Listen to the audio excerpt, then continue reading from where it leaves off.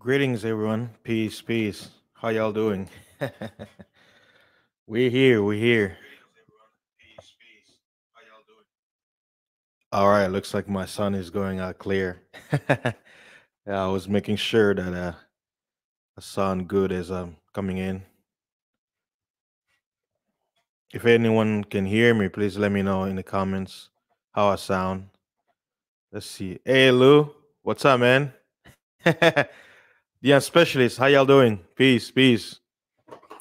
Oh yeah. Let's get into it. Um, this stream is basically. Thanks, man. Thanks. I wanted to make sure you guys know what's going on. This news I'm about to tell you guys, it's not a. I can't prove it. It's just an information I heard from a little bird. I was taking a nap yesterday, and I got a call from somebody. And basically, the reason why he called me, anxiously, he's like, "Hey, I gotta let you know what's going on." So let me tell you what's happening now. I stay here in the Houston area in Texas, and he lives in the Dallas area. So he called me yesterday and basically told me from his information that he received that Texas is gonna shut down this Friday going into the weekend. So there's gonna be another shutdown, and he was basically explaining to me that what the next game is gonna be. They're gonna be doing a lot of flip flopping where they'll open the state and then they'll shut down. They open again, they shut down, they open again, they'll shut down, which is kind of stupid. But basically, that's what's coming. And isn't it interesting, guys? I was telling you. See, I was giving an estimate. I'm like, okay, there's gonna be something happening between August and October. But look, we're not even in October yet, so there's no proof about this information to basically tell you guys that it's gonna happen. But what's the saying? Better to be safe than sorry. So he basically say because the state is gonna shut down, might as well go get you water and stuff like that. Because right now there is no limit on how much stuff you can buy, right? And I went to Walmart today to buy all my supplies, and I noticed there's still no toilet paper. There's a lot of empty shelves at Walmart. Uh, it's been like this. They like from my point of view, they're doing this on purpose. Like they want to create a scenario where we don't have enough stuff in the store like toilet paper. But I saw a bunch of water, and they already have the sticker on the side that said limit one water per person, right? But when I went there, I just wanted to test it, so I bought two of them, right? And when I went to the cashier, it was a young lady. She didn't care. So in my mind, I'm like, oh, okay, that means they haven't told them anything. So I was, oh, I'm good. So I already have a bunch of water in my place, and since I do a lot of fasting and dry fasting, so some days I'll drink water and some days I won't. So I'm fine with water. But for some people, you know, you better go today, uh, stock, just get a bunch of water. Even if you have to go to, let's say you go to a place and let's say you get 4 boxes of water, right? And then it's let's say you go to the cashier and they actually stop you. All you do is just get the maximum you can, go outside and go back in and buy another one. Do a bunch of turns so you can get enough amount that you have, because once they have to shut down, now you're gonna follow certain rules. They're gonna put a restriction. They're gonna be like, okay, you can only get like 1 box or 2 boxes of water. So that's the information I got. Hey, what's up, DJ Moss? Peace, everybody. We in here. Let's see.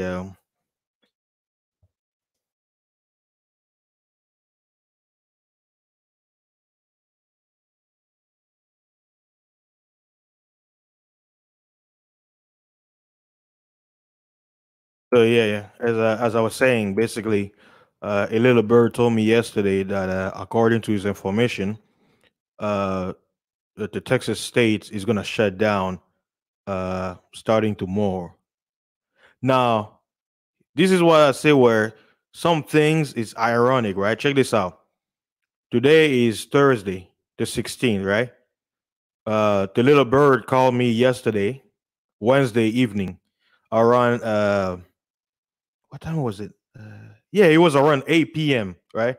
So he tells me what's coming. Right. He said this is what they're gonna do. They're gonna shut down. Right. Now watch this. Today, this morning, I tapped in on Google.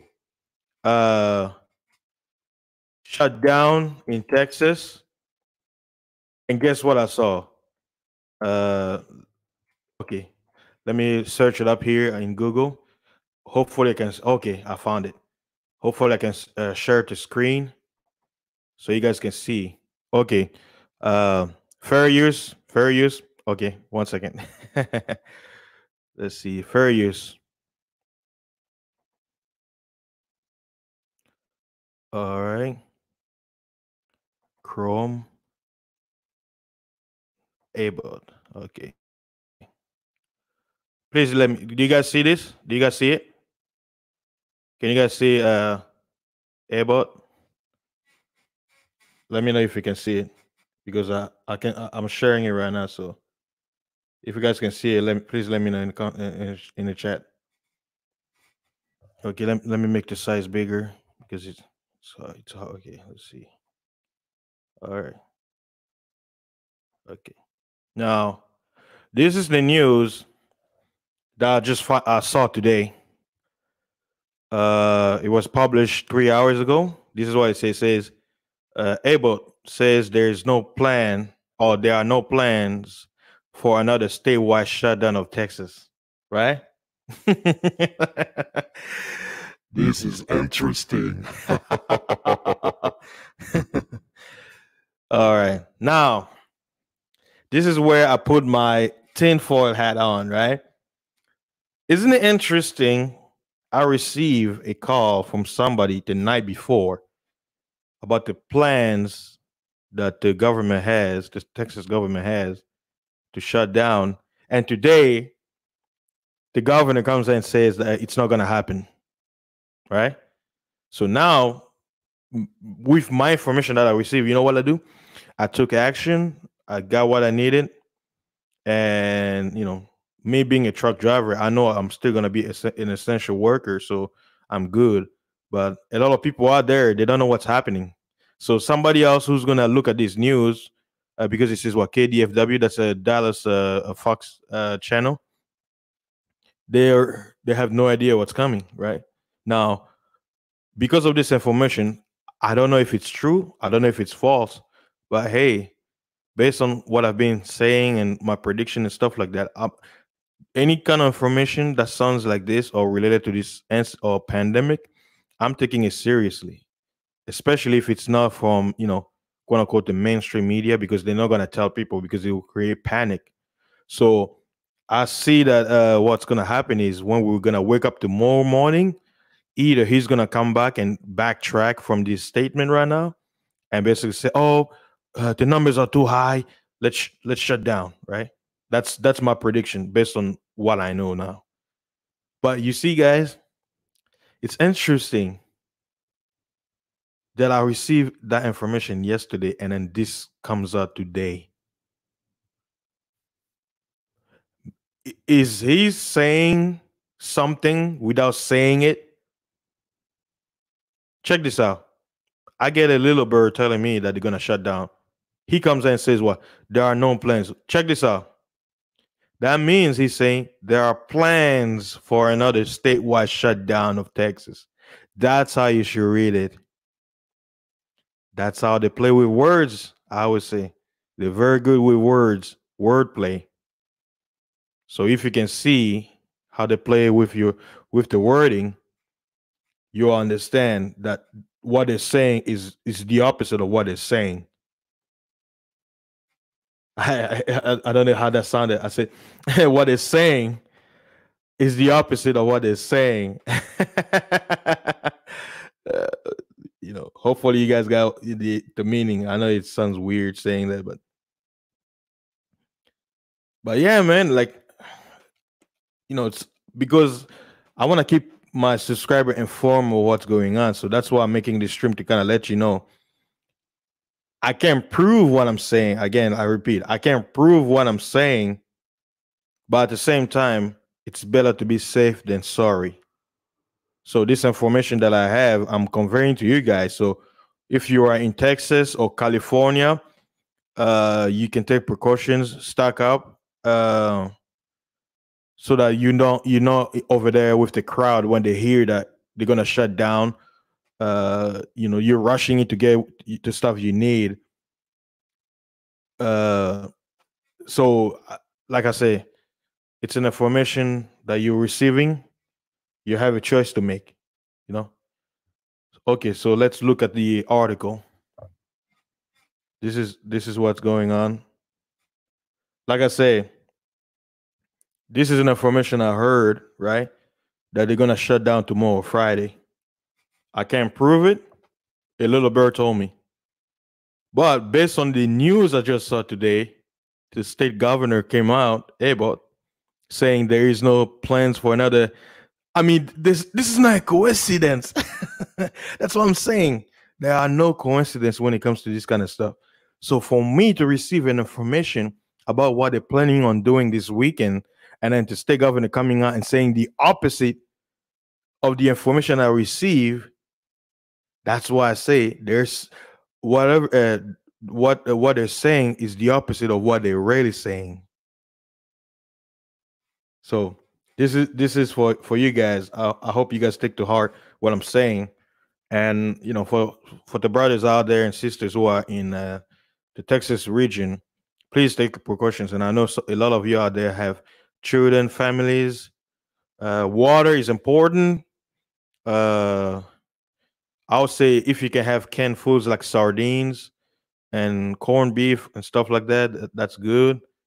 Um, I'm like you don't like when it comes to canned food. I always put it get if it's something that you eat regularly. That's what you should get. Don't be like in impulse and just buy a bunch of canned food.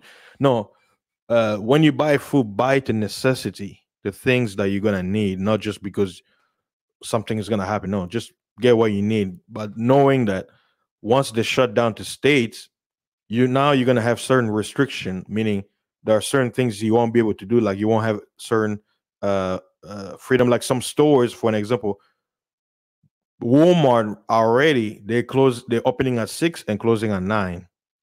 So they're no longer 24 hours. So if there is another state shutdown and they pull now that there's a shutdown, we're gonna get a lot of customers for safety reasons.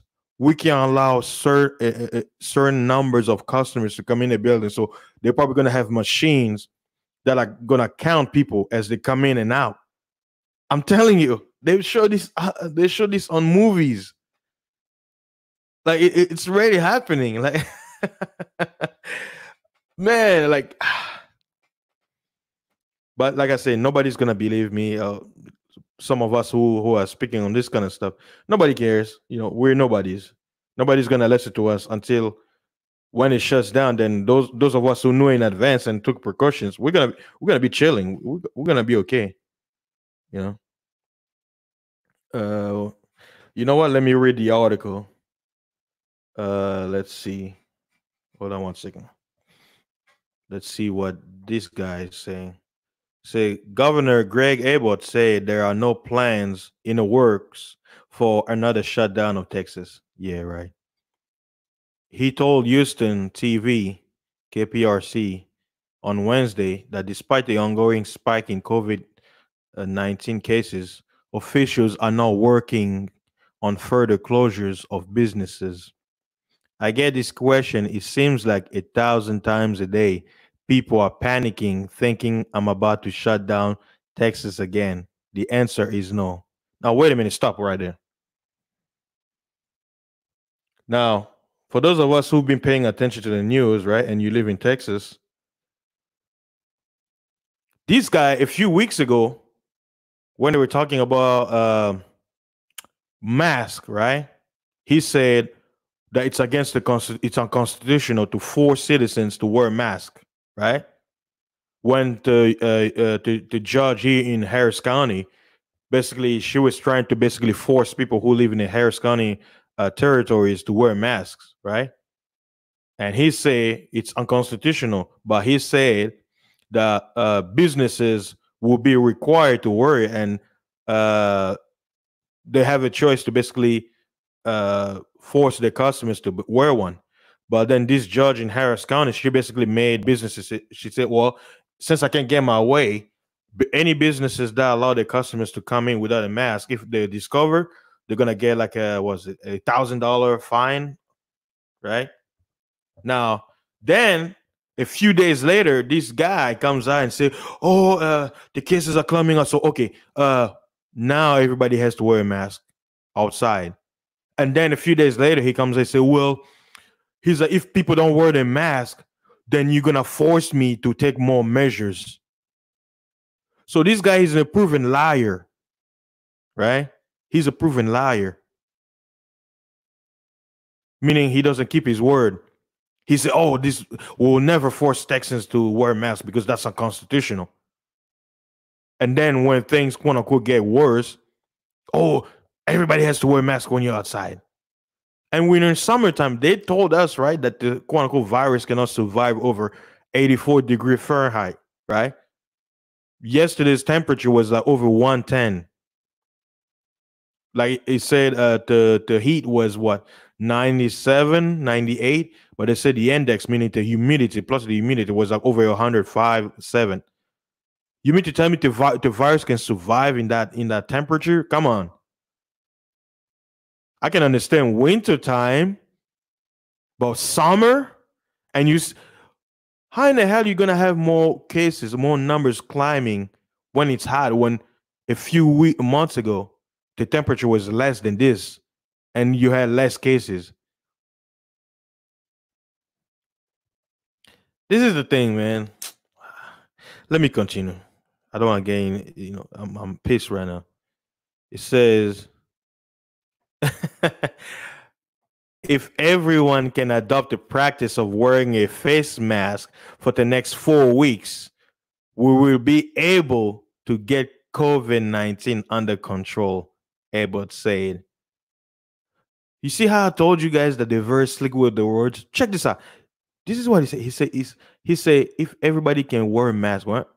Basically, if everybody can be forced to wear a mask for the next 4 weeks.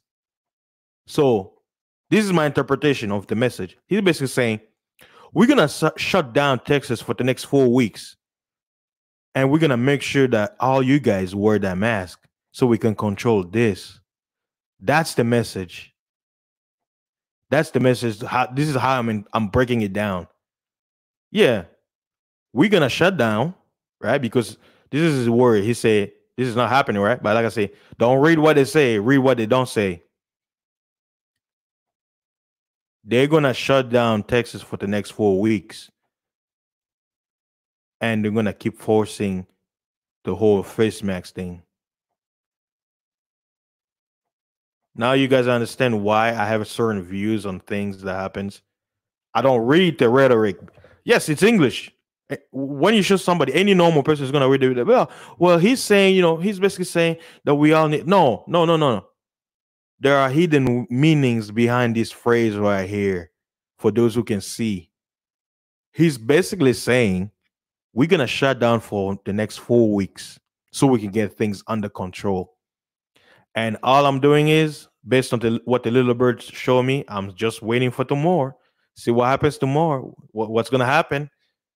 And if they shut down, then that means my source was correct. And if they don't shut down, then that means either my information misplaced its timing. But sooner or later, my prediction was right. I keep saying something major is gonna happen between August and October. Something major that's gonna be positive, and there's gonna be also something that will be negative. And then let me read on. It says 2 weeks after Abbott ordered most of the state's 30 million residents to wear masks, Texas is still scrambling to contain one of the biggest coronavirus surges in the U.S. on Wednesday. Texas again set a new high with nearly 10,800 new cases, along with a record of 110 deaths. See, the number of that is still less than 2%. Less people are dying from this thing. A lot of people are surviving, but see how they slick with the word. They'll say, oh, 10,000 new cases.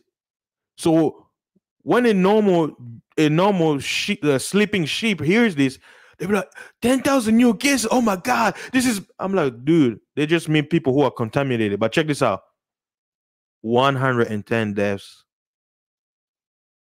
Check this out, right? Percentage. Watch this. 10% of 10,000 is what?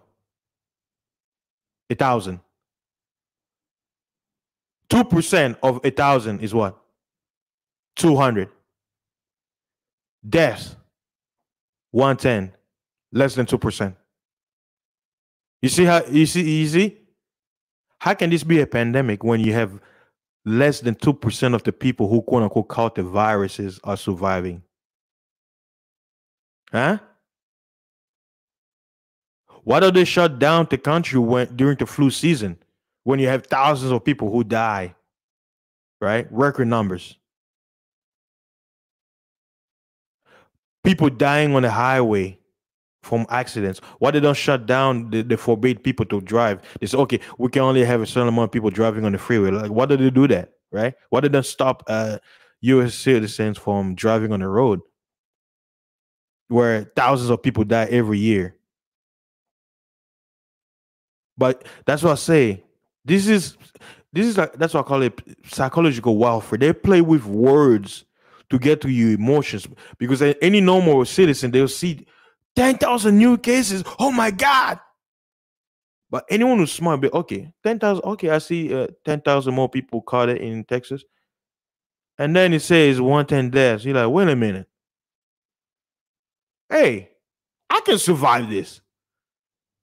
I'm not worried. Look, I'm better off having this corona thing than having the flu, because more people die of the flu. And there is a vaccine for it. Let me finish the last paragraph, man. And this is, if we were to shut down for 2 weeks, as some people are asking, once we open back up, you will then see things begin to spread again.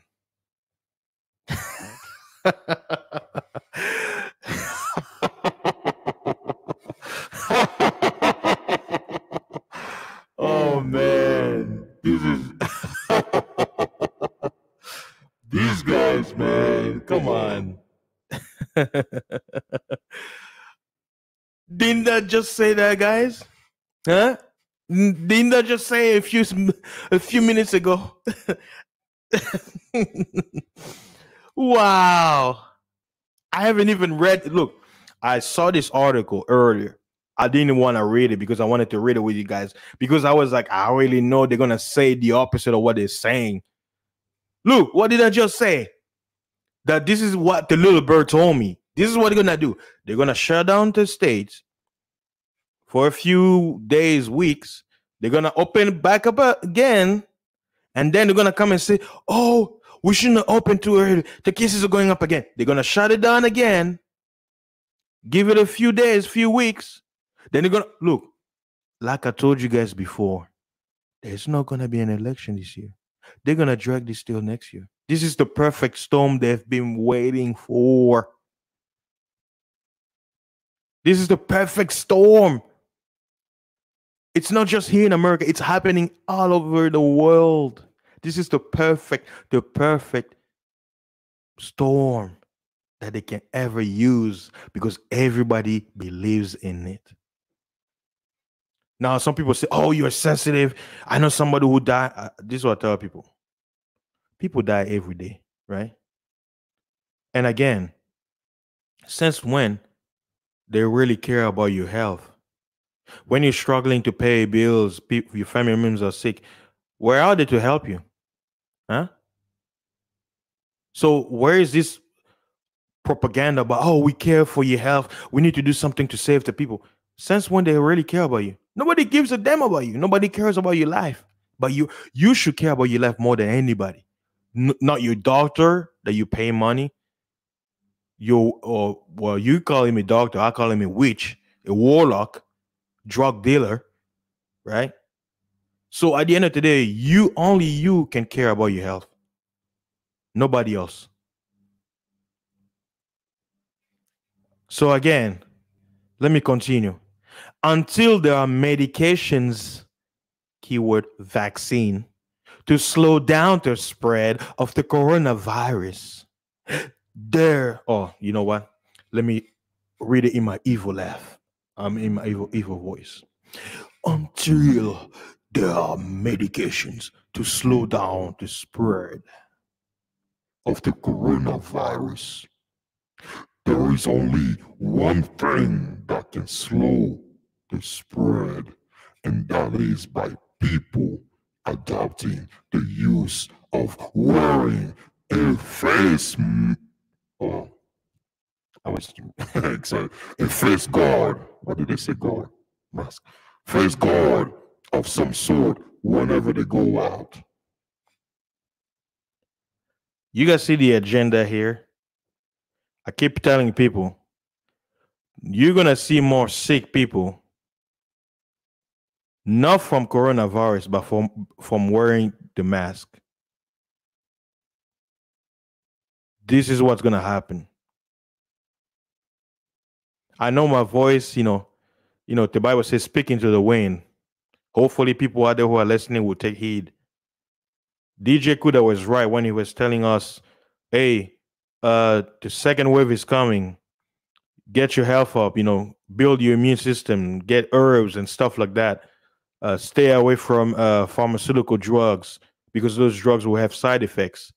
And the worst thing you can do is take Tylenol or something when you have a headache. Why? Because people look at fever as a negative thing. No, actually, fever is good. Why? Because it's showing that your body is fighting a disease. That's why it's raising the temperature. They told us it's a bad thing. Yes, there must be balance, right? That's why you take like stuff like ginger tea, certain spices like sea moss and stuff like that. Fasting, drinking liquid like water, or dry fasting, where for you to kill the virus, so you basically starve yourself and dry up. Because when you're not taking any liquids, then that virus, because your cell depends on water, right? So if you're drying your body, you're not taking any liquids, then the virus will have no choice but to die off because the cells are they're gonna go into survival mode, and your was the white blood cells will have more. They won't be busy focusing on other things. Their main goal target is gonna be whatever disease is tormenting your body. That they're gonna focus all the energy.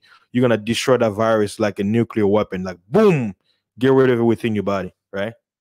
But see, they're not gonna tell you this kind of stuff in the mainstream media. They say, "Well, oh, get this drug, this and that." No, don't take those Tylenol, those asp. No, don't take those. Go to was it the natural way? There are certain herbs that you can buy. I know definitely was it um, zinc, ginger tea. Like just make a tea and just drink it. Even if you're not sick, drink it because you want to build your immune system and have your body ready, and abstain from certain eating habit because that's what's gonna make you sick. Um, always be ready. Like me, my channel is called Fasting is Life. So fasting, and it's not, you don't have to be radical.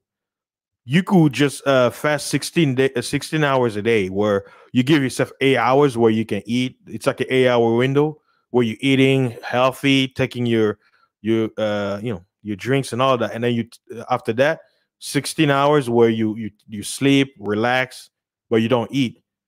So you put your body in what they call it, starvation mode, you know, for a detox. Because whenever you're not eating, your body is not digesting, so you have more energy to focus on other stuff. So yeah, this is the news, guys. Let me check the check because I haven't. I wasn't even looking at the chat. My eyes was on the news. Let me shout out to certain people. Okay, I saw Lou earlier, the Unspecialist, DJ Moss, Doug, peace, Doug. Hey, Gabe, hey, bro, what's up, man? Good to see you here. I know you're at work. And Hypocrisy, please, peace, man. Iman Perry, welcome, guys. Yeah, please like and share to people who who knows, you may know somebody somebody on your friends list if you're on Facebook or something. They may be in Texas, so hopefully they can get this news before the panic happens. Like I say, this article just came out today, and a little bird told me last night that Texas is gonna shut down tomorrow, Friday. But then today, Thursday, this is what the governor said. But as we read in the articles I showed you, because they're very slick with the words, it's gonna happen. So right now we can only do what? Wait and see. But here's the thing. What's the point of having knowledge if you can't use it? So what did I do? When I woke up today, did what I'm supposed to do, and I'm like, you know what? Let me go out to the grocery stores. It's only 2 minutes from my house. And I went there. It was slow. There was not a lot of people. Perfect time. There was think about this. This is Walmart. There was two open registers with nobody on it. I was I'm like, the Most High set it up for me. I'm like, hey, coming in and out, buy my stuff. Cost me like close to like $175. And I walked out. I got 2 cases of water. I'm like, that's enough for me. And based on what they say they're planning on closing it for 4 weeks.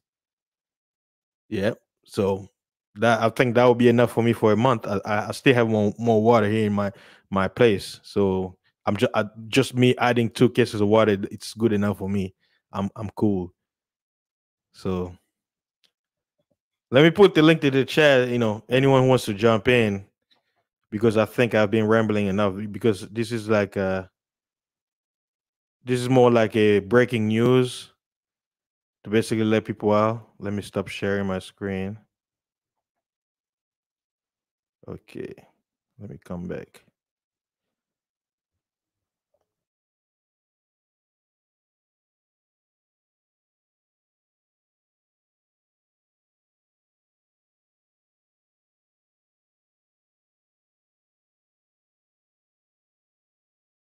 Yeah, I just posted the link. So anyone wants to jump in and talk about this subject. But yeah, this is the breaking news, the information I got. So anyone out there listening, just know that if you're in Texas, they're planning to do another shutdown. I know yesterday, was it 2 days ago, the governor of California basically forbade was it bars, clubs, and religious gathering indefinitely. Peace, YouTube censorship. Yeah, just look it up. Be like California uh, closing churches and bars, and you see the article. And Christians are waiting for the Antichrist. They're waiting for the rapture because they say they're gonna be taken out of here before the Antichrist shows up, where he's gonna be persecuting people, right? uh, what can I say? People, yeah. Hold on. Let me show you. Yeah, it's on California. This is what he say. California. Hold on. Let me search it up. 1 second.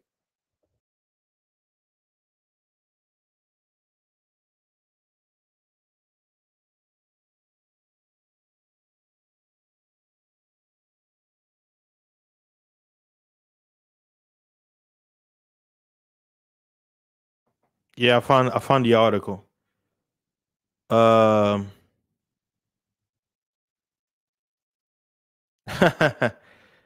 uh. Okay. I'm gonna share it. 1 second. Let me share the screen. Okay, Chrome. Okay. You guys see it, right? Let me make it wider. Okay. Yep, I'm not lying. It was published the 13th. This is what it says. California orders bars, indoor dining, and most gyms, churches shut again amid corona surges, coronavirus surges.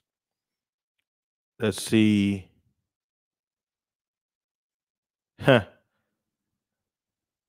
They're giving excuses. Let me see. Let me read it in my evil voice. Hold on one second. Right here. I'm gonna read this. If you guys can see it. COVID-19 is not going away anytime soon until there is a vaccine and or an effective therapy. Newsom said, limit your mixing with people outside of your household. It's just common sense. But the data suggests not everyone is practicing common sense. No, wait a minute. Wait. Look, okay. Wait, he said the data suggests not everybody is. Okay, how the hell do they know? Who's the data? What are they spying on everybody? How do they know? There's millions of people in California. How does he know? Huh? These guys, man.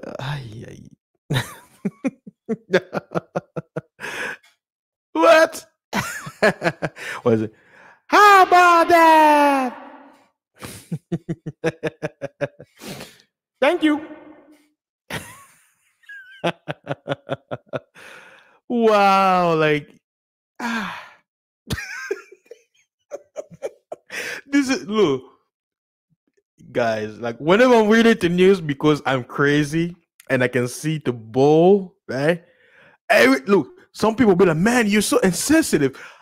The reason why I'm laughing because I'm like, they think you're stupid. They're talking to you like a little kid, like the language they're saying. You know how they say when you were watching a cartoon and there's a lot of sexual innuendos, and as a kid you have no idea, and you see adults laughing with you because you're seeing the low level comedy, but there's a hidden message that adults can get it, right? And then you grow up, you're like, man, that thing was very sexual, man. Because you're of the age where you can understand the language, the meaning, the hidden message. But here's the look when okay. Do they have spies out there checking everybody to be like, or they have, you be like, hey, good morning, neighbor, and you hug somebody, they're like, okay, let me take a note. This guy just hugged somebody who's not the immediate family. Okay. And then somebody's like, yes, we're gonna add this into the data. Oh, okay, yeah. Okay. 20 people in Houston hug somebody. Oh, okay. Hey, what did you say? Oh man, you won't believe it, man. I just went to a bar and everybody was dancing, couples holding hands. Oh my God.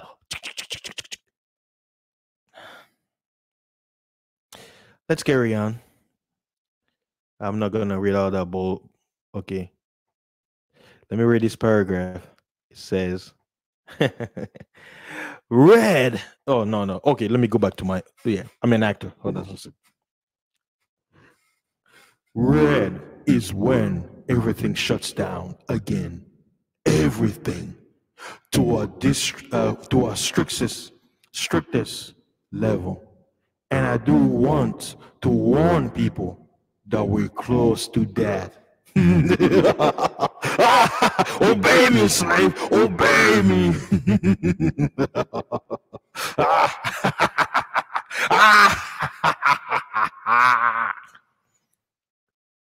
Man, you see this?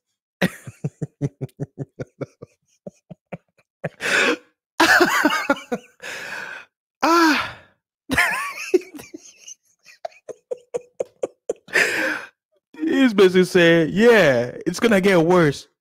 Look at his language. He says, we close to that. Or you mean you are really planning to do it anyway? Not that we're close, you're already doing it. I have my face in my head like I'm praying. I'm like, why are we so dumb as human beings? Like, why are we so dumb? Why? Why do we fall for this?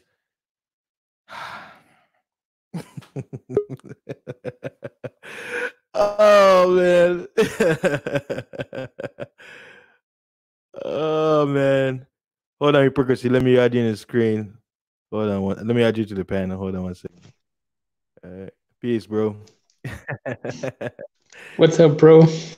Oh man. This article is, man, this is ironic, man. I don't know how they're doing it over there on your end, man. But Man, this is what we have to deal with on this side, man. This is ridiculous. They're playing. Look, and the little bird who gave me this message, he says that's the agenda. They're kind planning of to out destroy. of control over here. Yeah, their goal is to destroy small businesses. See, me, I'm like, I'm not worried about the virus. The sad thing is, I'm seeing people that I know who are making $250,000 a year and over. Some people, their business is thriving. Why? Because they're essential. But the thing is, those are the exception to the rule. A lot of people, like if you're in the food industry, I'm sorry. If you're doing well right now, my advice is be ready to lose everything because that's the goal. And I'm sorry to say this, Hold on. there's gonna be a lot of report that people are gonna be offing themselves because they're gonna be like, I lost everything. They're just gonna be offing themselves like Robin Williams. You're gonna see it's gonna happen. And I don't wish it to happen, but I'm telling you, like this has never happened in America. Never, never, ever. It's never. The Great Depression cannot reach to this level. Never, never. This is worse because in the Great Depression, it was only what a few moments, right? It was more like economic collapse, and America bounced out of it. But this thing is affecting the whole planet. But we live in a modern time where everything is easily accessible. Everybody can drive cars and all that. But still, man, like the sad part is I have empathy for the people who cannot make it. Oh, hypocrisy. The other link was bad, huh? You want me to remove this one? Or Yeah, I think it's still bad. I don't know. okay, I'll remove this one then. Hold on one second. I'm taking the other link. Okay. Yeah, no, I can't hear you. Yeah. But yeah, man. I mean, what were what you do you have to saying say? before? It was kind of laggy or something. Oh no, I was just basically mentioning that this whole a lot of small businesses, they're gonna lose money. They're gonna shut down because of this whole flip flopping of closing down and everything. So that's the sad part. Like a lot of people. Yeah, I think if go on. I think you went silent. No. I said go on. Oh, I finished already. Yeah, you can talk now. I've been talking for like 40 minutes. Oh, I think it's probably like we are rather in a depression than a recession, Mm. And I don't know. I mean, over here in Europe, it's like, yeah, the UK is maybe opening up, but in Germany, they're like dipping their toes in the water, trying to slowly open up, and then closing everything again. Because as soon as they open up, you have hundreds or more infected people. And in Sweden, it's like normal life, like I don't think they even care. Oh, so in Sweden, like they're hardcore censorship of it. I mean, like the shutdown is like so normal as that people are like, we don't care. They're used to it. Yeah, everyone's outside over there. Oh, okay. So basically, Sweden is like one of the exception of the rule where they're not worried, even though they're in a cold country, like the way north up there. They're like, it's not affecting us as No, it is affecting them, but they've adapted this strategy of they're letting everyone out, not closing anything down. Okay. And as for right now, they have just as much people without the virus as much as they have dead people. Yeah, yeah. The whole thing is, So I don't know. but like I'm saying, like I think because more so in America, because oh shoot, well, I mean, in my channel, I can basically say anything. Here's another news I heard from the little bird. Hey, Gabe, you may have want to have your ear on this because you're in that sector, with the job that you do. Now, was it uh fair use and what is it? What I'm about to say, it's an opinion, it's a fiction. It's not true at all. It's just an opinion, an observation, right? Now, I'm putting it in a parenthesis. So, whatever I say right now, guys, if you're hearing it, it's not true. This isn't just a fictional scenario. Wink, wink. It's fictional. So, okay. This is this thing, what I'm about to say, it's fictional. Wait, fasting. Yeah. What's up? By the way, did you notice, like, after Jessica's panel, this is the only second time ever I'm on a panel? Really? You didn't notice until now. What time is it over there? Because we're what 7 hours, right? It's 10:47 in the night. Okay. You know, I usually come on Kuda's panel and just do the Text. writing and stuff. Yeah. Yeah. But yeah, the parenthesis, what I'm about to say, the fictional thing I'm about to say is, according to them, there is a plan. I mean, you guys saw some of the things on the news about the short change of coins and all that. They're saying that the dollar is gonna be resetted. It's basically gonna be a new dollar, but it's not gonna be the dollar as we know it. And based on that reset, or I'll call it ascension of the new dollar, it will basically burst the currency to number one, and that dollar is gonna be more powerful than the pound sterling. Because China, China was trying to do it with the yuan, their money, their currency, when it comes to trade, right? So basically, now that there was the Federal Bank, the Federal Reserve is pumping all that money because of this whole pandemic. They realize that they'll have no choice but to make it, because to give value to whatever they're gonna give here, based on that fictional rhetoric, it's gonna basically they're gonna have no choice but to, they're calling it what they're gonna call it is gonna be digital dollar, quote unquote. So, like I say, this is just a fictional tale. You don't have to believe it, but that's what the little bird mentioned. So that's all I'll stick with now. Oh, you mean like some cryptocurrency shit? No, it's still gonna be dollar. It's just that its value, it's gonna be different. You see what I'm saying? So it could be crypto, but at the same time, it's gonna be it's gonna be dollar. But I think you're still gonna have cash, but it's gonna be like, I'll give an example, right? Like in Congo, when it was Zaire, our president, there was a few years they would change the currency. It will be the same or Zaire, right? But it's gonna be like a new, like for example, imagine the $100, but they bring out a new $100, right? And they change the face. Let's say it's not being Benjamin Franklin. They put like Obama, or they put Reagan, something like that, right? It's still $100, but its value is no longer the previous dollar. You see what I'm saying? So it's gonna be the same 1 to 10, 1 to 100. But the value of it is going to be more. So let's say if a regular dollar right now is equal to, let's say, 20 Mexican pesos, if they restart the dollar and they bring in the new currency, it's still a dollar, but you will see like that dollar is going to be equal to like 60 pesos. Why? Because the value of the dollar is going to be boosted thanks to the pumping of the digital money that they're putting because of the pandemic, right? To try to save the economy.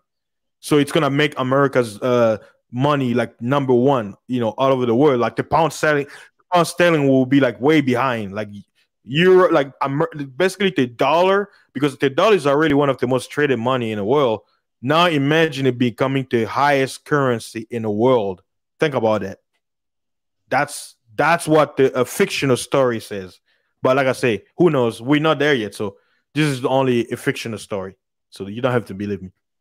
I mean, as far as it goes for Europe, I only know that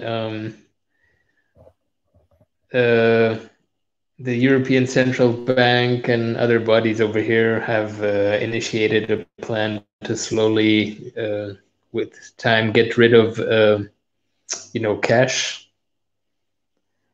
So they already dropped the 500 euro note. Yeah, I think I read about that. And go so slowly probably also shift to the digital currency and stuff. Man, that's crazy. Yeah. Like they're already doing it,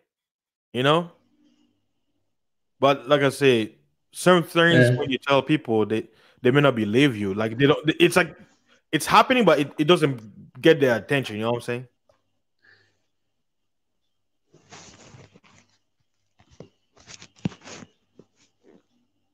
Yeah, like did you guys over there in Europe? Did y'all also get like a stimulus package to help the people, or because I know I heard France also they're doing it. People, well, at least I don't think anyone got kind of a stimulus package like the Americans, because if anything, I think businesses over here got like 15,000 euros. If they applied for, like, it's kind of a support or help. It's like their version of stimulus package. But people got in on it. People opened fake companies, and they didn't get that system right, and they got scammed and stuff. Oh, like the pyramid schemes. Yeah. People were claiming to have companies and stuff just to get at the money, and nobody was checking if those companies were legit and stuff. Yeah. And then they got away like multiple times. Man. Until the officials noticed. So now nobody's getting anything. So they basically ruin it for everybody else. Yep. But that's just like for businesses. The regular people, they get paid the salary, by their jobs. Yeah. But man, it's like a lot of things are happy to see. To me, I'm kind of thankful. Thanks. Shout out to DJ Kuda. He was making us, hey, get those mic, get those stuff, start streaming, where people like us who have certain voices, we can, speak out, and we have people who can hear, because that's why I always say that. That's why I jump on different panel, because you gain knowledge from different people. Hey, peace, spiritual logic, bro. What's up, man? Jump on in, man. Welcome to the show. You're probably gonna be interested in this topic, man. Everyone's coming today. Yeah. Hold on, let me mod you up, bro. Let me mod you up. Peace, bro. Welcome to the show. What's going on? Congrats with your channel, man. Looks good. Up, bro? Thanks. Hey, what's up? Hypocrisy. Man, so Spiritual Hawk, like as I was saying earlier, basically, I know the title, it's a question, but basically, I use that as a capturing a title. But basically, a little bird told me yesterday that Texas is gonna shut down the whole states this Friday. But then, check this out. I heard the news yesterday, like around 8 something. The little bird called me, and then today, 3 hours ago, there was an article that says like the state governor said we will not close the states. Now think about it. Is that a coincidence? No, it's not. But you know that the agenda is clear, man. I tell people they don't want to believe. People say you're conspiracy theorists, but I'm like, we're living in a conspiracy right now. This Yeah. the fact that they've already closed down the world, um, the coin shortage that you all were talking about. Come on now, there's no coin shortage. This is ridiculous. The people actually are falling for this narrative rather than opening their eyes and seeing what the agenda is. The agenda is to create this world where you have to requalify, you have to meet their requirements to get to enter back into society. You have to bend the knee to enter the economy, to be in society, and eventually, you know, whatever, whether it be a vaccine or they already got you wearing a mask, can't do this, got to wear a mask. And we know that masks have issues and the whole narrative of virus and germ theory and all this crap. You know, people just are too indoctrinated, and they don't see it. They don't see what's happening spiritually. They just don't. Yeah. Hey, and Hulk, here's another part that should get your attention. California, the governor of California, basically say that all was a private gatherings like churches, clubs, and bars are shut down indefinitely. Wow, but yet some states will allow Black Lives Matter to protest. Yes, there you go. Isn't that a coincidence? The protesting is allowed, which it might have thousands of tens of thousands of people in the street close together, but they won't let 50, 100 or more people gather. Come on, people just need to think. This is easy. This is not even something that takes thought. It's just obvious. It's self-evident what's going on, but people refuse to believe that their entities and the elite are just evil cabal that have always been in power. You know, the world has been deception. Deception is the game the world plays. That's why it takes so long. Yeah. For a long time, it's been building that it wanted the game. First of all, epistemology. It changed how information is used. They're redefining words, and people don't understand the power of redefining words and controlling the flow of information. So now when I bring up the medical industry, I tell people, do you know who writes the books on the medical industry? The government and pharmaceutical companies. It's not those are the people writing the books on how disease or what disease is, how it should be treated. That's why there's no natural treatment. There's no homeopathic therapy or self-healing of the body. It's all pharmaceutical drugs, pain management, this dumb stuff that doesn't heal the body, but just deal with symptoms. That's why this asymptomatic symptom mess is so big of an issue. And they don't have any real science that's testable, repeatable, you know, by a valid scientific method to actually prove that it's an actual virus. Nobody can show me the data, anybody, where a virus has been isolated. They have an isolated DNA strand of RNA DNA strand separated from the host DNA strand. Nobody can pull any data to show me that an actual virus exists, but we just believe it does. And yet the virus, it has every symptom that we can have.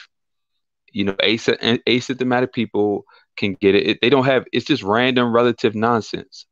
People just believe it, but they can't go and pull no data to prove that's actually can stand scrutiny and testing that what they say is true. That's why I tell people epistemology. How do you know what you know unless somebody told you? And why do you trust the person that told you? See, people don't ask these questions. Yeah, like it's like there's nothing wrong with asking questions, but see, since we're like in a quote unquote online forum, you can get censored for asking the right questions. They don't want people to ask questions. They just want to be like, wear your mask, stay home, shut up.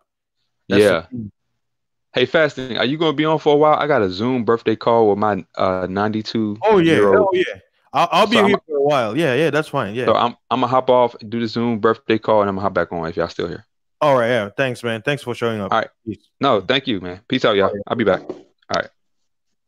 Man, yeah. Shout out to Brother Hawk, man. He comes in with that fire, man. That's why I was quiet. I didn't want to say anything. I'm like, let it out, you know, because I know we have a lot of passionate brothers out here. So whatever they have in their mind, I usually just stay quiet and let people speak, you know. Because we need certain panels like that, like just people, whatever they have in their heart. Because I'm like, we're living in a time, man. They're gonna silence voices. So whatever chance we have to express ourselves, man, I'll say go for it because they're gonna soon they will take everything away for a purpose. And some people say, "Oh, that will never happen to me. I don't say anything that's problematic." Guess what? It's not gonna matter anymore.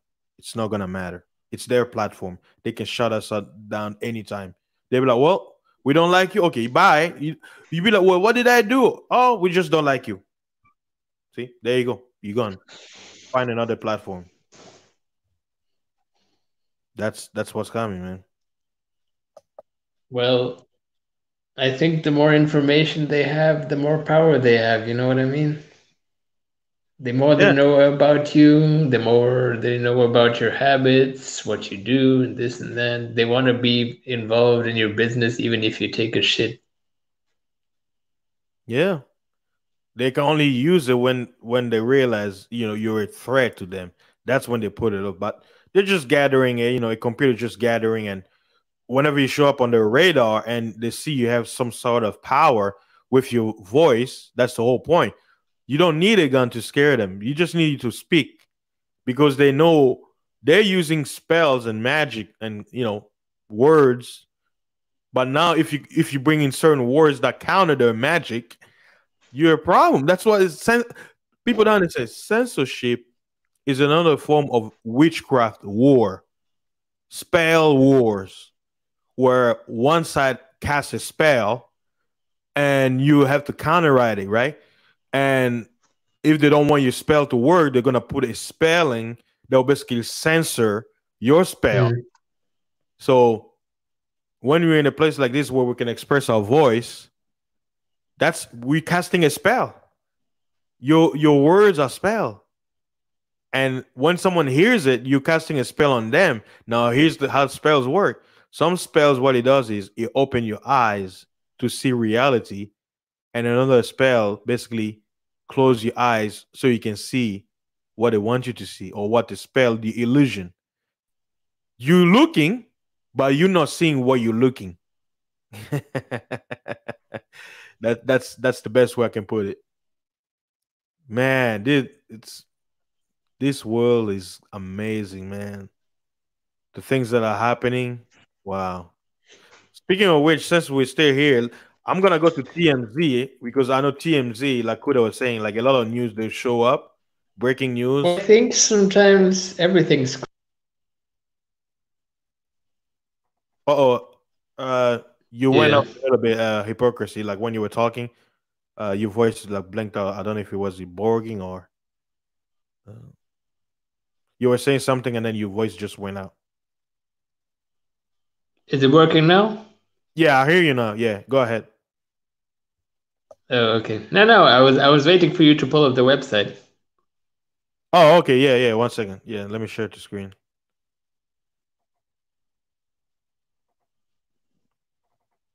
Okay, TMZ. You see it? Let me make it bigger. Okay. This is Yeah. the main TMZ. Okay, let's see. See, they got Nick Cannon. Oh, shit. Nick Cannon apologized. Oh, man. We're not going to get into that because I already had a stream on it yesterday. But like I say, Nick Cannon, I keep remember, the media is not going to talk about what we're saying. Why? Because Nick Cannon is an actor. He was reading a script. So whatever we're seeing in the mainstream media breaking down, don't look at it. Don't look at it. It's all an act. But anyway, let's look at the news. I don't care about that one. I don't know who that is. Okay, moving on to the next. Uh oh, look. Here we go. Here we go. Utah anti-maskers. They're talking about us, the crazy people, packed like sardines in MTG as COVID case spikes. Right, look. What was I reading on the article earlier where the governor of California, what was it saying? That was it the data shows that people are not following. So they have to put these kind of news to basically enforce their rhetoric. They be like, well, we're saying people, give 6 space apart, but this is the data that's showing us that people are not following. These people don't represent all of America. They're only a few people. But see, whenever it's on the mainstream news, this is what they say. They say, if these people are doing it, then everybody else is doing it. So we need to what? We need to take measures to save the people so they can be safe, quote unquote. Anyway, let's look at another one. Do you go out? Do you go out without a mask? Yeah, I don't wear a mask. The only time I wear a mask is when I have to go inside the store. And it's funny because I'm about to get into Walmart, right? And then the guy, the little say, he's like, hey, sir, before you get in, be ready. I'm like, dude, they won't let me in without a mask. What do you think I'm going to do? Like, and he see me having the mask under my chin and I'm about to walk in. And he's, I'm like, dude, don't you see I'm going to be wearing it? He's like, oh, okay. See, this is how dumb it is. It's like, dude, you got people right there in the entrance. They won't let me in without a mask. And then you see me about to go in and you like, do I look stupid? I know what I have to do. Like, come on, I'm not a kid. But see, this is what's going to be happening. A lot of those guys, I mean, he's just doing his job, but he's not realizing that, dude, you're right there outside, right? Watching people come in, security guard. You should be smart enough to know that Walmart got those people standing at the gate. They won't let anybody in without a mask. So you telling me to wear it's dumb. You don't need to. Just wait till I go in there. They kick me out. You don't have to remind me. I know. I'm an adult. Oh, look at this. You see this? Kanye West. This is all theater, man. This is all theater. This is all theater, man. Of America. Yeah. Happy. I don't care about you. No, I don't care. Okay. It says masked gunman shoots man on Brooklyn street. He miraculously survived. But what is it? I'm not gonna play it, but this is what the news is gonna be playing. And I tell people, according to the scriptures, right? Everything that we think is bad right now is only a scratch to what's planned when things go way worse than what we're experiencing right now. The people are not ready. I'm telling you, the people are not ready. Okay, I see the Nick Cannon.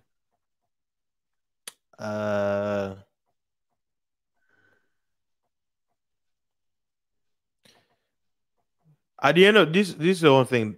This is what I'll use the word from the Bible, right? The Bible gives about wisdom. The Bible says, "Render unto Caesar what is to Caesar. Render unto God that is of God," right? Meaning, the affairs of God, the business of God. If you deal with the business God, guess what? You get to deal with, or meaning you get to answer to God. But when it's Caesar's stuff, you can't mix it up. You can't mix. So if Nick Cannon was under Caesar, right, and he goes against Caesar, guess what? He has to answer to Caesar. So that's why I say all this thing, it's all theater. But I always say, don't look at what they're saying. Look at what they're not saying. Because all this time, bro, I'm telling you, I've been in America for 20 years. I discovered the quote unquote black people, the Israel according to the Bible, based on prophecy and all that, right? Looking at it from a religious standpoint, right? Since 2010. Since I discovered, right, the mainstream news media never, ever touched that topic. Never. It doesn't matter if somebody is from that sector of knowledge or whatever, right? No news network. Wait. What's that? Do you believe they're Jews? The Black Israelites? Yeah, no Jews, Israelite. Why? Because in the Bible, it tells you, it says that the 12 tribes will be scattered throughout the earth, they're gonna mix with the Gentiles, and they'll forget their identity until the time where the Bible says that the Most High is gonna send His Holy Spirit, and it says that a voice is gonna come to them. It says, "Look, this is the way. This is who you are." And it says that your teachers are no longer gonna be in the corners anymore. You're gonna see your teachers, and they say, "I will call into remembrance the heritage of your fathers." So the real people, according to the Bible, in the last days, they're not gonna know who they are. That's why it says that uh, they're like the dead in the streets, but the breath of life will come from heaven and will enter those bones, and their bones will receive flesh, and they will stand up, or they'll rise from the dead. So when it says they're dead, it's not talking about physically dead; it's talking about the spirit. So that I mean, we could have another stream on that, but I just wanted to mention that this whole thing with Nick Cannon, at the end of the day, he works for quote unquote Caesar, right? You can't go against your boss because guess what? They're gonna fire you. That's inevitable. So he comes out and he asks for forgiveness. Guess what? They're probably gonna give his job back. Excuse me. They're probably gonna give his job back. So we'll see what happens next. But this is a lesson people have to understand. The people in the mainstream, they don't represent us. They're getting paid to have an image. They must have a persona. So we can't really look at celebrities and all of them as a representative of us, because when it comes to money, man, a lot of people don't give in them. Like, I'll put it this way, right? If I'm getting like $2 million from this company, do you really think I'm gonna talk bad about them? No, because if I lose it, then I have a bad rep, and I'm in the entertainment industry, that news is gonna go. They'll be like, "Hey, they know each other, so they're gonna stop me from making that kind of money." So I'm gonna keep my mouth shut. I'll be like, "Hey, you know what? I'm gonna sell out. Hey, I wanna $2 million. F you guys, I'm out." So at the end of the day, what's happening is, the lesson is, if you're working for yourself, you can say anything you want, even though if they come after you. At the end of the day, it's your business. No, there's no means to get you punished. I mean, as an Israeli, I'd have to disagree on that one. Which one? On if you want to say anything, you have to work on yourself for yourself. Yeah. Because, I mean, as far as I know it from home and, with Jewish brothers and stuff, it's like they won't let you say shit, like, especially like if you're Arab or something, you know what I mean? Yeah, yeah. I mean, it's common sense. Like, you're gonna defend your people. That's universal. Like, it's your right. That's what people don't realize. You have the right to defend your people. Like, let's say, of course, you may have degenerate in your culture, whatever, but at the end of the day, you have the right to have pride of who you are. So of course you're gonna be like, "Hey, I know what you're saying, but hey, I'm one of them, so of course I'm gonna stand." But see, that's what I say. When he plays on the mainstream, that's what I say.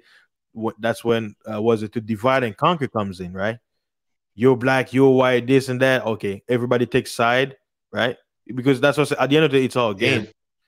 People only take sides when it's convenient. When it's not convenient, nobody cares. That's why it's a perpetual thing. It's nothing new. It's nothing new. You know what's interesting to me? It's like this whole Jew blaming shit that's been going on, especially in the manosphere and stuff. Mm.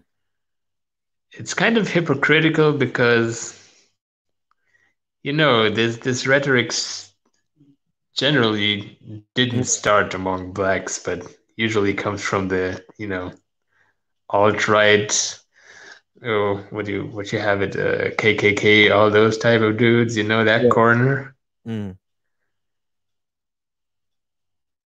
And then it's kind of funny to see that, especially like the black manosphere has adapted those same talking points. Mm. and are using them as justification, like let's say towards Jews or something. Mm. And then they wonder what's up when they get into trouble or when they're silenced. Like, well, what do you expect? Mm. That that's like me going out, let's say in Germany or something, standing in front of the police station, raising my arm up and yelling "Heil Hitler." Yeah. I'd be arrested instantly. They don't care, even if they're German themselves. Yeah. Well, But the problem is that I find that, especially in what's? Oh, no, go ahead. Go ahead. I think there was I a find delay. that especially on panels like, let's say, Kuda's panel and stuff, Mm. you have people repeating shit against my people, but they forget that the shit that they repeat, they've adopted from people who would rather hang them at any given chance. You know what I mean? Mm. Yeah, I understand where you're coming from. Yeah.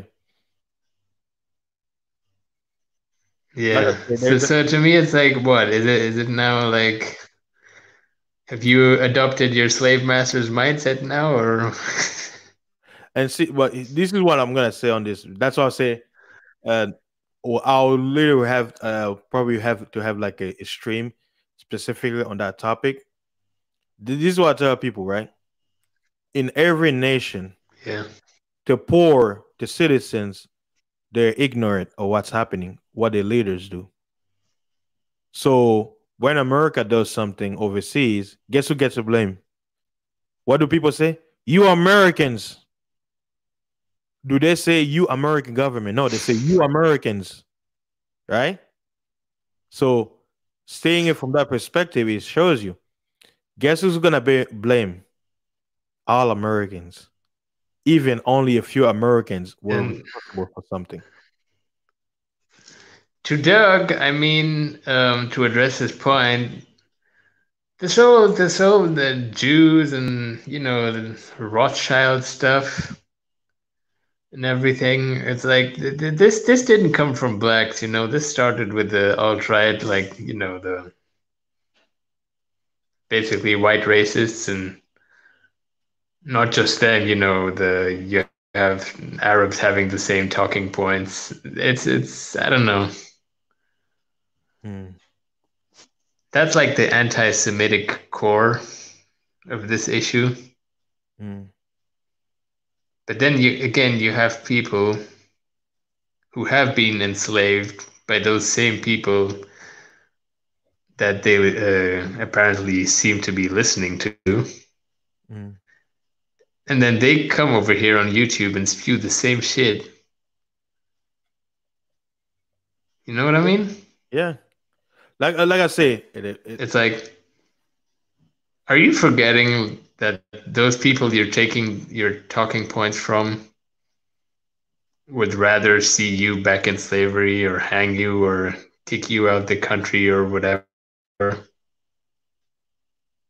hmm. Hey, you know what? Hey, like what I always say, maybe you should have a channel where you can basically clear up certain information. Like I say, most people out here they don't search for knowledge, they don't read. And when I say read, it's just not reading any book. There's a difference between reading and reading, you know? And that's why even I was thinking about doing a stream talking about reading too many books. At the end of the day, you can only read so much to come to a point where you realize I read a lot of stuff, but guess what? At the end of the day, I only know what I'm allowed to know. I don't know everything. Whatever I'm reading right now, I'm seeing it from one lens. There's more than what I just read. So it's like you read as a point where you say, should I keep reading or just stop? You know, and that's what Yeah.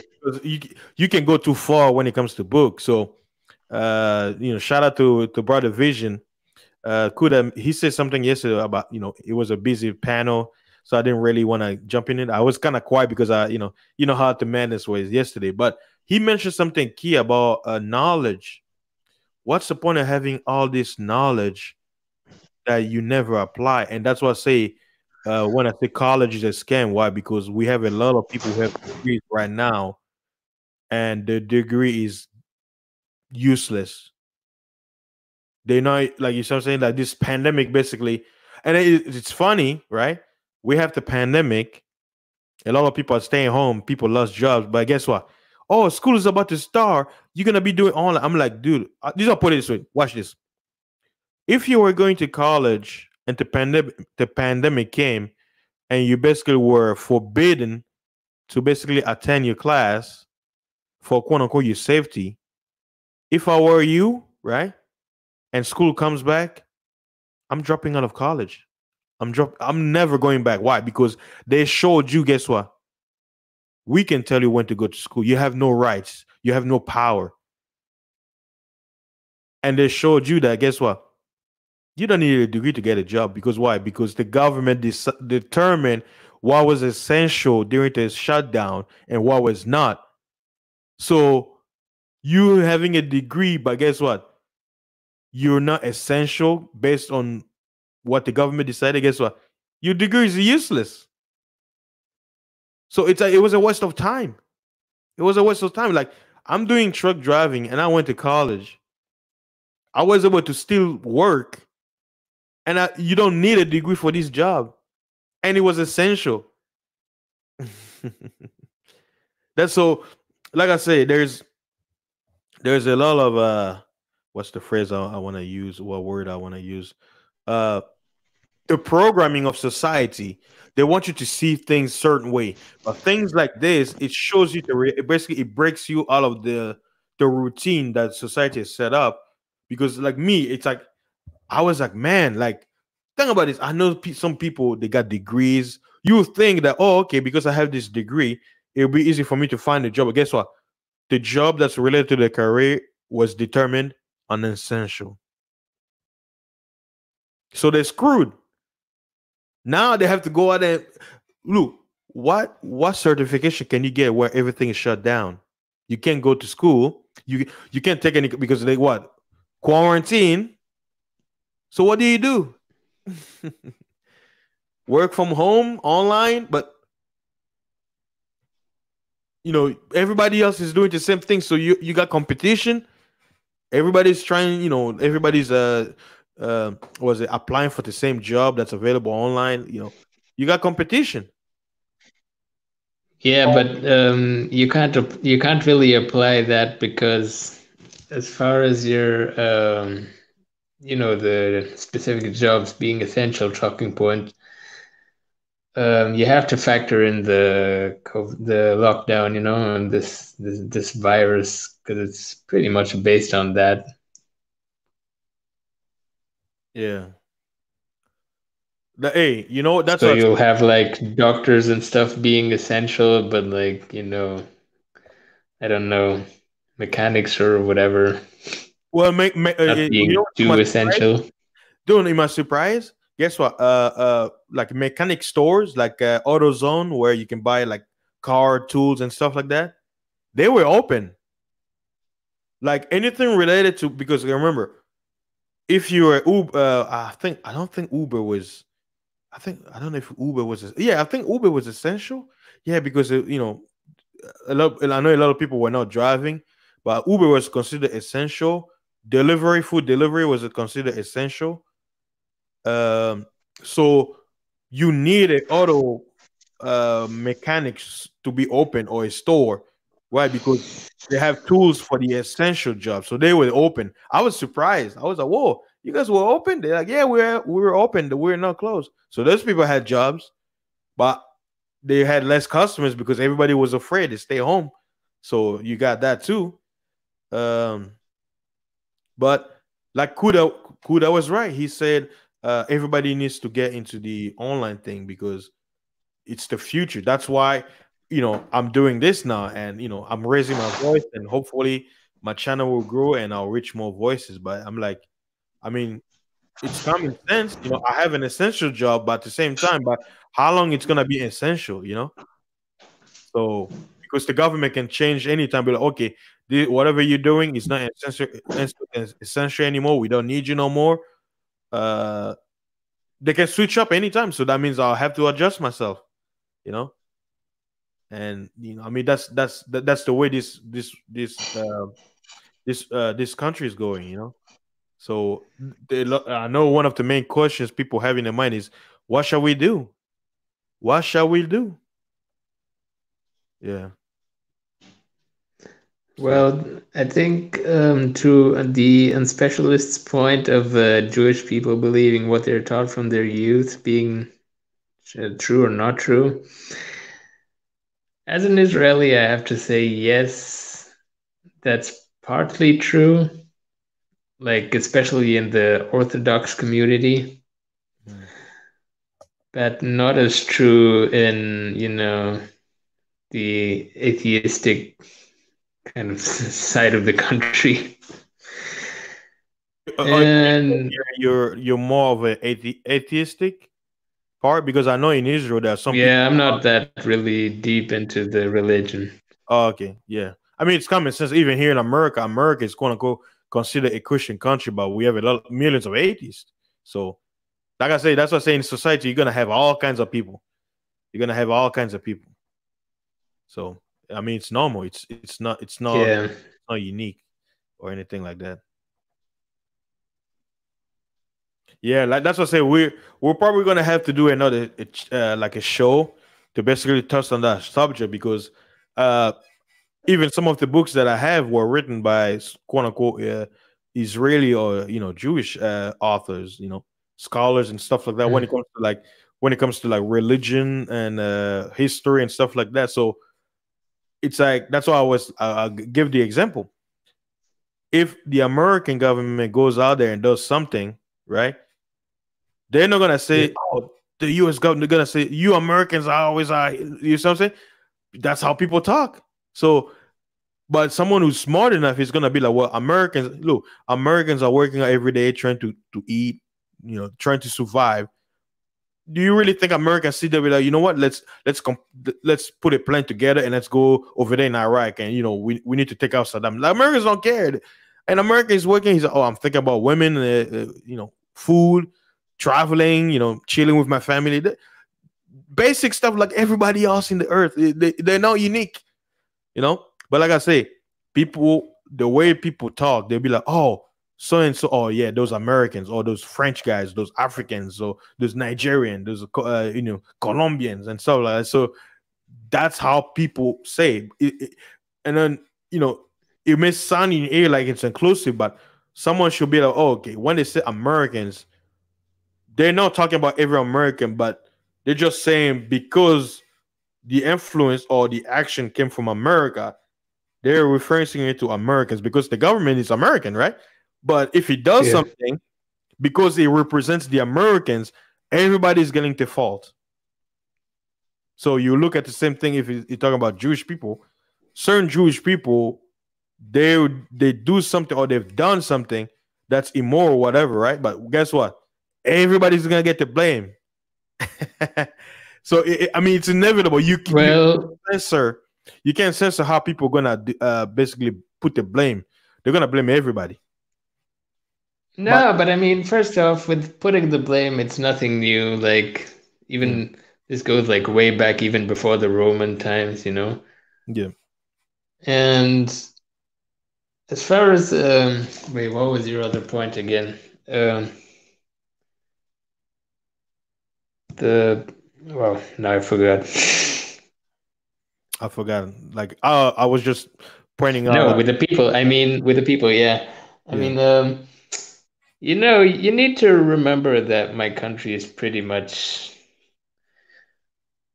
I mean, even though people may be like atheistic, mm, like a large majority, they still kind of adhere to the religion and they still look at Gentiles a certain way.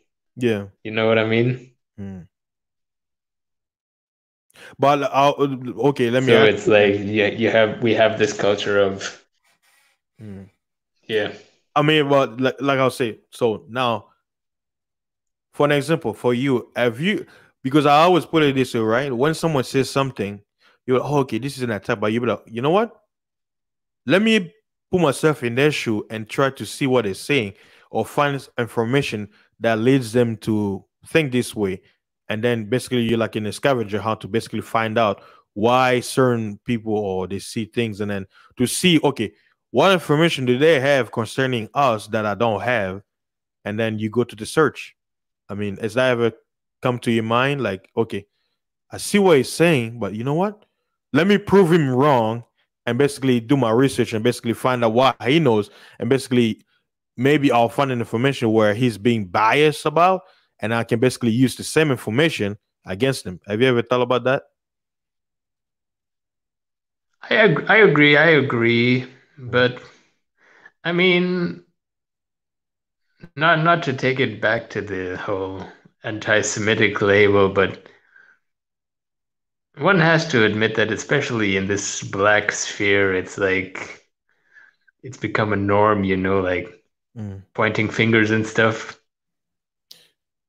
But But then again, where Mm. where are the sources? Where are your objective facts? Like, now, let's say, for an example, if the people come out and give you, let's say, here's the information, let's say books, atlas, or letters, whatever, would you take it to heart? Be like, okay, this is the information they gave me. Let me be impartial and actually look at it and use my own I judgment. would, Yeah, that's what I I said. would, but then the Yeah. question, Mm, the question would also be, mm. anyone can write a book. Anybody? You Yep. know what I mean? Mhm. So even if you take it into account, like if you do your research into it based on those books, Yeah. who's to say that the author didn't make that shit up? Mm. Now Who's to what? say the author didn't have a political narrative Yeah. while writing those books? Now, Everything has to be questioned down the chain. yeah. Now you know what you just said right there, right? That is a very logical question that anybody who's looking for information will ask, right? Now watch this. Based on what you just say, Yeah. right? What if someone says, well, how do we know that the Israelis have the right to that land because they use a record written by a man saying that that's their land? So how do we know it wasn't quote unquote manufactured to fit a political agenda? What if someone says that, even though the record is thousands of years old? You see, that's what I'm saying. What I'm trying to show you is, Well, the thing is, there is evidence for that. what if they said the Aside evidence of the is forged? Bible, I mean.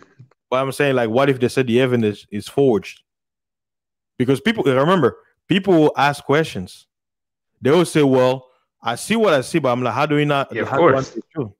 So that's what I'm saying. The reason why I'm saying is I'm basically supporting to your point of view, saying that it is correct to always ask questions. And that's why I mentioned, I'm like, maybe looking the information based from someone's point of view, maybe you can see something they may not see, or you can see what they see, and you basically use your own judgment. Like I say, no books is gonna be quote unquote 100% fact. Why? Because man, unless if it was an angel, even angels from heaven, if they were to write something, they're gonna have a bias because they're an individual themselves. But like I said, then some people don't believe angels exist. So there you're gonna have another sect of people who are gonna be like, well, I don't deal with that information, so I don't believe it. So, but like I say, whatever this search, because I know it's a very, I'll call it, it's a very sensitive topic, and we can get very very deep. So Mhm. we'll have to have like a lot of time where we set up a time where we can actually dig in that information, because now now we actually have somebody who is from that environment. You say you're Israeli, so you're somebody, because we don't have anybody from there. So you're from the outside coming in, right? You're a foreigner and you're coming to an American sector. You're seeing like the point of view. So maybe you may have some an information that we may not have, but at the same time, maybe on our side, maybe these views people have is based on what they've read, they've heard, it's been passed down, so and forth.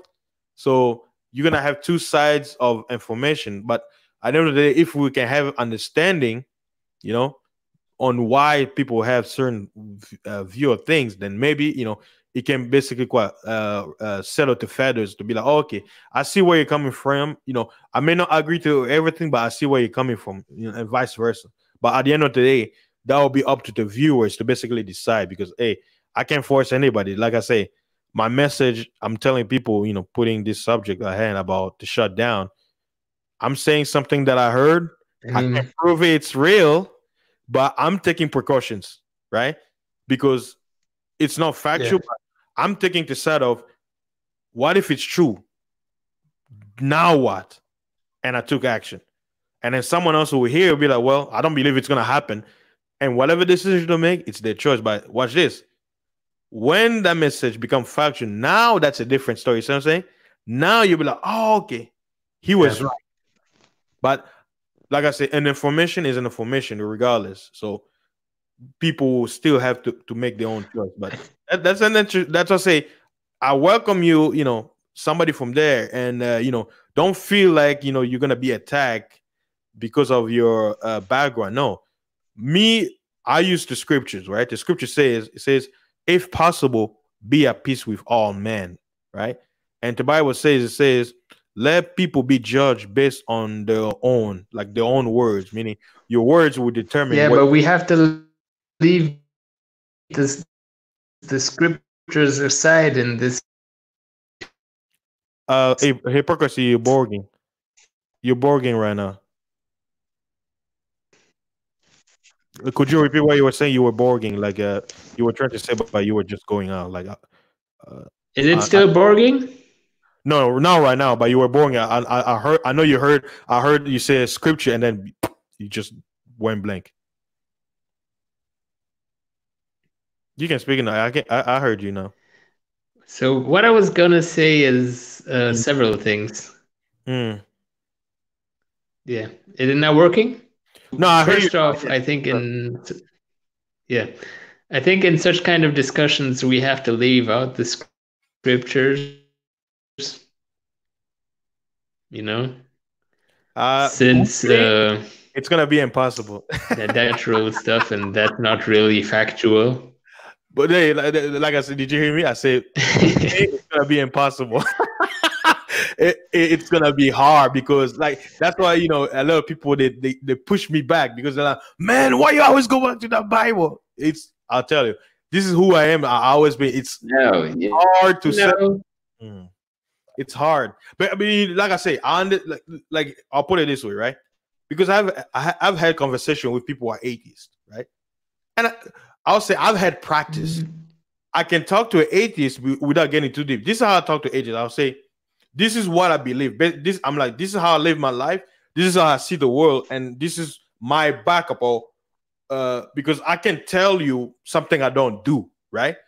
I can, like, for an example, everybody's gonna speak based on their own experience and practices, right? You being an atheist, you can talk to somebody about how to be religious because it's not part of your lifestyle. You can say based on what so and so did, but you're not an expert on that field. Why? Because it's not your lifestyle. So I can tell you, okay, hypocrisy, this is how I want you to see. You have to see how I see. You know, it's like you can't, because you have a different perspective of how you see life. So any person, when they're having a discussion, even basically based on your previous knowledge, when you come with people, you're gonna talk in the means where it was compromising, where I'm not gonna be quote unquote too religious where to say, okay, this is how I need you to see. No, how I say is that, okay, I see what you're saying, but this is how I see it, and I can look at it from a perspective of, you know, someone who's atheist. I'm like, okay, you say you don't believe in God, and this is okay. This is how you see this. Okay, I'm like, well, this is how I see it. So let's see if there's something that can merge, you know, blend in from both sides, you know. But like, hey, I always tell people, man, like, no, if I have a conversation with an atheist, it's impossible for me to not bring the Bible in. It's impossible. Like, even if I mean try, it as the thing is, if you come into such a conversation, you know, let's say, I come in with the Torah, you come in with the Bible, Mm, and then we go at it. You know what I mean? mm, The problem is both of us are mm, coming into the conversation already biased with preconceived notions. mm, And another issue is, for example, the Bible. mm, It has been revised multiple times, mhm, King James Version mm. before that. And, the Vatican has removed parts of it, edits, all stuff like that. Yeah. So, like, you already can't really come in with it as your source unless you do have the original scripture. You know what I mean? Yeah. Before it was revised and But books were put we have the Dead Sea in Scrolls though, right? and books were taken out. Yeah. But there is the Dead Sea Scrolls, right? To basically back up what the Bible had, right? I know the Dead Sea Scrolls, yeah. Mm. That's what I'm saying. Back then, they probably may not have it. No, because- of course, I'm not disqualifying the Bible entirely. Mm. Well, I mean, the Bible includes the Torah. I'm just saying that. Yeah. Yeah, of course, but as you know, if you read the Torah, it's a bit more radical than the No, than the Bible. You know what I mean? you know how you use the phrase radical, right? But guess what? To me, I don't see it as radical. I see it as how life should be. But like I said, people will always live their own life. So to some people, they never see it as radical. For an example, right? Let's take the 10 Commandments, right? It says Mm-hmm. you will love your for the Jews 613 commandments.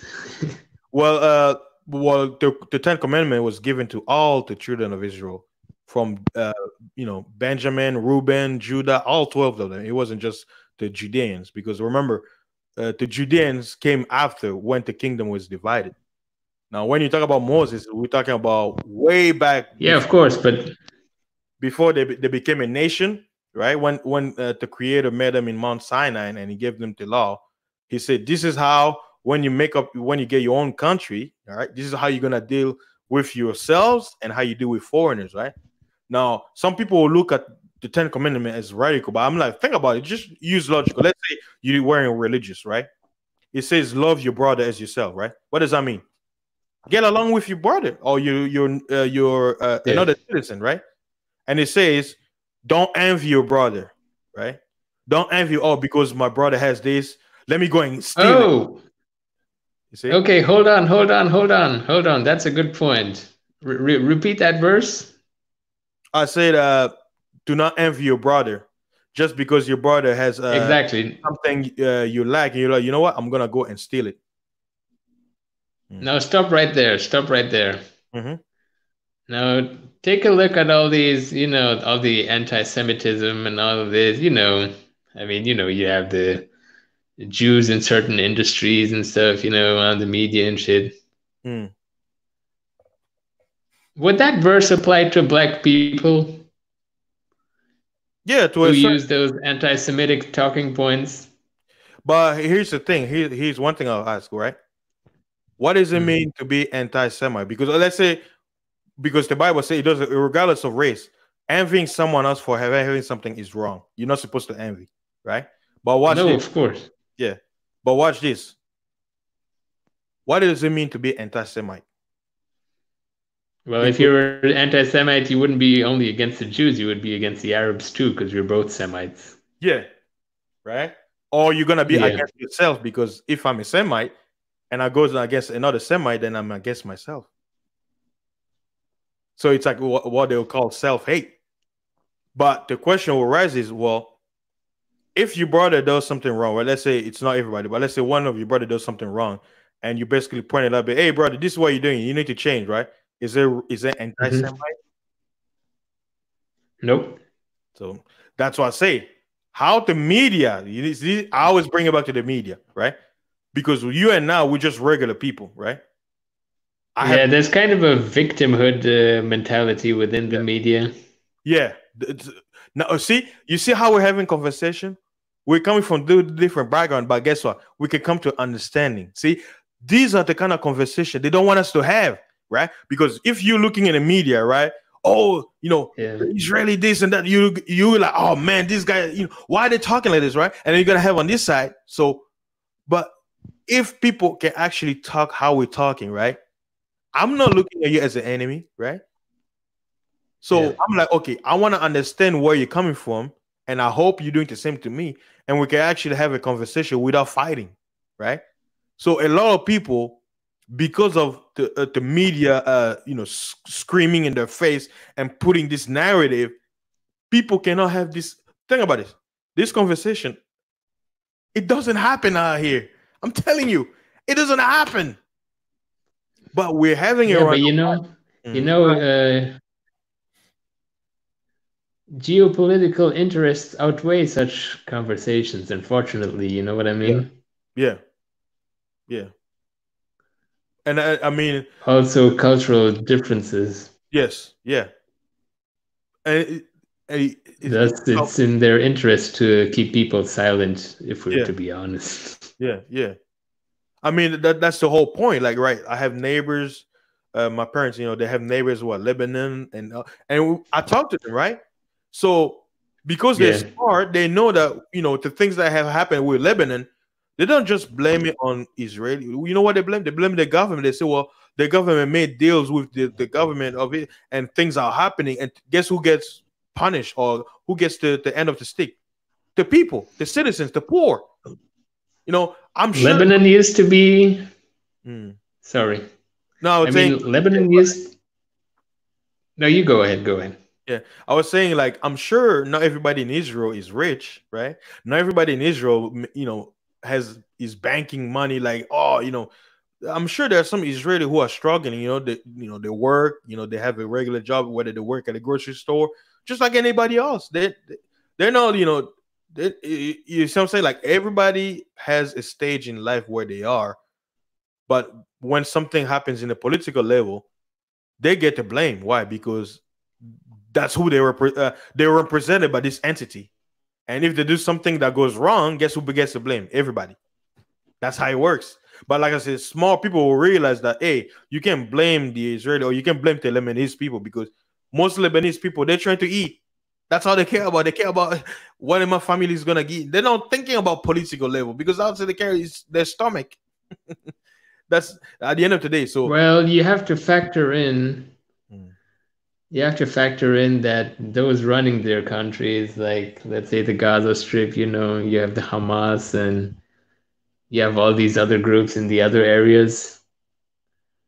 Those people themselves, they don't really have an option but to follow the, let's call it, a hate narrative. You know what I mean?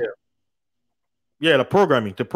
It's like, if they kind of say, like, yeah, not all Jews are bad or something, they get hanged, they get killed, They can't just go out there and say, we want peace and stuff. I don't, Yeah. There's problems on both sides. Yeah. See, that's what I say. Having this kind of conversation will actually open a dialogue where, certain information can be exchanged. And but this is what I tell you. In the months to come, in the years to come, guess what? A lot of things that have been hidden, a lot of things that a lot of people have been ignorant about, guess what? They will start to see it clearly, and they won't even need to, quote unquote, go out there and search anymore. Why? Because the society will have no choice to be like, hey, you know what? This is the reality of things. We didn't tell you everything, so this is it. Or what they call the removing of the veil, right? Yeah, I doubt it. Yeah, like in the comments, it says media is only there to divide and make money in the process. Yeah, all of us, both of us, are victim of it if we allow it, right? If we're allowed to follow the rhetoric of the media, because the media will always be biased. I'm telling you. Yeah, of course, but fasting. Look, now you're going back to bias, because I mean, Any But fool you knows know, that when someone says the media is only there to divide and make money in the process, of course they have one specific people in mind who happen to run the media. mm. You know what I mean? But here's the thing. That's what I'm gonna ask you. If you find out Yeah. it is true, right? Like there's no denying who's behind it or who owns it. Like because Mm. that's the whole point. It does like let's say let's put behind any or like any or evil mind or this oh no. If you just look at the fact and it is, what would you say then? Is it gonna be like are they lying when they mention or is it because as I say, for I'll put an example, right? Let's say rap, right? Was Yeah. the factual story says that rap was introduced by Black Americans, right? There's no deny. No blacks from Congo, right? No blacks from Nigeria. Blacks who are basically citizens of America, descendants of the Africans who were brought here, Native Americans, right? And it's proven factual that they began it, right? Yeah. It is true. Is it wrong to point it out that they're responsible for rap music? Because remember when they talk about was it gangster rap, right? Talking about violence and everything. Yeah. Is it when they pointed at it, they say, well, you black people started gangster rap. Is that information factual? Yes or no? One would have to look into it. You know what I mean? But like I said, there's fact that black people started gangster rap, no other people, right? Of course. So But still, now watch this.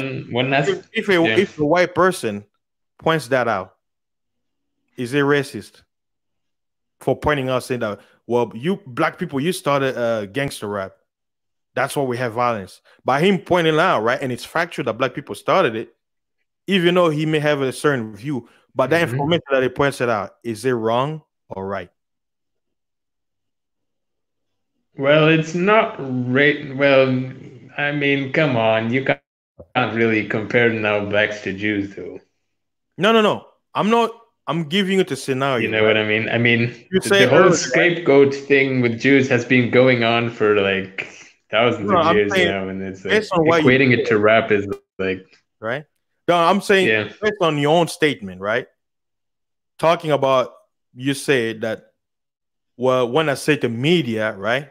You say well, there's already pre-assumption that the media is ran by quote unquote Jewish people. So of course you're gonna say the media, right?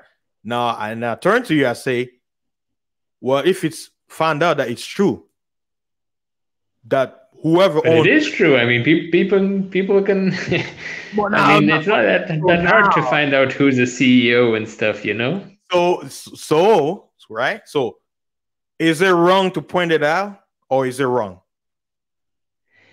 It's not wrong to point it out, but to come in like, let's say in this sphere, to come in with a notion that as soon as you just hear the word Jew, you equate it, you know, to all that conspiracy stuff Now, or anti-Semitic stuff by default. That's wrong. Now watch this, and Yeah. this is gonna be to you, right? To basically Yeah. quantify. Maybe you weren't seeing where I'm leading with this, right? Now let me quantify it together. Ask yourself this: what if that is the narrative of the people who want the media for you to get to be seen that way? What if that's the agenda? Now, what say you? Now, you see where I'm coming from now? It's not the people how they respond. What if the initial agenda is to make it that way so you can get demonized? And if it's proven, how would you feel about that? Well, factoring in America's history with blacks, of course, it could be in their interest and certainly make sense. Now you now you understand. Now that's what I'm saying. No, I know where you're taking it, but like you know, it's a long conversation. me, all I'm doing is I'm just looking at it because I see things beyond how they want us to see. Right. That's why I'm putting these scenarios. Right. So I'll give you an Yeah. example. You're living in a neighborhood, right? There's somebody Wait, out. before you getting to example, Hmm, um, I just want to remind you something, hmm, and that is, I mean, of course, you probably know that in Israel you have a whole collection of Jews, from that descended from Europe, and yeah. Arabs and all Hmm, sorts of places.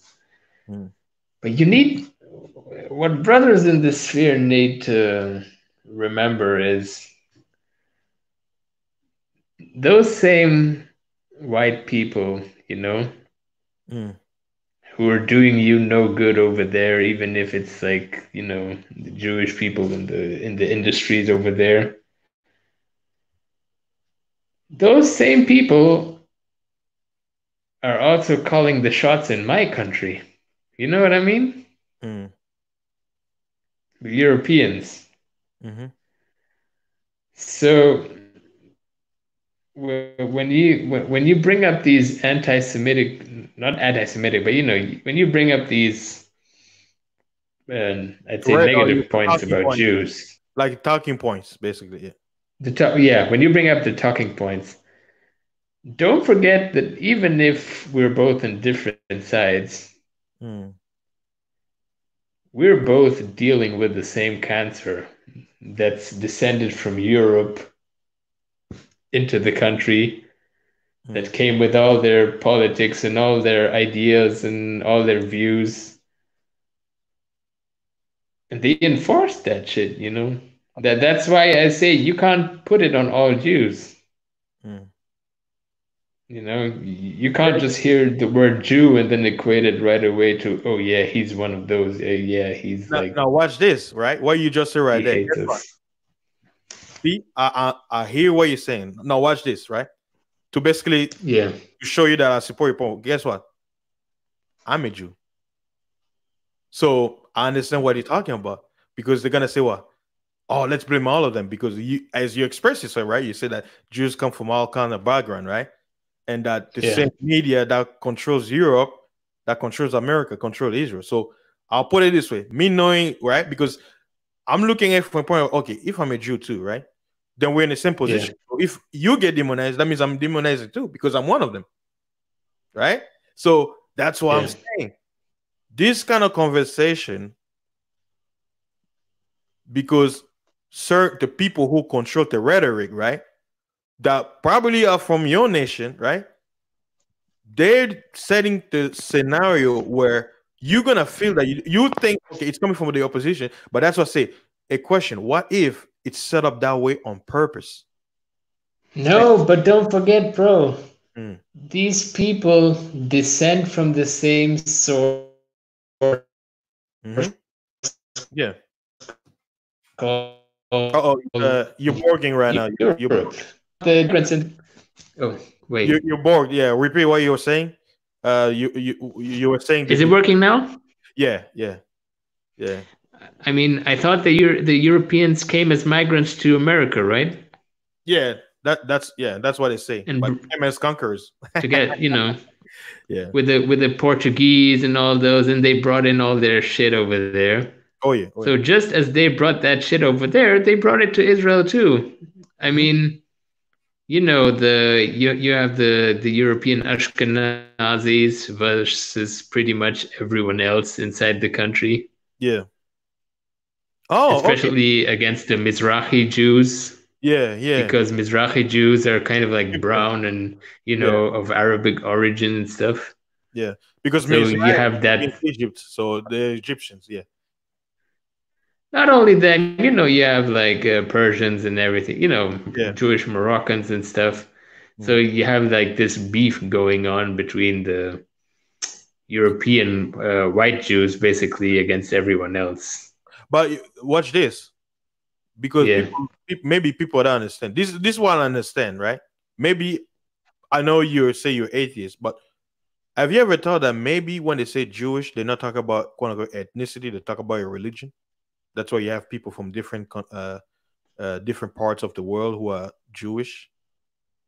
You see what I'm saying? Because you say yourself that some of the group who are basically demonizing Jews in your country, right? You said to Ashkenazi that basically the demonization is based on certain action because there's different, I would say, sect that are go against each other because one has an agenda compared to the other, right? And some of them came from Europe. Yeah, So it's like right, like you, right? You it's like a tribalism yeah, mentality. yeah. So you Israeli, about what is your origin? Because I know, based on history, the Israel nation was established in 1948, right after World War II. So, No, my family's been before here together with the before the establishment together with the Palestinians. okay. Also, you're saying that your family side were already there. So We were there before the Brits, and we were there before the Jews came from Europe, oh, basically on the so you ships. okay. So okay, see, now we're going somewhere, and I appreciate you because a lot of people, there's certain information they may feel like, oh, I don't want to say everything. You know what? I'll say thank you because now we're going somewhere. Now, let's see this before World War II, because World War II was like for like 1930 something to 1945 when it ended, right? Before there was Yeah, establishment of what we call today Israel, right? You're saying yeah, you were a citizen of that land. Now, that was before you were born, I'm assuming. So let's say your grandfather. yeah. I was born in '91. So let's say your grandfather, right? What was his Yeah. nationality before the UN basically established the nation of Israel in what we used to be back then, Palestine? Like, what was your father's nationality before the nation of Israel was put there?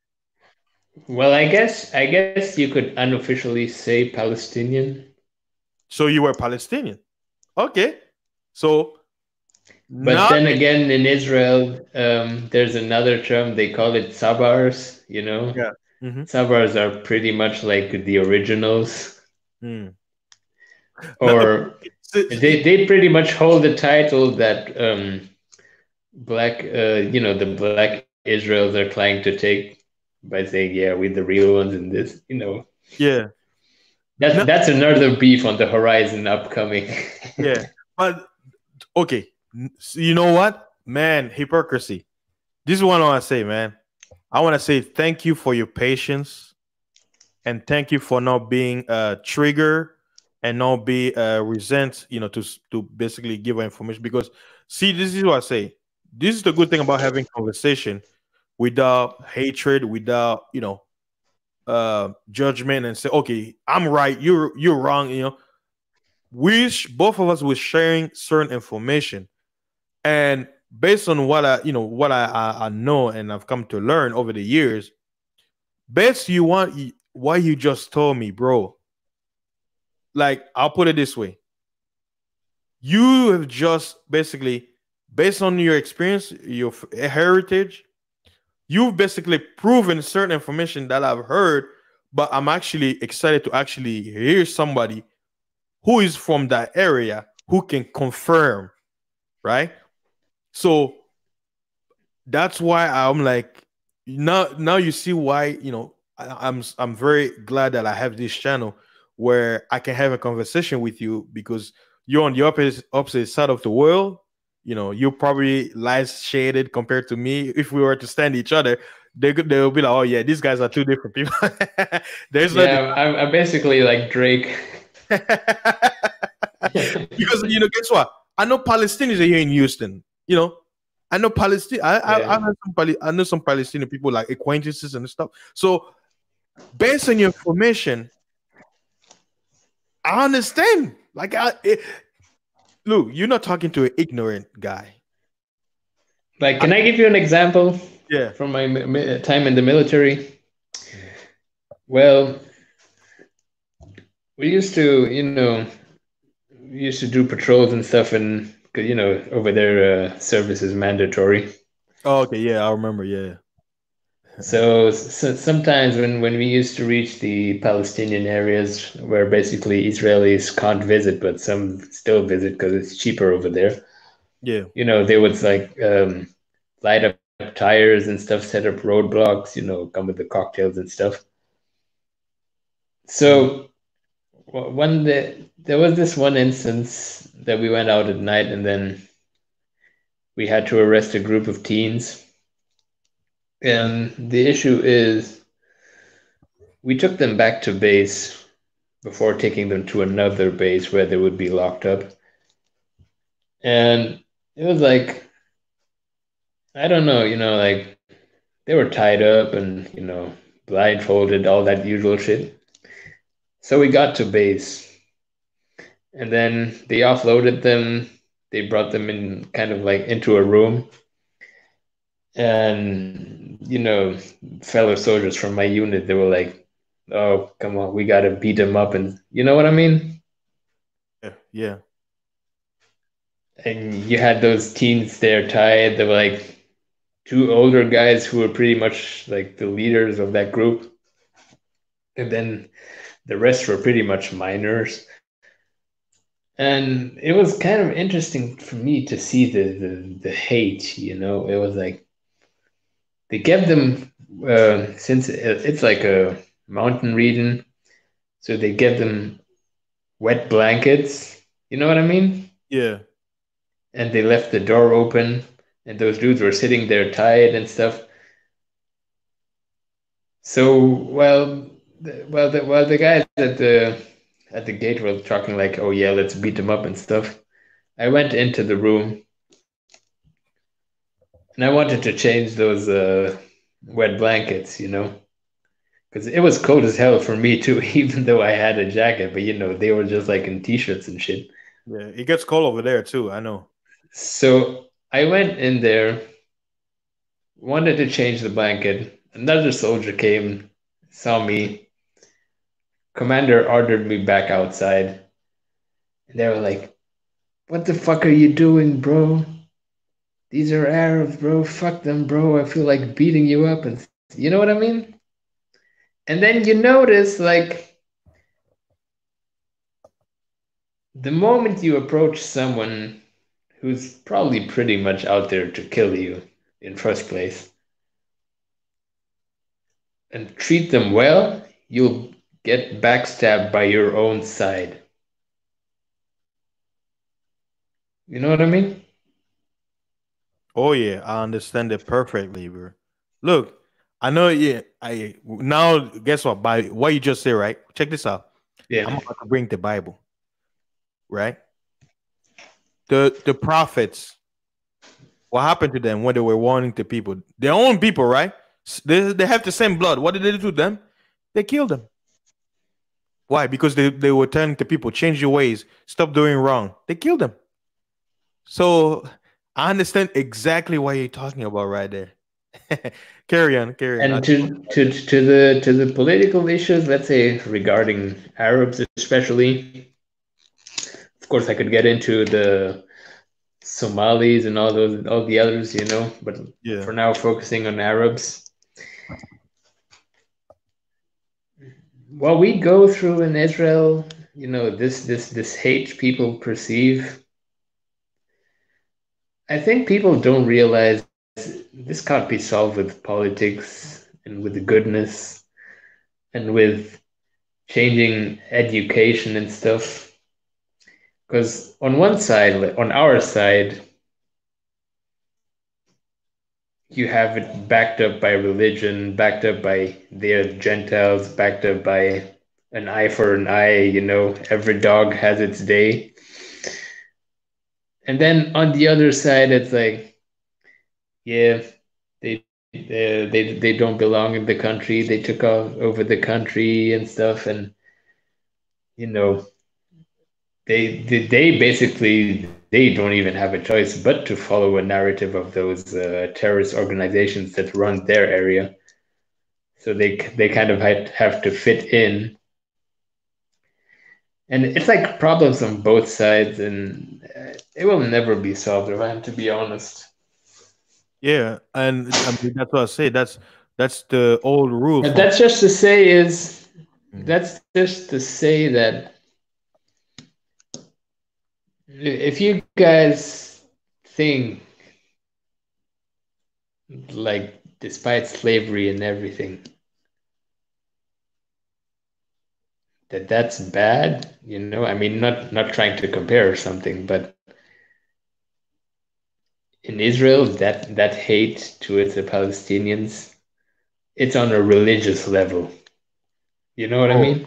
oh yeah, hey, bro, I know, and that's why I told you I'm so thankful that you were not afraid to basically tell me your background story, that your father was there before what you call Israel came there, because a lot of people they try to be all, you know, you proving based on your family heritage, you proving history, right? That the ones who came from Europe, they weren't there, but your I father. will say, Hmm, no, I will say this though. Sorry to interrupt you, but that's to fine. That's your point, to your point, and just always remember this.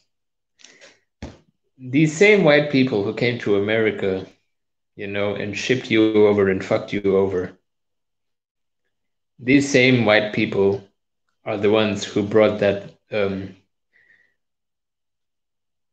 I'd call it hardcore racist mentality to Israel under the umbrella of Judaism, established their political parties. Of course, the Orthodox parties are even more radical than than the rest, but you know how it is, Netanyahu and all those. oh yeah, oh yeah, oh yeah. Because before that, like, you know, during the time of the British Mandate, this shit didn't exist.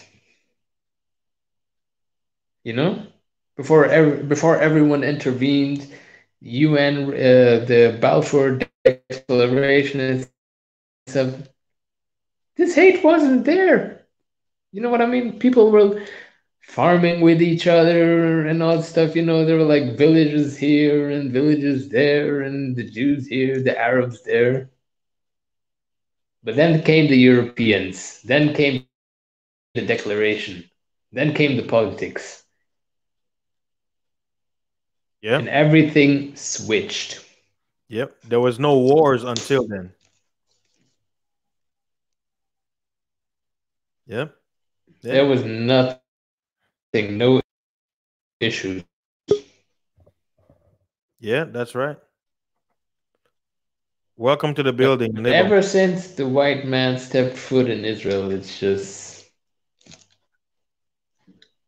By you hypocrisy, know, before I let Neighborling jump in. Not Hiya, hypocrisy. Now fellas. Can you hear me? oh yeah, we hear you, man. 1 second. Lovely. Hypocrisy. oh, Hello, honorable hypocrisy. sir is on the panel. What's good, fellas? Yeah, good, man. Good. I just wanted to basically point out what hypocrisy said. Hypocrisy. Now you see why YouTube is because I had a show yesterday called censorship. Now you see why there's a lot of censorship, because I'm actually even surprised that we've been talking. Maybe it's a good thing I'm not very popular right now, because the subject you're talking about right now, the same people who control YouTube, wink, wink, they probably won't like you to basically spill the beans. They'll be like, "How dare you?" Okay, let's shut him up. So I'm kind of thankful that it hasn't happened yet. But just to show you why I appreciate you coming here and we're actually having a conversation without any fighting, insults, because my Yeah, I don't goal. think they'll shut down any Israeli over here.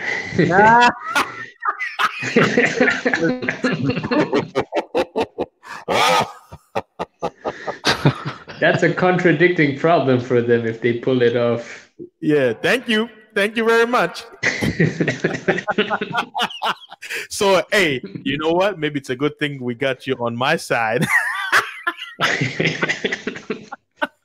That was a good one. Hey, you got jokes, man. It was a nimble meme. You can go ahead, man. I'm done laughing. To be honest, I don't have a huge amount to say. I've just been listening, and it's been interesting to hear hypocrisies. I don't know, views and standpoints. Because sometimes you don't really get to fully understand people's views just from chats, but it's good to hear him talk, you know. And yeah, it's just been good to listen. Very interesting. Yeah, that's what I. You know what? Shout out to Kuda again, man. I'm gonna be shouting him out like almost every day.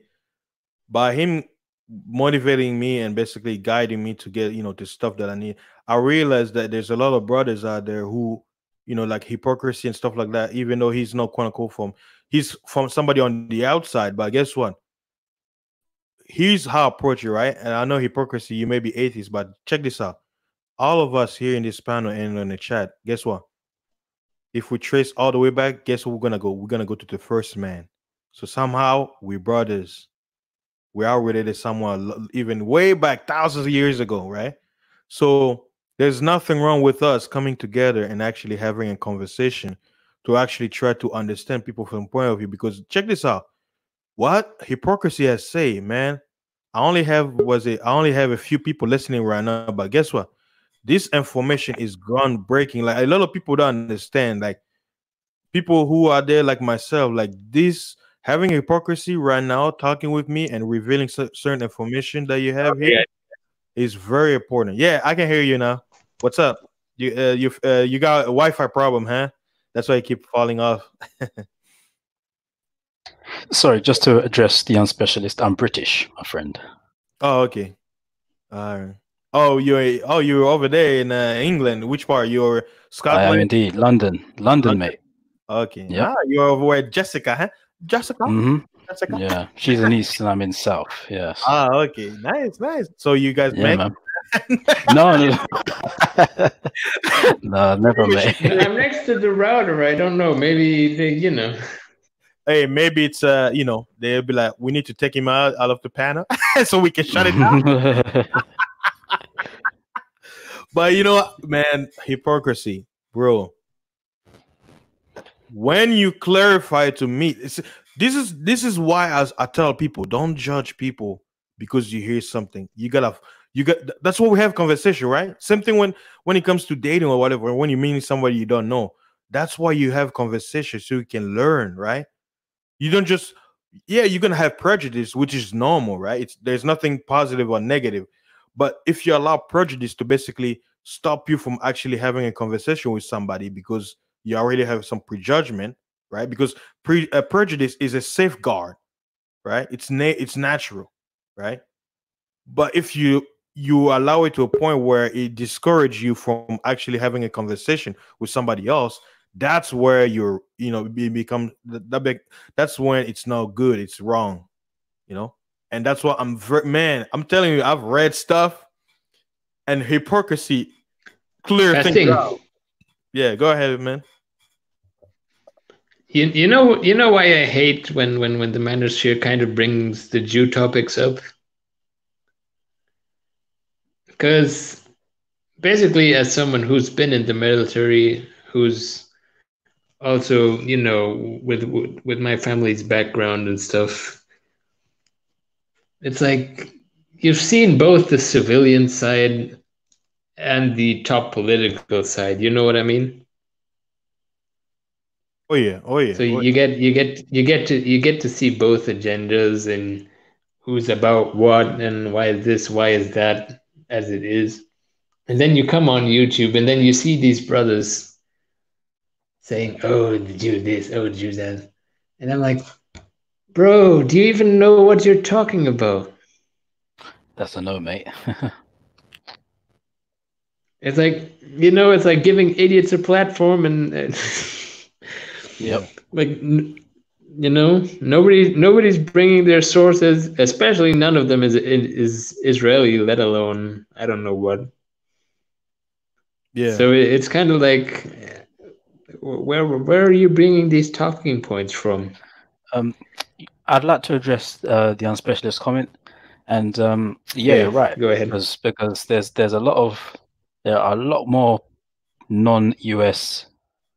I was going to say black people, but even that there's probably quite a few non-blacks that listen to the Black Manosphere, nonetheless, and I think a lot of people are quite intimidated, I guess, to let people know that they're not from the US, because you know how sometimes it can be a bit I don't want to say tribal, but I don't know. I don't want to say xenophobic either, but Yeah, fucking, it's like its own sector, like America yeah, has its own language. So if you don't understand the language, you're gonna get lost. You'll be like, what's going, like even yesterday, right? On DJ Kuda, right? Third shift. mm, A lot of people, if they were coming from the outside lane, they'll be like, man, these guys, they really no, it's just that, it's like brothers. Me and my brother, sometimes we have discussion, it gets heated where I get angry, I get pissed off, but at the end of the day, he's my brother, right? We cool down. So the language here, some people may not understand how it goes. Of course, you're gonna have what they call it beef and all that, but at the end of the day, most people will be like, hey, yeah, man, and forget it, right? That's why I notice. That's what I appreciate Kuda, because I can relate to it, because Kuda is like, man, it doesn't affect me. If you don't agree with me, that's fine, man. But I'm not gonna look at your disagreement as hatred, or I don't have to talk anymore because there's one thing we disagree on. You know what I'm saying? Now, if you're a real asshole where you go as far, you go beyond, then that's another story. But having discussion like that, nah. But and this is another thing that hypocrisy pointed out, right? I was brought up here in America, so I had to learn American culture. Someone who was never brought up in American culture, there are certain things he's not gonna understand, even though if they're speaking English, because you don't understand where or the context of the language, right? Because there's one thing about knowing a language and understanding the context of a language, because there's idiom, there's a proverb, there's a figure of speech. So if you're coming from the outside in, yeah, you may understand English, but when people are talking and the way they're talking, if you were not brought up in that environment to understand, you're gonna have a point of view and a bias where you could be wrong, because you hear what you're hearing, but it's not what you're hearing. So that's why I appreciate hypocrisy. That's why I love asking questions. And I'm not like Benjamin D'Souza. Come on now. No, not like hold on. Sir. Hold on. Sir, answer the question. Sir. So I wanted to get into some more stuff. Oh wait, the Unspecialist is on the panel. Oh yeah, peace, bro. Hello, sir. Yeah, guys, what's up? I just wanted to jump on quickly because I'm actually enjoying the conversation, especially as it relates to non-Americans in the sphere. Because listen, that's part of the reason. That's why I could understand what Nimble was saying. I was quiet for months because what would happen is, let's say a discussion like slavery came up, and somebody from the Caribbean mentions how the blacks in the Caribbean handled slavery and rebuilding after slavery. The Americans would just say, "Oh, you don't belong here. You don't understand." And I'm like, bro, in some places in the Caribbean, slavery lasted longer than what happened in the United States.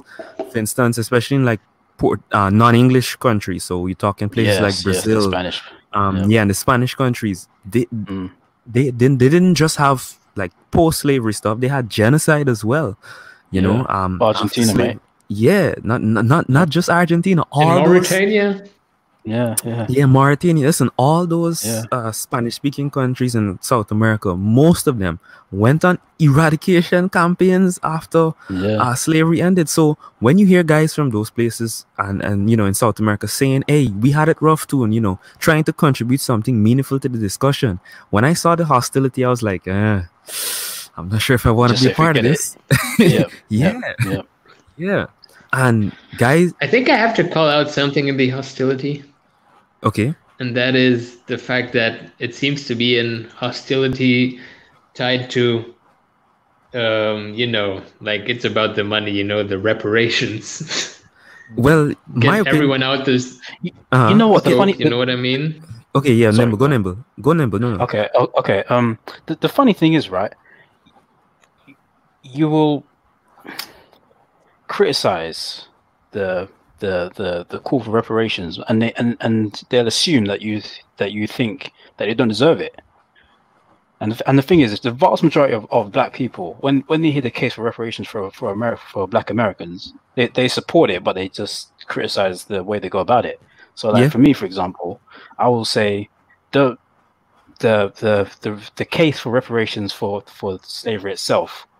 There's personally, I don't think that's ever winnable. But the case for reparations for Jim Crow and pretty much everything that happened after slavery, that is more doable, I think, in my opinion. It is. But you say that, and some guys go off and they're like, "Oh, you're British. You sip tea and fucking eat crumpets." And so, okay, mate, all right, I'll leave it.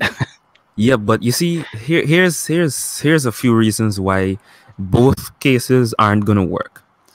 And Fasting, I'm sure, is gonna agree with me on this. After slavery, right? One of the first things that was encouraged was migration from Europe, right? Which is why you hear a lot of quote unquote white persons in the United States saying that, you know, their parents migrated, you know, after slavery. That is very true, right? Also, after Jim Crow, all that stuff ended, what we saw early 20th century into mid 20th century, a lot of America basically branding itself as land of the free, and hey, everyone come to America. So during that time period, and on to this day, you have a lot of migration from countries all over the place. So it would be very difficult for persons within the United States, particularly so-called black people, to perfectly trace their lineage back, right? You have videos right here on YouTube where you see persons that look white, right, with 40% or who actually have slave ancestry. And then you also have so-called or black-looking people that are more than 50% white or Caucasian, or, you know, their lineage traces to Sweden, Norway, all type of stuff, right? I remember there was actually a black YouTuber that cried because she found out her maternal lineage traced back to one of the Scandinavian countries, and I think she actually left YouTube after that too, because the alt-right guys picked it up and, you know, they basically went to town on her. So that's one of the reasons why, and that's something, you know, Mr. Fantastic spoke about. And then the other big reason, and we could probably go to some after, so I'm gonna let you guys get in after this. The other big reason is this isn't gonna work is because the United States is how many trillions of dollars in debt, right? There's no way they're gonna pay another debt which has to be proven, right? Which has to be proven while they also have this much debt. They would literally have to empty the banks, and we know no way in hell that's gonna happen. You need leverage to broker something like that. Mhm. And Well, I think this, right? Speaking of reparation, now hypocrisy. Check this out. I'm gonna pull the Bible. According to the Bible, there's Classic never Fasting. reparations. Oh no, tell me about it. Go on, Fasting. Sorry. Oh no, go ahead. Especially, I was just basically saying that I'm like, it sounds good, but it's never gonna happen. Yeah, Exactly. it's not gonna happen. It's not gonna happen. It's not feasible, really, is it? At the end of the day. Because think about it like this as well. Let's say, right? I don't know the exact numbers, although I have some books where I could pull it. It's not pointless. We're having a general discussion, right? Let's say right after slavery, there were 2 million formerly enslaved in the United States, right? Their descendants now, because there's what 30 million people that identify as black in the United States. I think it's over 40 million right now. Okay, over 40 million. Yeah. Then let's go to the Caribbean. The population in the Caribbean also has grown significantly since slavery was abolished. We go to countries in, well, former British colonies. Look at all the former British colonies. You see the same thing. So and because of inflation, obviously a dollar amount on it, you know, it is going to be insane. And then there's the American case for land, but you can't take that case for land to the Caribbean, because what do you do when your island is only a couple hundred square miles, right? So the unfortunate reality is that, one, it's not gonna happen, and you should dedicate your energies more to community building as opposed to fighting an incredible war, right? Or an unwinnable war. So Pretty true. much Yeah. what you see the political agents are doing, which is why you hear the reparations talk pop up just every now and then. They're using it as a war of attrition. because millions of dollars, I can tell you in the Caribbean for sure, millions of dollars have been invested into the case for reparations, right? They're spending hundreds of thousands on research every few years. That money is, in my opinion, being wasted, right? There's so much other things you could do, right? For instance, in countries like Barbados, St. Lucia, Grenada, etc., your populations are in under 100,000, definitely under 200,000. Why the hell are you dedicating all that energy to this? You have bigger, more immediate problems. It's politics. Look, it's called distraction. The Democrats are they're the one who initiated, you know. And speaking, you know, to add to what hypocrisy was saying, see hypocrisy. That's what the media does, right? You see what I'm saying? And you're correct. You know, they do it over there too, but they do it here big time in America because they have to basically convey a narrative to basically get the rhetoric of a certain group of people. But Right. at the end of the day, we know they're not gonna take it. Like the specialists. Were you here earlier when I was talking about the Texas governor? Yeah, I was here for the whole stream, man. Yeah. So think about this. If you have a group of people who have a track record of lying, do you really think when they talk about reparations, they actually believe what they're talking about? Yes, and then also here's my question, and this is the question I always ask today to those chest beating pro-blacks. Why would your so-called enemy pay you?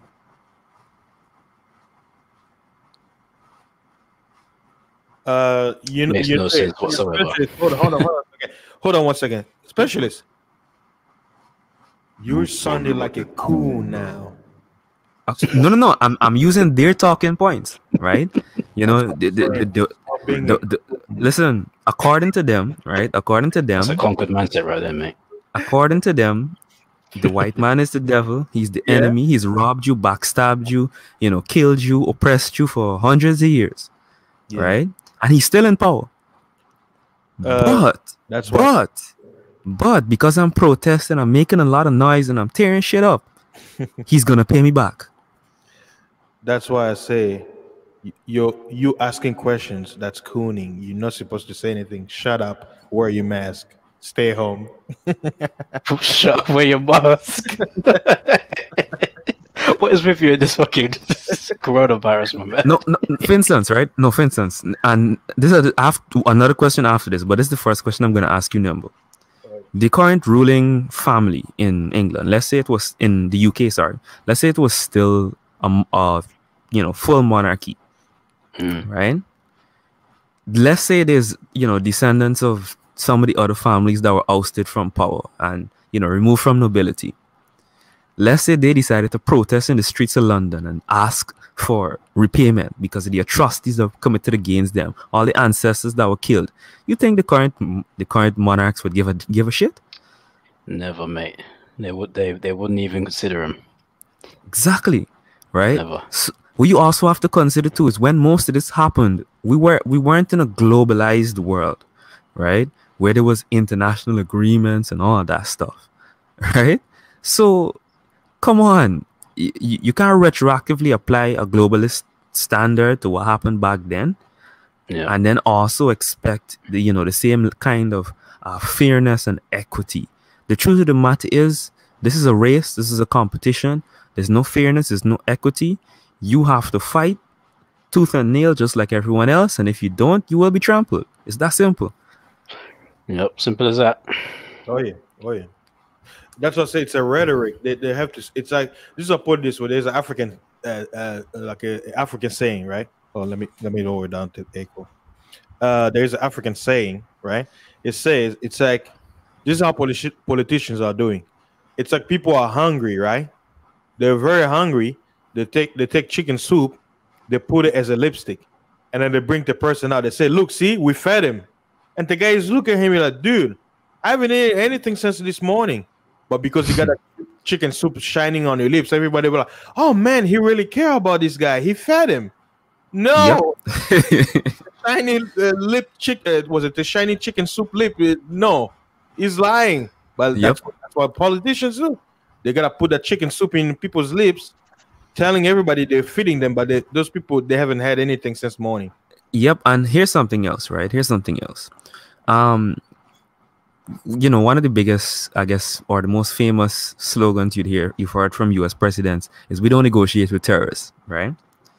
And this is another question I always ask, as I like to call them, the chest beating pro-blacks, right? Now, again, you call this person your enemy, right? For centuries. You've also proven that when you try to build your own shit independent of them, they destroy it, right? So within the past 100 years especially, they have a proven track record of destroying every attempt to build yourself. Why are you still sitting down to make a deal with the devil? Because the devil is a good guy. That's why. What? Get it? Right? So And if the devil, right? yeah. If the devil is the one who's oppressing you, and you're going to the devil to give you what he took from you, that means the devil is a good guy, right? What's the saying? Can I get in on it? Yeah, hypocrisy. Go Women ahead. love abusive guys. So the abuser is negotiating with the abuser. Get it? Yeah, hypocrisy. You were saying? I think, especially amongst African Americans, I think it's the delusion to think that they will get treated any special. You know what I mean? I would say it's a delusion at this point, which is why I'm gonna ask. This is my second question to you, Nimble.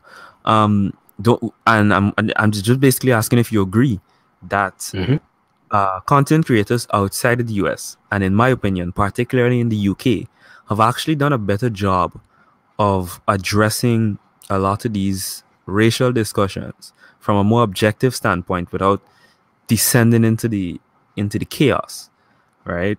And just to bolster my point, I pointed one specific YouTuber, King Riches, right? Yeah, In I my knew, I knew opinion, you were. yeah, in my opinion, right, King Riches has done a better job than a lot. Well, he initially started to tackle it from a dating standpoint, but then he also just began to address it very generally. He's done a better job at addressing the core issues than a lot of other YouTubers, and he's been blackballed in a way. Yeah. And in my opinion, I'm thinking, okay, this guy, yes, he might have less subs than you. Yes, he might be militant, right? But I just see it as him being passionate. And that's why I appreciate what Fasting is doing, because Fasting is just asking questions and letting the discussion flow, right? What we see a lot from the sphere, right, especially again from the brothers in the US, is that instead of asking questions or allowing questions to be asked, they're like, no, you're lying, you're a coon, you this. It's That's like, it. come on, bro. We're not gonna go anywhere with that. Now there's a time to argue, right? And arguments are inevitable, right? But you can't shout down another one of your brothers, for no reason, especially when they come in with something valid and pretty much obvious. Yep. You know what, my man?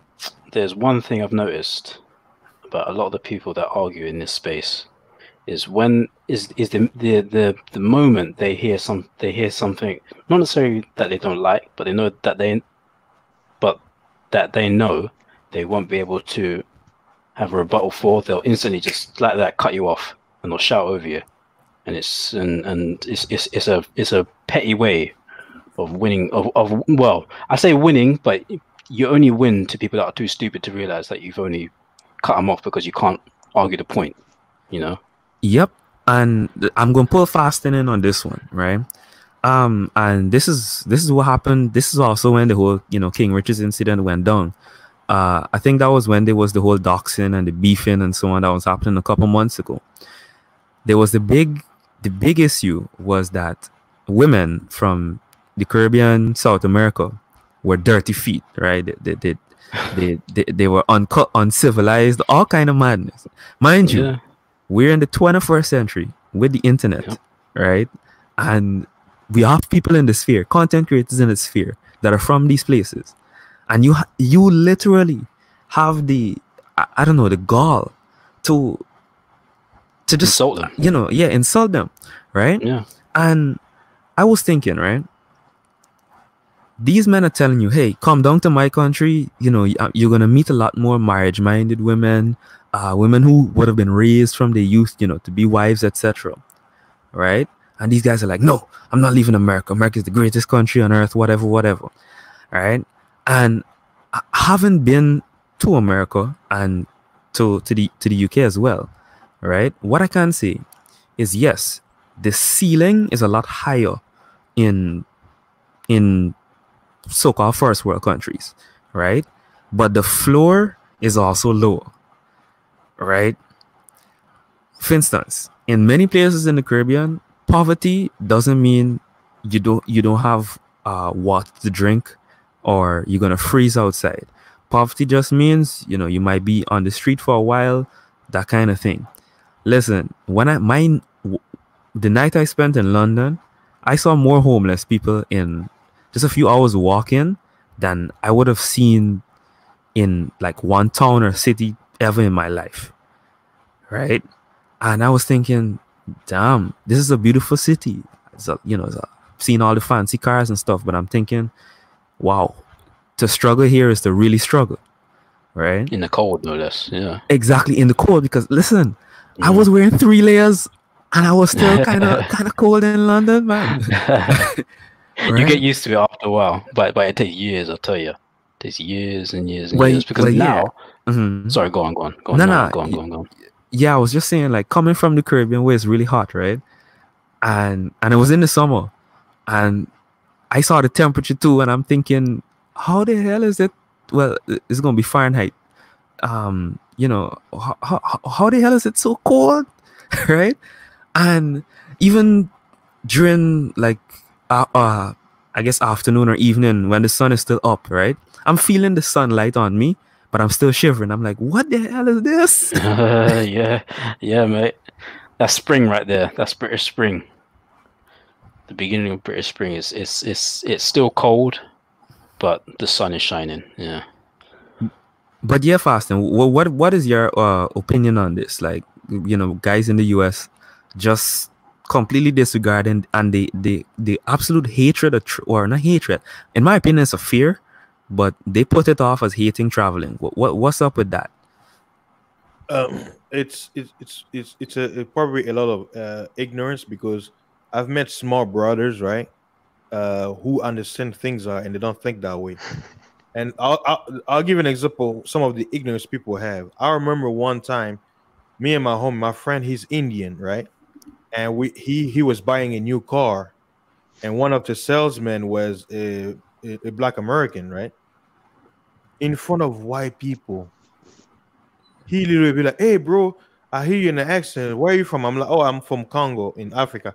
He said, "Oh, okay. Can you tell me this?" He said, I've heard that Africans hate African American. Is that true?" When you ask me that question, in my mind, I'm like, bro, I've heard that as well. Why would you want to ask this question in front of white people? I was like, that is a stupid question. Why? Because this is what I told him. I'm like, bro, that's a very biased question, because I'm like, why would I say, why are you even asking that question? He said, well, because I heard this. I'm like, bro, you're at work. Why would you want to ask this kind of question? Yep, and that's what I say. That I'm saying, I didn't look at him as, oh, all Black Americans are like this. I'm just saying this is just an ignorant brother, because I'm like, someone who's wise knows that there are certain things you can, or you look. Think about this, right? I know certain things, but I know I'm not gonna say everything in front of everybody. Like that's what they say. Wisdom means knowledge, the application of knowledge, right? If you know something, when you apply it, that's called wisdom, right? Right. Yeah. There are certain things you can't say. It's stupid, but you use the experience to say that all Black people are like that. No. So yeah, and go on, finish. People who are online, they put a persona. Yep. First, if you look up the definition of persona, a persona is an image. So, like, even though, let's say I'm being real right now, but my persona is fasting is life. It's not 100% who I am, because who I am it's very complex. So I have Like a to character. yeah. Yeah, So yeah. a lot of people, they play a character online. So you know, if you've been in this sector, you know, okay, this guy he's playing a character.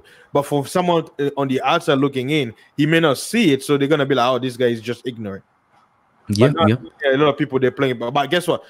It's not to deny that there are a lot of ignorant people, even on YouTube right now. There's a lot Yep. of people. Mm-hmm.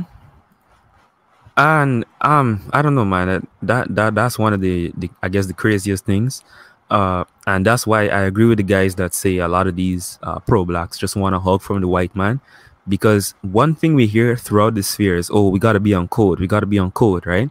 And then when we're in forums, publicly, and this is my personal experience, right, at different conferences and events and so on, and there's, you know, quote unquote American blacks, Caribbean blacks, you know, whoever else, the American blacks will pose questions like that, right? With Africans too, in front of white people. And I'm like, why would you want to show, again, your so-called enemy, your back, your weakness? You don't do certain things. That's private backroom conversations that we're supposed to have between each other, right? And if we have them here on YouTube, which is a public platform, right, we also supposed to have it with a certain level of mutual respect for each other, right? It shouldn't be, I hate you and I'm coming to this conversation, you know, to absolutely destroy you and embarrass you. Because guess what happens? Your so-called enemy is looking at this and smiling. He's eating his nachos and just looking at you like, these niggas. Yeah. And people, You know what? We have a lot of people from different backgrounds watching this on my channel. Some of the people that I'm friends with who are Caucasian, they're here watching. They may jump in and come back in, but they're watching. I mean, we have hypocrisy who's from, you know, from the other side of the world, right? But I'm not gonna be like, well, since you know from here, you shouldn't be here to listen. No, this is one thing I've come to understand. You gotta let people have their voice heard. Why? Because it will give you a different perspective. You want people to understand you, you have to allow people to listen and speak too. You can't be the one just speaking. You can't listen if you're speaking. Go Nimble, you were saying? You know what? I was gonna say that same dynamic where it's like the westernized black people would kind of like gang up on the Africans. It was the same way in Britain when I was growing up, because the initial wave of black people in Britain were all Caribbean, which was my family, which is like my grandparents and all that, and like the Windrush generation and all that business, right? And round about, like, I think it was like the 80s and 90s, that's when more Africans started coming in. And instead of unifying to create a stronger bloc, the Caribbean blacks would, I don't want to say run off, but they would talk down about the Africans. Basically, with the white people. Xenophobia. Like Yeah, that's it. Yeah. Can I get in on something? Yeah, hypocrisy. Regarding the what was it? The reparations topic. So, as you guys know, even though it's not really talked about because it's pretty much like a taboo, there was like the Islamic, how do you call it? Slave trade in Africa. Yeah. It lasted like how long? 1,300 years and displaced like over 40 million people. Yeah. And my question to these reparation guys in America pretty much is, are you forgetting the fact that before those brothers and sisters were shipped over, you know, to the US, are you forgetting the fact that maybe their relatives were enslaved too, just not by Americans? So listen, what about their reparations? And that's that. No, finish. And then, like, considering that factor, why are you now entitled to the reparations of your distant relatives, if their relatives didn't get shit till today either because no one was speaking up for them? Precisely. And that's why the whole reparations discussion also is opening a can of worms, because what's going to happen is, right, is every group that could possibly claim reparations is going to do it. They're like, you see, they got it. Why can't we get it? And it is, listen, the genetic tracing that's going to have to be done on such a mass scale. Listen, the proving, of who should get it, the question of it being deserved, listen, it is deserved, right? It is owed. It's a debt that's owed. But the feasibility of it actually occurring, that discussion died, in my opinion, more than half a century ago. Right? So honestly, I really don't know, man. In some kind of way, I think these brothers are not considering what rights the whites will, reserve for themselves once they pay you out or give you that piece of land. Yep, and this is a saying that I like to use. Nothing from that point on. Oh yeah. Yep. Listen, that's the thing, and this is a saying I like to use a lot. Freedom given is never free, right? Freedom taken isn't free either, but it's debt free, right? And that saying basically implies that freedom given has a debt attached to it, right? True. If I just give you your freedom, you owe me something, right? Because you begged me for your freedom and I gave it to you, right? If you take the freedom now, you don't owe them anything, right? Now, that's the thing. A lot of guys, especially pro-blacks, don't realize that if you beg the ruler for something and he gives it to you, there's going to be strings attached. Because like Fastin mentioned earlier, his whole modus operandi is to protect his rulership. Yeah, I mean, this is the best example to what you just said on Specialist. Do you have a pet? A pet?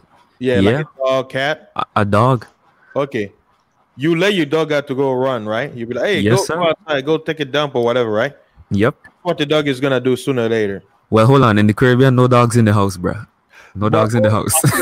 For example, they're in your backyard, right? They're in your backyard, right? In the yard, yeah. Your dog can go outside in the streets and go chase, like, chickens and stuff like that. But guess what? The dog has to come back in your vicinity, right? Yeah. So what happened? You give the dog the freedom to go roam and look for food in trash, whatever. But before the sun goes down, the dog has to come back, right? If the dog doesn't come back, guess what? He stays in the street. He's gonna starve, or better yet, some people in the street may steal him and go cook him. Yeah. Listen, that's the thing, and that's actually a really good analogy, because people in the States, right? Well, all over, black people in general, feel free, right? This guy, and I'm sure logic could apply this to people in general, right? But people in the States, black people are everywhere. Feel free, right? And that's how it is for a lot of Caribbean dogs. We don't really use leashes and so on. But at the end of the day, you're still a pet. Somebody still owns you, right? And everything you eat and consume is at their mercy, right? So at the end of the day, you may not be a slave, right? But as we all know, freedom is relative. So you're not as free as you think you are. Yeah, I agree with y'all, man. It's refreshing to hear y'all speak, because I've been saying, you call these people your self-declared enemies, but you're expecting them to be nice to you. And like you said, they're not going to give you something without, it having strings attached. That's the nature of the world. The world, every authority figure, every authority person in charge has had a form of oppression to rule over people. That's just the world we live in. It's not righteous, And people don't understand what true freedom is. True freedom, like you said, and is relative, because you're still under somebody, but you're on your own. That's what it is. You're on your own. You can't go back and say, help me. You're going back into bondage when you do that. Mm-hmm. So it's like reparations is going back into bondage and say, hey, master, help me. Give me something. And so do you want to be free and be on your own and deal with the consequences of the world, which is violent, unjust, and unfair? That's the world we live in, and deal with that on your own. Or you will go back to your enemy and you're going to gamble of whether they're going to give you a Trojan horse disguised as a peace offering. Yes, sir. No. And it's like, oh, go ahead. You got it. Now, I was just going to welcome Jessica X to the panel, but I was going to say before that, on behalf of the Argusphere, right? On behalf of the Argusphere, now that we have 2 UK people here, you see, I told you niggas, the UK guys are trying to take over. You're taking over. How about that? Too quiet for that. Oh my gosh, I can't believe I found Nimble and Hypocrisy on the panel. I just had to join. Oh wait, Nimble Mint, talk. Yeah, he does. Wait, Yeah, this is Austin, rare. Talking over him. Hey, Nimble Mint. Another British voice, finally. I know. Oh wow, it feels so weird to hear someone's voice. You haven't heard them for so long. So cute. UK reunion. Listen, Yeah, man, it's needed. We need more Fasting Brits, man. has been streaming for what, a week now, and he's had several big YouTubers over here, and in my opinion, the most diverse cast of panelists. You know, it's ridiculous. People that don't even hop on panels. You mean one big YouTuber? I'm here now. Yeah. Hey, Jessica, he's a big baller now. Yeah, man. Fasting, you're overdue, man.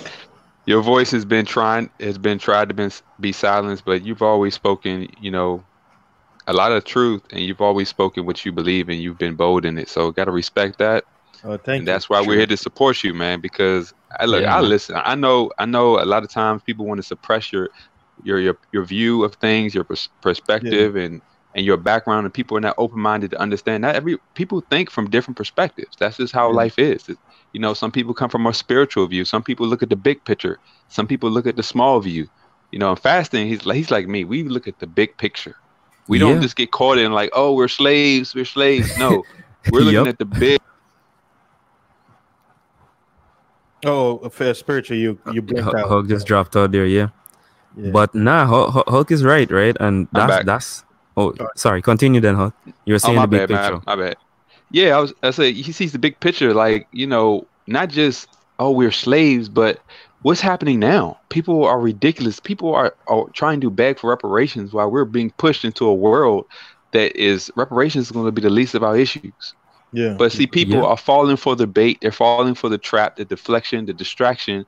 They're being, you know, they're filled with indoctrination and say, oh, being a victim is all I have. Being a victim is all I have. And they don't realize that victim mindset is what's actually making you more of a victim. Yep. Because you see, and that's also too, I guess, where the Bible comes into the discussion, right? Because what happens a lot, right? You see guys say that, you know, it's a tool of oppression, etc. Or what you also see as well, right, is, well, there's always an argument that whatever school of thought a so-called black person belongs to is oppressing them, right? But my issue is this: at the end of the day, and this is where, as you and Fasting rightfully addressed, the big picture comes in. If you believe, regardless of what you choose to believe, if you believe that you're a victim and you still treat yourself as if you're a slave and you cling to nothing other than slave history, that's what you are. You basically branding yourself. The so-called white man doesn't have to brand you anymore. Facts. I agree. And you know, look, man, it's funny. People bring up the Bible more than I do, and it's interesting because people say, well, morality doesn't exist. It's relative, but you're making a claim that somebody has wronged you. You're making a moral claim, but you're saying morality doesn't exist. They don't even understand that in the atheistic secular worldview, then you get what you get. If you're oppressed, so what? Why does that matter if the world is just the world? If it's just, you know, you're secular, atheistic, you're just here because you're a cosmic accident. Oh, well, then you lost. Yeah. That's what you have. See, they don't understand divine justice. They don't understand that what gives true justice is a immaterial idea that comes from consciousness. It doesn't come from like a materialistic, just get money and buy food. No, that's a consciousness that comes from a standard that everybody has to be under. And if everybody can make up their own rules, then who's to say that enslaving black people was wrong? See, they're appealing to a justice higher than what their argument is. but they don't want to admit it because that holds them accountable too. Yeah, and Hog, and for the people listening, hey, I want to welcome Jessica X in the building. Yeah, we what's got up, Jessica? Hey. And, you guys probably missed the conversation I had with hypocrisy, right? Hog, Yeah. this is another reason why when I say that, man, you should have reached 1,000 subs long time ago. Like, yeah. I don't know why he hasn't gotten there as yet, man. The reason I've been why- following his channel from the jump. they're suppressing certain voices, man. And I was talking about censorship yesterday. Do you know Sub-Zero 3639? Yeah. I was live with him, me, and Tewaki TV, right? Mm-hmm. He was complaining. The whole stream was about him complaining about YouTube, deleting his subs and suppressing his number, right? And he hasn't put anything for 3 months. Like if you go on his channel, you see the 2 lives he had yesterday, and then 3 months back. Why? Because YouTube was deleting his stuff and basically reframing him in timeout, right? Check this out. We're live streaming about his complaint. With I wonder a window, they cut his stream. Now watch this. When we finished the stream, he downloaded the video, premiered it, and I got to see the premiere. Then he had a video he was supposed to upload about Nick Cannon, about what happened, and he was premiering it while basically he was premiering 2 videos at once. Guess what happened to the Nick Cannon video? Deleted. So what do you think they're banning his channel overall? Yeah, they're yeah. Okay. So and let me tell you, they're squeezing voices, and I predict they're gonna be doing in the coming months, man. A lot of big YouTubers that we know, they're gonna be gone. It doesn't matter if they're soft or hard. But you know, I've already excuse me, I've already taken that in account, because if you watch my videos, excuse me, I'm very precise about how I speak. I'm very precise about what I'm putting out there, because I know, look, I don't expect to get, a million views speaking the truth, because my truth is inconvenient for a lot of people. My truth holds everybody accountable. The truth I'm speaking, it makes everybody accountable for something that's bigger than just our self-interest, about our selfish desires. This puts everybody into a world where they have to actually critically think. You can't just go into victim mode. You can't just say it's somebody else's fault. You have to think. You have to be responsible for your own life. That is not a very popular subject matter among people who've been indoctrinated to be victims, who always, are distracted by entertainment, by media, by sex, all this other stuff. Look, I if I wanted to be popular, I could talk about topics I've thought many times. Let me just talk about celebrities. Let me just put a clickbait topic out there and just have some. I thought about it, but that's not my lane. Some people are better at that than me. That's just not who I am. I'm not. Yeah. That's not me. I'm being me, and being me is going to reach the people that is meant to reach, and the people who actually want to listen, whether They're gonna listen, whether you're spiritual or not, my message will make sense, because it's based on a logical understanding that we all have to understand. Like this agenda, this so-called crisis we're going in, it affects you whether you believe it's a conspiracy or not. It affects you. It's taking certain rights and certain and it's making you aware of things that you cannot ignore. So I talk about it because everybody has to deal with it. So like I said, look, man, I checked out Jessica's video because I said people say a video went viral, and I checked it out. It was the Will and Jada video, right? Yeah. All the Will and Jada videos mostly in this sphere actually. Yeah. Damn, 50,000 views in less than a few hours. I was like, whoa. Yeah. And I'm finish up. Look, I'm happy for her. Like that's cool, because that's not my lane. I don't look. Jessica could bring that up way better than me, because for real, I see it, but I'd rather listen to Jessica talk about it than it be me. That's just not my lane. Yeah. But I'm glad that she's blowing up, because, like I said, I know my space, and like you said, I'm one of those people that the world doesn't want to get out, because then people have to think too much, and this world doesn't want to shut off your mind. It wants you to just aimlessly be blind and take orders without questioning anything, believing what you're told. Don't question who told you or if they're trustworthy. Just believe. You know, it's funny. The secular world wants you to have more blind faith than any spiritual world, any spiritual realm. Because with the Bible, the Bible exposes your nature. The Bible tells you two things. It makes you aware of your own evils. We all have them. And it makes you aware of the evils of the world. Now, if you're aware of what's wrong with you, that'll make you open your eyes so that you can't be exploited by the evils in the world.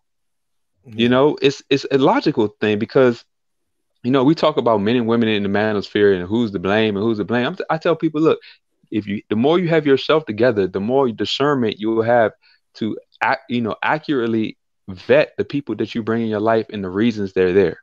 If yourself is blinded and you're jaded by your own corruption, then you're going to find corruption. People don't, oh no, it's the other one. It's always the women. It's always the men. Deal with yourself. You know, that's the simple message I have. And the Bible gives you a way to do that. Oh yeah, anyone want to jump in? I've been talking for many minutes, so all five of y'all, go ahead and talk, man. I'll just stay quiet. Did you talk about the second wave of coronavirus? Because I was thinking, well, basically, I talked about. I'll say a little bird yesterday told me that Texas is gonna shut down on Friday. That was like he called me. The little bird called me around 8. I was sleeping. I got tired, and then I was sleeping. And then when he called me, he realized I was sleeping. He said, "Hey, I can call you back later." I'm no. I'm like, because whenever he calls me and whatever he tells me happens, right? So he told me, he's like, "Hey, I got a message. It looks like Texas is gonna shut down again. California is gonna follow suit, and other states." But he's like, "Hey, get your water, get provision." Right? Watch this. That was last night.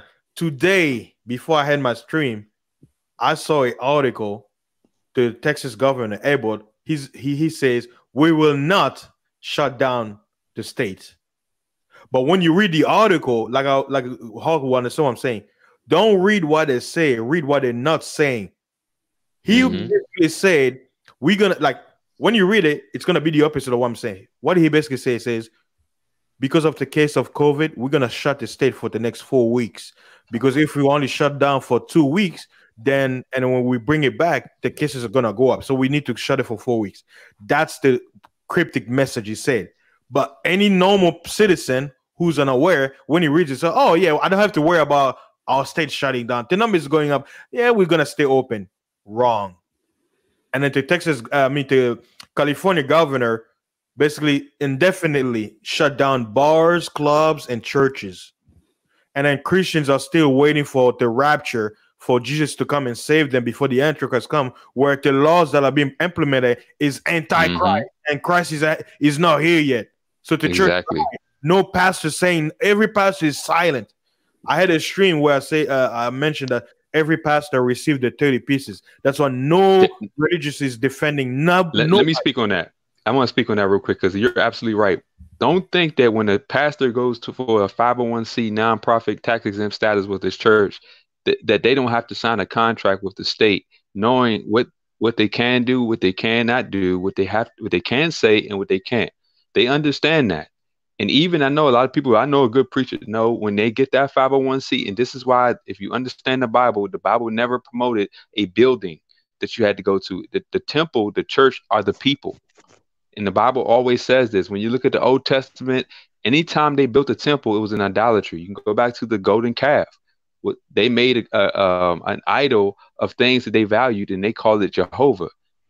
They called it Yahweh. And what happened? That was blasphemy, because that wasn't what it is. There was always a remnant of people who actually lived and knew and obeyed. And they obeyed because they understood that the law was actually the right way to do it. People don't understand, like, if you look at the law of God, just the basic law, it's what we all agree with anyway. Nobody wants to be stolen from. Nobody wants to be lied to. And trust me, atheists will say, well, you can lie. You can do what you got to do until it's done to them. You know, they complaining about, you know, you don't want nobody to steal from you. You don't want nobody to kill you. You don't want nobody to produce anything false. Yeah. The problem with the world now is that it's made of idols. People don't realize that money has become an idol, vanity, ego, all of these things that cause the corruption in the world is because we've made idols of the things that the Bible says that we should not make idols of. But people don't want to. No, you can go ahead and be rich. But what happens when you're wealthy without wisdom? You destroy yourself and you destroy other people. White supremacy was built on wealthy people who only cared about themselves. And what do most black people want to do? I just want to be wealthy so I can think about myself. You're just going to replace your oppressor to become the new oppressor. That's what you want? And see, that's why I have a problem with equality, because black people want to be equal. But if you want to be equal to people you say are wrong, what does the equal sign mean? You're wrong. You have to be wrong too. Same. You have to exist in the corrupt system to be like them. You don't want to be right. You want to be equal. They are already the new oppressors. I mean, in Mauritania, despite slavery being banned since I think 2007 under international pressure, there's still like black on black slavery till this very day. And if Where's you that, sorry? travel there and dare speak about it, they'll lock you up. Wow. Yeah. Where is that hypocrisy? Libya also. Don't forget Libya. I was just saying that Togo, that, I that think in Togo too. Mauritania, there's pretty much slavery going on until today, like black on black slavery. So you get to see those dynamics of like what happens when sisters and brothers get what they want. There is a verse in the Bible. It says when the righteous bear rule, the people rejoice, but when the wicked rule, the people mourn. The problem is, as some of people choosing the righteous ruler, no, they want a wicked ruler. No, actually, they want to be the wicked ruler. Exactly. And it's crazy. If you look at the book of Jeremiah in the Bible, it says that when you disobey the Most High, he makes you he puts you in captive of your enemies. Slavery biblically was a punishment of people who turned away from their creator. We don't want to admit that why were people put in bondage? We don't want to understand that we're under the sovereignty of a higher creator who has given us a purpose to do, and we decided to throw that out to do our own thing. Why should we be free to go around and do what we're doing now, cause chaos and destruction in the world? Yeah. Like, that's part of how the one who created us, the one who gives us life and can take it, keeps his sovereign position. Is that, look, evil does not go unpunished. But people want to believe that, oh, it's only those people that are wrong, but I'm perfect. Black people are not perfect. I'm not. Does white supremacy in some form may exist? Yes. But our evil compared to the righteous standard, we're just as evil as everybody else on this planet. If you put the standard high enough where it should be, we're not supposed to compare ourselves by ourselves. There's only one standard of righteousness, and we're not it. We're just as wrong as the others. Hey, Hawk, on what you just said, right? That's a key phrase. That black people are not automatically gonna go right. Bro, I saw a video on Facebook, man. It pissed me off so much. I guess some sisters, girls, right? They look like young women, like probably like teenagers. They were fighting, right? And I guess when they were fighting, it was 2 versus 1. The girl, she looked like, well, I know Jessica is gonna laugh. It was a light-skinned chick being beat up by some dark-skinned chicks, right? They're beating her, they're pulling at her. I guess there was a young girl, probably like 4 or 5, right? That was between her legs, and the girl is crying, right? Then come this young boy out of nowhere. I saw that. Jump her. I saw that too. Yeah. He jumped her, and then the little girl fell. And then as they're beating the other girl, the little kid jump and do another kick on her while he's on the floor. When they walk away and she gets up, walking towards the door where the little girl is crying, then the boy comes again, kick her in the head, right? Now, seeing this video like this, right? It pissed me off. It made me angry, right?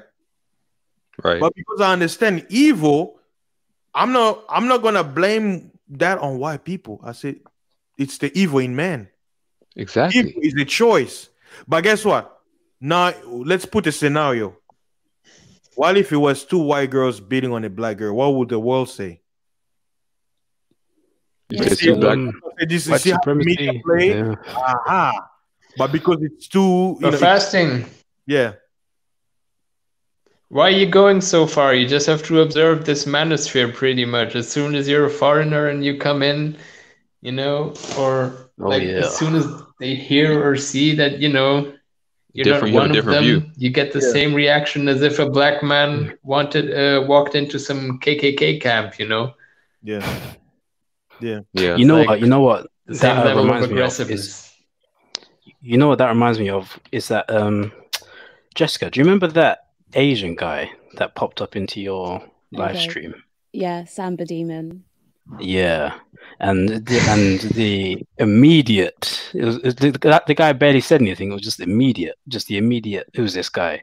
Who's this Asian guy? What's he doing here? So like, is that hostility all that necessary? You know, but that's why I try to give him a chance. Like, yeah, I try to just keep. He was weird, keep but him going. No, he was. He was.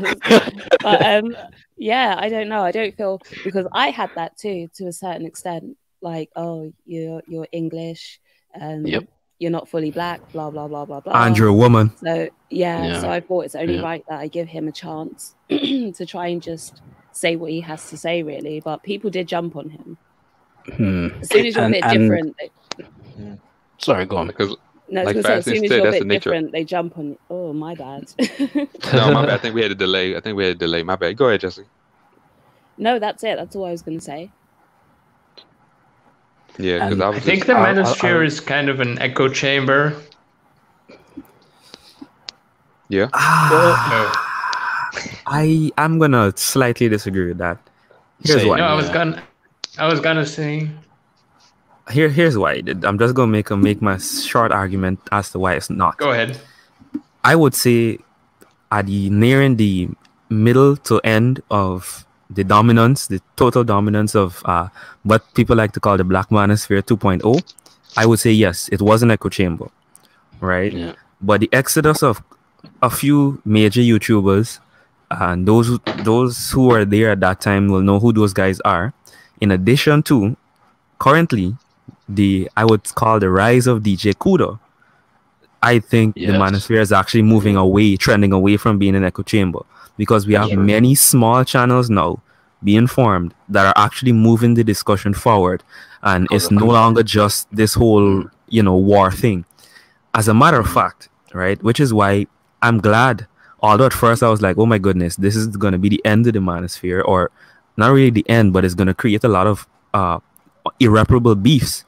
When I saw the battle between Stream Team and that whole issue, I thought, shit, this is bad, right? But then what happened? What came out of that was the whole thing with DJ Kudo talking about improving equipment. If you have an idea, you make a channel, you talk about your stuff, and you do it your way, right? Don't bother with what these guys saying. You do it your way.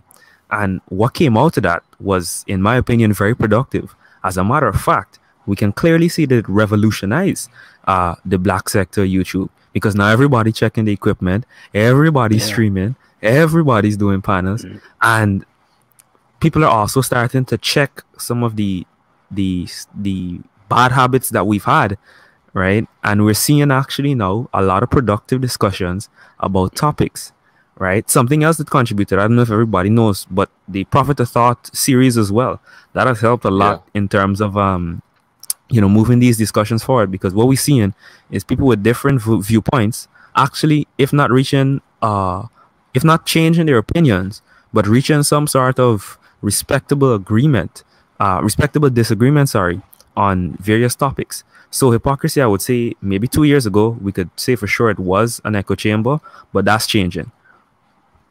Yeah, I think that I have to disagree, kind of. Okay. Because I believe that everything's like going forward in the sphere except the topics being spoken about, and it's simply this constant circle jerk of women. Yep. Facts. And as soon as you come in with some logical other topic, people snap at each other, people dox each other and stuff. And all of a sudden, so it's like, is this the manosphere or is this the dating sphere? Well, I get that, because I've noticed that a lot of times that people are not open to hear different views. people are not open to hear something like, I like DJ Cooler. Me and him are cool. We from the DMV. We talk all the time, and he knows that I know what he means when he says game. But when I talk about men, I'm saying, look, men, the issue with game is that you have to acquiesce yourself to someone that may not be in a logical mind frame.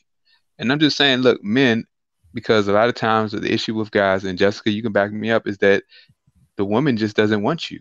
And when you have to put yourself on a woman who is showing disinterest, you have to then bribe her. You have to come and what you're doing with the seduction is that you're trying to convince her of something she's already made her mind up. And that's going to allow you to be exploited, because when a woman really wants you, she's already open. She knows the barriers, yeah. Now, there are some situations where you can prove yourself to a certain degree, but even then, that there's a barrier that's already been accepted with her, that she's making herself available to hear you. And I don't see a lot of guys. I don't see that. What I see is a lot of guys chasing women who really don't want them, and then trying to say, well, let me try to convince you and put myself into like verbal bribery or some kind of bribery, which is not really good for men. Because women actually, if men invested in being valuable and producing, becoming the best version of themselves and just raising their standards to make sure that they're on the right side of right, then you only want a wise woman to see you. You don't want everybody to see you, because then you're going to start attracting the deceivers, the fools, the idiots. And it's like, the whole thing with game is that it blinds you to who you're choosing. You're just convincing people to want you, but you're looking less as if they're worthy to be wanted. For them, are they worthy people that you want, or you just want to convince to see, see, a lot of people bring their own misery into their lives. Sometimes if a woman didn't show you interest and you accepted that might save you a lot of headaches, because maybe she doesn't want a logical dude. Maybe she doesn't want a dude who's respectable. Maybe she wants a fool. Maybe she's in an immature, foolish mindset where she wants another fool to entertain her foolishness. Yeah. But if you're a logical thinking guy and you see a woman who doesn't like that, and instead of looking at, maybe her mind isn't where my mind is, but I'm gonna force it somewhere where it doesn't fit. And then when I end up, when it doesn't work out, I'm going to blame all women, or I'm gonna blame all men. And to me, that's stupid. Yeah, I get it. I think that if a woman rejects you, you should just look at it as at least it stops you from wasting your time, right? Exactly. But then I do get from the other side of the spectrum that if it's constantly happening to you, then you're going to be like disheartened, and after a while you're going to start blaming women. I get that that's going to happen. I just say that energy that they have, that they're putting into blaming women, just put that into just working on yourself. Exactly, because then the more value you attribute to yourself, whatever you say will have more value to anyone, because everybody wants a valuable person who has something to offer. Don't just kind of cover up your weaknesses and insecurities with verbal diarrhea. You didn't really increase value in yourself. You just said a whole bunch of words that you can't back up. Yeah. If And anything, it's only. Oh, you got it. no, I was just going to say, it probably would be more disheartening if you start putting in a lot of effort and then they still reject you. Exactly. So you're better off just taking the cues in the beginning and just leaving. And then on top of that, when you have that energy built up in you of just getting angry at the world, it's not productive. If anything, it's going to hold you back. So you might as well just take that energy and put it into something that is going to be productive for you, rather than just, because some people are just angry about it and it gets you nowhere, to be honest. Exactly. And respect to DJ Kuda, because he's actually given a concise definition. He said it's just a process to describe the logic of what he's trying to get something he wants. I get that. And I don't have no problems with him, because I understand DJ Kuda is a level-headed guy. He's not coming to try to, appeal to a woman who's on a totally different standard. But a lot of these guys, I want to try to see this woman, and she has maybe she has hoish ways, but I'm gonna get the game. I'm like, you don't even care what kind of woman you're bringing in your life. You just want to You know, and I see a lot of that. I don't see a lot of level-headed guys who are, you know, who are using what is considered game from logical people in the correct ways. It's really, I want to get a corrupt woman. I'm gonna use game to make her mine. It's like, bruh, that's why so many guys that are complaining about divorces and all this other stuff, because they're blinded. They're blinded not to see their own issues and quick to just want something without vetting it and using proper discernment. Hey, But when I Listen. say that, let me tell you something. When I say that, man, you're just hating. I'm like, I have no reason to hate. I'm at the point right now, you know, I'm just about 40. I'm not in no interest to put notches on my belt or to prove something to myself. I'm not there. You know, like for me, like talking to you all, the quality of the people I'm talking to right now is worth a lot. We can talk, we can respect each other. This is what people should be like. Yeah. Hey, Hawk, just to add a little comedy. Guess what? Kuda predicted. He say, starting, you know, he's like yesterday. He say, you know what people will be talking for the rest of the week? Game. See, I like Kuda though. Kuda's cool, man. He's cool. Good, yeah. Yeah, cool. It's cool. Yeah. The whole. Could I? Yeah, hypocrisy. Go ahead, man. Go ahead. Yeah. No, go on, Jessica. You sure? Yeah. Okay. I was just gonna say the whole game thing. Some parts I can get down with, other parts I can't. Like, I don't see any problem with like improving your social skills, right? If you're lacking in that area, I can get why you'd want to work on it. Right. But Yeah. the things that I have a problem with is, one, when it comes to when they're suggesting like these tools of manipulation. Exactly. So like, you know, when they talk about like neg theory, so like you'd say Yeah. something bad about a woman to get her to feel a bit lower, and then she's going to try more. I don't think that works. Like, when guys are trying to be manipulative, like I always say this, women's number one weapon is manipulation. Yeah. Exactly. Like, for guys, you guys have strength to protect yourself. Women have manipulation. That's like our main forms of protecting ourselves for survival, right? And so you're Right. never going to out manipulate a woman. Thank you, Jessica. Thank you. You're And look, just- see, You're not. she said something powerful here. Men, and this is what I meant, where you're taking on the mind of a woman in a realm that she controls. See, that's not our realm. As men, we want to qualify ourselves to be who we need to be, so that only the woman is worthwhile, that values the things that we represent, can only see us. I don't want every woman to see me. Some women are so foolish that I'm glad that they walk past me. I don't want them. I'm not trying to just feed my ego. If you're trying to, like, I don't have any drama, and I strategically made my life. I had a very tough childhood, so I strategically made sure that I'm going to be wiser. And wisdom is something I had to seek. It's something I had to humble myself in my situations to really go through a process of examining myself and owning my own and being accountable for the choices I made. It wasn't easy to come to the stage where I'm at now. I had to own a lot of things. I had to, you know, I tell guys all the time, for every woman I chose in my life, it was my fault that she's in my life. Something in me brought this woman here. If she turned out to be something I didn't like, I can't blame her. I had to look inside first. Yeah. What about me was deficient that I couldn't see what I really had? And Hey, see, Hawk. that's how I think. Yeah. Hey, Hog, you know, not to different from the stream, how, you know, the topic, but I just wanted to mention, you know, earlier when I talked about censorship, right? Check this out. I just looked on my phone. Sub-Zero 3639 had a test live, right? I guess he was testing his live. Guess what? When I clicked on it, this is what it says. This video has been removed for violating YouTube terms of service. Wow. Wow. Look, man, that's what I'm telling you, man.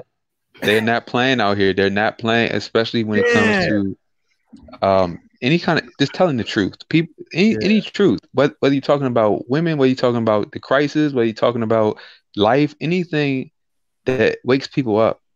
It's like the world doesn't want you to know.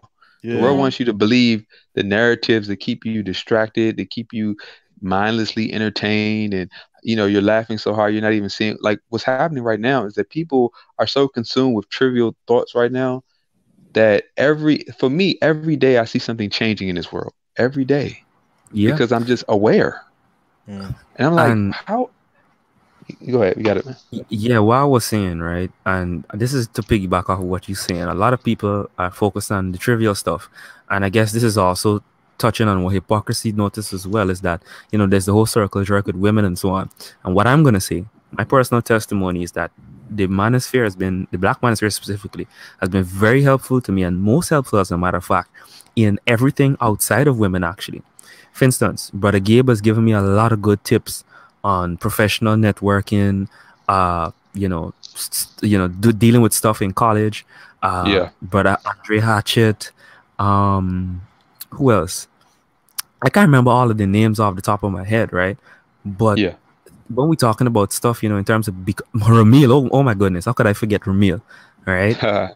All these guys giving a lot of great information as it relates to how you, as a young Black guy, could improve, and just improve yourself socially, right? Right. And what I can't understand, right, is that they don't see. Listen, for instance, just out of Ramil's streams, you've seen 2 or 3 guys that Ramil now knows personally that he would have helped build some sort of business and that kind of stuff. And all these guys are under the age of 25, right? Yeah. Now think about it.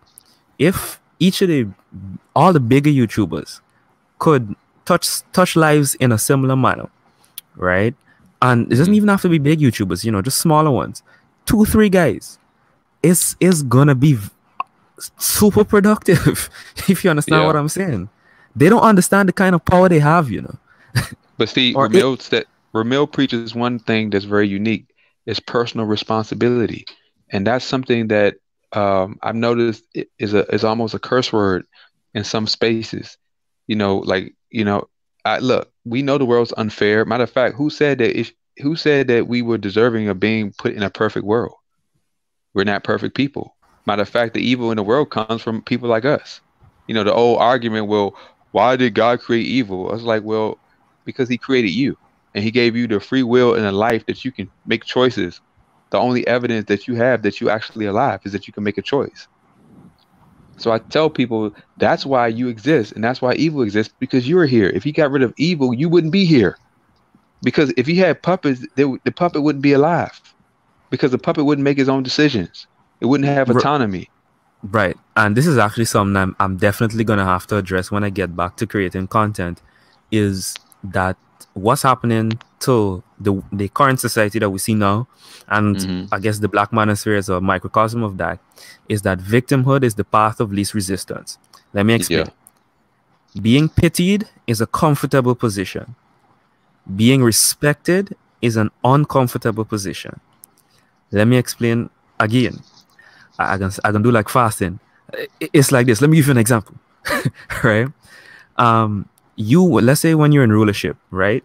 Whether the people below you hate you or not, they still respect you. They're like, damn, I have to respect the power.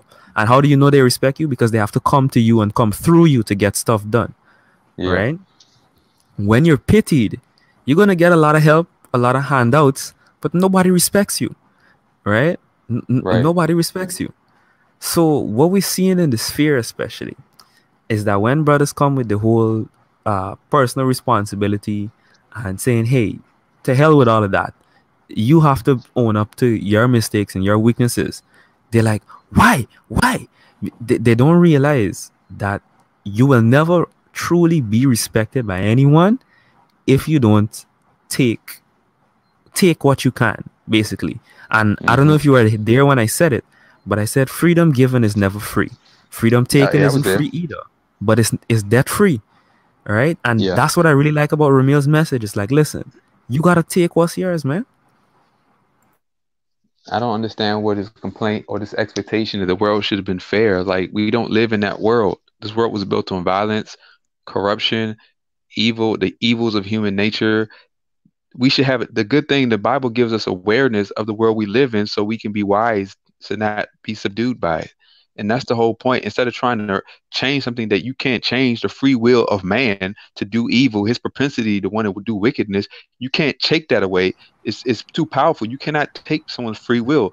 You cannot litigate evil because the lawless don't use the law. Yeah. Or they make the law that they don't care about. Yeah, like I'll put it this way, right? What does science teach you? They say, was it the law of the jungles? Was it what's it saying? The law of the jungle, was it be eaten or eat, right? Kill or be killed. Eat or be eaten. Yeah. So if you have that rule of law, how can you, when people talk about morality, that's from the Bible.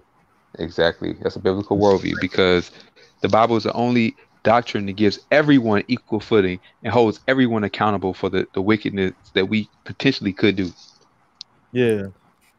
But I think people, the thing when it comes to Bible, Hawk, you said it best. You say the Bible makes people look in the mirror so they can look deep inside, and people don't like to look in the mirror because looking in the mirror will show them, because it's a reflection. Hey, you got pimples, you got a crooked nose, you're getting fat, your shoulder kind of messed up. What did you do, right? You guys stop. Oh, you know what? You're growing some beard. Oh, I see some white hair. Oh, you're balding. Face reality. Hey, but that actually goes right back as well to looking in the mirror, to the whole issue that the manosphere, the black manosphere especially, has with women, right? Listen, women are gonna be around. You unless you are YouTube, you can't take them off of YouTube. They're gonna say what they want to see, right? And this is where I always, rock with what Hulk and Ramil says is, listen, you do you, let them do them, right? I don't understand why some guys make it their mission to either beat or intimidate women out of the space. They're going to be here, right? Now, you can do like Ramil and say, hey, you can't come up on my panels, that type of stuff. That's fine. About a fee. At the end of the day, or a fee, right? You control your domain and, operate accordingly. When you turn it into a tit for tat, you're lowering yourself to, that whole, I guess, plane or battlefield of just being illogical and emotional. Man, I don't even have proper words to describe it, but I honestly don't get the point. Like, here's the other thing. If you're going to talk about them for 8-hour streams and all that kind of stuff, don't you think they're going to be looking? Right. Don't you think they're going to be looking? Don't you think they're going to fire back? Especially that we know that the mainstream media is not necessarily under their control, but they have a lot of sway there. Come on, man. Like, for instance, and I'm glad Kuda pointed it out, a lot of the topics that you're seeing, what these women, man, they did not The View, man. Those women on YouTube, shucks, Lisa Ray and them, a lot of their topics are spawned off of stuff that's discussed in the black manosphere, which is how we know that, they're looking. And for the people in the UK, you can see it as well too. A lot of the bigger UK YouTubers, a lot of their topics as well spawn off of topics that are discussions that are occurring at the micro level in the black manosphere. So what I think is that guys just need to focus more on what's the next step. We have identified the issues. We have to start looking now at building, looking at solutions, looking at and everybody's going to come to the same agreement on, hey, this is a solution, that's the solution. But that's really what we need to be focusing on now. I honestly don't think there's room for, all these open wars and stuff that's still going on. It's counterproductive in my opinion. Yeah, a lot of people don't realize that, just to talk about white supremacy, I tell people, evil people don't care that they're evil. They don't care that they're evil. But what is it easier to do? To convince somebody who doesn't care about the things you're saying, or to realize that you can hold yourself up to the right standard to make sure that you're right, you're correct. Instead of trying to change somebody who's happy being wrong, are you making sure that you're correct by the proper standard? That's all. That's all that it's about. And see, I don't understand like this impossible feat. People don't understand slavery. Slavery is relatively short in human history. The world has been evil, and slavery has existed on every country in the world. This is the nature of the world we live in. Yeah, every quote-unquote race of people has been enslaved at some point in time in the history. And matter of fact, I would say that it is just turned into one form or another. I mean, look what the world's doing right now. They're trying to control how you make money, how you move. We're still in slavery. They're getting rid of money. Fast thing, you brought up the coin shortage. People can't even see what that means. They're getting ready to put this world on a global digital system that you have to be qualified to re-enter the economy. Because once everything is digital, if you don't meet the qualifications, they can cut you out. Yeah. Now, Hulk, you saw the article I sent you on IG, right? Where they're piloting the digital whatever it is, in Africa, right?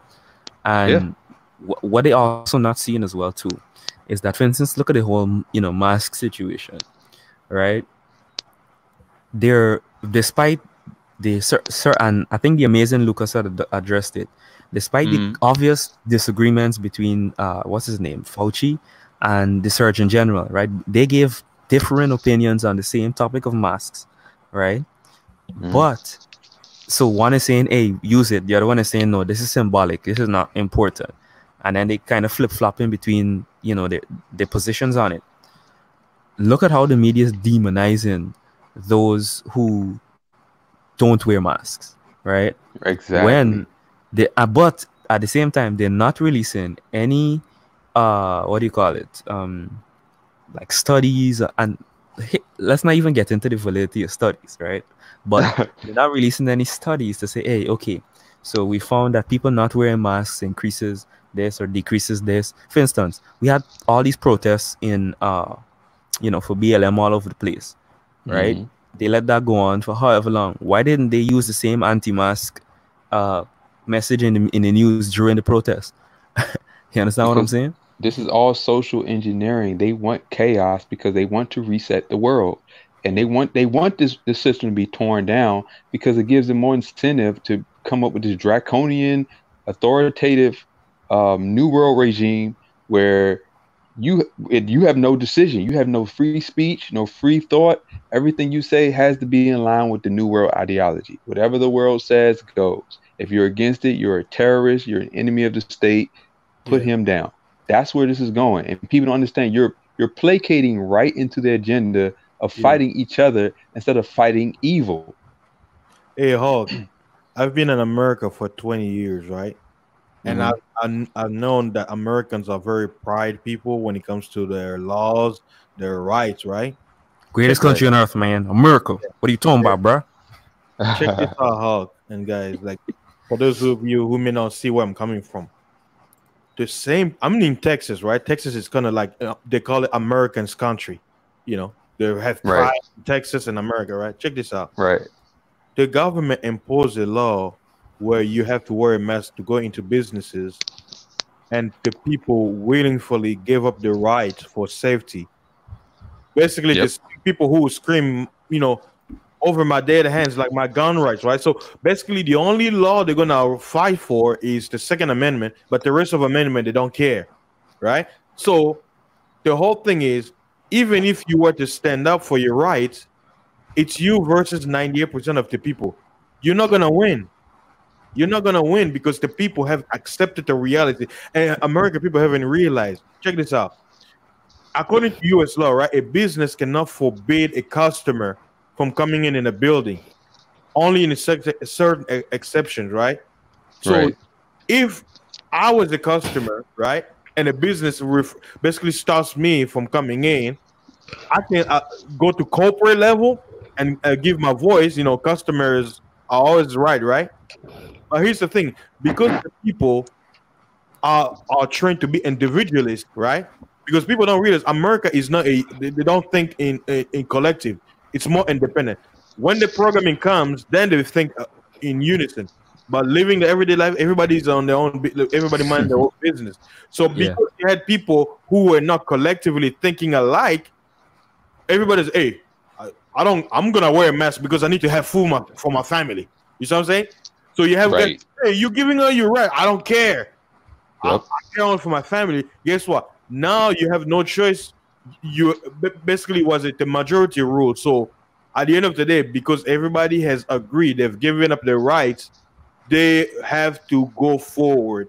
And anybody who doesn't acquiesce to the rule of law, you're gonna starve. That's the end.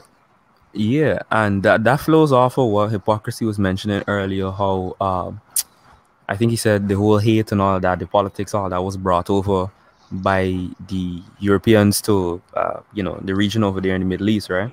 And what we're seeing right now in society, right, is that basically everybody's being pitted against each other. So we have the gender war, man versus woman, right? And then within the feminist movement, we have the woman being pitted against her own child, her own, I guess, seed, progeny, whatever you want to call it, right? And what people aren't realizing is that, hey, the loser in all of this, right, is society itself, right? If men and women are at war with each other, there's nothing productive is going to come out of that, right? If the women hate their own children, or killing their own children, or not taking proper care of their own children, we're gonna see what we see now, which is in most large Western and even Eastern countries, birth rates are tanking, right? We're seeing STD and STI rates skyrocketing. We're seeing, marriages in the legal context, we're not going to get into that, but those rates are decreasing as well too. And we're literally just seeing, pretty much, you go on the media, you go in public, you go on YouTube, and all you're seeing is, hey, I hate you, and let's go at it, back and forth, tit for tat. And what's so funny is that everybody's fighting the so-called power, or they claim to be, but they don't realize that they're just fighting each other. Exactly, and that's the whole goal of this. Like I tell people about when you talk about the mask and what's making people sick, I say, do you know that geoengineering has been going on? The government even admits that they spray barium, strontium, and aluminum and sulfur compounds in the atmosphere. Everybody knows what chemtrails are. If you look in the last 5 years, it's been insane. We barely get blue skies anymore before you start seeing them come through with the chemtrails. And I tell people, it's funny because with the technology, with this weird vaccine they're trying to come out with, nanoparticles and quantum dot technology and stuff, that somehow coincidentally reacts with radiation, that we're not going to say the word because you'll get your stream flagged. But think about this. The things that they're doing, the terraforming they're doing on the planet, with people with pre-existing conditions, which are the main people who were always dying and who are now being counted to die, those people are not going to be able to survive this transitioning world anyway. And they had to come up with something, because how else are you going to explain while the people who are already hanging on by a thread are just being pushed off the cliff now? What is happening? And exactly this geoengineering. Look, I and a lot of people I know, they got sick last November and December in my area. And we all noticed that they were spraying heavy. I saw tic-tac-toe lines in the sky. I've never seen it before. Listen, a few members of my family. Sorry, I just got two sentences. A few members of my family, we were sick for almost 2 weeks. I lost about 10 pounds. I was coughing, sneezing. It was horrible. Right? It was horrible. Sounds like I need to catch that sickness. No, you don't, Jessica. You're gonna lose in a way that it's not gonna. Trust me, it was not a good feeling. But I feel what you're saying. But I mean, it's crazy because we know the government poisons the food. Look at the things that are allowable in our food supply, allowable, and this is by FDA regulations. We're already designed to be poisoned. Like, why is it shocking that the government will continue to poison you and lie about what's actually doing it? They've been doing that. That's always been the truth. The narrative is that they make a scapegoat and say, oh, it's this, is that. Let me tell you something. And I'm just asking a logical question to everybody. Does it make sense that we being created on the planet that we live should be allergic to flowers? That we should be allergic to food? No, but guess what happens? When your body has been infiltrated with so many poisons, I mean, what you eat, what you breathe, the chemicals you put on your body, the water you drink, your body's being influenced with so much toxic and chemical exposure that your body goes into this autoimmune explosion. Now, breathing, everybody's born with asthma. Your skin, which is your second kidney, everybody's born with psoriasis. Let's not mention the vaccines, the psoriasis and the eczema at birth now that wasn't always there. Now everybody's allergic to food. And, and I tell people, guess what? People with peanut allergies didn't have allergies until they started spraying pesticides on the peanuts. How many foods are genetically modified and sprayed with glyphosate and pesticides? And we're blaming the food, but it's really the poisons that's in the food and the fact that our body has been weakened, that just doing basic processes causes an inflammatory response. Yeah. That's what these allergies are. Breathing a flower shouldn't affect a healthy person, but if you're already sick from vaccines at birth, from breathing poisons for a decade, from eating toxic food, then pollen getting in your respiratory tract is going to cause an inflammatory response, because your body, your vitality has been robbed from you for a very long time. And what's left is just the husk of a human that the world doesn't want you to know your true vitality, because if they didn't have, why they really poison us so much? They don't really want us to know how we would function at full vitality, because then it will be obviously that you're made in the image of a creator. Yeah, but no, you're sick. You won't age fast. People don't realize sickness make you age faster. Exactly. That's one thing about like the Brexit, and now that we're leaving the EU, we're going to lose all the food laws. Like Nimble, you probably know this. We're going to lose all the food laws, and then now we're planning like food trade with America, and so we're going to get all of your products, because there's so many things that are in food standards, that are in America that we don't use here. It's like literally it's banned, but they have it in America, and now we're moving out. They're going to have it over here. Yeah, they're going to bring Monsanto. They're going to bring all these people over here. But let me tell you something. Do you know that 1,300 people die every day from smoking? 14, and I know you smoke, Jessica. You should quit. 1,400 people, like the cancer and the heart disease rates are insane. The cancer rate, you know how many people are dying from these man-made illnesses nobody cares about? If you look at the numbers, and I did it. I put this all on my Instagram page. One article, I broke down the stats of how many people are dying, and these are CDC stats. If you want to believe them, that, like I said, use your common sense first about what you actually can empirically test yourself, and then look at the stats they're giving you, and you come up with a comprehensive decision based on you taking in account everything. Don't just trust stats without actually, putting them against something that you can actually verify in your own life. Like with the chemtrails, I didn't just say, they spraying chemical. I saw the moment they sprayed heavy, I got sick. I smelled, the air didn't smell the same. I felt weird. I know my body. I'm one of those people that I take care of myself, and I'm very aware of changes in my environment. And think about the medical industry.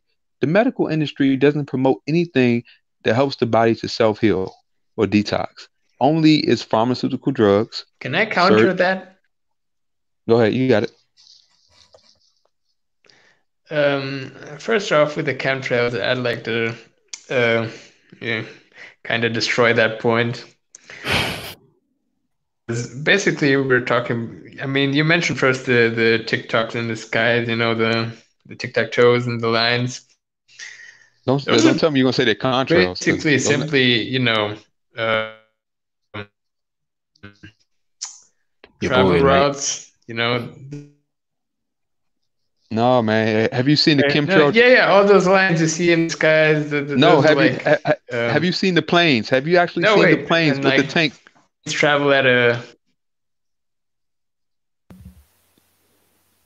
Hey, Hipparchus, I think you're bored. Yeah, I know there's planes with tanks. Of course, in some countries they have them for rain and stuff. No. Trust me, bro. I know you're thinking of contrails where the atmosphere is colder up there and the plane is giving off heat exhaust. Let me tell you something. Contrails do not last, and they do not expand, and they do not create clouds. Let me tell you, you can look. This is CIA unclassified documents. If you want to trust what the government puts out there, this is not something. Remember, the government knowledge and what the data that they're telling you is not always real. They want to deflect you from seeing the truth, so you will believe whatever narrative they put out. Like the hospital industry doesn't want, and the hospital industry and the food industry work together because they want you to eat everything that's going to make you sick, so that you can go to the hospitals and they can prescribe you pharmaceutical drugs. This is all a network, a web that you're caught into. They need you sick so they can then profit there's- off of you. Go ahead, brother. Continue. There's No, a I- problem in your point because you have sites like Flight Radar 24 and stuff where you can basically track planes responders, and if you just simply track them and see what's going on in the sky, you see it's mostly civilian airliners. You know what I mean? And they don't have the capacity to add certain extra tanks, so-called, for whatever fluid it may be. Well, let me ask you a question. When you say they don't have the capacity, what do you mean? Like, they have that 747 jumbo jet for the wildfires and stuff.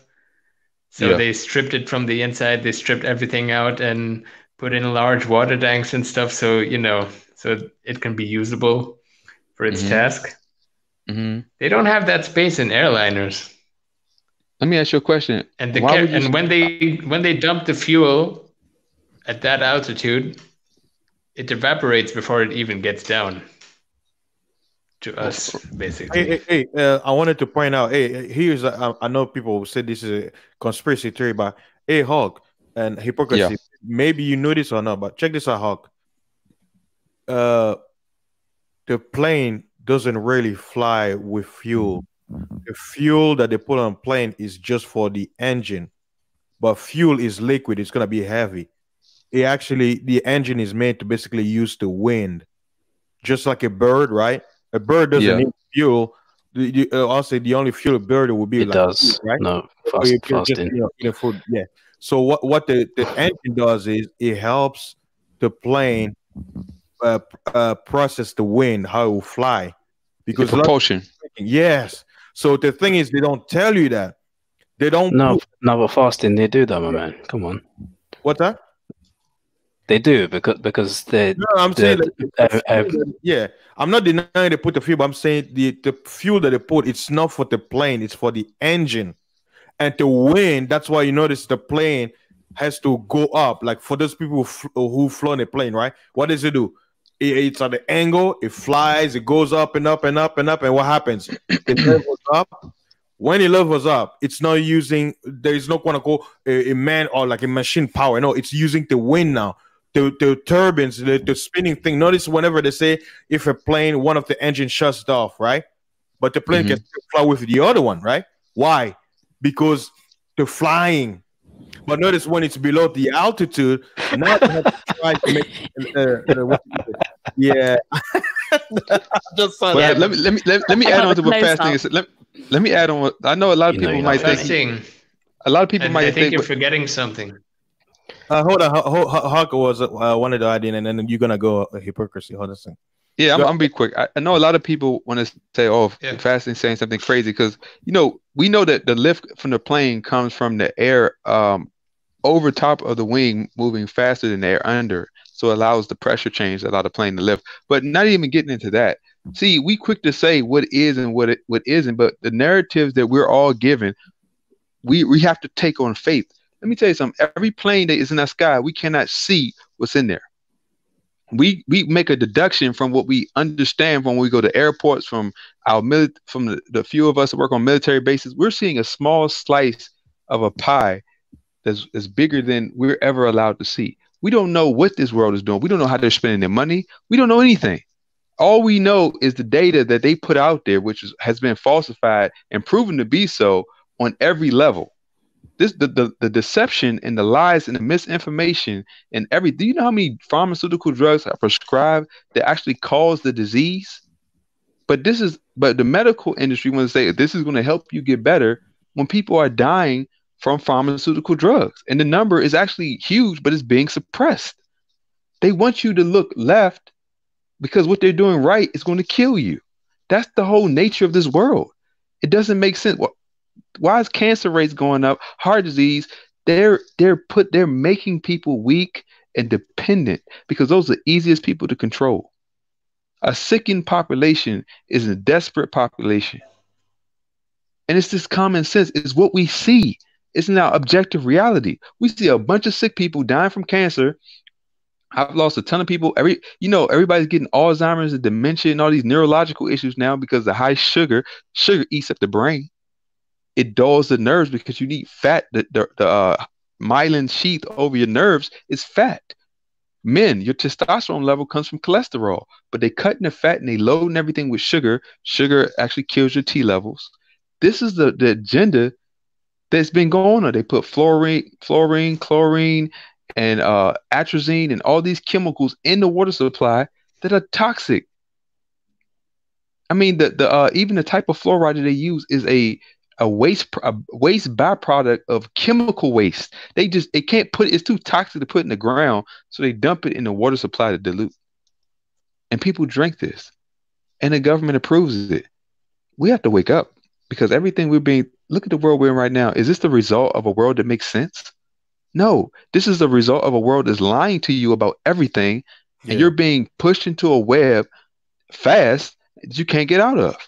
Hey, Hawk, what you just say, Lou just posted. He said fasting is life. Well, they fooled me when I flew in the military. But really, though, the engine needs fuel. And that's all I'm saying. The engine needs fuel, but guess what?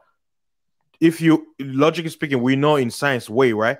Imagine a plane that, that needs to fly, but then you add in liquid. It's going to make it heavy. You won't be able to fly because I knew there was a documentary. They're saying, oh, they have fuel on the wings. I'm like, bullshit. You need the wings to be as lightweight as possible. The only thing that needs to fuel is the engine. But the whole plane, for it to fly, it's basically, it's just like a Wi-Fi, right? Not true. Like, I mean, you can find out. The Wi-Fi, right? This when I talk about satellite, right? I tell people whatever they call satellite, it's just literally a drone that's within our Earth, right? Because they told us in science what they say in space there is no air, right? And they taught us what for you to have radio wave, a signal, you need oxygen. So how in the hell are you gonna have something out in space where there is no air sending a signal down on Earth? No, it's a lie. Well, not just that, floating drones in the sky. They're not outside of space, quote unquote. Not just that, an infinite vacuum pushing on a controlled system doesn't make sense either. There's no physical equation that can contain an infinite vacuum, but yet they say that. Look, all I'm on science against them. See, and then here's the thing. Same thing about with this pandemic. Hulk, check this out. What did they tell us? They told us that a virus cannot survive, within less than 84 degrees Fahrenheit, right? Now they try to backtrack their own science that's been in the books for 50 years to say that, well, COVID is different. It has morphed into something more than it is. It's different on every level, according to every level is different. And see, that's what they're making it so subjective and so relative that everything is COVID, and COVID is everything. Every symptom you have could be COVID, symptomatic, asymptomatic, sick or not sick. You could just have COVID because the PCR, the RT-PCR panel test that they give only tests for an RNA sequence. It doesn't test for a isolated, purified, verified, visualized form of any virus because one has not been visualized. Yeah. They have Koch. They have Koch's postulates, is what the virologists use to isolate a virus from genetic material of a host to actually get the virus from that. And even what we call viruses, man, look up exosome theory, man. I'm trying to tell you what makes sense. If you look at germ theory and terrain theory, germ theory says that it's some outside microbes pushing on you and you're just sick, or the terrain theory that your environment and what you put in your body and the environment in which it's exposed to your body actually affects you. Dr. Sebi even said, for those who know him, viruses don't exist. It's just cell erosion. Your cells are being eroded by what? Toxins and chemicals in a harsh environment. We know that exists. Everything is corrupted. Everything is polluted. The food is corrupted. Everything is chemical, all over, sprayed. We know that our terrain is messed up. But they want us to believe that it's these pathogens, because we get caught up in word porn, a virus, a bacteria, this and that. But you know what? When the cell is damaged, it affects the surrounding cells. You can call it whatever you want, but it all starts with something eroding the cell and messing up the function of how it interacts with the surrounding cells. And that's something that is common sense and can be tested. But all these things, good and bad bacteria, they say, probiotics, prebiotics, your gut bacteria, good bacteria. Okay, so if we killing stuff, we got to kill the bad bacteria, not kill the good bacteria. I mean, or are we just trying to stop what's actually eroding our cells, causing the cells damage that's affecting the processes and the functions to which they perform where they are? That makes sense. But we're getting caught up in words. Remember, this word epistemology. How do you know what you know? And how do you know what somebody told you is true? How much of this world of the information we have can we actually test and repeat according to a method that is logical? Not much. A lot of it, if not most of it, is just believe what authoritative bodies tell you. Believe them. You can't test it. The research, we did studies and research. It's always hidden. It's never public, and it's never able to be scrutinized or tested.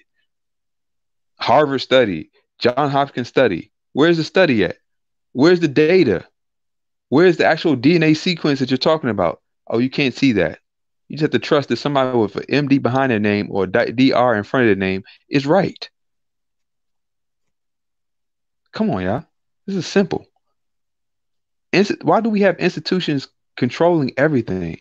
Because the narrative of how information is put into the public has to fit the authoritative governing body's narrative. Are you educated or are you indoctrinated? What is the difference? Are you being told how to think or what to think? Can people even know the difference? Is your history that you're being told real or is it false? People have a hard time believing that Jesus Christ existed, but they'll believe that Julius Caesar existed, even though there's more evidence by manuscripts that Jesus Christ existed, even by non-believing and believers. There's secular history of Rome and Greece that account for the life of Jesus Christ. But people don't want to believe that. The whole thing is, like I said, people pick and choose what they want to believe. Why? Because there's a narrative. And, to give credit to hypocrisy, that's why, this conversation began. Because Hawk, if you don't know, hypocrisy, he's originally from Israel, right? But after having a conversation with him, he mentioned about how, they'll hear his origin, right? They'll be like, oh yeah, this is where you're from, so they're gonna have like a prejudgment based on his background, right? But after talking with his brother and find out his origin and background, people have to realize in Israel there are different kind of group, right? Because they have, it's one nation that has different groups. Just like in America, you got what? You got people who are originally from Vietnam, Colombia, Brazil, right? Not different immigrants, right? So by me talking to him without, right? I was able to pull information that will be like, oh, okay, I understand where you're coming from, but I won't be able to get any information, if I wasn't, a decent person and basically have a peaceful conversation where I don't have any bias or any prejudgment.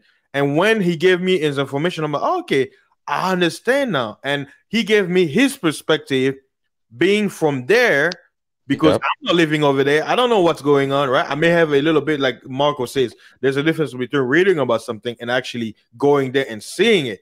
Exactly. We have somebody who lives in that area, and he gave me a story. Now, guess what? If I had all the mentality like certain people are here, I would have dismissed him. I'll be like, black. Oh, I don't want to talk to you, right? But I know I heard from him, and I was able to pull certain information. Why? Because I made him feel. I'll use a word like I feel welcome, and I'm interested in the information he was gonna give.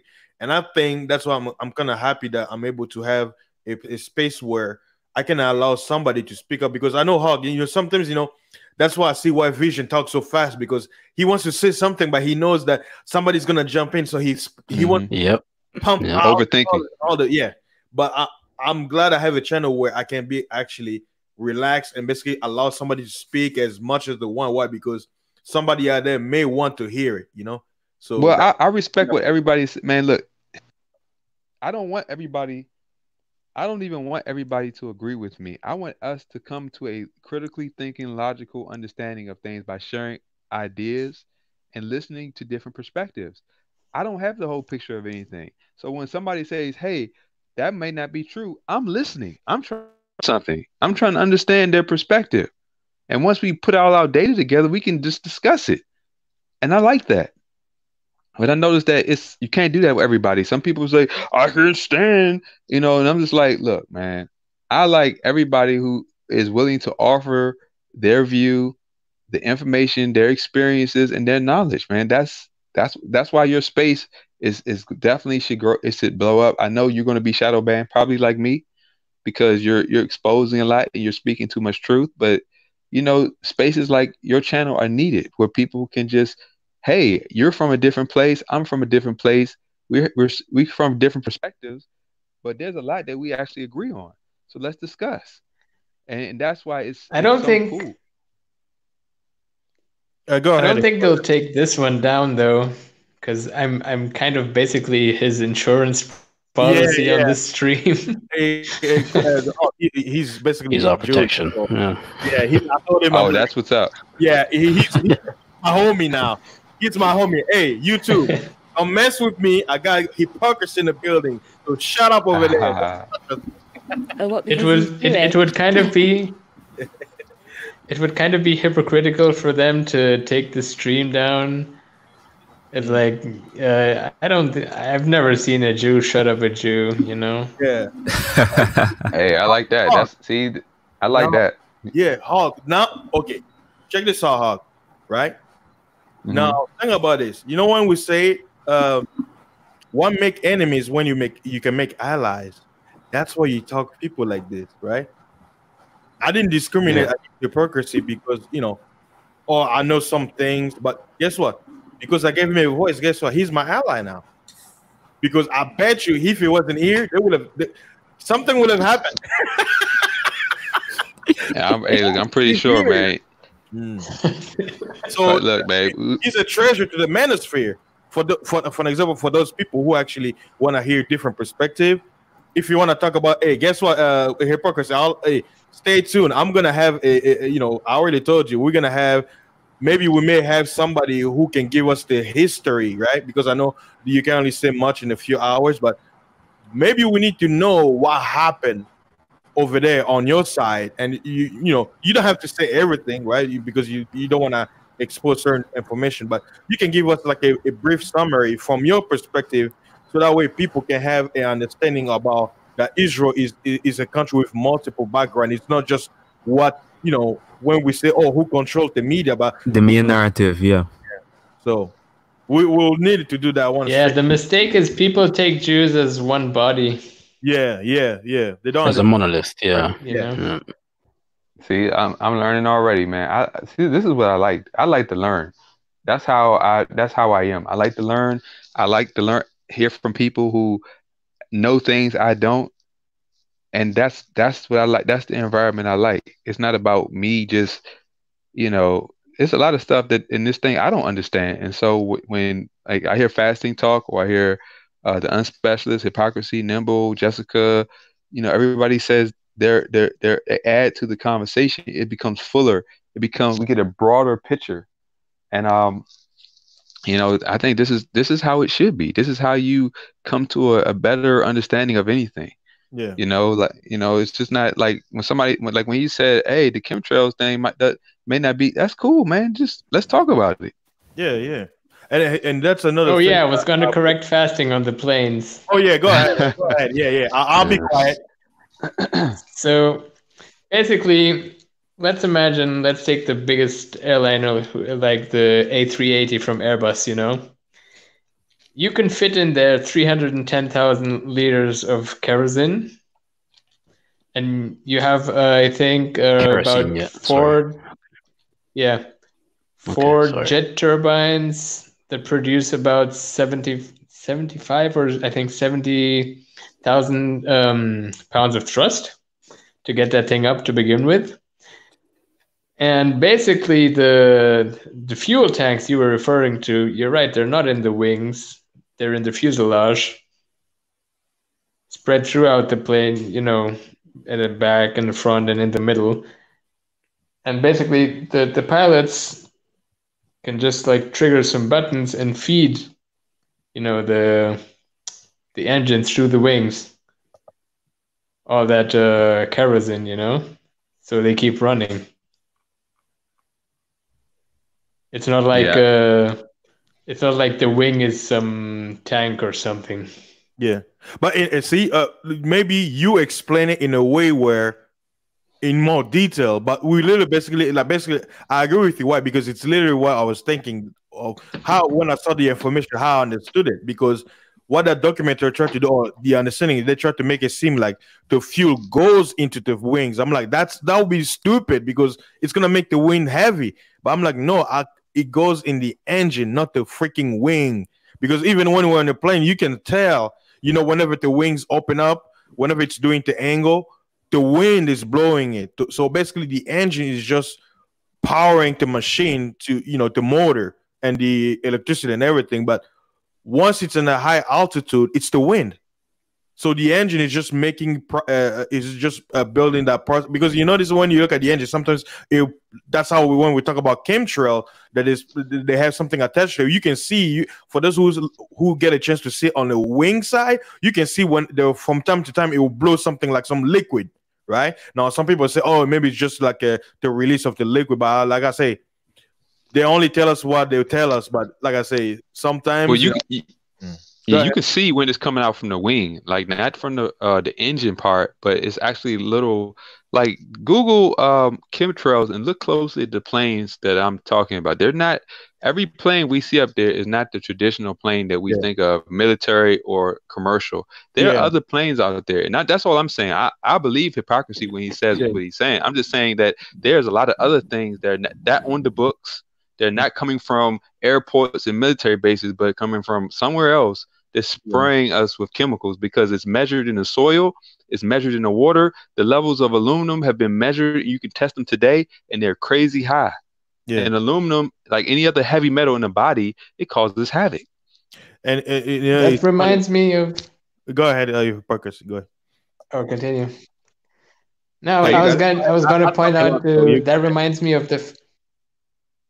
I was gonna say that reminds me of the fact that, like in most of our waters, especially in the oceans and stuff, you know, after the world wars and everyone, especially around the UK and stuff, or between the UK and Netherlands, the Allies were dumping all their ammunition simply, you know, into the waters, and you know, you have radioactive stuff down there.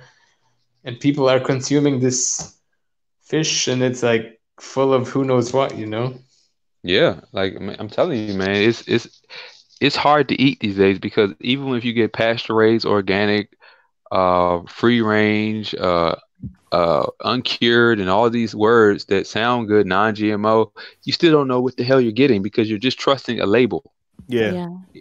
You know, I have to use vinegar and baking soda to rinse my vegetables and fruits off because I can get organic and still see a coating on it. I'm like, what the hell is this? And if you soak it and you look what's coming off in the water, it's like something's not right.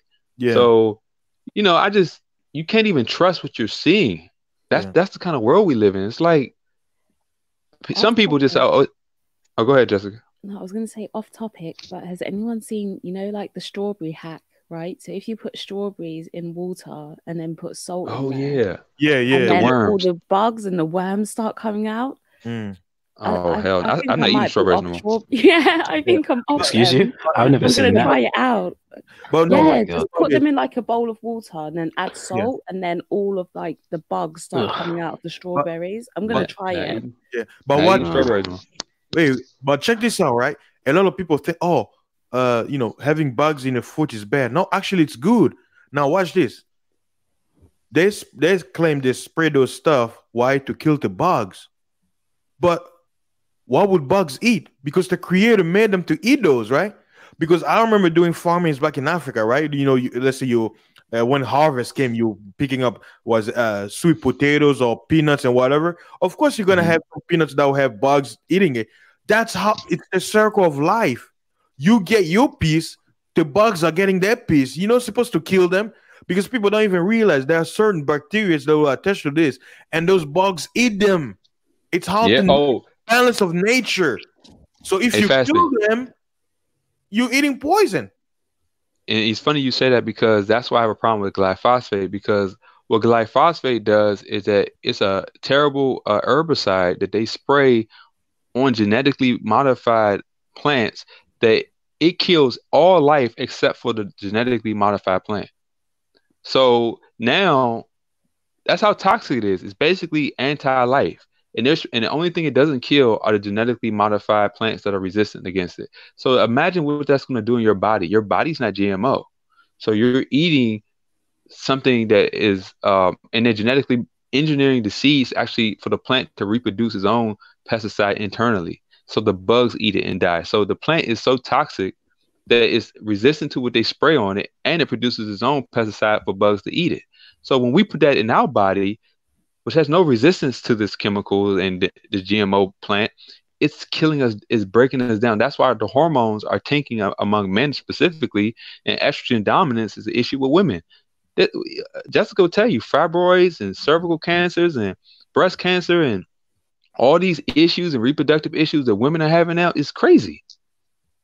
It is, and men, the low T, and all of a sudden the doctor want to stick his finger up your butt talking about your prostate. Let me tell you something. Yeah, the Most High did not mean for no grown man to have another man stick his finger up your butt for health. Yeah. Okay, you're eating, your environment, the food you're eating is the reason. Don't get indoctrinated to believe that you need to go get some.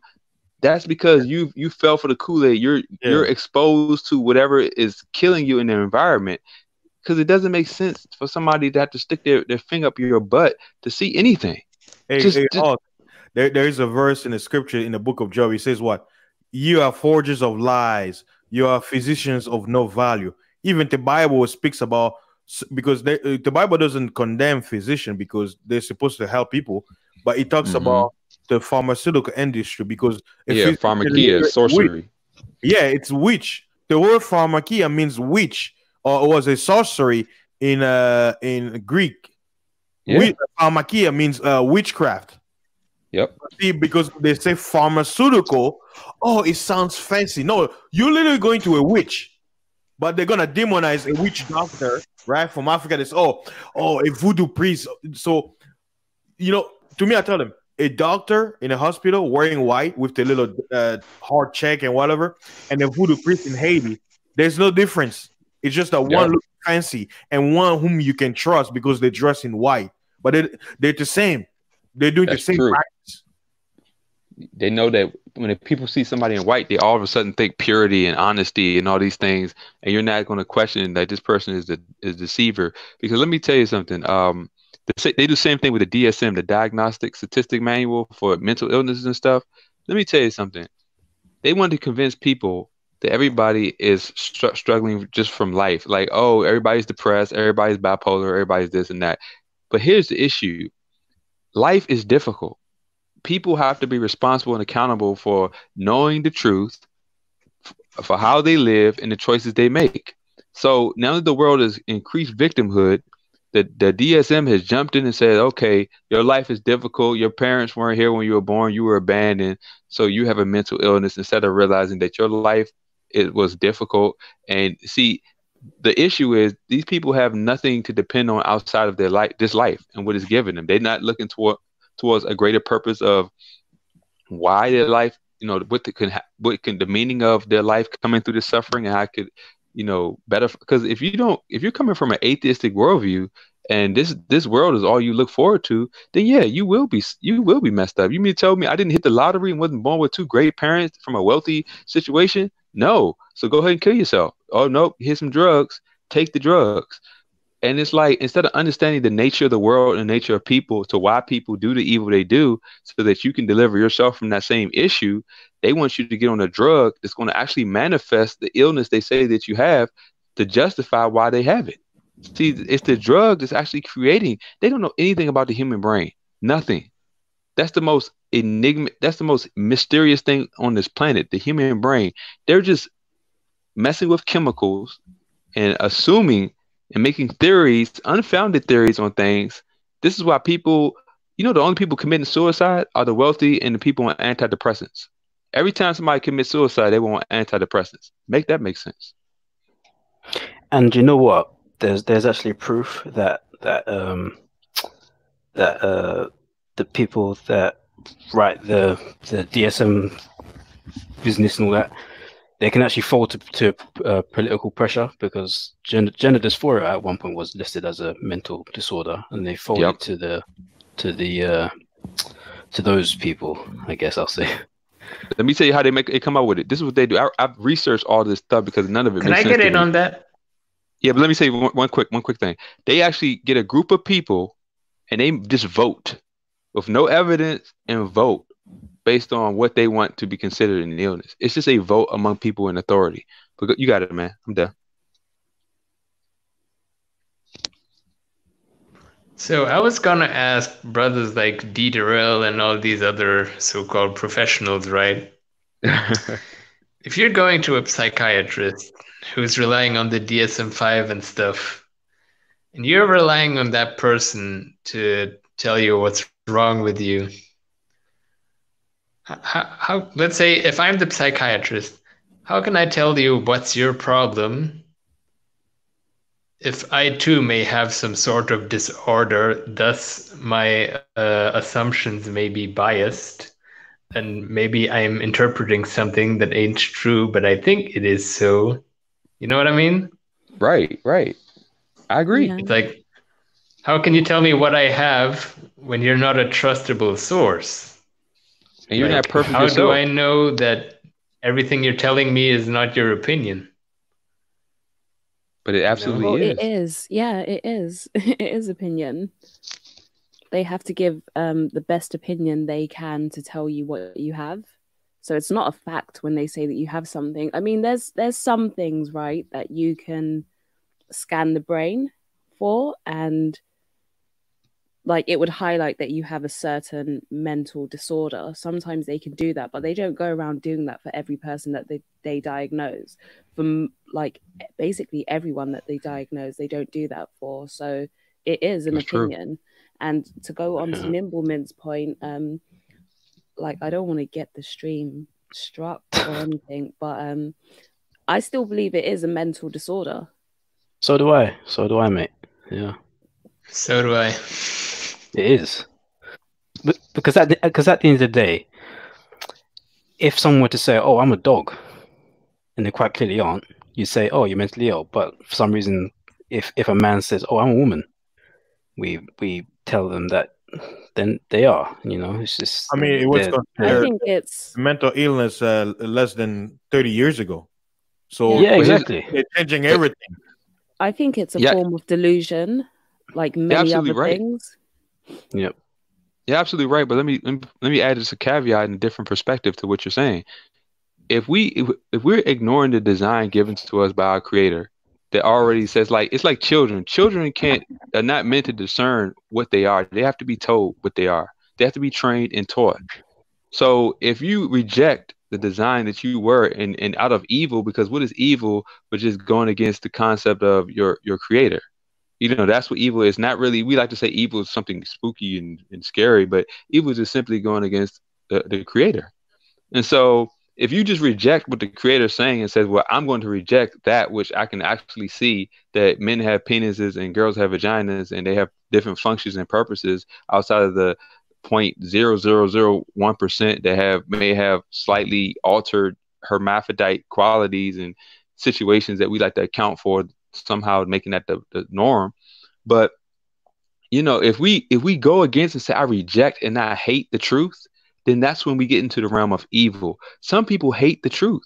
It's like when people realize that, okay, everybody has to work to eat, but one person says, I don't want to work, but I still want to eat, so I'm gonna justify why I need to take what you work for, and so I can be lazy and spoil your goods. That's evil. Socialists. But some people can say, oh, he's mentally ill because he can't understand the logic. No, he knows the logic. He just doesn't care about it. There's no way you can make people care about what's true. You can't make them care. This way, when it comes to the alternative lifestyle, and I gotta be real careful. I'm gonna be really careful. But I use a biblical thing about fornication. When we get to a certain age, it's natural to fornicate. Does that still make it right because I feel like I was born to do it? Or can I see my true nature as something wicked by looking at the results of going flying by the seat of my pants in it? Okay, fornication is a sin. How do I know? Because outside of the proper context, I can wait for the results to prove themselves.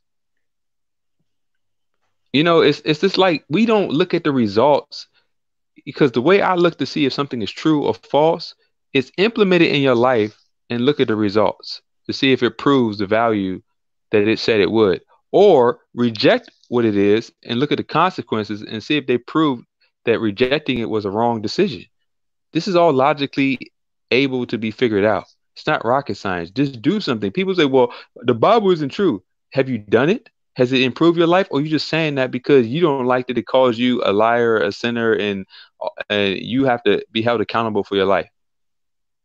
Or have you actually tried it? Because self-control, actually, having a understanding using the wisdom of the Bible actually can protect you from a lot of the evils that exist in yourself that the world will exploit. Just like rap music. We say the music, the media. Okay, but it's something in the what does the media cater to? It caters to the flesh. Most people don't realize their flesh is wicked. So what does the world want you to do? It wants you to embrace your flesh. Why? So it can manipulate you. Yeah. But if you don't know your flesh is wicked, then you're gonna dance to whatever beat and tune they play. Yeah, and because in this society they don't believe in witchcraft. They call it what? They call it, oh, it's fictional, right? They don't believe in magic, spell. And freaking Harry Potter was a box a box office breaking movie, right? Where a lot of children, guess what? I was like in high school when Harry Potter came out, right? Like the book, I remember my classmates, they were going, to buy the book. As a young kid, I really knew it was evil. I'm looking at the book, I'm like, that's evil. And then my parents were like, yeah, we're not gonna buy that book. But guess what? I was pissed because the first book, the Philosopher's Stone, was basically a requirement in my class. Guess what, Hawk? I never read that book. All I did was I was just hearing what everybody was saying, and basically when we had to write the essay, I was just scheming through the book and just finding what I need to do and just write the essay on it. I didn't want to read it because I really knew that if you read it, even though it might be an enjoyable book, guess what? When you're reading it, it's going into your subconscious. People don't understand. The people who study the brain, what do they say? They say your subconscious, guess what? It records everything, whether good or evil. And then you're going to go out there, you're going to make certain decisions in your life thinking it's your decision. No, you were influenced. So it's like a programming in your head. And when you act on it, if you don't have discernment, it's a programming. When you don't think, that's what people say when they go crazy. Why? Because their subconscious was filled with negative information, and that has affected it because their conscious was not able to basically restrict it. They gave it up. They just went with their emotions. Like you said, they went over their flesh, and the flesh takes over, and they become animals. Well, let me tell you this. I read about the cell phones, that it actually, the light from the cell phones, and it messes with your alpha, puts your brain in alpha state. Not all the stuff that television and electronics do. I want to see if this is true. Am I really addicted to my cell phone? So I simply just try to put it down and not look at it, not want it. And I realized, oh my goodness, I do have a compulsion to always want to look at my phone. Yeah. Like I tested it. I was like, I'm not controlled by this thing. And I put it down. I was like, I don't feel right. Like I need to look at I'm just like, whoa. Yeah. And see, simple stuff like that is ways you can test things. Just test to see things for yourself. Like, like somebody, I saw this thing on, I think it was YouTube, about the television being put on an altar for us. Like, if you look at how the TVs are set up, it's like an altar based on ancient times where they worship an image and stuff. And I'm like, wow, if you really look at it and step away, it does look like an altar with an image on it that we all sit and congregate and spend most of our lives in front of. And it's just like, we don't really see it And two, and if you think in ancient times, but if you look at it, it's the same thing. Yeah. Hey, check this out. Same thing with the Christmas tree, right? How many, Yep. I know hypocrisy is going to be cracking when I say this. How many atheists out there, right, who say that they don't believe in anything, right? All of them get on their knees Christmas morning with their children or family members to open the presents, right? Now, Uh-huh. the action seems innocent, right? Except in Israel. yeah. But check this out. When they're on their knees opening the presents, they don't even realize they're actually worshiping a penis. The Wow. Penis. tree is a penis. It's the You phallus. what, mate? But because, like I say, we live in a quote unquote modern world, but people don't understand everything is ancient. There's nothing new. It's just that you're blinded. Like, I'll put it this way: if you were to take one of the ancient people and you brought them here today, guess what? To them, they're gonna understand everything. And they'll be like, "Oh my God, man, y'all doing idolatry better than we ever imagined, right?" Look how they build bookcase. Or was it the bookcase, right? For to put the keys the TV. They Yeah. design it in the same way, like an altar. Everything is set Yeah. up the same way. And people don't realize that. That's why even my apartment, like right now where I moved, I don't have any furniture, right? But check this out, Hawk, to show you guys too. I don't know why I'm always saying Hawk, because he's like right in front of me when I'm looking at my screen. But check this out. Why do you have to have furniture in your house? Why? Is it because you want to, or because you're programmed to? Because my parents are like, why don't you have this? I'm like, I don't need it, right? Because they're in that programming, they're like, oh, you're a man, you're responsible, you gotta have this and that. So I'm like, and I looked at them then in the eyes, I'm like, I'll have it, but right now, I don't need it. I'm never home. So I'm looking at my life as, why do I need a big sofa where I'm never home? I don't need it. I have 4 folding chairs, right? I'm sitting on one right now. And guess what? Once my vacation is over, I'm back to work Monday to Friday or Saturday. I'm never home. And guess what? I don't have guests. And guess what?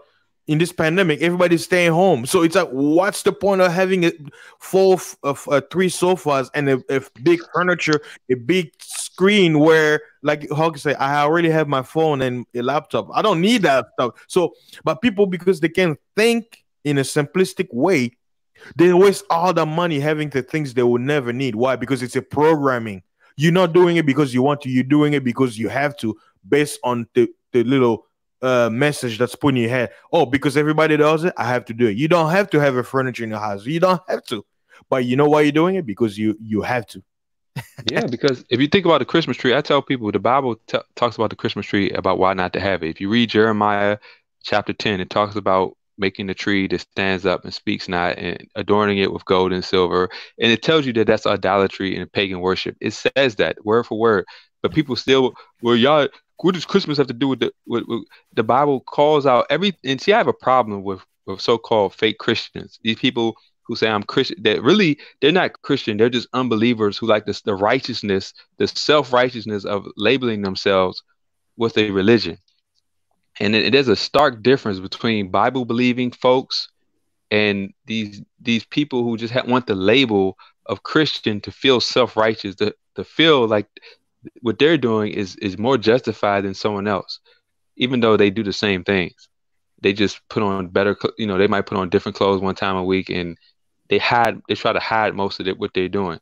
But the issue is, like, a lot of the stuff that we see in these so-called churches, the Bible calls out.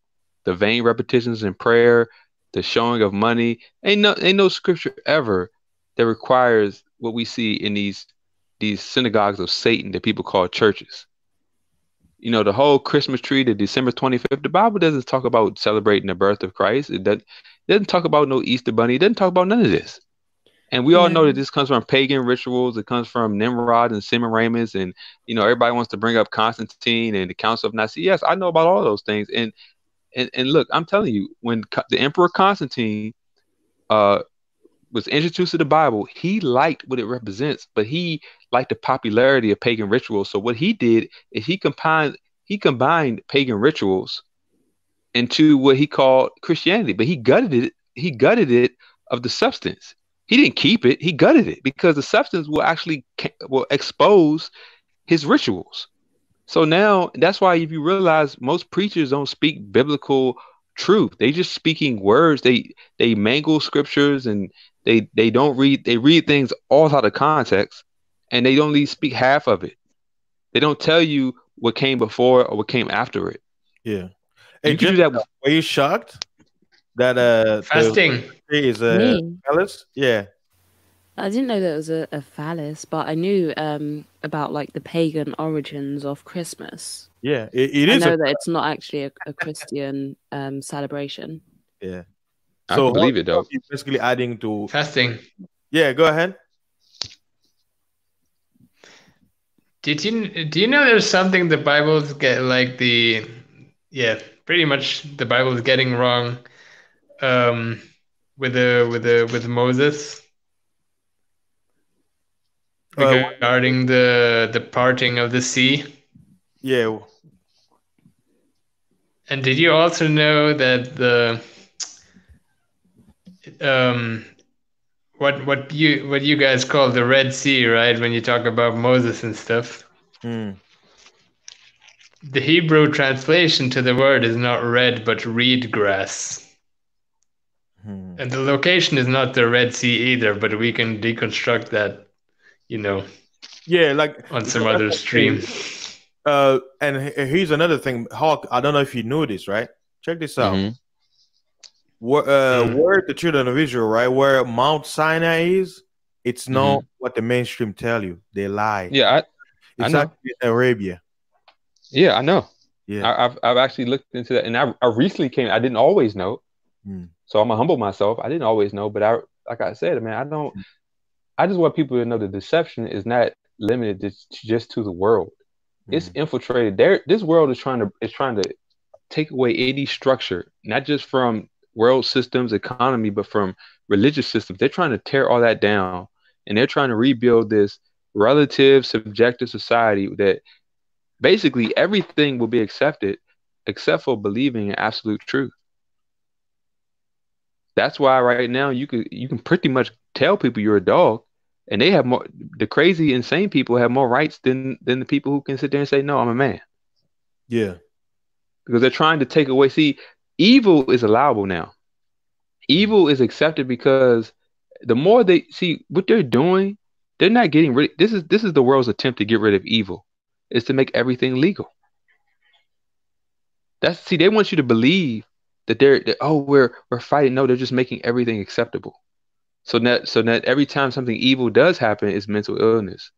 Like, who determines who goes to jail and who goes to this asylum or who goes to a hospital? Some subjective doctor that just knows a small perspective of a situation, but he's somehow God, and he can determine this person needs to go to the hospital, this person needs to go to prison. They both took an AK-47 and sprayed a whole bunch of people, but this person is not guilty, but this person is.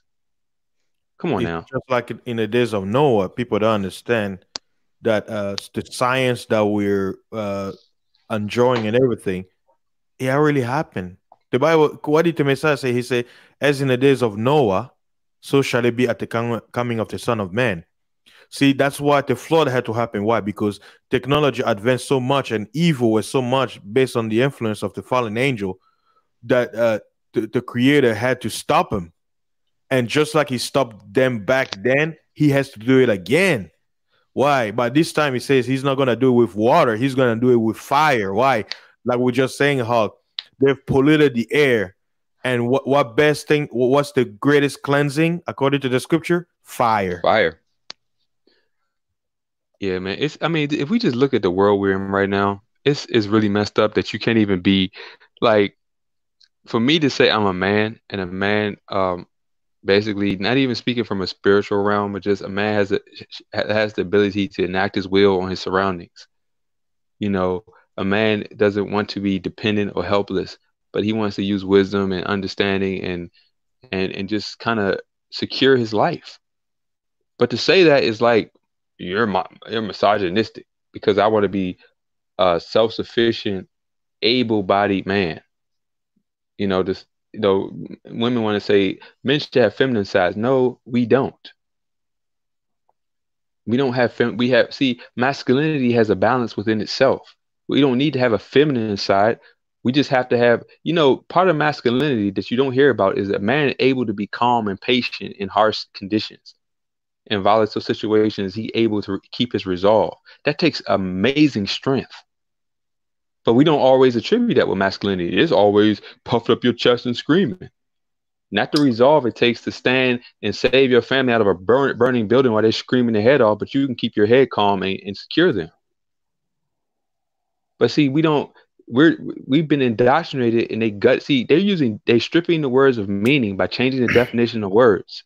Now man doesn't mean man, and women doesn't mean women, and love doesn't mean love. I tell people love is the biggest deception ever, because love was never meant to be an emotional feeling. Biblically, love is defined as obeying God's commandments so that they won't be burdensome or grievous. That's 1 John 5:3. And let me explain why love defined that way makes sense. Because how do you know how to love somebody if you're not basing it by the righteous standard of how you're treating them? According to what? Are you stealing from them? Are you lying to them? Because many people say, I love you, but why they mistreat them? So if it's just a feeling, then it's justified for somebody to mistreat you and say, I love you. But if the standard of their behavior and how they're treating you matters, then it's not an emotion. It's holding how they treat you accountable to a standard that reflects how they would want to be treated. And that universal standard is visible in all of us. Nobody wants to be lied to. Nobody wants to be murdered. Nobody wants to be beaten. Nobody wants to be extorted. Nobody. So we all have that standard that we attribute to an immaterial form of justice and morality higher than us.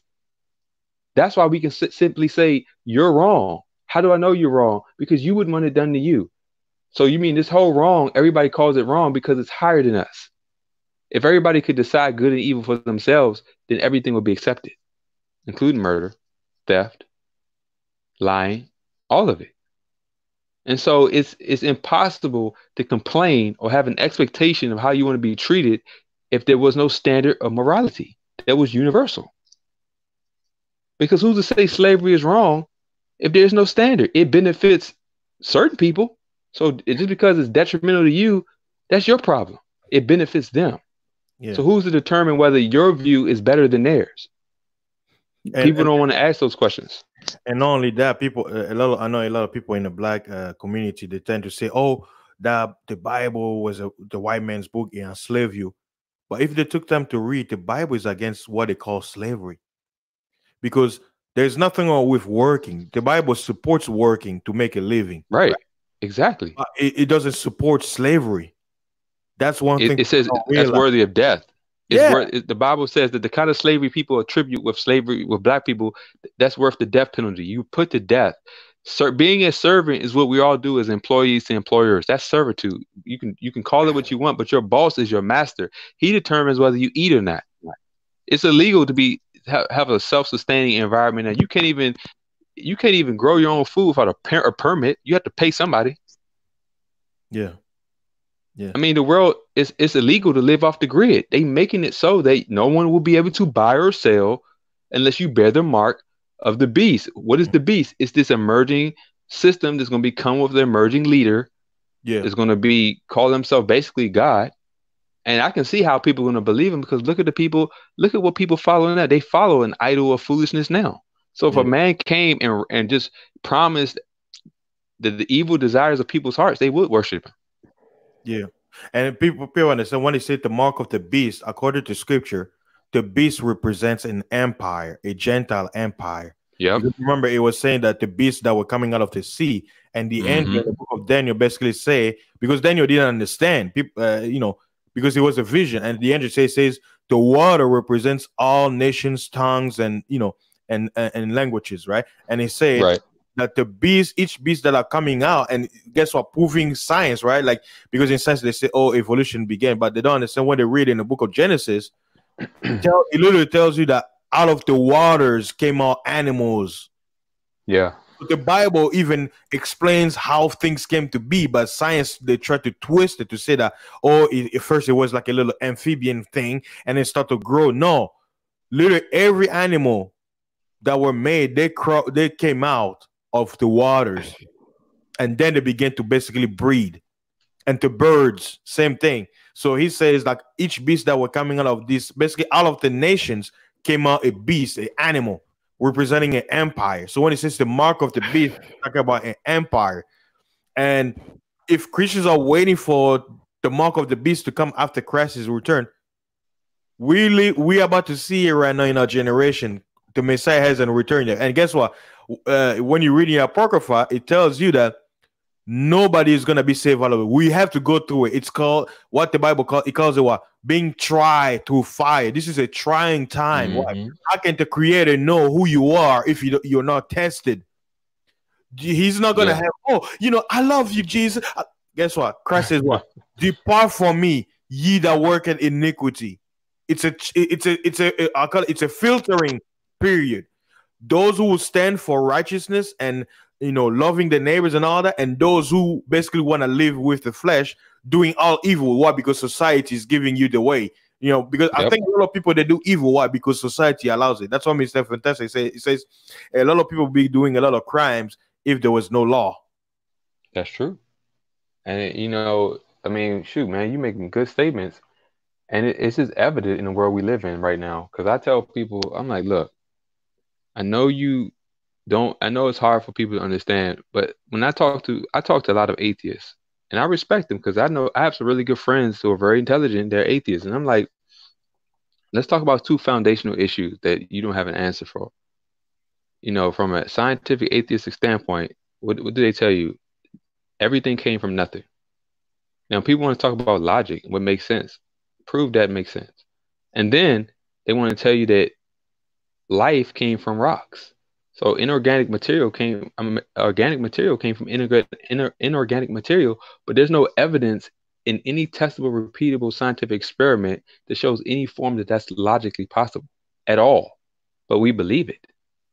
That's the true definition of blind faith. But what makes sense is that life comes from life, mind comes from mind, and a creation comes from a creator. Those are all logic. You can follow the logic in each of those because we see that life comes from life. Human beings give birth to other human beings. They have minds that share the minds. Like we see that. We don't see evidence that anything created itself in all of creation. But yet the number one foundational narrative of people who are in the secular worldview is that everything came from nothing. And we're just going to believe that. No why, no how, but just trust it. And let's put a whole bunch of quantum theory to make it sound better. Let's assume that nothing doesn't mean nothing anymore. It's nothingness. They're changing and giving you word porn. That's why they had to emerge dark energy and dark matter and all these quantum theory equations that nobody can verify. They're just a bunch of nonsense because you'll never be able to test it. I mean, it's easy to me because the world is becoming so real that I don't have time to worry about what's above and beyond area. I don't have time. I got to worry about, am I going to be able to leave my house tomorrow without putting the vaccine in my arm?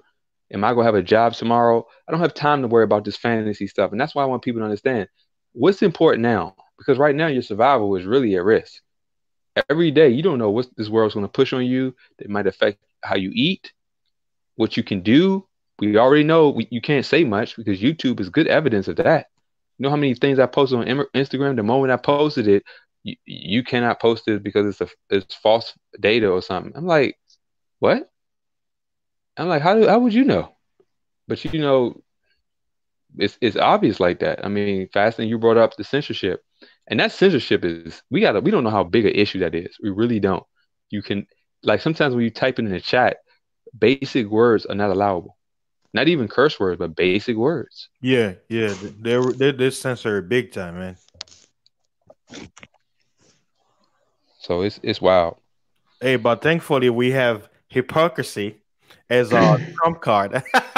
I'm telling you, man, we need you, hypocrisy. For real, man. Yeah. See, and that's what I say. People have you have to be wise, right? People don't even understand, even in the story, No. right? After this, What's that?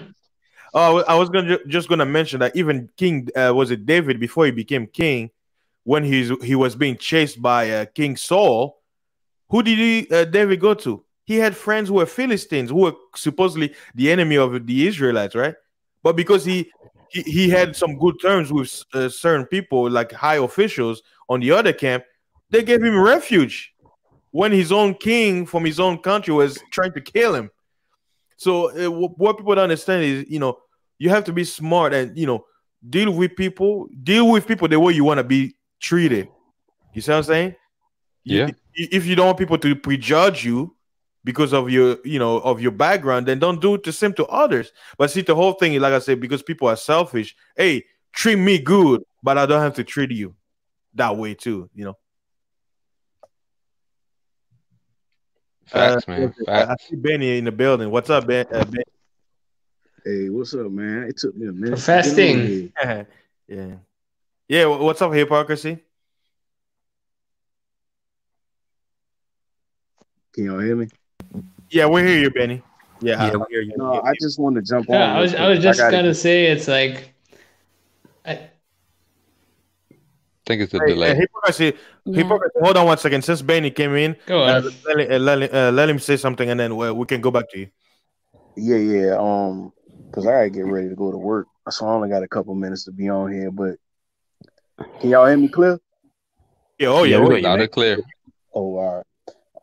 No, I just wanted to talk about the silver lining and things, and as far as the information that they actually do tell everybody, whether it's before or after it happened, as far as kind of like more on the food, man. I think the food is so important. It's always good to be able to know your history and, a lot of the things that were written and rewritten. But as far as the food go, just from everybody that's on the panel, your food is being manufactured, whether it's a canned good or an animal, correct? Correct. Yeah. So they're producing something. It's not like it's a farm, even though that's slightly manufactured. That's farming, though. The actual meats and even a lot of the seafood now is being manufactured in the tank. Something that they told everybody, and it seemed like I'm the only one that remember this, is 3 years ago. The heart, they basically told everybody, look, your processed and red meat is carcinogenic. It's worse than cigarettes. If anybody ever watched any documentary, they got to put $40 to $60 of hormones and antibiotics in these animals. I think something that Jess was talking about a little earlier, as far as over in the UK or so forth, mad cow disease is real. They got to kill these cows before the cow gets mad cow disease at a young age. You're eating animals where the whole leg can have pus in it, and they're like, oh, we'll just chop that off, but you're going to eat the rest of the animal. Yep, full of hormones and chemicals. Yeah, so it's to a point to where they tell you this. They told you that, hey, those processed meats, that bacon, those hams, those hot dogs, those sausages, that shit is bad for. They told everybody that. It was on front page news. You could Google it right now. It's just to the point where they tell you what's going on. It's just up to you to remember it or to follow by it. Kind of like right now with the mask. They're telling you, look, it might be beneficial for you, whether you believe this is real or not, to wear this mask. It's up to you if you're going to walk outside like, man, this shit ain't real. This is a regular flu. Next thing you know, you get it. And granted, yeah, it probably is a regular flu. You see what I'm saying? But it's going to sit you down for a couple of weeks and you're not going to be working. You're going to be acceptable to be giving it to everybody else. They going to get sick. They might have health problems that you might not know about. Mess around. You can fuck around and kill their ass because you right here talking about, oh, it's just a regular flu. They tell you, really, they have to. It's in their law book. They have to tell you. It's up to you to believe it or for you to go on about your regular day and not believe it. Oh yeah, like Fasting said, they got to follow the script. And I'm sure Spiritual is going to rock with me on this one, is that as it relates to the meats and all of that, right, and farming food in general, what I found is like growing up in places where people grow their own food, and it's very much very rural, farm based. You literally know the farmer that grew whatever you ate, and then when I first was in Europe and I got the food tasted totally different, right?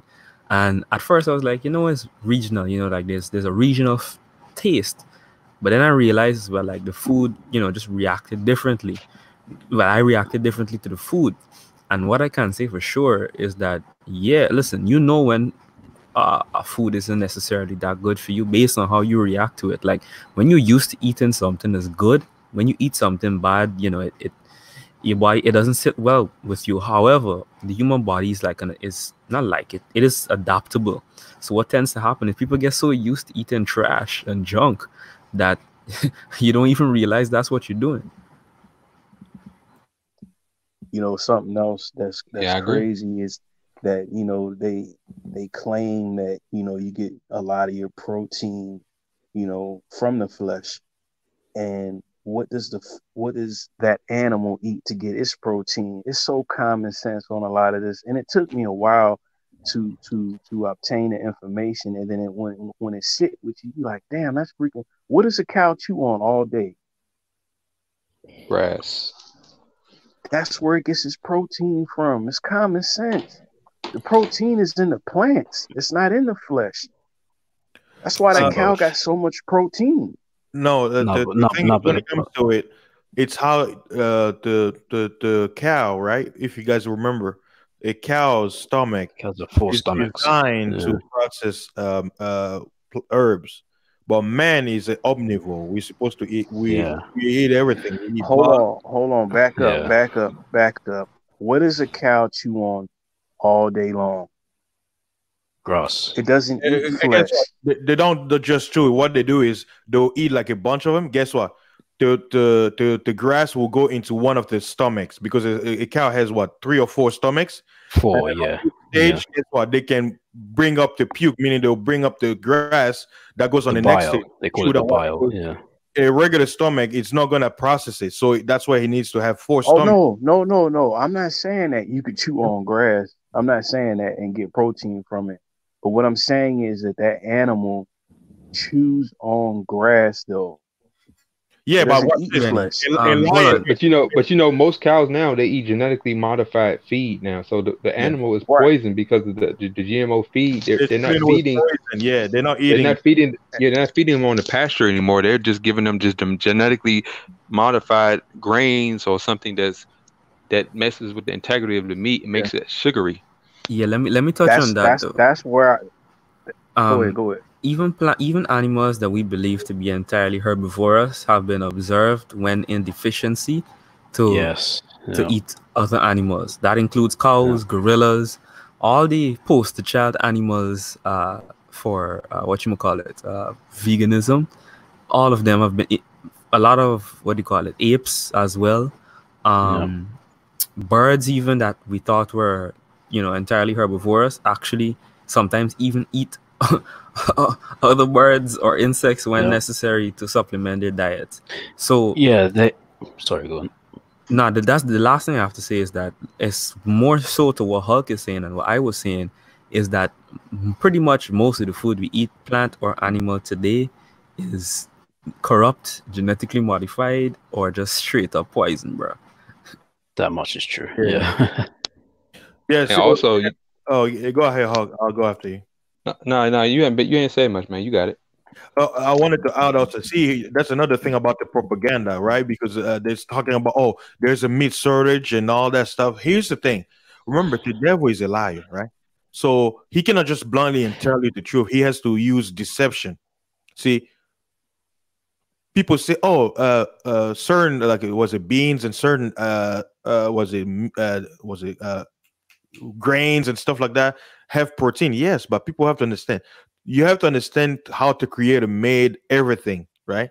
Certain species or certain animals, they can process certain food and some can't, right? They say, well, gorillas eat fruit. Why not? I'm like, man is the greatest creature on this planet.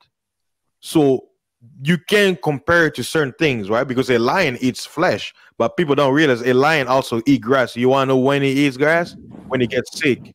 So the thing is, because they're poisoning everything, the food that's supposed to be good for you becomes your poison. Like I never heard such thing as a food allergies until I moved to America. I'm like, and you know, you want to know the irony? Congo, right? That's where I'm from. It's the third world country. I can't compare with America. America is quote unquote technologically advanced and everything. Nice roads. You know, you can freely travel. Great infrastructure, right? But here's the thing: the diet is trash. Why? Because you have all the food, right? But it's fake food. So I look at it this way: Africans over there, they eat everything. They eat plants, they eat meat, they eat fish, everything, right? But I'm like, wait a minute. You will think Americans will be more healthy than us. Why? Because they have access to better food, quote unquote. But that food is poison to them. So is it the food or is it the poison? That's they have a lot of healthcare too. Yeah, and let me tell you something else, y'all. Most people don't realize that for our bodies to function, we have to have certain minerals, and we all know the soils in America are soil deficient. I mean, are mineral deficient. So a lot of the food we have is nutrient is empty calories. Is nutrient poor. So, and for us to have minerals is what makes our stomach acid strong enough to break down the food so we can properly absorb it. Because most people have gastrointestinal problems that even if they ate a perfect vegan diet, they wouldn't absorb nothing. Because number one, their stomach, they probably wouldn't produce enough stomach acid because they're minerally deficient eating food grown in poor soils, or they're because potassium is a mineral that actually goes to make hydrochloric acid. Because and there's a lot of, like, here's the thing, like you said, cows have 4 stomachs, so they can process cellulose, the sugar in vegetables, down completely to extract that nutrients density that we can't get from eating grass. But see, most of us, it doesn't matter what we eat, because even if you ate all vegetables and fruits, the stomach, the gastrointestinal tract is so damaged from all the things from vaccines, they're screwing you up, man. We need to get to the beginning. They screw you up at birth now. As soon as those vaccines hit you, man, your whole immune system is just set off whack. So you're already starting at -10, processing food, and then most women don't take care of themselves. So if they're breastfeeding, the breast milk is deficient, and then most women are not breastfeeding long enough. So the kids are switched to sugary formula, which further degrades. Sugar is corrosive to cells. Because here's the thing: when sugar is not put in a natural format, like if you think about fruit has sugar, but it has minerals, vitamins, and fiber to help that sugar be absorbed. But sugar in itself, void of nutrients, is corrosive to cells. And so when you get these formulas that are powdered and all this nonsense with these petroleum-based vitamins and stuff like that, your body doesn't absorb that. So that sugar just builds up in your body, and that's why the inflammatory response with children getting all these skin issues are happening now.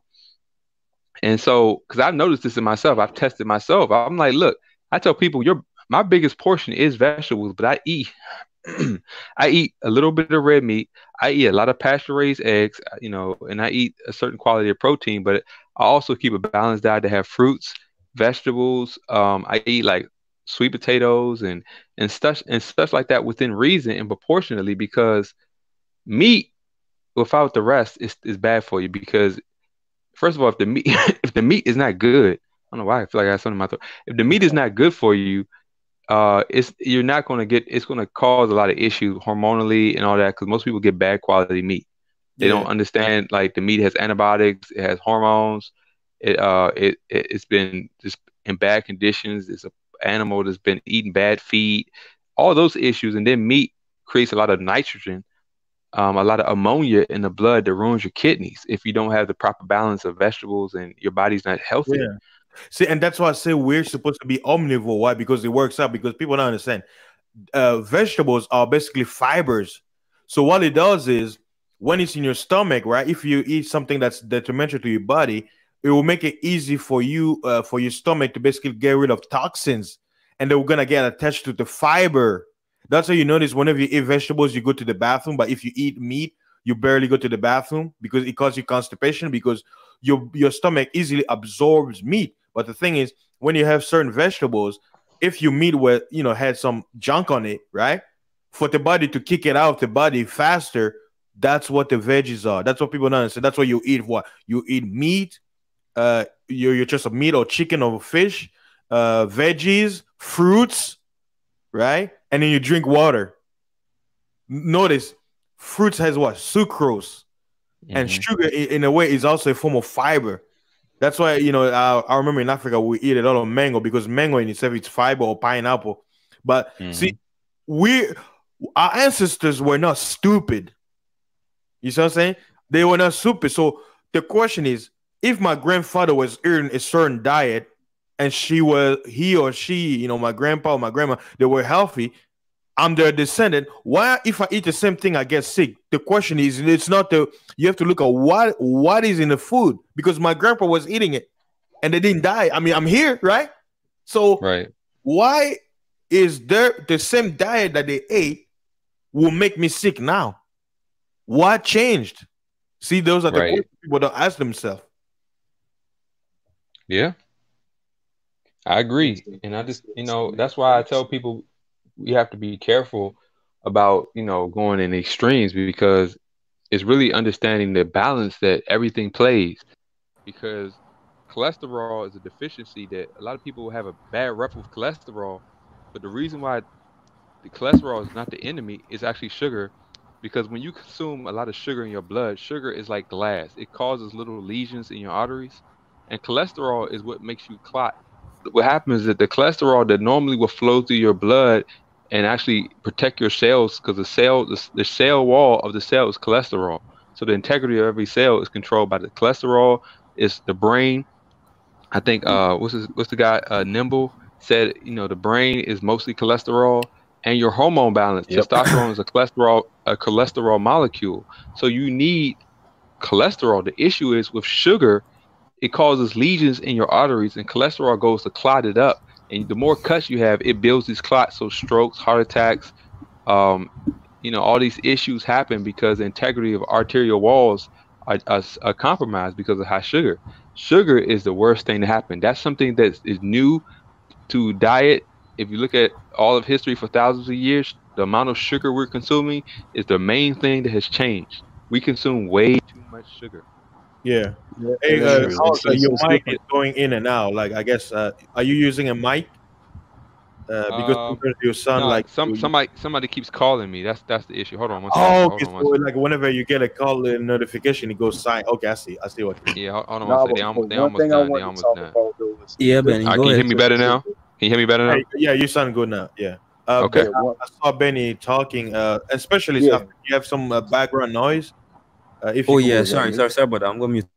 Go ahead, Benny. No, what I was saying is there's different levels to the sugar too. You got your refined, you got your sugar cane sugar. But you're a bit unclear, my man. I can't really hear you. Benny, you sound far away. Can you hear me now? Yeah. Yeah. Now we can hear you. Oh, okay. No, what I was saying is different levels to the sugar too. Of course, you got your refined. Now you're sounding far away. I think it's are you on a speaker or are you speaking? It's I'm gonna drop off and come back on. Okay, yeah, because you were sounding like far away. You started sounding like Vision. But yeah, I mean, like I'll probably have another stream about health. I know me and Kuda, we've been trying, to kind of help the brothers out about what they need to have in their storage, because to everyone listening, Hypocrisy and Specialist, Jessica, Nibble, and Spiritual Hawk. One of my friends called me yesterday, and he told me for the last 2 weeks he was sick, right? He had like a high flu. Now, he didn't go to the hospital, but he said, I think it might be the hoax virus, right? But then at the same time, he said, well, some of my symptoms, he's like, I had high fever, but he's like, I remember you told me about ginger and all that. Guess what? He said he was drinking a lot of ginger for like 4 days. And what he would do is, like, when you warm up the ginger, before he can drink it, he will put the steam on his nose so his nose will open up. And he said, he was just feeling tired. He couldn't sleep. But whenever he would do the ginger thing on his nose, then his body will relax and he will sleep. So he fought it off. And he remembered that he's like, one person gave him advice to say, hey, whenever you have a flu, don't take Tylenol. Why? Because fever is a sign that your body is fighting. So if you take the fever to lower your temperature, it's detrimental to your your mechanism of fighting a disease. To detox. Yeah, to detox. Yeah, but basically, from what he said, this is what I tell people. When I tell people that this thing is not real, they don't understand what I'm saying. I'm saying don't listen to their rhetoric. There is something out there that's making people sick, but I'm telling you, it's not coronavirus, because coronavirus is a family of flu viruses. Whatever they're talking about, it's something else. Because if they're known liars, I don't trust what they say. So whatever they're saying on the news, it's not it, it's something else. Now, some people, when they hear me say, because I'm trying to break them out of their quote unquote programming, when I say it doesn't exist, I'm not saying that there's something that they're killing people. I'm saying what they're telling you doesn't exist. But whatever it's hurting people out there, it is. Yeah, and people don't understand. Like I tell people all the time, they're actually taking criminal activity about certain doctors who prescribe like natural food as medicine type remedies. Like they don't want you doing natural things, and that's a red flag. Look, if there's something attacking your immune system, and they have no solution but just restrict your freedoms and live in fear, what is the logic in that? Why they're not telling people to eat right, to stay properly hydrated? Or no, they say, oh no, you just have to wait for a vaccine. Sit around, be afraid, lock yourself in the house, and wait. That doesn't make sense. Let me back you up right there, logic, and support the whole idea of eating well and so on, to heal yourself. Last year, I had a devastating injury. I broke my sternum, actually. And I was given a timeline of about 2.5 months to heal, right? So I actually really wanted to participate in a tournament. So I was desperate, to recover as quick as possible. So I went to the doctor. The doctor told me, damn, this is serious, the usual. And basically said, yeah, so you have a few options. You're going to have to take XYZ medication, or, you're just going to have to rest and see. And he told me if I did it the other way, I was going to take longer to recover. So I was like, you know what? I'm going to take my chances, and I'm not going to use the meds, right? So after about 3 days, I just, I was like, you know what, to hell with these meds. Let me just see what I can do.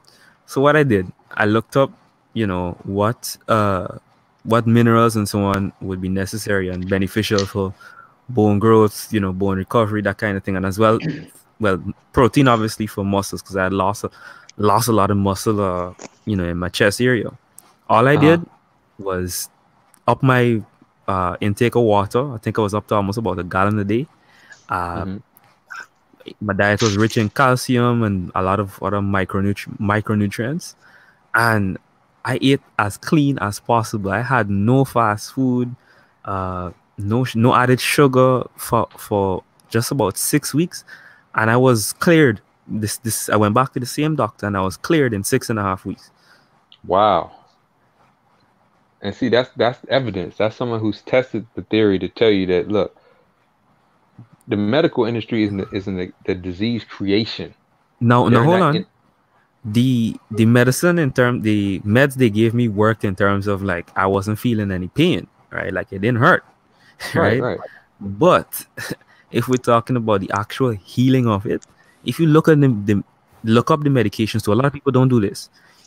Let the doctor gives you a prescription, look up the prescription, see what the prescription is intended to do. Most of the prescription, besides steroids like HGH and so on, most drugs don't actually speed up the growth or recovery of anything. I think you have to be sort of kind of careful though when we're talking about when to and when not to seek medical advice, true. That's true. Yeah, true. Yeah, there are some things that like literally it will save your life. So yeah, for sure. No, definitely. I agree. Definitely. Yes. I'm just speaking in terms of like, I don't think benign is necessarily the right word, but things that are not like really grave. Yeah. Because we see a lot of innocuous things get crazy prescriptions which are unnecessary, and the medical industries admit this, many times. Right? Purely for money, isn't it? I saw something that said the average American takes 4 tablets a day.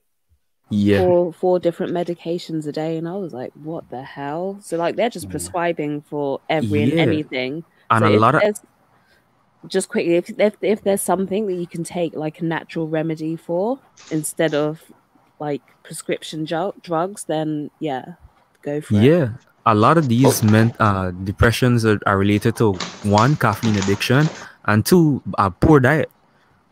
Yeah, most people don't eliminate the toxins and poisons that they're getting, and then you have to be dependent on the pills, because the pills, like you say, are pain management.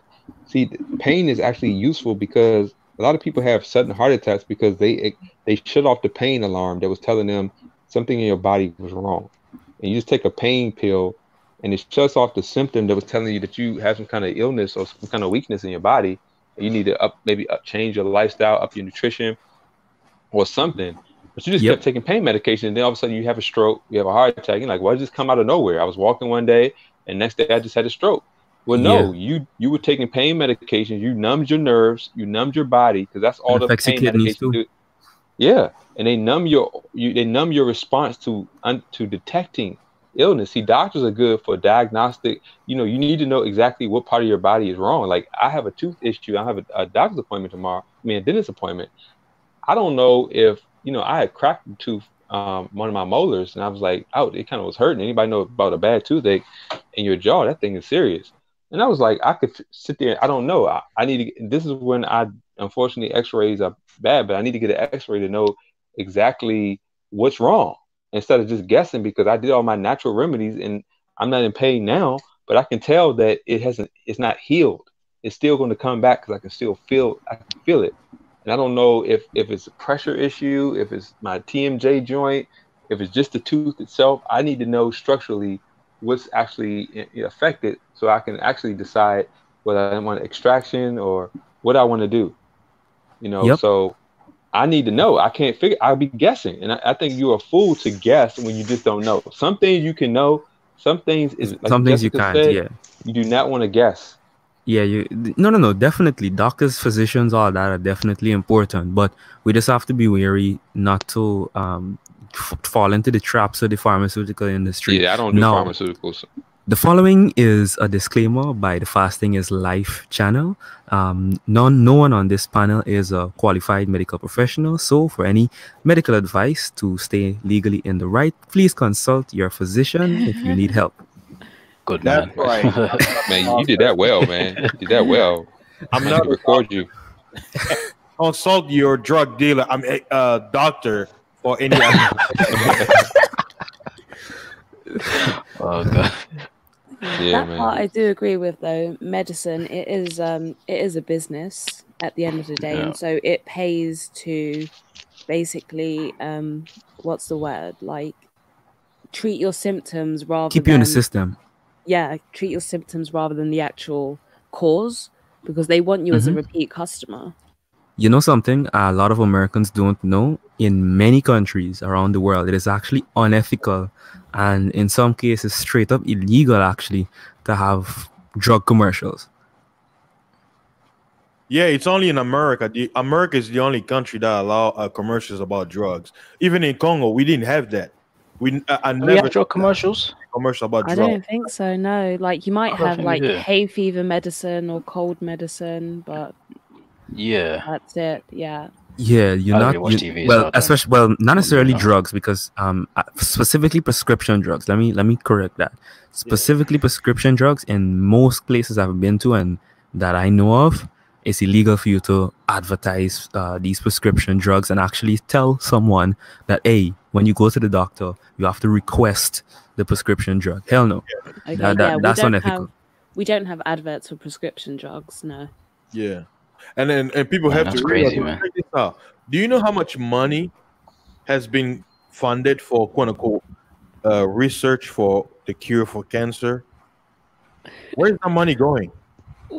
I'm sorry, right? This is kind of off topic, but go ahead. in America, they have these videos around like election times where they just make these videos completely like disparaging their opponents. The other candidate, yeah, that also is an ethical. That also You've seen those videos? Oh my Yes. gosh, it's hilarious. Like we don't have that here. The tone, They just the cook each tone other. changes. Did you know so and so he did this and he lied to you about this and this happened and you should not vote for these people. Yeah, it happens all the time. I mean, they put the scary music on and you feel like this person is like has this weird look on their face, like he just robbed somebody or something. Yeah. Hold on, let me try to do the ahead, voice. yeah. In 2016, Donald Trump was found doing business deals in the south of Russia. Don't vote for Donald the dumpster fire. Exactly. No, that's literally how they do it. That's literally how they do it. This Wow. ad was paid by Joe Biden. Yes. I agree with this message. Don't make the mistake that everybody else made. Yeah, the best was 2008. 2008 had the funniest ads. It was like, my name is Barack Obama, and I endorse this message. Oh, you sound like Obama, bro. Whoa. You know what? Yeah, you got the skills, man. You sound just like him, man. Say it again. My name is Barack Obama, and I officially endorse this message. I'm not even Yeah, gonna lie, man. I can't even remember what Obama sounds like. I haven't heard him in so long. Yo, we just discovered a new talent in the panel. Yeah, he got talent. In the United States of America. Yeah, especially the way he says America. It's just like him. That's good. We fight for peace, freedom, and unity. And gun strikes. Wow, you a great impersonator, man. Wow. See, this Got is another why I zero. love this place, man. Like, you never know what somebody knows or what they can do, man. This is why I love this space, man. I was like, I'm the governor of California. Come with me if you want to leave.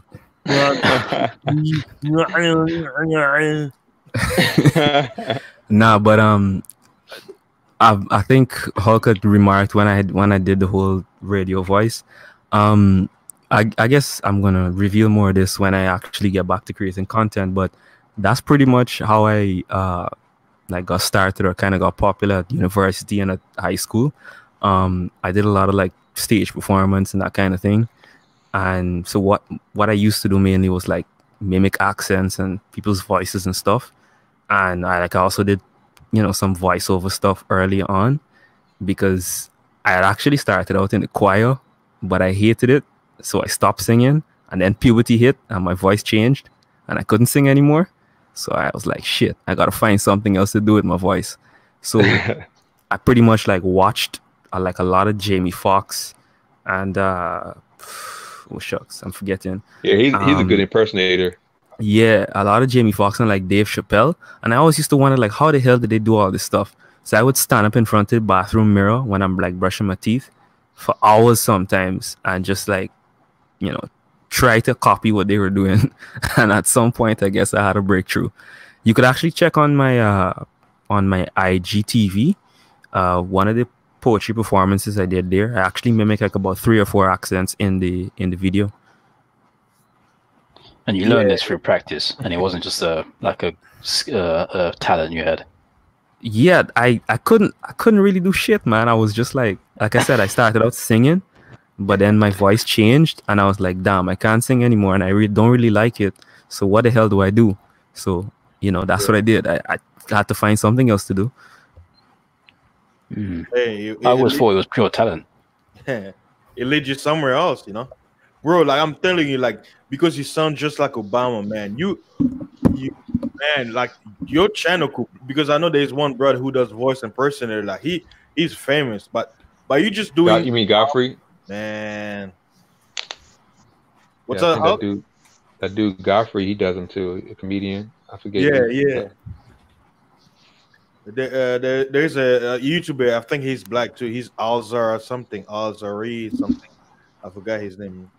I find that a lot of people who have like a different ethnicity can imitate Americans better than Americans. Yeah, that's true. Like, wait, well, you guys know this the Swamp people? My God,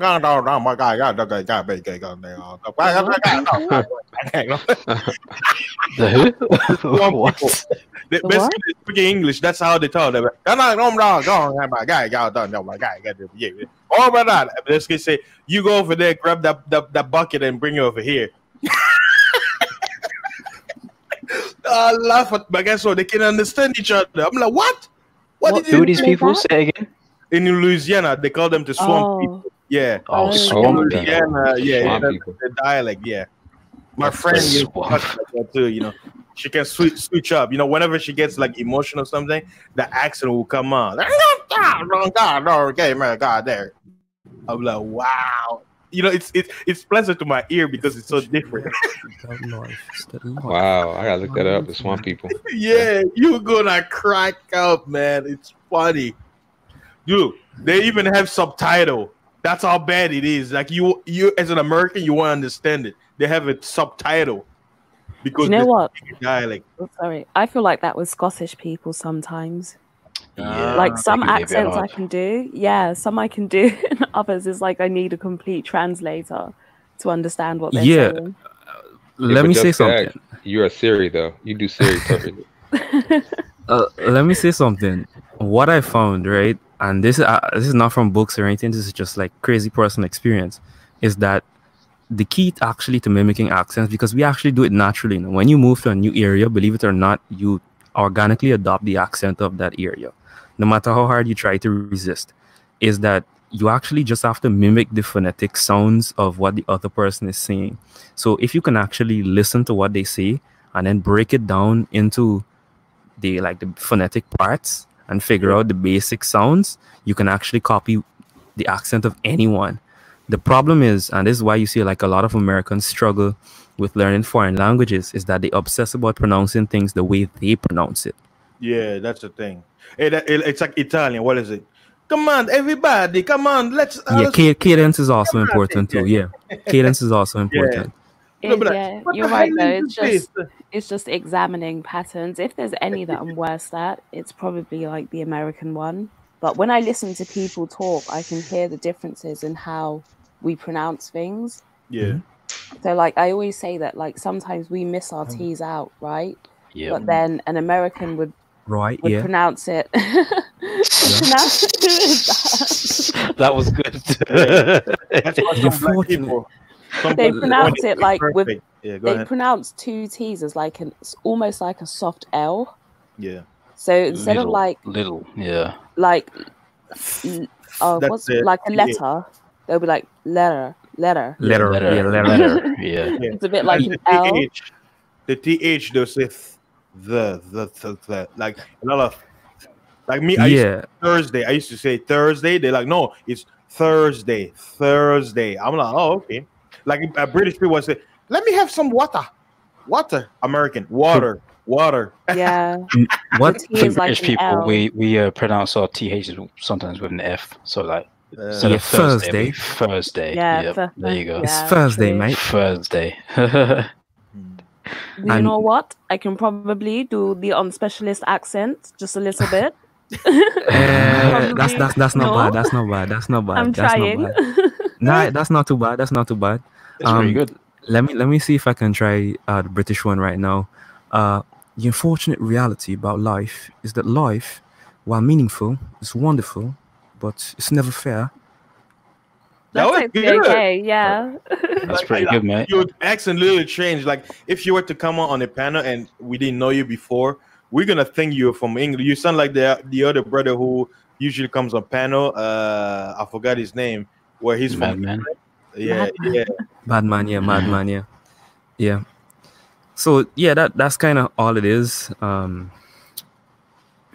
Listen, I don't know. I just find it's amazing. People don't really understand that, and that's why, as crazy as people might call Kanye, he was right about a lot of things. One of it being the voice is the greatest instrument on earth. Yeah. Most diverse, at least. Yeah, I agree. and that's why they're trying to silence our voice, man. That's what I tell people. Your voice is powerful, man. Like even the scripture, the scripture say, I know I was got go back to the Bible. I can't let that thing go. The Bible says, cry loud. Yeah? It says, into the wind. And it says that the wind is going to carry your voice somewhere. Listen, I can see that on a shirt, in the Bible. Yeah. In the Bible to fasting, man. But you know what? Guess what?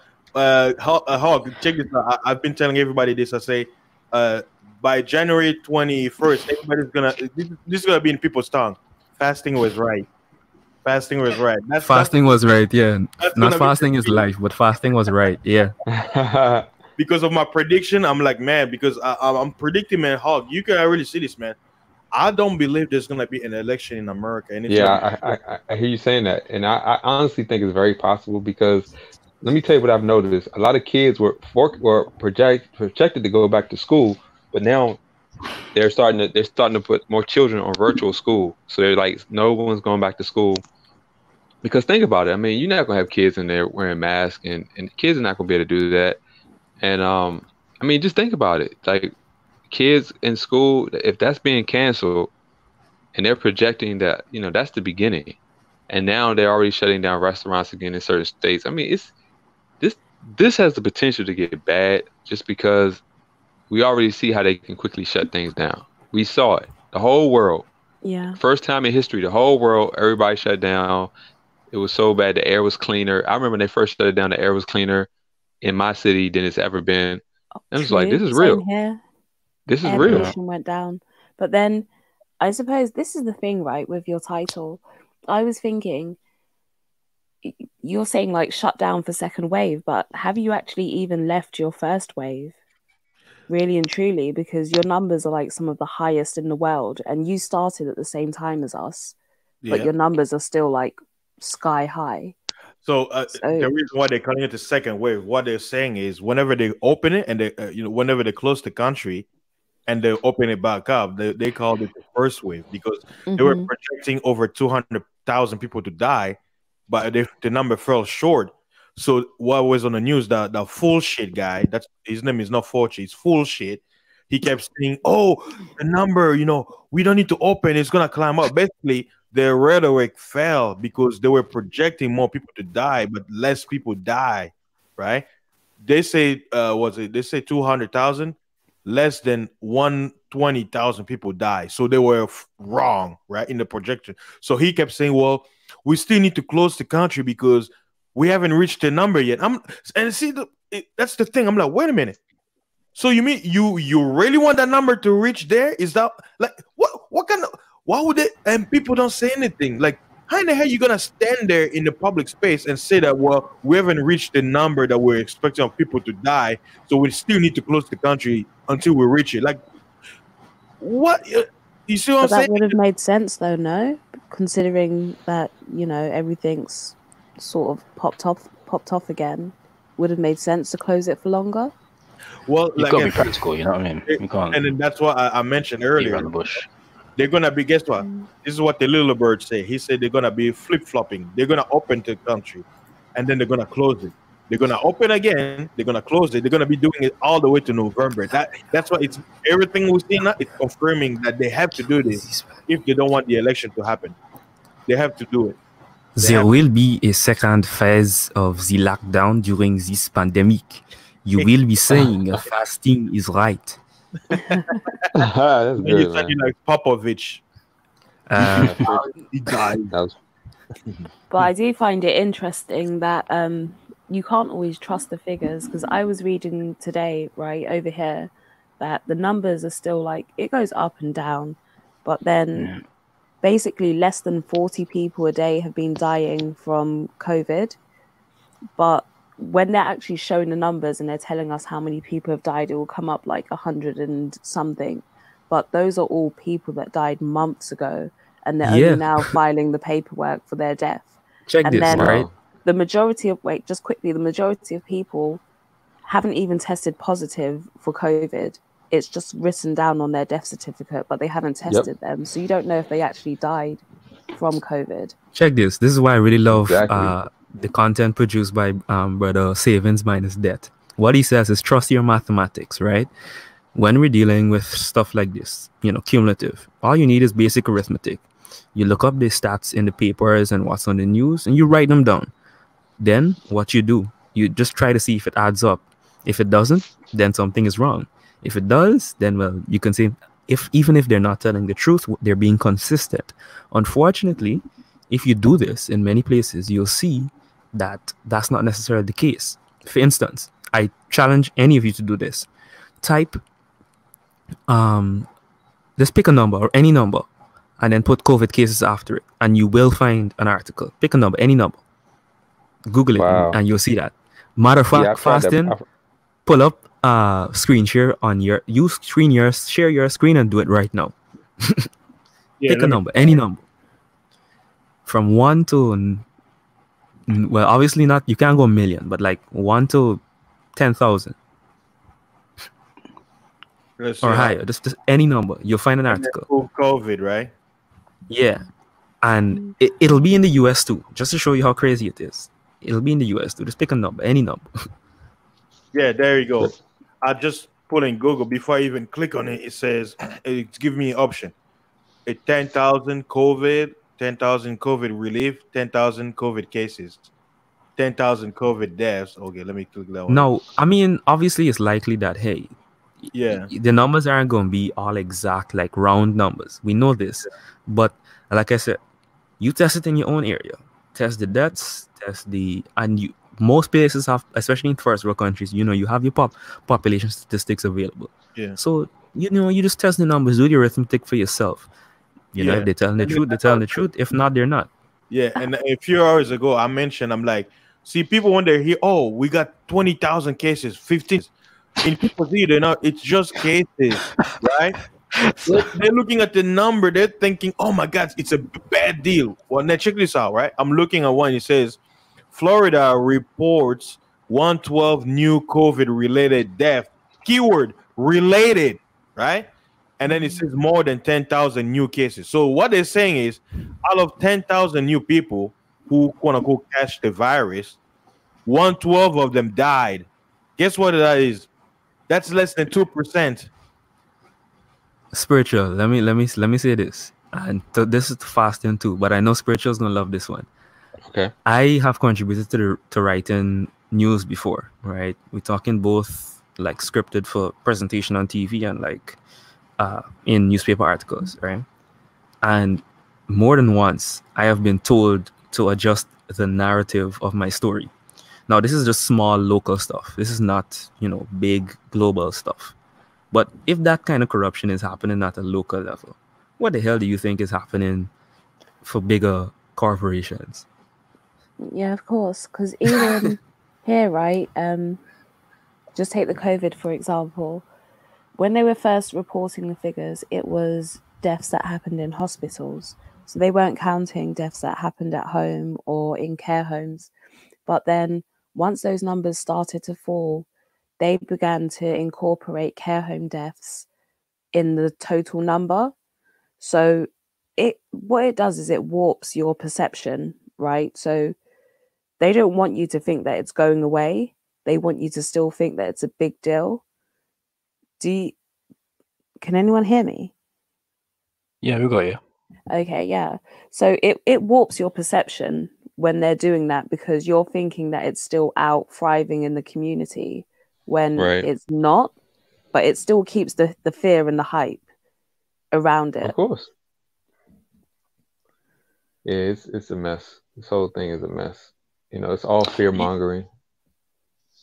Yeah, because I'm pretty sure that the spread hasn't been as bad as they say. Because I know at least 3 people that have been out and about ever since the lockdown, and I think only one of them has tested positive for coronavirus antibodies in his bloodstream, and the other two who traveled via public transport the whole time, they had none. So I don't think the spread has been that bad. I don't even trust. No, it's not. I don't think it is. Yeah, I don't even trust the antibody test.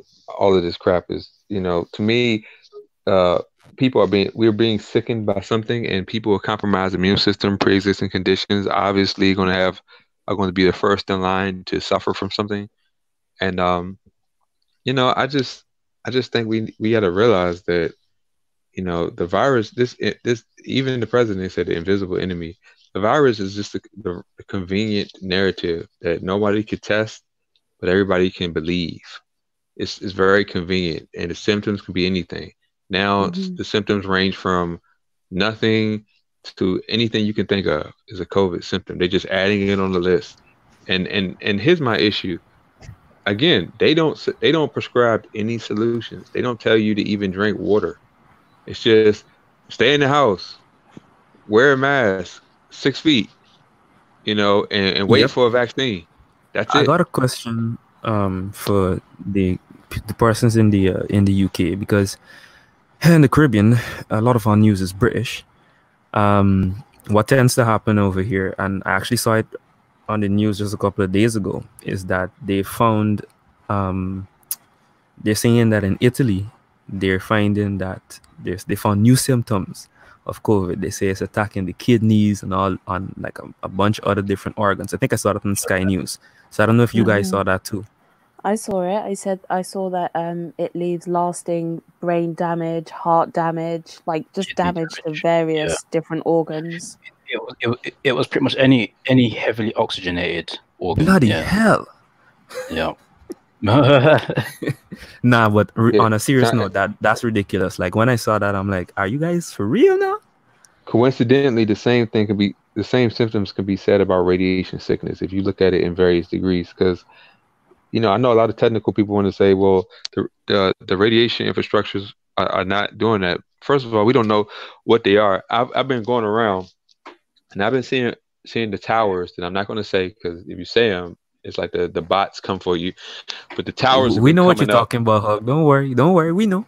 Just talk. We know what you're talking about. I see them come up, like they're coming up overnight, and they're putting them in very strategic places. Now it's almost unavoidable to go, I guess, between 1 and 3 miles and not see one.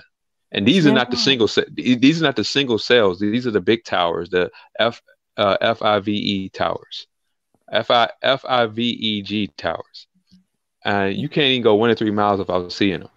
And then they're putting single cell towers on top of gas stations, storage unit places, shopping centers. You have to have a keen eye, but you're starting to see them everywhere because remember, it's a short range. So they have to put single cells everywhere. And pretty soon they're going to be on every lamppost. They're going to be on every tree. I mean, this is getting out of control. And remember, in this alleged vaccine, this has technology implicated in this vaccine. It's not just a hodgepodge of toxic chemicals. They're trying to put some technology in this crap that can react. They call it smart dust and stuff that they've been spraying on us that can react with this nanoparticle and activate it with. I mean, it sounds like a lot, but if you understand that the mark of the beast technology is something that's biochemically wired into your body, where you cannot exist in society, no way, biometrically, unless you have this mark, meaning that you can't biocell. It's only logically that they're holding your biology hostage for you to be able to survive. Let me just say this. I haven't looked too much into that, so I really can't say much about that. But what I can talk about, again, going back to the whole media thing, here we can tell that a lot of this is narrative, right? The narrative, the prevailing narrative in the media, although it's implied, it's not explicitly stated, is that 2020 is a year from hell, right? You see that validated on social media. Everybody's like, oh my gosh, everything is going to hell in 2020. Let me tell you how we can tell this.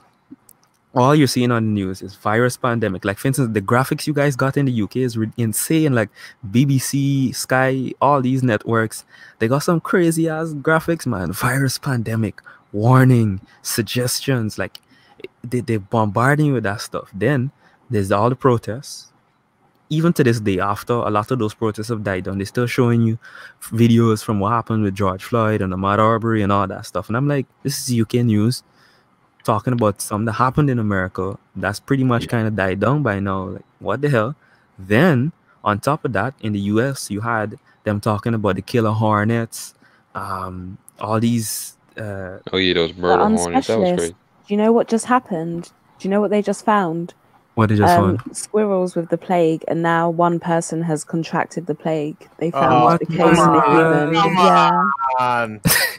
Yeah. You see my point? I was You like, see my point? again? How much more can happen in 2020? And I think early on in the year, it started in the US talking about a bubonic plague outbreak in San Francisco. Yeah, they had somewhere Ebola. else there was like cholera, and I'm thinking the news is just hitting you back to back with almost disaster level stuff. Hepatitis. Yeah, What they're doing hepatitis. is, what they're doing is it's like it's a play on the minds. They want people to be depressed, and when people are fear, see, the Bible talks about, it says the devil controls the word through the fear of death. If you understand what happens after death, you don't fear it. You see what I'm saying? If you know we are gonna die, why are you living in fear? Everybody dies, right? But here's the thing, because like I say, Hawk, the pleasures of life blinds you to the reality, right? So people who live in pleasure and excitement, when they hear death, they're like, oh, I won't be able to do this. Oh, I need to do something. I can keep doing this. But if you understand, hey, guess what? Nobody can run away from death. You're not gonna fear death, because when it comes to go, you're gonna go. But guess what? People have been in situations where they were logically speaking, they were supposed to die, yet they're still alive today. So what does that prove you? If it's not time for you to go, why are you gonna be afraid to die? You sure? Exactly. Do you know what? And you know, I was just going to say, I don't get scared often, but I actually got scared with the whole COVID stuff. That was the first time I actually felt the fear. Like, I didn't even want to leave my house. And I had to stop watching the news for a bit and just stop reading about it. Yeah. Because it was making me paro that I would catch it. That was the design. I was laughing. To me, trust me, it didn't exist. The best thing to do is always just to educate yourself, because what I read early on was the people that were getting killed from it were what they deemed the immunocompromised and the elderly, and I'm not either of those. So yeah, but I have a low immune system, so I'm just like, I don't want to get ill. I don't trust it. But Jessica, the only thing you can do is do what's common sense. Like, continue to take care of yourself. Be aware, like, make sure your lifestyle and your eating habits and your nutritional areas are strengthened. They're not offering you no solutions except for just the fear. And stress is going to make you sicker and ruin your immune system faster than just anything. So if you are afraid, then use that fear to make yourself more accountable for how you live. Yeah. And that way you're actually trusting in what you're doing rather than just empty fear with no solutions. Why did I just started taking vitamin C because I heard it boosts your immune system, and just stopped going out unless I needed to. But then in the end, I had cabin fever. Like, I had to get out again. Most people don't drink enough water because, let me tell you something, there are toxins being exposed to you. We have to flush it out. So you drink water, but make sure your water, I usually do distilled water, and I add some Himalayan pink salt into it. But I'm trying to tell you, like, because I don't have a water tester to test these waters. I have some waters I do buy, but I really don't test. I know distilled water has to be chemical free because they use it in experiments. And if distilled water is polluted or contaminated and used in, let's say, experiment with acids, you could blow yourself up. So it has to be what it says legally. So I just add, and trust me, I'd rather it be spring water, but I don't know which spring water I can trust because I don't have a way to test it. So, but just flush your body. Make sure that you're detoxing and you're putting in good stuff for your body. Like, whatever's going in your body, it has to be flushed. Most people are full of toxins, and that's why they have organ failure and they're eating too much sugar. Just these simple things can change your life. Yeah. They don't drink enough water, because I remember one of my aunts, which was weird. She's Congolese and she's old, right? She's in her 50s. She had a stroke and she went to the hospital. They had to pull water. They said that you don't have any water in your body. She's like, why? Because guess what? All she drinks is sodas. All right, hold on. This is going to be another advertisement. This is not a paid advertisement. Sorry, forget that. Sorry. This is not a paid ad by the Ramil Herbs channel. However, I'm going to suggest that anyone, if you would like to get into natural remedies or potential improvements that come from the earth, not from some pharmaceutical company, please check out RamilHerbs.com or the Ramil Herbs channel on YouTube. Thank you for listening. Oh yeah, Ramil. Yeah, I'll tell you guys, man. I'm like, you can buy from other people, but I'm like, hey, we gotta support the brothers out, man. Like Ramil Yep. should be like, Yeah. one Support guy, his business, man. he's making herbs every week or even every month. Like, let's give an example, right? If we have 1,000 brothers buying his herbs, right? He won't need to do he won't need to work, because guess what? Not only are you gonna be supporting a brother, you actually get you gaining back your own health. It's an equal exchange. I mean, you have nothing else to lose instead of spending our money on bullshit and eat poison or spend money on pharmaceutical. Here's the thing: do you want to be in the hospital having doctors put you in some weird, electronics? You have no idea what it is, but because Prevention is the best cure. But hold on, this one thing, and I want to do this before Nimble does what he's about to do. Nimble, you said you had like Caribbean heritage, right? Yep. All right, good. So on the same topic of herbs, right? What we do herbs are a really big thing in the Caribbean. All the stuff Ramil talks about. That's probably why I may never get to support Ramil's channel, is because like herbs that are really big over here. Herbal tea, sea moss, all that stuff is like it's ingrained in you from small. You know, your grandparents, your parents always they raise you up like, hey, you gotta get in these herbs. For everything, there's a herb. Trust me. Yeah. yeah, it's the same thing in Africa. The thing is, like we say, because our government over there, they destroyed for the last 20 years since I've been here. Current government destroyed. Yeah, I know you left. Yeah, they destroyed our country infrastructure. So we have people who have money, they can set things up, right? But because the government don't care, the hospital or the infrastructure, they've basically neglected. Where now it's like, yeah, there are pharmacies everywhere, but it's like the infrastructure of the hospital and all that stuff, they've neglected it. But you have like the old people who had the knowledge of herbs and all that. You know, some of them are dying out; they're not passing it. So if you want to get anything from the city, you have to go back in the village. So tradition stuff are being kept in the village, but in big cities, no more. Hey y'all, I gotta get ready to go. I told you I gotta Thanks. go to the dentist tomorrow, so I can't talk too much, or I'm gonna be back in some pain. But Good luck, man. yeah. Hey, I give you that special drug. Trust me, I did my little nutritional thing yesterday, and that's why I was pretty much pain free today. Nothing but garlic and ginger and all this Hey, stuff. thanks for coming I through, do. man. Oh yeah. Yeah, but thanks for having me, man. This panel was amazing, fascinating. I hope your channel keeps growing, Thank you. and same with everybody else. Y'all good people, man. Good conversation. So I'll catch y'all later. Peace, Hulk. See you. Yep. Bye. All right, peace. Take it easy, man. Man, we've been on for like what? In 3 minutes, it's gonna be 6 Peace. hours. I'm shocked. Yeah. See, this is Been what lots of happens when fun. you're having an interesting conversation. Fasting. Good time. Hey, what's up, hypocrisy? What's up?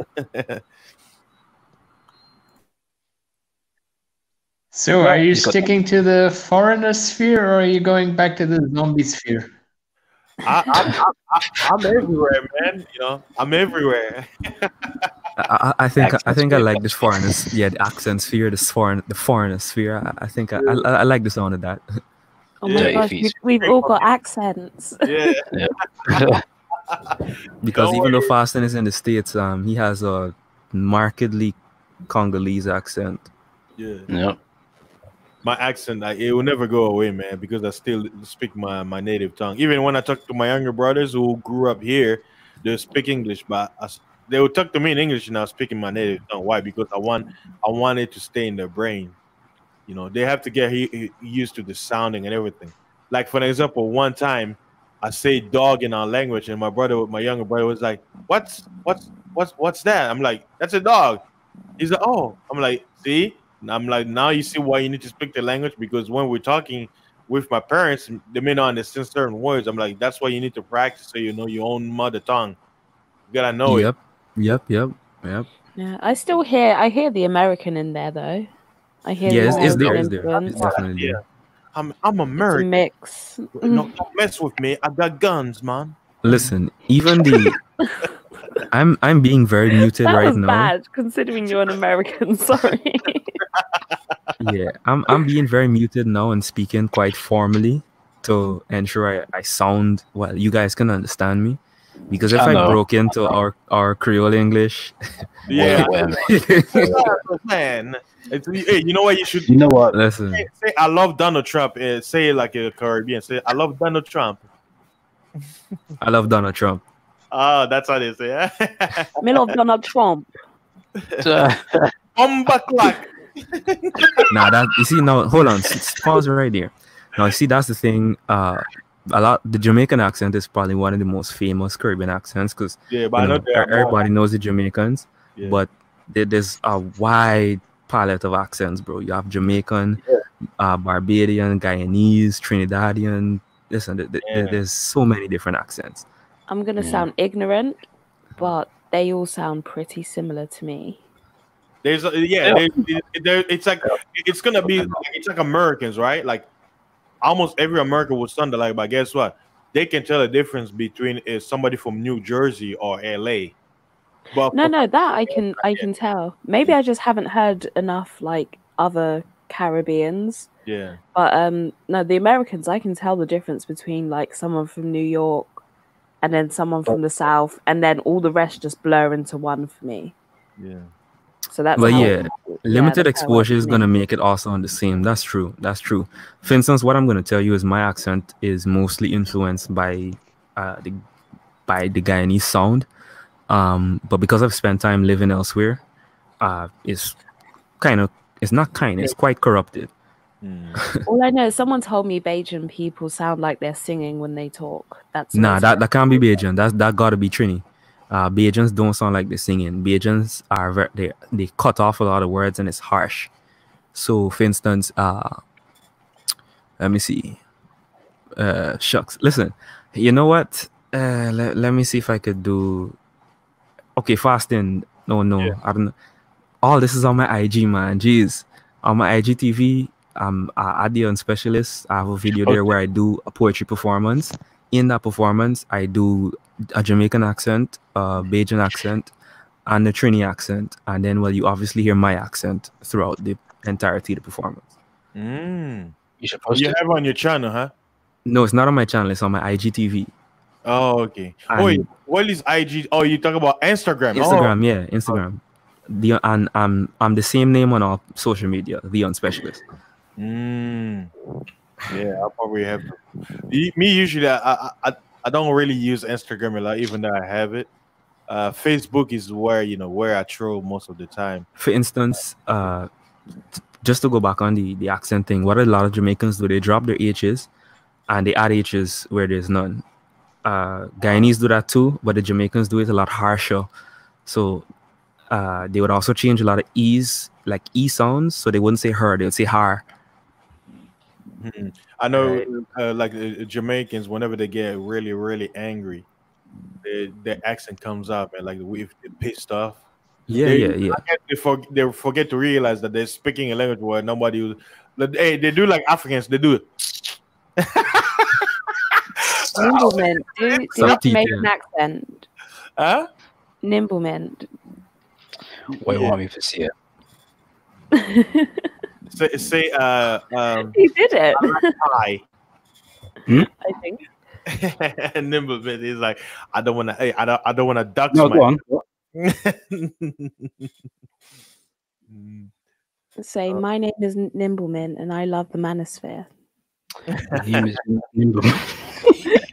And I love- Oh, God.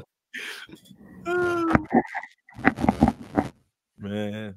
Hey, My name is Nimblemint and I love the manosphere. Now that's the thing, because the British accent like rounds a lot of words. It's gonna be really hard for you guys to mimic Caribbean accents well, unless you actually like had the heritage growing up. But it's always funny to hear like I guess expats from the Caribbean in England. The accent is totally different because of the British influence. I tried it before. Someone told me that it's like the Cool Runnings accent. Like it's so fake. Yeah, pretty much. Pretty Oh, much. the movie. You talk about that movie. Yeah, because Yeah. then I think all the actors just have They were like fake forcing. Jamaican. They were forcing it. Yeah. Yeah, a lot of Hollywood productions force the accents because Yeah. they don't necessarily have, the actual people, or even if they do, When I it's use them, I mean, there's thousands of Jamaicans here in America, so I mean, it's no surprise. I mean, couldn't they find a Jamaican to actually teach them? Like, it's stupid, man. They probably do, but you never get it perfect. It's always going to sound a bit fake to an authentic person. Yeah. Like, my name is Bond. James. Oh, I like. Was it Sean Connery, right? The guy who played James Bond. He's old now, but he'll be like, "My name is Bond, James Bond." For the best, for the best Caribbean impressions, check out the comedian Major Hype. I don't know if any of you guys know him, but check him out on IG. Oh, I don't know if he's on YouTube too, but MAJAH Hype. Yeah. He does a wide range of Caribbean accents. Trust me. There's a YouTuber. His name is Mag Bitter Truth. Let me see if I can pull it up and put it in the chat for you guys. He has an accent too. He's a YouTuber. He talks about a lot of truth. And YouTube, in the last 2 months, deleted almost 8 of his backup channels. Like, he deleted all of them because he was going hard on what's going with the current events. YouTube is like, "Oh, God, we're gonna censor you." So they did it, and he has a strong accent. And like a lot of people, they try to guess. Like, some people who don't like him, they'll make a video. They say, "Oh, look at him. He's faking a Jamaican accent." He's like, and one day he got so pissed. He's like, "You guys don't know where I'm from," but guess what? He went into like a form of patois where he was insulting them. I was cracking my ass. He's like, "You motherfucker, bumble the boom." I was like, "What the?" I don't hear English no more.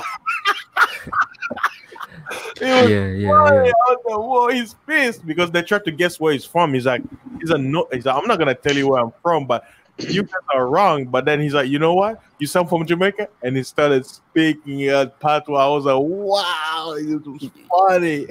You see, the other thing is too, right? And I guess that's how these conversations go. We actually circling back to where we started. A lot of Caribbean people, their heritage is connected to multiple islands, and some even to the US because of the amount of moving that happened. For instance, I grew up in Guyana, but some of my family's from St. Lucia. I got family that could be traced back as well to Suriname. So a lot of Caribbean people actually, you got family from all over the place. It's really hard to tell. Yeah. Man, I would love to go to those places, man. I know the Antilles, the islands, the Antilles. The Antilles. Yeah, Antilles, yeah, in English. I always call it because, French. No, Antilles, yeah. Les Antilles, yeah. Yeah, les Antilles, yeah. And I know a lot of, I have like an atlas map where it shows where, different Africans, where they were taken from. A lot of people from Antilles, Haiti. Yeah, les pays francophonie. Yeah, francophone, yeah. Most of them came from the Congo region. So, that's why even when I remember some of the music style sounds just like Congolese music. So hold on, Faustin, vous parlez français? Oui, je parle français, mais parce que je ne pratique pas. C'est un peu... Je ne pratique pas, ok. Alors, je dois me rappeler certains mots pour dire ça. Pas de problème, garçon. You guys I should know French. I should know French, but my teacher was gay as well, so I didn't listen. Listen, I know it's bad. Jessica, I don't know if you could confirm this for me, right? But I realize in the UK, a lot of people are resistant to learning other languages. Do you know why? Because it's such an international language. You don't have to. It's like everybody knows it. Pretty much. Oh. Makes sense. That's why Americans don't really care about learning new languages because everybody wants to learn English. Like when you go overseas, right? Like if let's say you were to go to Vietnam, as soon as they hear you're American, people will try to come to talk to you, even if they don't know English well. They're gonna actually try to learn to talk to you. But if you're any other nationality, you'll be obliged to actually English. Listen, language. Guyana is the only English-speaking country in South America, so if you want any kind of big work, unless you can afford a translator, you better learn another language. So wait, don't they speak English everywhere there? In South America? No. Oh no. Okay, I'm thinking. I don't know No. why. I'm Caribbean. thinking Guyana Yeah. is the Caribbean. Caribbean. Well, Wow. it's politically it's Caribbean, and then culturally as well, because it was an English colony, and it's kind of connected to the islands in terms of history and so on. But so we kind of treat it as Caribbean, but no, it's on the mainland. It's proper South Yeah. America. Okay. Yeah. I didn't know that. My friend No. told me that he's from there. Yeah. Yeah, So most to people in the country don't speak other languages, but now I'd say, especially in the among Zillennials, most persons, yeah, you now you having to start to learn a new language, and for me, because of work, I've had to. Yeah. To hypocrisy, since he's from Israel, when I used to live in Dallas, there was a large community of Israelis. So I remember I used to be in a store when they would come in and then they're speaking English. They sounded like to me, I was like, man, this guy sounds like French, like French. But when I go to them, I'm like, excuse me, I'm like, I hear you Yeah, guys. you can't tell the difference.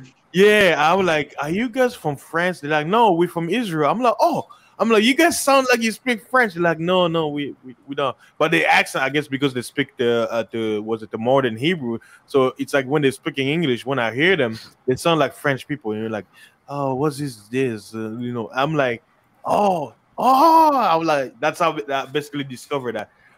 Israelis, when Yeah, they sound like French. they do a lot like the French. They say a lot of, instead of th, they use a lot of z, Yeah. and a lot of the i's are sound like e's, so it's zis Yeah. and zat. What is this? That is not. Yeah, pretty much. That's exactly how it is. Yeah. My favorite accent is the Irish accent, though. That's How did they go? really hard for me to mimic. Yeah, I know what it's like. Like what's it at the mixed martial arts? What's his name? Oh, Conor McGregor. Yeah, Connor. Yeah. Yeah, I even did a lot of studies on the Irish. Like, they've gone through a lot of stuff, man. That's see one thing I love because I always love history, right? You the ignorance diminish. Why? Because you get to look at other people's struggle and stuff like that. So, when people talk about history, I'm like, dude, have you heard about what the Irish went through? I mean, come Yeah, on, they went through a lot. Like Ireland was nearly wiped out because of slavery. But people just don't talk about it, and I think that's why they ventured out to other places, because they almost wiped out Ireland. They took its entire population, and so they And started Irish. venturing. Yeah, Pardon? they were basically colonized by Britain. Yeah, they Yeah. were. That's why even not long And ago, Irish. you used to see like signs on pubs and just public places that would say like no blacks, no Irish, no dogs. Yep. Like if you wanted to go in somewhere. So the Wow. Irish had it too. And here's another thing people don't know: a lot of blacks in England, they didn't. Some of them, they're actually indigenous of that place. They've been there like their ancestors were there for hundreds of years. Get out of there, Oh, fasting. Get out of okay. there. And here's another thing that's gonna shock you, Jessica, Oh, God. your queen, right? It's Cheddar Man all over again. They're actually German. They're not British. Yeah, I know that about the royal family.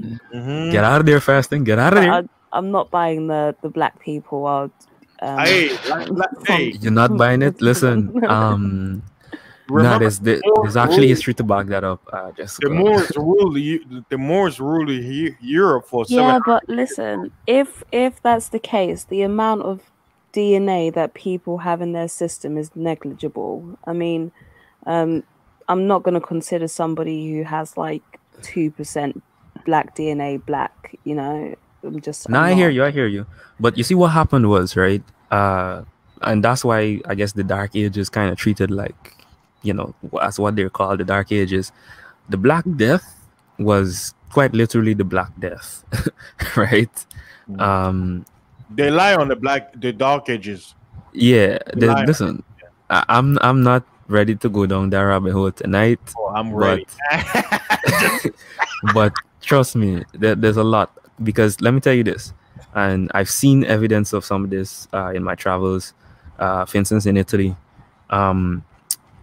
You guys can look them up, like the Etruscans. I was in Venice and I saw some of the constructions, fresco stuff like that. And I'm like, wait, these people don't look Caucasian. And I'm like, oh, hold up, what is this?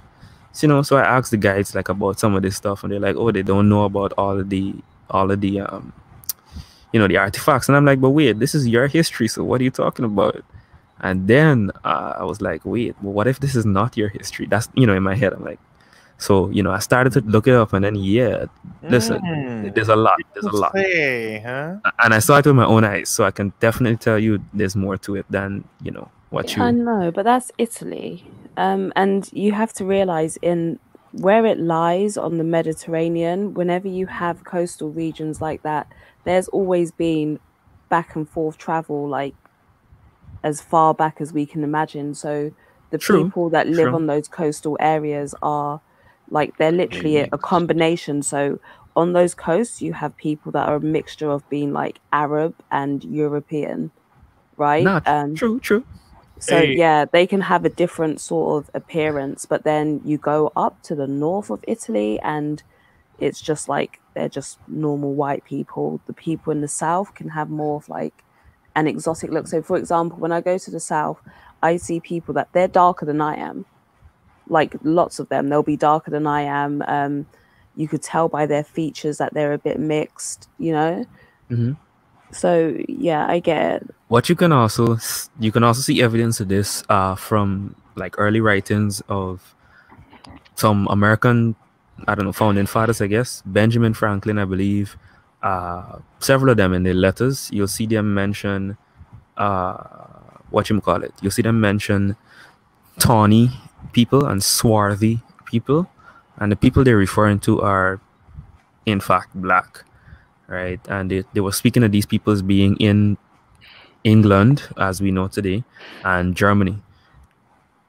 And this is pre a lot of stuff. There were black people back then, because even you had like black aristocrats that go back a couple of 100 years ago here, right? Yep. But it's not very common, and let's not act like really and truly there are any descendants of like any black descendants of them today. That's just unrealistic, They were, most of them were moved, because you have to understand, King James, right? And there's a book, Jessica, if you have time, buy it. It's called Nature Knows No Color Line, and it basically gives you all the black nobilities that were in Europe, and even mentions about the family of the Queen Elizabeth. Her family was called the Wittins family, Wittin, and they came from Germany. And in that book, it basically gives you like the different locations, like places like Netherlands had black queens, princesses, Dutch, and all that stuff. And that's what I tell people. It's like they didn't have quote unquote what you call racism as you would think. Like you have like black nobilities that had white subjects, black subject, right? It was just a rulership. But the whole thing about racism, and the people will say, well, if you had black nobilities in Europe at that time, how in the hell the slave trade happened? Because they don't understand there was war, there was coup d'etats, revolts, and stuff like that. So in one thing I discovered, I bought like a British atlas where it gives you like the history of the royalties in all the way back to like what 11th century. Whenever you the page about King James, guess what? It was only one page. They don't even go in detail. Come to find out, the King James, who basically quote unquote authorized the Bible, was the last Moorish king in Britain, and he had 9 children. What happened was the Queen's family, the Winston's family, they usurped the power.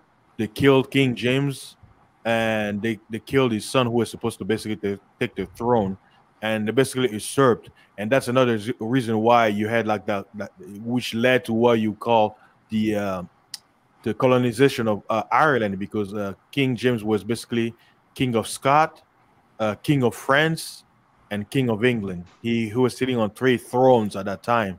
So like I said, there's a lot of things in history where the narrative that we hear is totally different. That's why I always tell people there was a point of view when it comes to history. You can't just have one linear thing, because a lot of things happen all at once. So you may be seeing one particular point of Yeah, view. it's a puzzle. You got to piece all Yeah. of them together, and this actually connects to what Jessica was saying. That yeah, a lot of persons from that era as well. Yeah, their DNA is mixed. It's so that's also true. There's a lot of people today that are descendants of that are very much mixed, but they're quite xenophobic British people. Yeah, like that's and what they don't know their own DNA. Yeah, that's Yeah, what. but the Brits aren't mixed like that. If you go to certain like the coastal regions, right? Then yeah, like the Mediterranean regions, yeah, you'd find people that are more mixed. But then even when you check their DNA, it's like it's still only like say 15% like Arab. It will come up somewhere in like the Arab world, and then like 85% white European. So yeah, I get you. I mean, but look how, because of was the immigration and all that. Like an example, right? Just looking at London, right? Because I hear they say there's a lot of Indians that go over there, right? So let's say within 100 years, right? And they say there's like a thing where a lot of white Caucasians in Europe, they're not breeding or they're not having as many children. Yeah, it's a big problem in Scandinavia right now. So give it 100 years, you got these Muslims who are popping babies left and right, right? They're just breeding, right? In 100 years, they're fighting against it though. England is gonna look totally different if everybody's mixing together. Like the white women are like, we don't want to have white babies no more. I want to have that little Arab baby, so they, their gene can be strong and powerful. And then sooner or later, you're gonna see some Indian-looking guy, 100 years, basically, I'm British. Listen, let me say something. All right, Reddit is the internet in general is crazy, but I've seen some crazy shit on Reddit.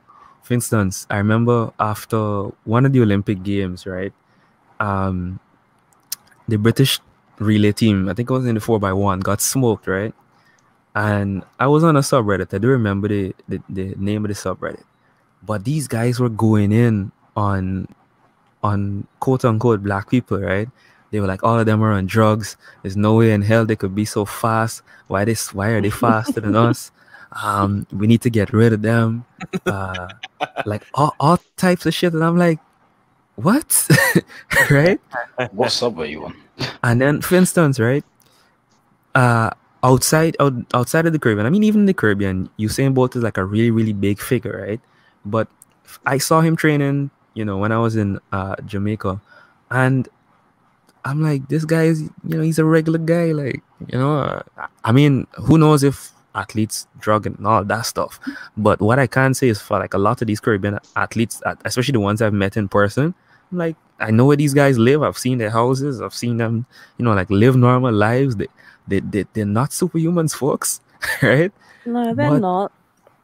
But what tends to happen, right, is particularly people from other races or like really racist people, they look at this and they see, I guess black men, Africans dominate distance, Caribbeans and US blacks dominate sprints, and they're like, like it's some sort of conspiracy. It's just they just got the genetics for it.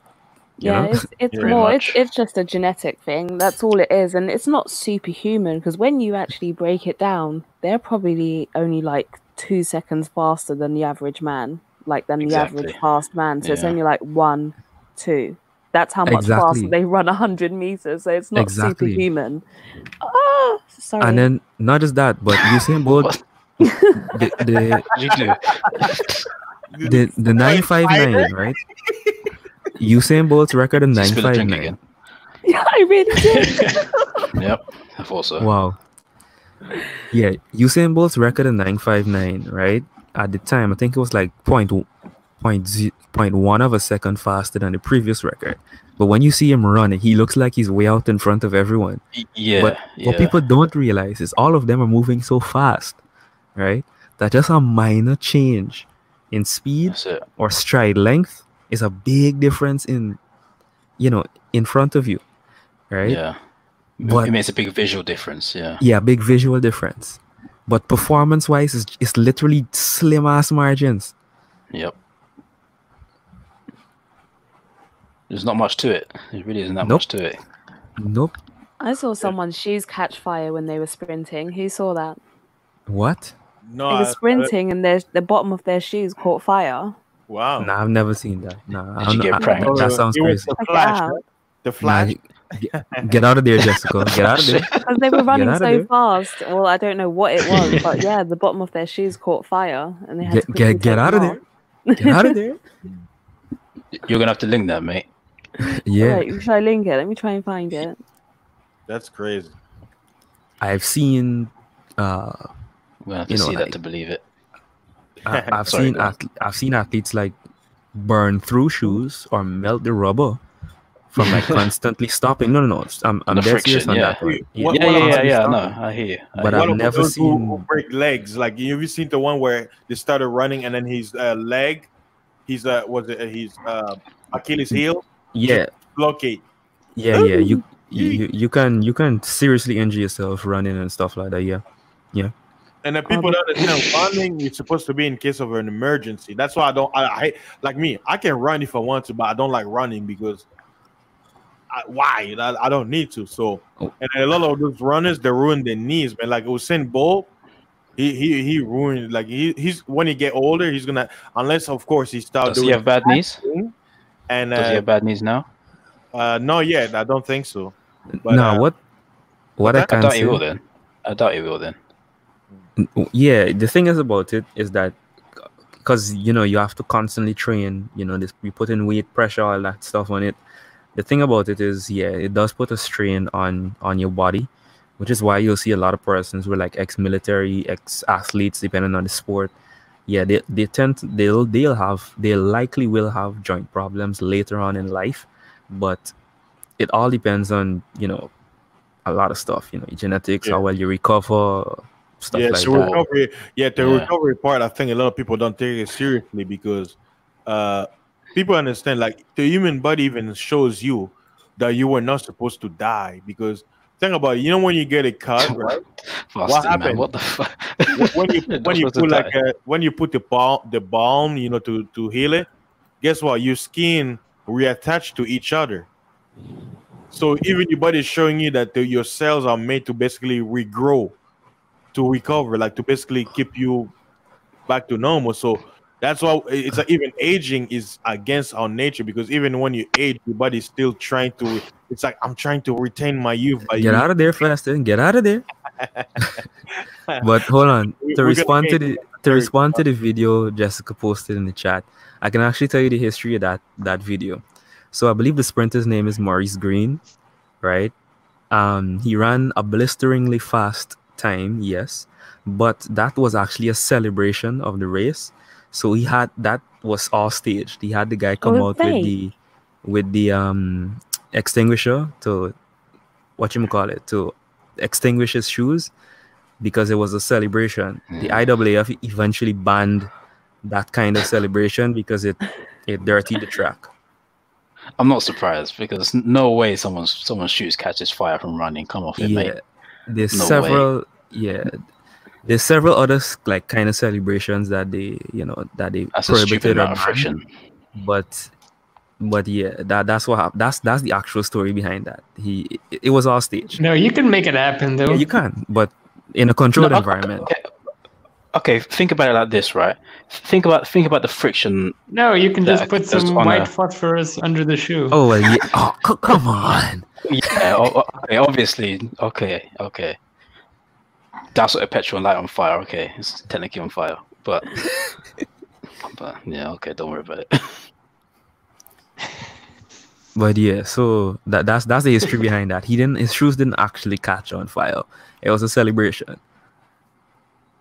Tricked me. I can't believe anything I see nowadays. If you look It's back all fake. at Olympics from like Athens all the way back, while you still had TV, Atlanta, all those Olympic games, you'll see athletes had all kind of crazy outfits, all kind of crazy celebrations and so on. They changed a lot of that. They standardized a lot of stuff when it came to competition, especially the Olympics. Man, they're running fast. I don't see the fire yet. The what you You call it can't though. actually see it because the quality was bad, but maybe they did that on purpose if it's fake. Nah, it is staged. It's a celebration. He was celebrating winning the race, but Oh, I see it now. Like he took it off. Yeah. the elephant, or not the elephant, sorry, the skeleton in the closet of world athletics, particularly women's athletics, is that it's likely that a lot of the records we have now, especially on the female side, that haven't been touched for 2-3 decades, especially ones where you see East Germany, Yeah, the Soviet Union.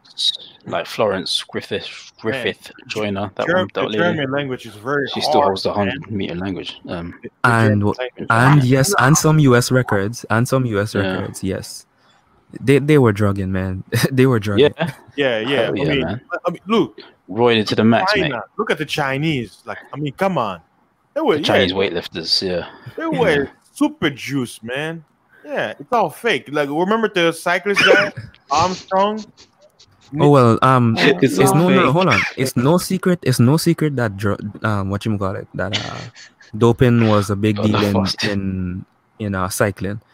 Armstrong, listen, in sports, listen, there's doping in all sports. There's doping in the NBA, there's doping in the NFL, there's doping all over. But there's, like, how do I say it? There's obscene levels of doping. All right, especially during that era, East Germany, Soviet Union, the United States. Yeah. That era, I can't remember the Arnold years. Schwarzenegger, he was doing it. It was legal. Yeah. Bodybuilding in bodybuilding, general that's is different. That's bodybuilding different, in yeah. general is doping, but that era, bruh, they was really drugging. Let me tell you something. You can look up Yarmila Kratochvilova. I can't even call her a she anymore. She's part of the community. No. That's no joke. Like, she's part of the Oh, she's community. okay. Yeah, You because say she or you mean after retiring, I'm just gonna use the individual's name, Yarmila, transitioned after retiring, because throughout Yarmila's career, their features dramatically changed. They grew a beard. Listen, I'm not joking. You can check all of this on Wikipedia. Like, it's no secret. But Yarmila was never caught, so obviously they denied doping to the end. What, because they were taking so much testosterone? I don't know what the hell they were doing, but there was definitely doping, and yeah, it resulted in a gender change. And something else that's actually no secret is that the Nazis did a lot of experiments on, like, picking children out for the genetics and then doping them from young, because they wanted super soldiers. Yeah, but and super athletes. They're still doing it now. They're not gonna tell you. They're still doing it now. Listen, of course. Even Listen, yeah. anything nefarious that's possible, there's somebody on this planet doing it, bro. Oh yeah. There's somebody doing it. Mhm. We don't know who, right? Yeah. And I'm gonna say allegedly. I don't know anybody doing it. But listen, But the you better Bible- believe. You better believe they're doing it, because think about it, right? If you can gain some kind of advantage in war, competition, whatever it is, as human beings, we gonna try to get it. It's like the MK Ultra thing. You want to know what's interesting? During World War II, the Oh no. yeah, the Nazis, they were complaining about America, right when the Allied force went to Europe. One of the complaints, they were calling black soldiers, they were calling them the American Bears. They say that's unfair for you to have the American Bears, because the black soldiers, they were because remember at that time there was segregation and stuff like that. So what they would do is, because they're black, They're in black units. funny. Yeah. they would send them at night, and they'll be having. Sorry. Listen, I'm imagining hypocrisy's expression right now. Wait, And did he just say they send the black people at night? Yeah, and what they do is, they're gonna have basically, like, because when you're carrying your weapons, right? Oh shit. Heavy, right? So they say, how in the That's hell some funny shit right there, boy. bears, right? Because a bear is heavy, but a bird can be fast when it's running. So the reason why they were calling them the American Bears, why? Because they're like, these people, they got all these ammunition, backpacks, and all that stuff, the big machine guns, and they're running in the field shooting at the Germans, but they were running so fast. So from their point of view, they say that America was cheating. Why? Because they unleashed to them the bears. get out of there, fast. Get out of there. Funny, like, I know it's like, it's one of the I was reading there's another book about where they're talking about the experience of American black soldiers during World War II, and there was this story. Basically, they say after like some soldiers that were stationed in England, right? Speaking about you British guys, the white soldiers, white American soldiers, they'll go to a bar, and then when the black soldiers want to go, they'll basically forbid them. They say, look, because they're bringing the American mentality of whites only to England, and some of the British people didn't like that. So you know what they did? They changed the sign to say black American only, and then they basically forbade that, like the whites American to go in the pubs. They allowed the blacks. So those ones, they got jealous. They reported to the superior, and basically the commanders are, you know what? Y'all will not go out to the pubs anymore. So the battalions, they basically kept them in the military base. They didn't allow them to go back to the city anymore. So basically, that's like the background. So I'm like, it's kind of interesting hearing this kind of stuff, man. Like, it's like forgotten histories and stuff like that. But I was intrigued when I found that out. I'm like, wow, that's interesting. I'm like, wow. But let me tell you guys this. There are, I guess you could call them subcultural groups, groups within society, particularly in the UK and the United States, and I guess quote-unquote white society in general, that doesn't like the fact that a lot of competitive sports are currently dominated by black people, and some sports that were formerly determined or deemed to be white are starting to see, a lot of black people in there. Trust, you better believe that.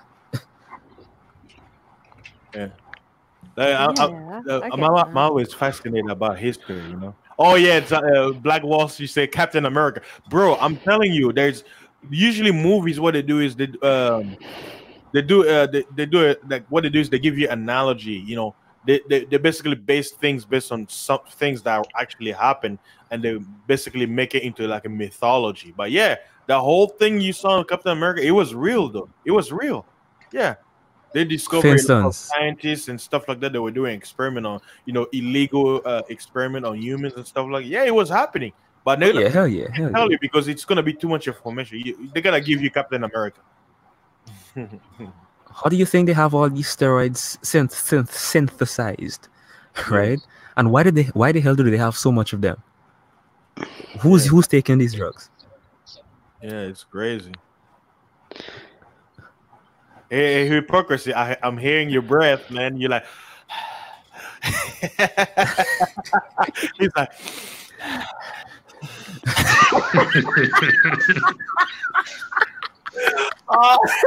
I can hear you like. Nah, but on a serious note, right? On a serious note, and I'm sure again you guys in the UK could testify to this. You compare association football from the 30s and 40s to football now, and it's a hell of a lot blacker. Yeah, a lot of change has happened, man. Yeah, it's like at the end of the day, man, we all come from different perspectives. But guess what? Here's another thing where I say, okay, let's make it simple. All of us here in this panel, do we eat, right? We eat, right? We have a stomach? Yes, yeah? Guess what? Come on, bro. We all go to the shitter too, right? Right? We all sleep, right? So, what's different? No, we're fasting. So it's like the simplest thing in life. It's like we all have something in common, We shouldn't let the rhetoric of society dictate how we should live. And I think me being with my background, I was always like, because in Africa tribalism is very strong. I don't know if Jessica may know it, but in Africa tribalism it's like racism, but it's like tribalism. Technically, racism is. I know what you mean. It's very strong over there. And me, I never looked at people. Oh, because you're not from my tribe, I'm not gonna deal with. No, I never looked at it that way. But guess what? I was the exception to the rule.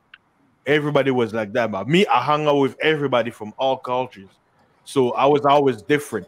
And when I came to America, the whole perception about white people are racist and all that. But I grew up with whites, and I'm like, most of them treat me well, and I got to learn them how they are, So at the end of the day, it's like you just have, like I say, you gotta have conversation with people, and people will tell you who they are. You know don't have like a 100% prejudgment based on what you've heard before, because Yep. is different, and we have more similarity than anything you can imagine. Yeah, I'm just gonna say, hey, it was nice talking with all you guys. This is definitely gonna happen again sometime. The accent sphere must reassemble. Let's do it, man. I'm gonna, and yeah, when I start back creating content too, you guys are gonna see a lot more of me.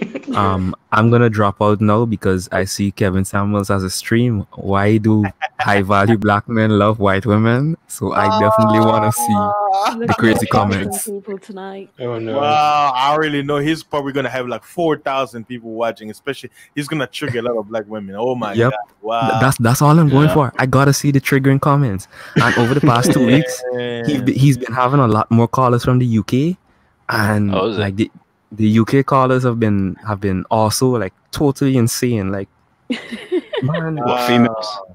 Yeah, we talking women in their 50s expecting to get men making 200,000, 300,000 pounds. I'm like, what? He's basically discovered the dirty secret. That I know like 2 people that made that much money. Yeah, I mean, to me, I look at it this way. This is very clever. You know, if you want that much attention, man, I can imagine having thousands of women, especially coming in my channel. They'll be like, "Who is this guy? Who is this fasting guy? Who is this fasting?" I'm like, new fisting possibilities. They'll be like, man. They'll be like, I want to experience it. How does it go? Do you use lube or do you use share a screen? Oil? They'll be like, do you use lube or do you use coconut oil? So yeah, guys, it was nice talking with you. All right, have a good day. You as well, mate. Good accent. Wow, man. Take it easy. Bye. Thank you guys for showing up, man. Lou, it's we've been on for it's almost in here in Houston. It's 9:41. Oh my gosh, 3:41. Yeah, I should be sleeping. But I got excited. I saw Nimbleman and Hypocrisy. I was like, yay, I have to get on. I wouldn't have gotten it fasting. I would have picked on something else. Oh yeah. Thank you. Hey, I'm like, hey, this is like, was it the accent fear?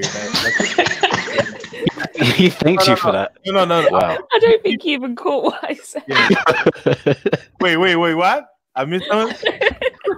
What did Jessica say? Oh, let me play back. Oh, hold on. Come on. Let me rewind.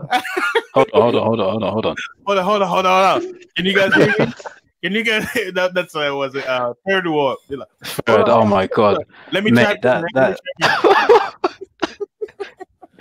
You're my favorite fasting. What's that? You're my favorite. Oh well, thank you. I appreciate it, man. Wait, I tell you what's cool that. Yeah. Man, I really appreciate, man, you guys showing up. We've been almost 7 hours.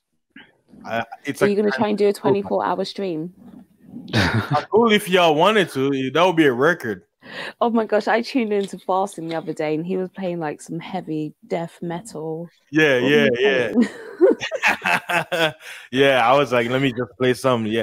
I was listening on my lunch break, like, what the hell is this? Yeah. One of my goals is I actually want to, if somebody who's like an independent artist and they want to be heard, I wouldn't mind having like a stream where I'm just playing independent music, like people who don't know, like who are not known, like people who are not popular, so I can play their music. I would love that, but so far, I haven't had any feedback. Like one of my classmates, he's a rapper, like a local rapper, and I sent him a message, but he never replied to me. So some people that like I said, opportunity shows up, and they don't take it too hard. So we'll see. Nimblemint, can you rap? Fuck no, mate. Hypocrisy, can you rap? Nope. Me, I can't rap, but I'll be like, I spit hot fire. That's all I can rap. Was it? What's do you wanna be my shorty, baby? That Sudanese guy. You guys remember that rap? No. What? No. I forgot his name. Never heard that, mate. Look up on YouTube, say Sudanese guy rap. and then it will show up like he's a tall, dark-skinned Sudanese guy, and he's rapping with like a cheap graphics and all that. Man, that music is funny, very funny. He's from Sudan. Could have been Vision. Yeah, you never know, but he doesn't have an Sudanese actual. guy. What's that? The tall Sudanese guy. That just Yeah. Vision. Yeah. So Vision is he's tall. I see. Was it? Everybody switched their name to Entanglement. Was it Sheng Shang? He's not Entanglement Shang. And then Brandon L. He's changed to Entanglement L. Everybody, hey man, I'll tell you this, Jessica. Like that topic with Jada, I'm like, man, like I went on Google Trends. It's still number 1. Is it? Yeah, on entertainment section. No way. Millions of people like it's like over 1 million hits like on the trends. Everybody's still talking about it. That's no one. I wasn't surprised that you had that many people show up to basically talk about it or watch it. It is everywhere right now. And the amount of entanglement memes that I've seen. I even typed in EN in my phone earlier on in the chat, and then you know where the suggested comes up? Entanglement came up. Wow. I was like, okay. Yeah. I was like, That's I've been saying it crazy. too much. And I've never said it before today. You know what, Jessica, have you ever noticed how... Sorry, go on. Oh, go ahead. Yeah, go ahead, man. I'm just... Oh, yeah. I was just going to say, have you noticed the amount of likes you get compared to your views? I'm not sure if you've ever noticed that. No, what about it? Your likes to viewer ratio is really high, I tell you, because literally, it's really good. It's really, really good. Because sometimes I'll be in the chat and there'll be about, I don't know, 70 people watching, and there'll be literally 70 likes, the exact same amount of likes to views. I don't know what it is about your viewers, but they all just seem to like your content right off the bat. Oh, you mean you like the content first before they can before the views catch up? Is that what you're saying? I was looking. I've got like a scheduled stream coming up, and it's got like 25 likes in it. See what I mean? That's exactly what I mean. So in a way, I think you're doing like a scheduled stream is good. That way you can basically farm the likes, man. Oh. I used to get 5 dislikes for everything that I scheduled. They'd be like, "Who's disliking it?" But now I they've actually got the first hater today. I had a thumbs down on this stream. I'm like, I wonder who. I'm like, huh. It's like, Nimbleman because he's an atheist. Talking about the Bible. The Bible. In the Bible. Hey, and we even have hypocrisy on our side, man. Hey, he's a trump card, you know. He's our brother from the East. So if anybody wants to touch me, I'll be like, hey, I got hypocrisy here, you know. So he's my backup. He's my backup, you know. And my bodyguard, he's like, hey, don't touch this guy, man. He got me on his panel. He allowed me to speak. So yeah, don't back up, YouTube, back up. Hypocrisy. Join in. Fasting. What star? I'm not a YouTube guy though. Sorry, Jessica. What did you say? What star sign are you? What's that? What star sign are you? Oh, I was born in November 30th, so Sagittarius, I think. Okay. Yeah, but me, I don't believe in that stuff. But I read some of it because it's like, okay, I'm like, okay, I can see this one attribute that attribute to me, but some of them I'm like, yeah, that's totally not me. I'm something else. But you know, some people believe in the sign and all that. One thing I know is, you know, according to the scripture, say, yeah, each person is born under a certain star, but we're not supposed to know about it. Why? Because if you know about someone's star, you can take advantage of them. That's one of the. It's kind of like it's forbidden knowledge, but you know we live in a modern time where they make it like easily accessible to people. Because if I know you, let's say you're quote unquote a Scorpio, and I know that Scorpios love to eat sweets, then if I want to get a Scorpio to like me, I'll bring a candy. I'll be like, hey, you want some candy? Oh, candy! And a piece of candy, and be like, oh, why don't you come in my van? Oh, candy! You know, because so it's you know I know some people they're very into so fasting. What's up? You're going offline or what? I got it. What? If you're logging off. Well, basically, Stay on. I I'm, don't want to go I'm to still sleep. on. But basically, And I'm staying on, so I don't know about you. I'm still on. I'm like, I mean, you guys are here. You're my guest. I mean, I could end the stream anytime. I know Kuda. I don't know if Kuda is gonna start. He's gonna do. Oh shoot! Third shift will be starting soon, probably. Yeah. I still haven't even watched the started No, early. forget the zombie sphere. Let's stay. No, right, actually. I need to watch it. I need to watch I it need back. to catch that too. Yeah. He started. Apparently it was full of 11 fuckery. yesterday, yeah. It was. Oh man, it was awful yesterday, man. Hypocrisy. Were you there? Were you there last night? Oh man, Angry Where? Man showed up with game. I think I was with Nimble in the chat. Man, it was hot, but Yeah, I was there. yeah, it was very heated, but then it calmed down, and then I passed out like around like I was there halfway through. Yeah. I passed out around 4, and then I went. No, it's It's the whole thing, Yeah. apparently. simply black excellence. Hey, hypocrisy as a foreigner is like, what the hell is going on here? Yeah, like, he must be going nuts, mate. Hypocrisy is like, I don't want to look, but I just can't look away. It's captivating. It's interesting. Yeah. When he Let came me- to the let me see. manosphere. Yeah, it's like curiosity. What's the saying? Curiosity killed the cat. In a It's like- way, it's almost like a weird social experiment when Yeah, you watch it everything is. that goes on. And you Be can see all the different everywhere. characters. It's like a reality show, It's but angry you're mode. in it. Shut the fuck up! when he says, "Shut your lying nigger lips up." I'll kill you! Shut the fuck up! What's this? Oh, shit.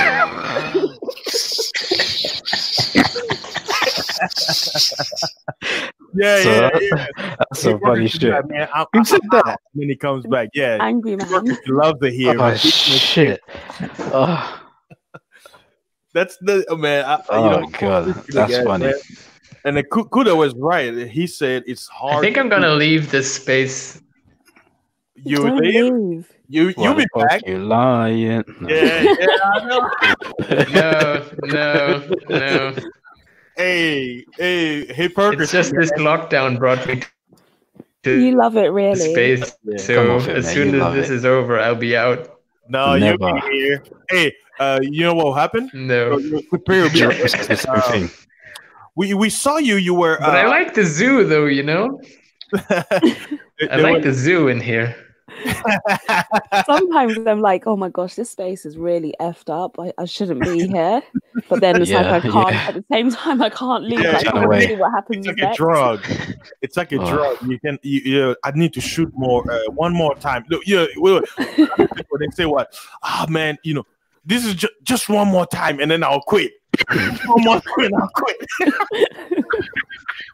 And then Yeah. you get I that. can't feeling withstand the again, you're like, baboon sphere.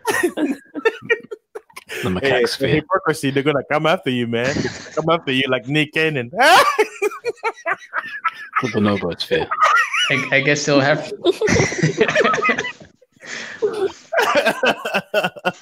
I'd never heard of the bonobo. they'll have to until I swim came over the here. pond till they get to me. I did.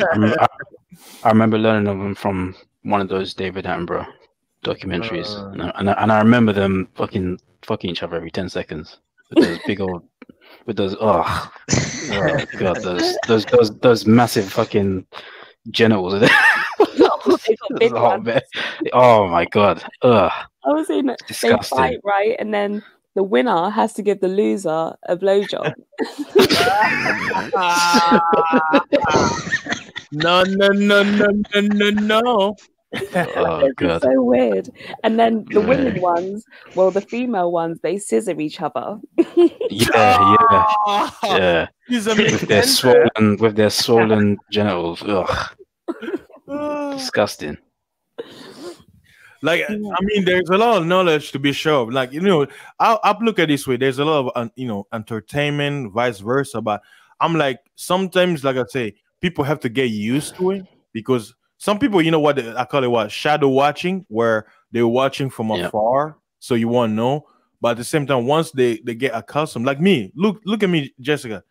I just started streaming Sunday. I started streaming Sunday. And so far, I already had big name YouTubers on my channel. And not only that, I got a strike on my second day of streaming. And you got chat dwellers to come up on your panel. Yeah.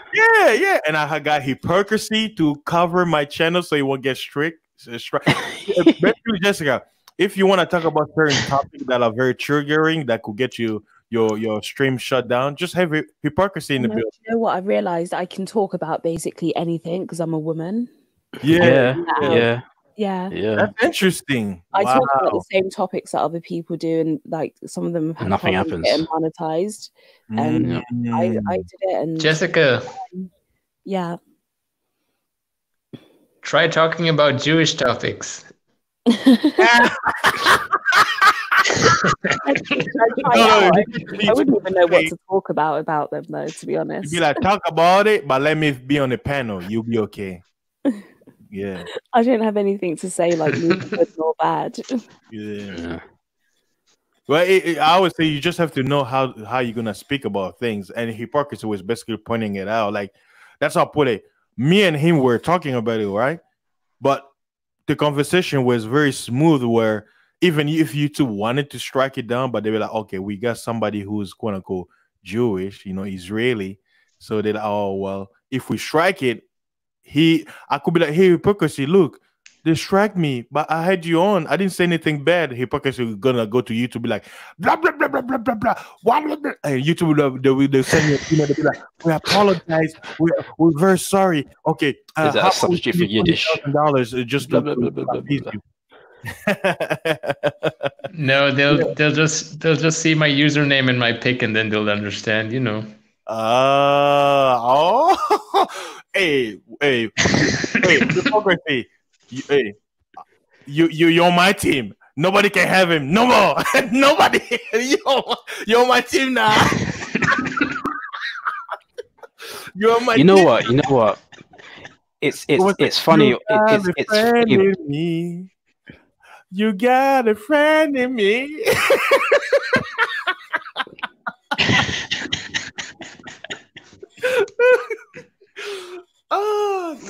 Of all channels let me tax those donations. Yeah. Wait, what's the tag? Well, we don't want the IRS looking at us. Hey, there's nothing here. I don't have super chat. Hey, I'm like, hey, I need 1,000 subs so I can, start getting super chat. But since I don't have, 1,000, I'm not getting anything. YouTube, I got nothing. Yeah. What were you saying, Nimblebent? I was going to say, of all channels for hypocrisy to come out and go on a panel, he chooses Fastings, the tinfoil man. Yeah, I know. He hates tinfoil stuff. I know. No, he was on my channel. Apart from yours. Okay, you saw that. Yeah. Yeah, I think never, I guess he appreciated that I'm actually somebody who's willing to actually allow him to speak his mind, and Yeah. People were I can tell that about you, my man. Yeah, they were prejudging him. Even me talking to him after he broke down his background, I'm like, oh, okay. Okay, I understand you 100%. There are certain things we can't say because I know if we say it, we're gonna be here till Saturday because we're gonna be talking and talking because I know some of the have done. He might have more. He not only can he confirm, he can actually add in to what I already know. That's why one thing I appreciate about talking to somebody who's actually from an area where I've actually studied about, and he can basically tell me, what happened and what's going on, presently. So that's is it just me? Or on Hypocrisy's picture, the fingers are disproportionately short compared to everything else. On his picture, I don't know why that just stood out to me. I think they're short. Cut off.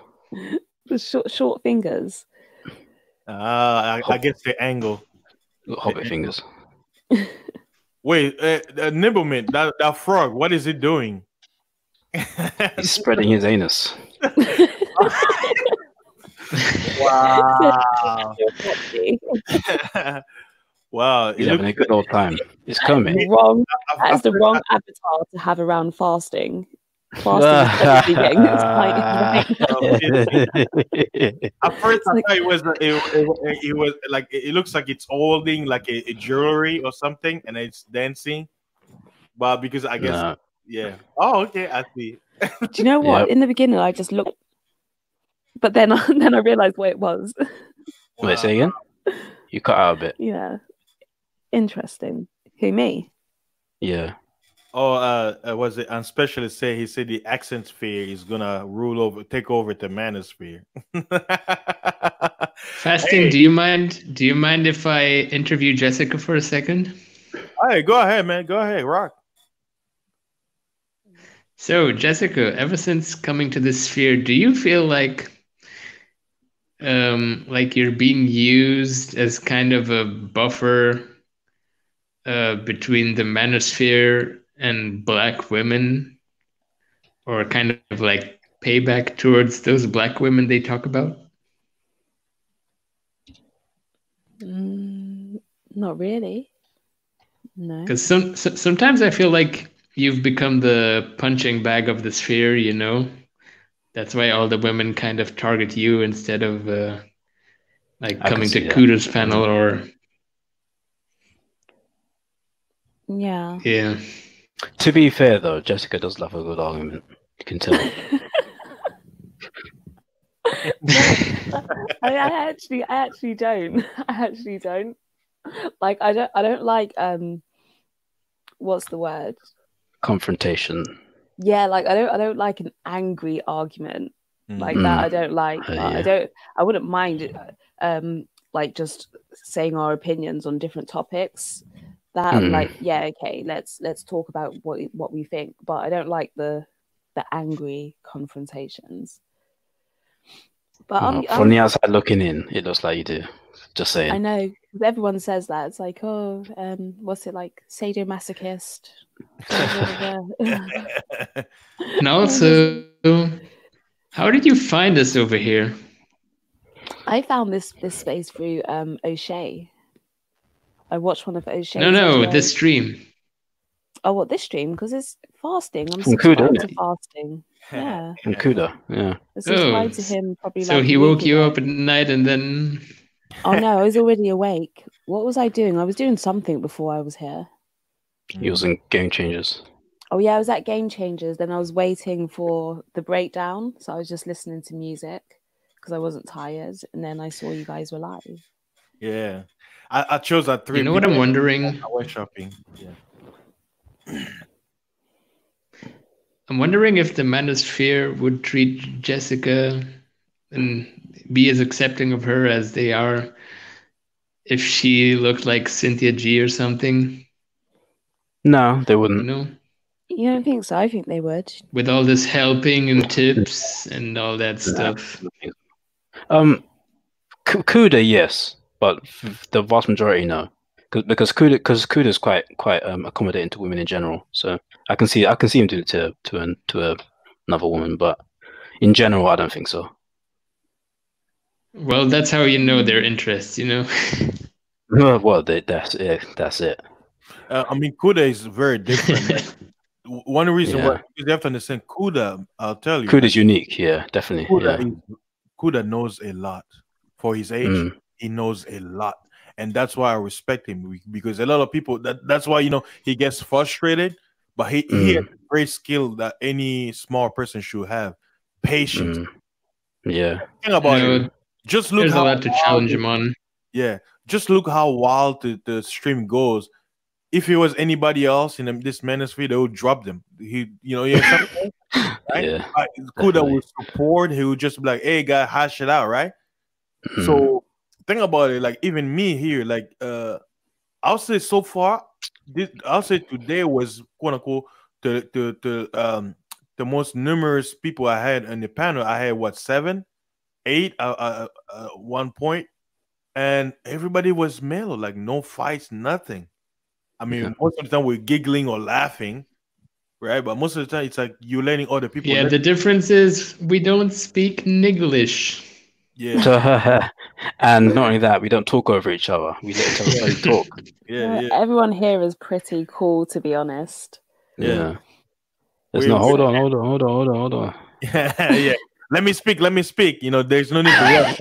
And then was it? I think 2 days ago. Kuda. Let me rock, Yeah. eh? when Vision was here, right? It was just me and him, but he was still trying to talk fast. I'm like, hey, Vision, you don't have to talk fast. Yeah. I'll let you speak. I'm not gonna cut you nothing. So I guess he was able to kind of like relax a little bit, Yeah. speak. That's Yeah, good. Vision's Yeah, I angry think- at me. Yeah, he needs to practice because another thing I learned when it came to public speaking, like me, because since I do the whole Bible thing, in order for you to preach, you have to know how to speak, and not only how to speak, you have to know how to captivate people.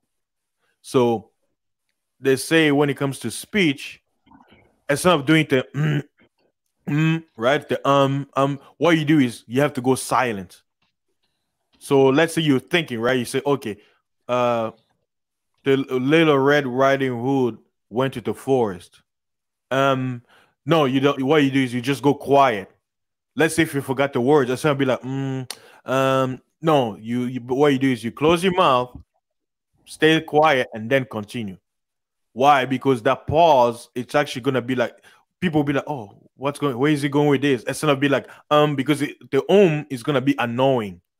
Because because the number of is gonna override the numbers of your speech. So if you like I went there and what's gonna stay in people's minds? So when you do the silence where you're like, okay, so you know what I'm saying? Like it's like that little pause. Yeah, it's gonna be there, but your words are gonna be remembered. So it's something I learned when it came to public speaking. Is like slow down your speech, speak to a point, like like when you're reading a letter, there's a point, you pause, and then you start the next sentence. Don't do the run of sentence. They say because people, it's like music. You have to have like a tempo, and then pause so people can ponder, and then bam, you give them knowledge. So I'll say everything is a practice. I think if Vision probably have his own channel, or if you don't want to have a channel, I'll really talk to him where I'm probably gonna do like a session, like a book review, where he's gonna pick one of his book that he read, and basically I'll just let him rock.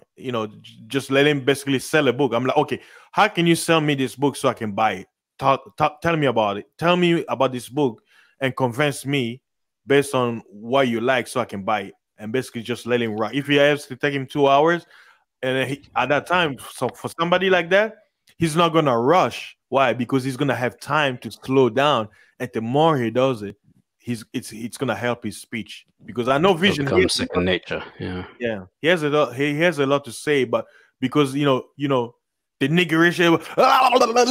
Let me chime in. Come on. Kuda. And then he can never. And then once you jump in and say, let me rock. Okay, okay, go back. Yeah. It's hard. Yeah. You end up having to sort of blurt things out before somebody else talks, and then with Vision, I don't think it helps that sometimes he just says the most random, unrelated stuff. And so then like the person just wants to interrupt him and get it back on topic. It's like, what are you talking about? Okay, let's go back. And it doesn't help because then he still wants to rush every time he speaks. Yeah. I think he just needs to learn like the social cues a bit more. I think the more that's the main thing. Yeah, the more he has conversations, I think the better he'll get. Yeah, and I mean, no, there are no cues in the manosphere, though. Yeah. There are little ones at the very least. Yeah. That and in a way, is right. That's why you notice me whenever I jump in with Kuda. Well, you see me, I'm very quiet. Like even if I'm driving, instead of jumping in, unless you're trolling. I'll jump in and my say. But you notice whenever me and Kuda were talking, like let's say when we talk about herbs and stuff like that, you notice there is a cadence, right? Where it's gonna like we're so excited because Kuda is like, oh shit, this guy knows what I'm talking about, and I'm like, oh shit, Kuda knows this, right? And then we have that little flow. But then when you switch up to the ministry topic, you see me, I go quiet. Why? Because I'm like, okay, I'll just be quiet and let Kuda rock. But you notice even Kuda never gets his words out because everybody's trying. The whole thing is, I know more. Let me say. I'm like, dude, just be quiet and listen. Do you know what I think happened with Kuda? I think in the beginning he was quite lenient, so he'd go to say something and then he just let somebody else talk. Yeah. And so in a way, people got used to talking over him because he was so lenient. And then he's like, now it's like, okay, listen, I want to be able to get my information out. And so he's had to just kind of like just stamp down with the iron fist and say, listen. So I think that's the dynamic that's going on now, but people will get used to it. You just let him get it out. Yeah, because sorry, go on. Oh yeah, go ahead. We were speaking at the same time, so you go ahead. Okay, yeah, because I can only imagine how frustrating that would be. Because personally, in real life, I very, very, very, very rarely get interrupted. But when I do, it's just it can make me dislike you instantly. You know what I mean? It's just really annoying. It is, and I think it's probably one of the biggest problems that we have in general when people are having conversations, because you're trying to explain something, you only get one sentence out, and so then the whole thing you're trying to say is just taken out of context, and just the meaning flips because you haven't even had a chance to explain it, and then the conversations just end up getting into like an argument. If people just a circular argument. Yeah, exactly. Like, it's just so unproductive. If people let each other speak, it would just be so much simpler. Yeah. Where's the general? God, not the general. I've been okay with him lately. You know what? One day he's gonna pop up, and I doubt the general knows. I gotta pop up one day. Even he the finds general it somehow. He's getting his tools too. Like the general, like I remember that one show we're talking about what we should get. The general also could have told me what tools to get. So who knows? The general might become a content creator too. That would be nice. Hey, everybody should be. You know what? These early panels are like the equivalent of Kuda's early panels. You know that the little golden age. It's gonna be ruined one day. Yeah. It's gonna get corrupted. Yes. We have so much fun on Kudas. Oh my! You know what? From the chat, I'd be dying laughing, man. Yeah, those like are the good days. I think great days, man. That hypocrisy. Yeah. I'm supposed to be to back up for Kuda, like the aftermath, like because I'm able to do all this because I'm on vacation. I'm at home right now. You know, I don't even want to go out anywhere. I'm just chilling at home because I'm so busy working, traveling. I'm like, I don't want to go anywhere. But starting next week, what I'll probably do is I'll be doing more like because I usually drive from like midnight till the afternoon. So when I'm on the road, let's say if Kuda ends the third shift, and then people still want to jump in, what I can do is I'll just, from my phone, I'll probably just fire up a stream and just bring people in, let them rock while I'm driving and all that stuff, you know? So no, you'll bring the dysfunction. I know. I tried that for a little bit, but I couldn't do it. Like, it actually is hard to... It is. Like that. It is. And you, like, sometimes you underestimate it. Oh, we see War Master. Peace, War. What's up, man? What's up, War Master? Yeah, he's probably on the road, man. Yeah. Hey, he's crazier than me. Like, he's always driving. War Master's coming, really. 2 years. Oh, God. Whatever's stopping him, may it please continue. Actually, no, may it not continue. Because if he makes his own channel, then maybe he'll jump on everyone else's bloody panel. He hasn't popped up to mine. Ray, the general doesn't go over there? No. Fasting. Are you shocked? What's up? I think you pulled off the rarest panel today, huh? Yeah, I know. Yeah. Yeah, Right, yeah, Me, yeah. Nimbleman, Yeah. Jessica, all at once. yeah. The young specialist. Yep. Mhm. Yeah, man. Not really me, but you two. No. Mm. That's a rare one. That's Yeah, why I had to come Indeed. up. Yeah, I had yesterday. Experience. I had Neil, fantastic, big shots. Yeah, I was Ramil, there. Yeah. fantastic. Yeah, I was I listening. think Nibble just came up On because the I was move. up. You know what? You know what? The last time when you asked me to come up and I didn't come up, I felt kind of bad. So I thought, no, fuck it, let me just come up. Mm. Would you come up again? Yeah, I would. But only here. I might branch out, maybe. Oh, okay. Yeah, maybe you should Maybe. go up on O'Shea. Well, no shade. So Fuck that. Mm. I might need to go and get involved in like some nigger stuff in on O'Shea. Oh, and was it and go like, Yes. My name is Johnny. Oh wait. I want to test something. Hold on. Tell me if this works. Hello? Does that sound different? yeah. Let me see. Hello. Testing. 1, 2, 3. You sound like a woman. How about this one? Oh god. Mario, come on.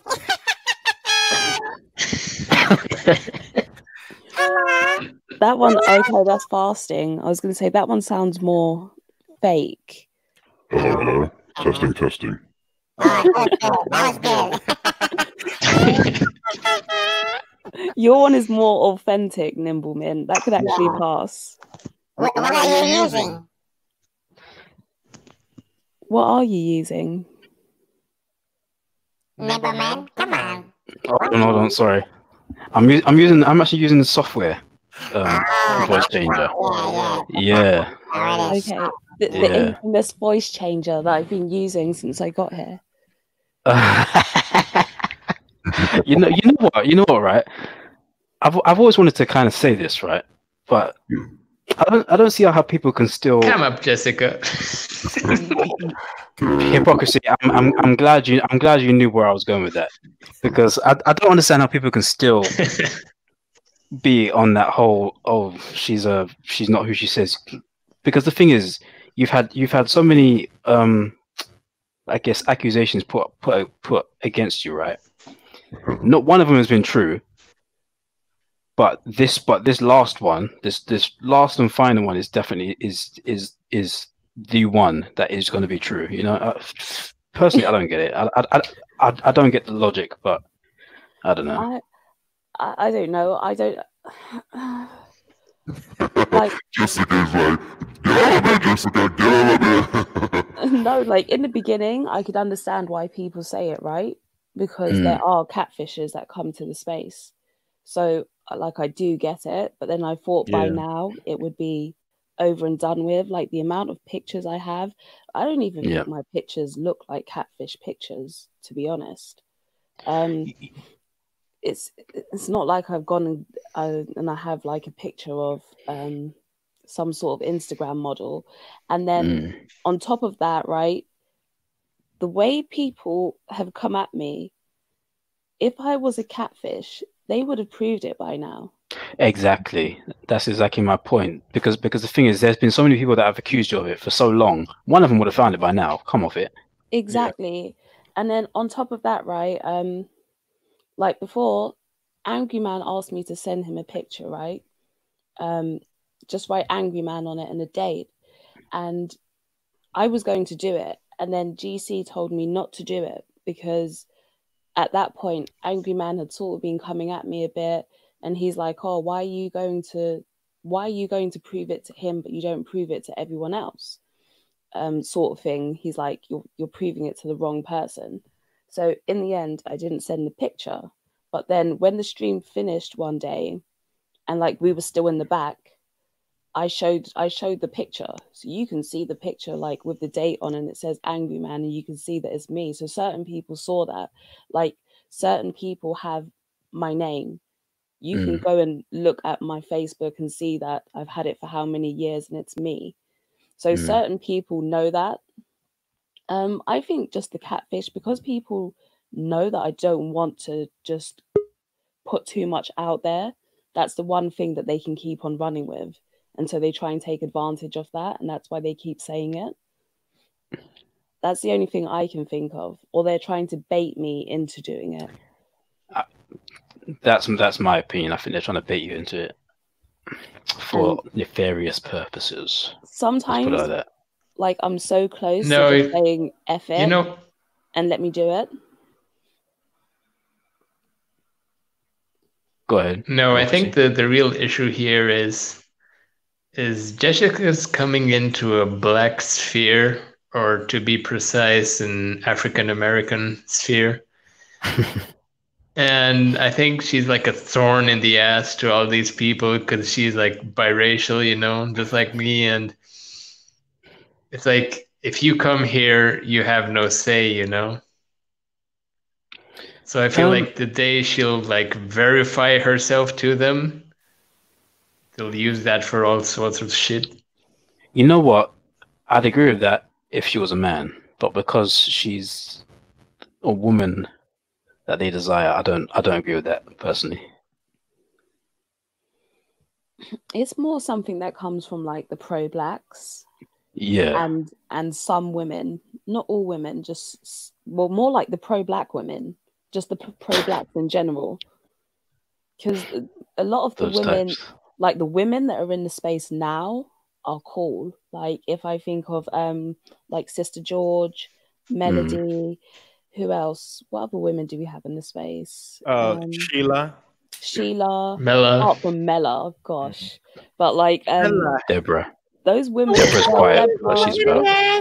those women are all cool, to be honest. I don't have any problems with them. I had problems with Cocaine Kells and China White, but yeah, other than that, I don't have any problems with anyone. So it's more like a pro-black woman thing rather than just women in general.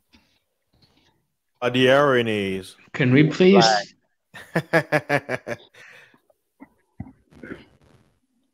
Can we please start a petition for every Manosphere stream to add a National Geographic logo at the bottom corner of the stream each time there's a panel? Get out of there. Have Nimble Mint narrate and do the David Attenborough voice. Yeah. Oh God.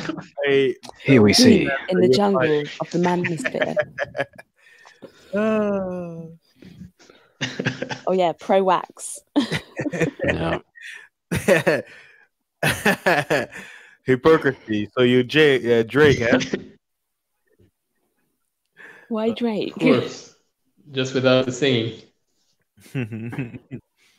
Man, I really appreciate it, man. I'm well, because we're basically this. What's that? Oh, wait. Jessica doesn't know why Drake. Wait, Jessica, you don't know who Drake is? I know who Drake is, of course. Oh, okay. I said, why Drake? Why are they calling him Drake? Oh, what? Because you're mixed. Yeah, because Drake is mixed. Yeah. I said, why Drake? No, it's basically because not only do we have this. You got to pay back. War Master, the playback is on. My bad. What's good, by the way? What's going on? What's going on, fellas? What's going on, fellas? Hey, how do I sound? Am I working out or anything like that? No, you're good. You're good. I'm in the middle of Wyoming, and it's like signal out here sucks. Yeah. The worst area. It's like Kansas. Yeah, I ain't been to Kansas in I don't know how long, man. Damn. Yeah, I'm supposed to go out to. I got to go out to Minnesota. Damn. Hey, Jessica, where are my sound bites? What sound bites? You're supposed to make me some sound bites. I just don't know what they are. Sound bites of what? Oh yeah, I remember. Let me shut my mouth. Okay, go ahead. I haven't figured out what I wanted you to say. You said, "Oh, okay." Okay. Yeah. No, wait. Was it more one? My thing is, You think too much when you talk. It took a little while for Kuda to get you to sound like, God damn, that don't even sound right. It's so weird. Oh, what, the mode 1? Yeah. You know, It I did thought sound he was going to do some, oh, I'd have died laughing. That'd have been fun. I forgot You why I can't came put up. me on the spot like that. No, I'll just wait. I'll be patient. I'm still going through that string that I was on. I'm telling you, I don't know what it is. I hate string arts. Sounds like it makes me sound muffled. I see this specialist because he say he's over there, Kevin Samuel. Wait, what's going over there? You saying competitive women are calling over there, or what? What's going on? Yeah, woman. I don't know if you know, but Kevin Samuel, he has a stream about what's the title? Let me see. Let me go to his channel. His current video. He's live right now. Flamingo brother. He say, "Why do high value black men love white women?"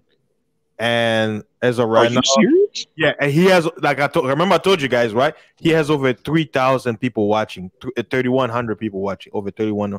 So, like I said, he's breaking records. I'm telling you, he's blowing up. Yeah, that stream right there is sure to draw out all the angry black women. Yeah, he's just gonna have like a barrage of them tonight. The thumbnail is funny. A guy, skinny, tall, black guy with a.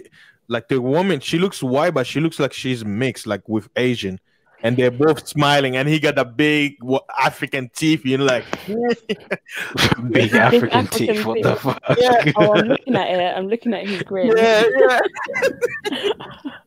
It's so funny because I remember listening to a stream a couple days ago, and he's sitting there trying to tell this woman, "Look, it's not your skin color men don't like; they just don't like you."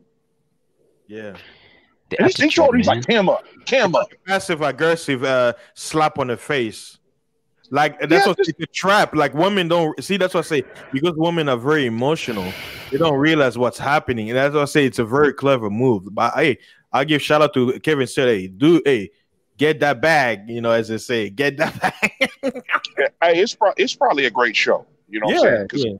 Kevin will have titles, and I'll be like, I ain't watching that shit. I'm good. Yeah, and then you turn out and I'll listen to it. Yeah. I'll listen to it later. I'm like, God damn, that actually was pretty good. Yeah, and the thing is, he I think he discovered that when it comes to this sector, if you want to get views, target the women. You sound saying? You're right. I've never liked the comment. Yeah, I want more women. I want more women to come up. That's why on the last show, to teach. There was like this woman. What's her name? Like Faye.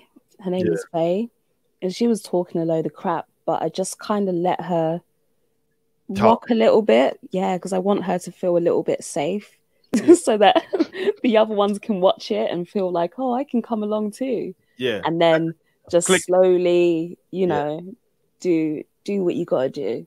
So I'm trying to play it that way. Yeah. Because I don't want to like scare them off. Yeah. Yeah. It works. Winning combination. We've had like decades where the whole conversation between the mating game that people all talk about, they call it by different names. It's always been on the side of the street of men, and not saying, hey, we got to actually look at what women are doing at some point. Yeah. And Kevin does it real nice. He's not exactly offensive, but he tries to be nice until he runs into the hard-headed ones. Yeah, that's the thing. Like I think he's like, okay, I can be nice, but hey, if you come here with bullshit, I'm gonna take you down. Like, just bye. And you know what? Yeah. Here's another thing people don't realize: women like that. That's why. Oh yeah, I'm telling you. Oh yeah, like a little bit of devils like that. Yeah, the strays. Mm-hmm. Where is Melody when we need her on this subject? Was it? This is Melody. Hold on. This is Melody. Lena, I like to have my soul. Hey. Melody she has a voice twin. Oh, have you heard Raining Woman? No. Oh, yeah. Yes. They sound exactly the same. Yeah, I didn't realize it until the other day. Melody's voice doesn't fit how she look to me. Like the way she sound and how she look, it's like that's what I say. Old you. Do you expect her to be rough? Yeah, yeah. You Oh do. my Yeah, I knew it. I knew it. She speak very soft. They'll be like, "Hey, so And you know she does it on purpose, right? you need to tell Throughout me her whole life. goes." Yeah, Melody's nice.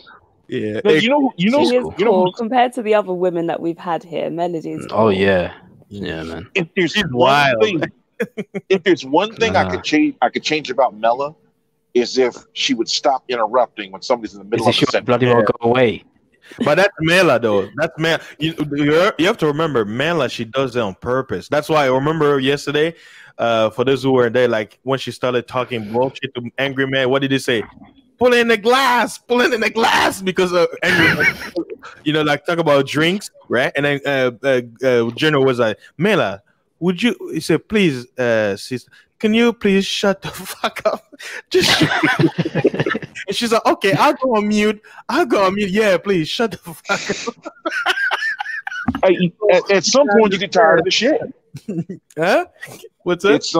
At some point, you get tired of the shit, and Yeah, the general gets frustrated. I've been watching him over the last couple of years. One day he'll make a channel. Yeah. I mean, he's let me put it like this. He's been talking about making a channel since Obsidian's first channel went down.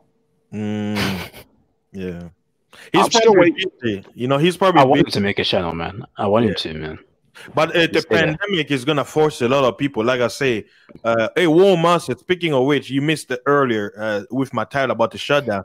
A little bird told me that Texas is gonna shut down this weekend, basically tomorrow. So They're trying to stop the flu. yeah, I mean, it spreads like the flu. They can't stop the flu. exactly. The fuck? So I'm like, since you're up north, like, have you heard anything? Are certain states up there gonna shut down, or since you're on the road all the time? Here's how it goes. I just came from. I left the house yesterday, so I come out of California, drive through Nevada, and it's like those two states are like, well, you have to wear a mask. I'm in California. The janitors are telling me wear a mask. I'm like, I'm just in and out. I'm one place. I'm just like, all right, I'm out. I'm not coming back. I'm good. I'm not coming back till this coronavirus is over, and maybe not then. They don't need my money. This is what I'll do. Like, right, even when they tell you to wear a mask, right? Because me, I'm not wearing any mask when I'm walking outside. But if I want to go in a building and they say you gotta wear it, you know what I'm doing? I'll put a mask on. But guess what? I'm only covering my lips. I'm not covering my freaking nose. Are you stupid? Hell no. I'm covering. Guess what?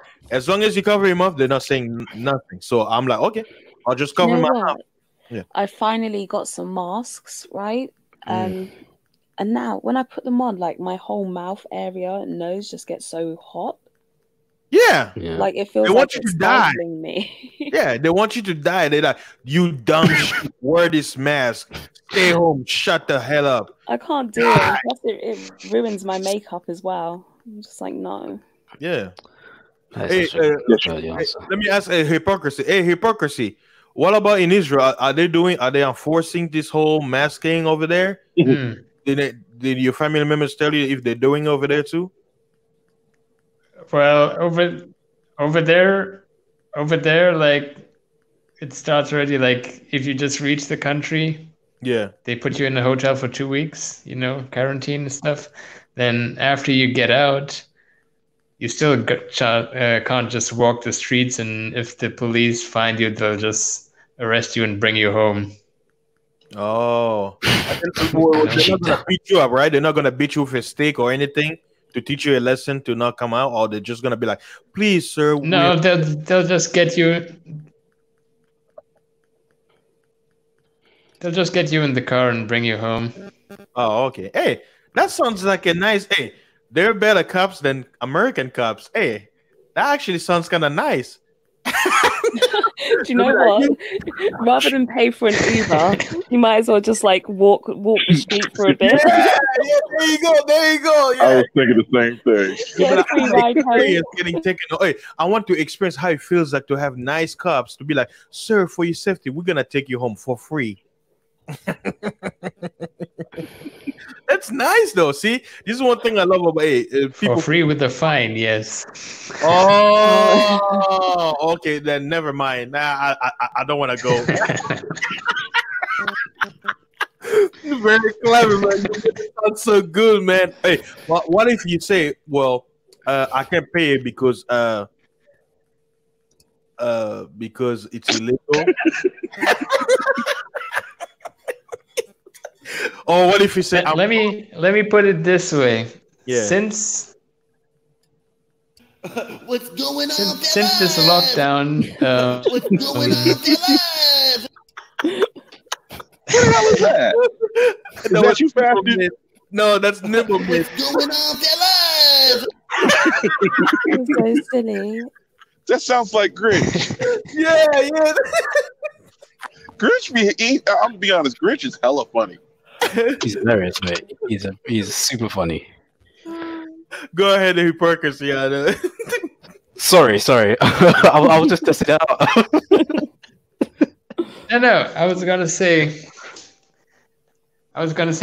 since this lockdown, basically the prices for watermelons are just shooting upwards, Yeah.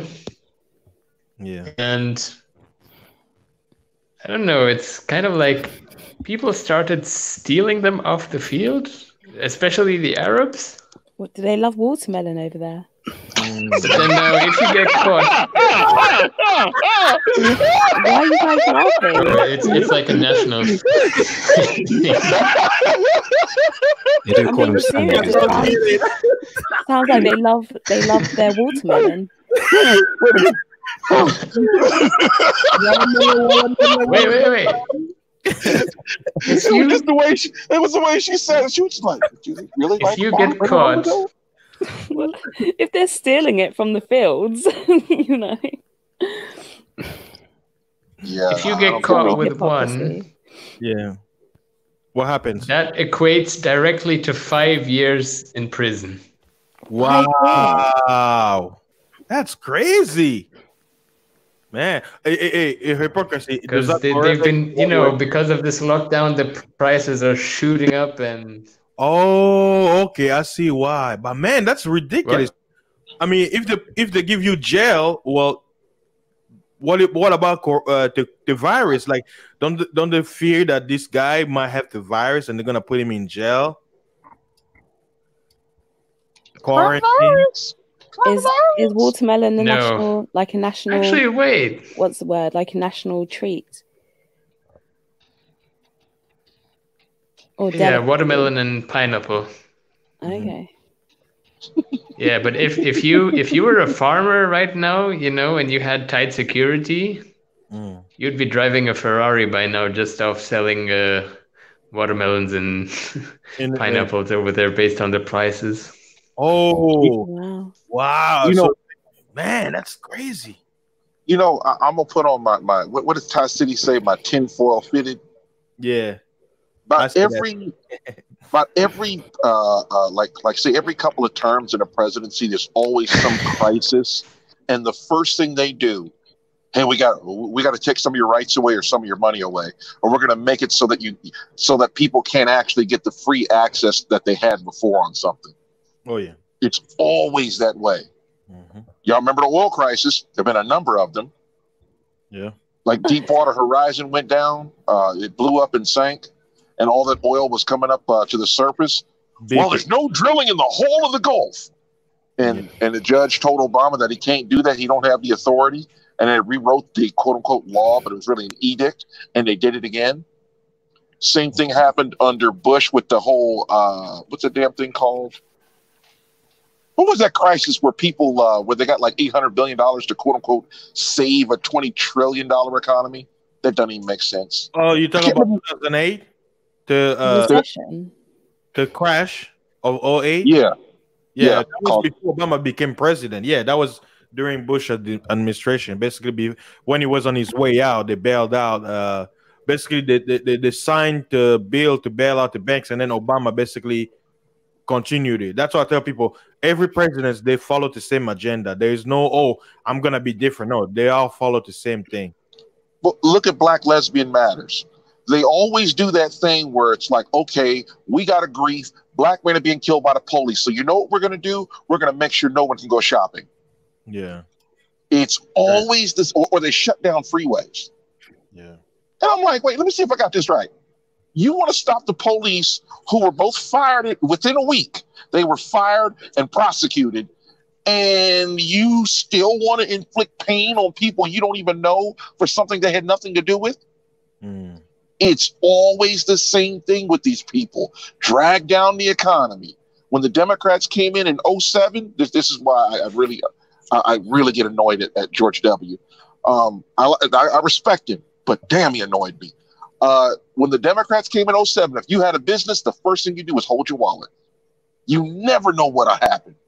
They'll come up with some goofy law and all of a sudden you're out of business. Yeah. But in their case, they crash the economy. War Master, do you know who you sound like a bit?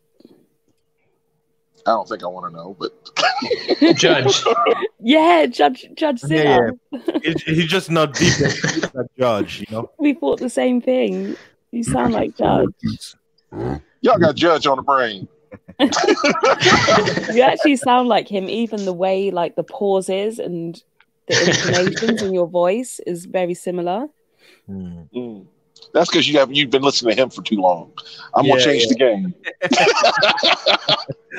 Oh yeah. I gotta find some. Now, go ahead. Go on. It's okay. I was gonna say I gotta find some way to get my Rodecaster like hooked up to my phone, because I would be using my laptop with the like you know, them little jetpacks or whatever it is. And I've been annoyed at Verizon for some time. Because it's like, if I want a Chromebook, this is the thing that drives me nuts. They'll put a limit on me tethering my laptop to my phone. I'm like, that don't even make any sense. But and so I said, I just wanted to add, like, you can actually, there's a connector. It cost me like $40 to get it, where you can plug in. $40? Yeah, it's like a $40. Yeah, you plug in the USB area, and then you can plug in your was the iPhone charger. I don't know if you have an iPhone. I don't get down with that iPhone shit. I don't mess with Crapple. Say no to Crapple. But you can do it with any other, like if you have an Android, right? Basically, what you do is you're putting you from the Roland, right? The little cord that goes behind, like the cable. There's a lot of cables there. Yeah, like I'm telling you, like you can make it easy, man. You can make it easy. Like that's why I'm gonna test it out. I'm gonna take my Roland and my Zoom on the road and basically connect it like I have it right now, and I'll just plug it into my phone, and I should be able to run a stream from my phone. You know.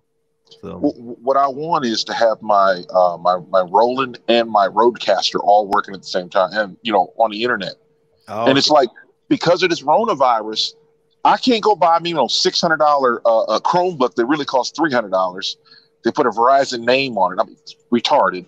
Yeah. And I can't go buy a little jetpack to hook into my laptop, even though I never use my laptop.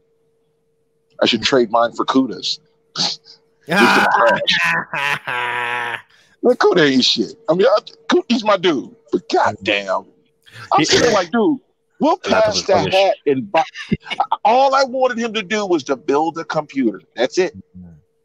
I mean, it's money. I mean, like, hey, I'll tell you, like, well, I'll say most of Kuda's money goes on his mic. So I'm mic watching now. Yeah, we got to work with Mr. Fantastic. There's something going on there. How you rocking a Yeti? Well, I mean, some people, they like what they like. Until he gets off that Yeti, don't let him up. No, I'm just kidding. Fantastic, funny as hell. Man, when I listen to the playback myself, I'm actually surprised how I sound on the mic, man. Like, this Zoom is really awesome, man. Oh, that's what you're using. Yeah. Okay. H6, man. I sound really, really good. And I know Jessica, once she if she gets this Roland and start playing with it, man, you're gonna, especially since you're a woman, man, your channel is gonna blow up, because you're gonna be making all those, viewers and entertain. You could be like, "Hey, I'm Jessica."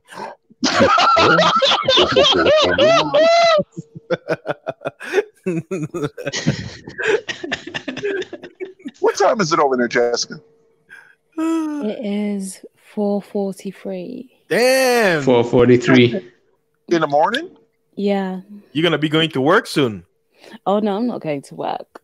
Oh, you're on vacation. Oh, was it a weekend? Well, no, they just they work. Fasting. She's not available on Tuesdays, 11 a.m. Oh, well, no planes can leave America. Hold on a second. I got two things. Hold on. The first thing is everybody mute up, except for Jessica. Jessica say Cuda stinks. Cuda stink. That ain't right. Come on, man. What's wrong with you? What's wrong with you? No. You're gonna clip it and then play it to Cuda. Get those clips. Come on. Every time we be talking shit, I want to play that. Say Cuda, you stink. Cuda, you see, I stink. talked over you. Oh, wait, say Cuda, yeah. Say Cuda, you stink. Say it one more time. Cuda, you stink. All right, I like that.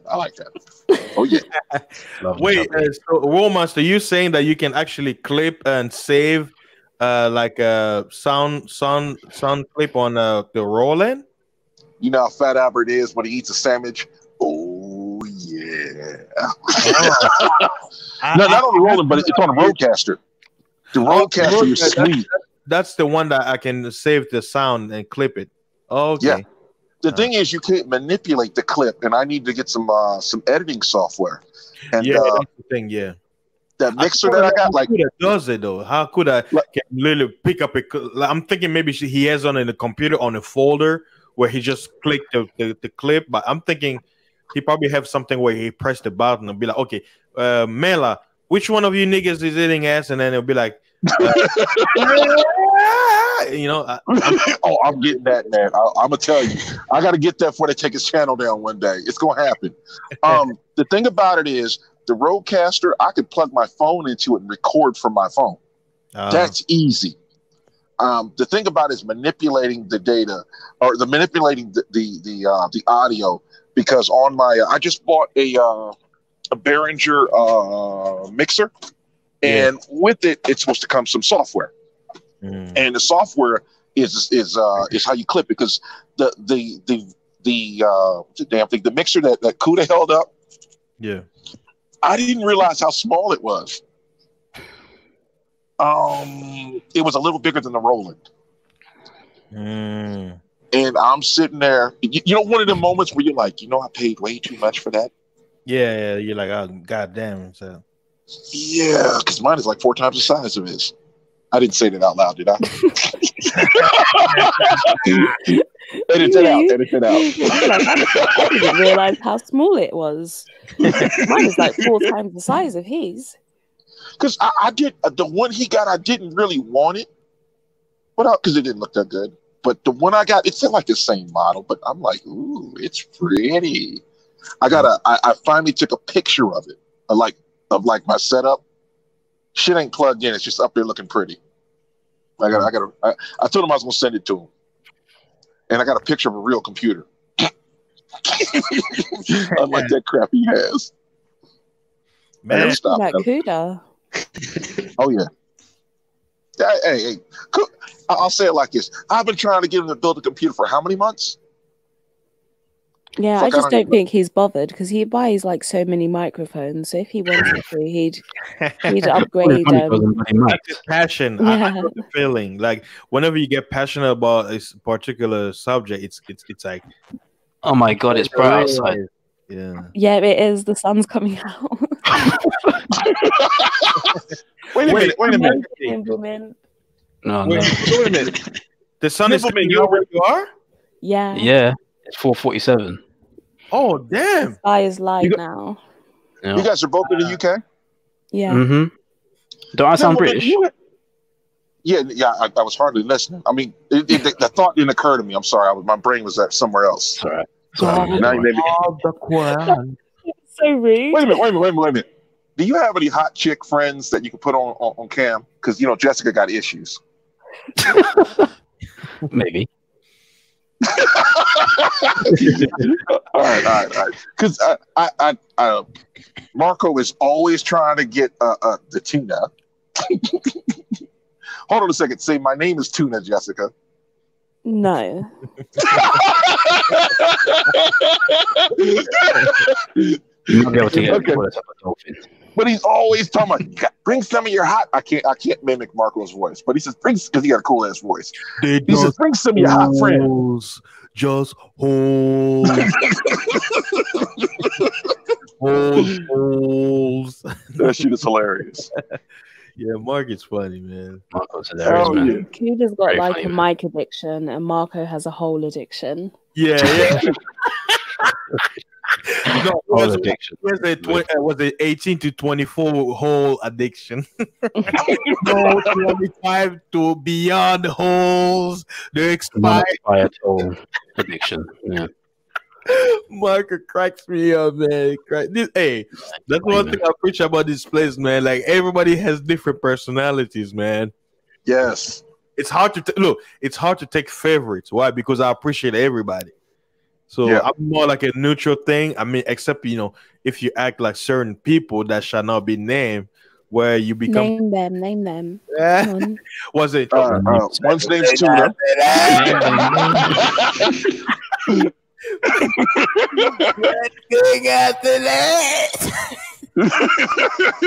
Hey, You know leave my what? man Most Grinch people I alone. can take. There's only a few people that actually annoy me. Some people actually do annoy me. Well, one person annoys me, but he hasn't annoyed me lately. The general. You know. Shout Yeah, out your he's name, the man. only person that genuinely annoys me. Even Mela, like I can take, but Let me the ask you a general I can't. What's Just- going on? let me ask you- Yeah, that's what I'm saying. It's a cool, catchy phrase, right? And then you go, like, how about that? Thank you. You know what? One of these days, I'm gonna go on and ask the old man, can I clip a few of those? 'Cause that shit is just classic. Are you fucking kidding me? He got one where he says cuts. Oh, dude, I'll be driving on the road saying it like I got Tourette's. Cuts. That shit is hilarious. And hey, I you know what? I really enjoy doing this, man. Like if I could be doing this every day, that's the whole point. Hey, everybody's gonna listen to this later, man. I'm like, hey, if you wanna hear this kind of Really stuff, fun, man. It is. You're right. it's all You're up right, to you, man. I will be Yes, doing it it every day. Like, hey, if you want me to quit truck driving and start doing all this, so to keep everybody entertained, hey, I'll do it, in a heartbeat. Yeah. You know what I'm You know what, thinking about guys? doing? Guys? I've got another clip for you. Hold on. See if go it's ahead. any good. Hold on. Oh, I was going to get me a 4K camera and point it out over the front of my truck and give some commentary. I mean, it'll sound like shit, but I can always go back and do it again. Yeah. Because woman almost drove into the side of my truck. Damn. For those of you who don't know, I drive a big white trailer. That's what I drag down the road like most everybody else. I'm 70 feet long. And this woman, she's driving next to me, and I caught her out of the corner of my eye, crossing the dotted line between us. And she was going to run right into me. And then she drives by me, slows down by the cab and waves her arm at me like I did something to her. Yeah, a lot of dumb people out here, man. There's a lot of bad drivers Probably out there. on their phone. Sure, it's probably on their phone. That's why. No, she You wasn't even on her understand? phone. I'm so sick of useless, lazy ass, black barbecuing ass, BT watching ass, Kool-Aid drinking ass niggas, rapping ass stupid niggas. While you know the NBA, I'm so sick of you niggas. You make us look bad. Jessica. That was Jessica? No, that was me. That was me. Oh, sound like what's the name? I don't want to talk bad about the brother, man. What's his Zack name? Attack. Yeah, I've got a couple clips, Hey, man. I've got why a is couple clips. Zach almost sound angry at everybody. Oh, you talk about Zach? You'd be like, man, yeah, I know Zach. It's like it's funny. And he's always interrupting Kuda. Kuda will be like, let me, come on, man. And then Kuda be like, go ahead. You know when Kuda is like, God damn it. He'd be like, yeah, go ahead, man. Go ahead. I don't know about you. I don't know. I don't know about you guys, but it's very frustrating when Kuda's being talked over by the panel. And I don't know if you guys see me in the chat. Yeah. I'm in the chat talking about let Kuda talk. Yeah, I know. Yeah. But hey, if I was on the panel, I'd be yelling. Yeah.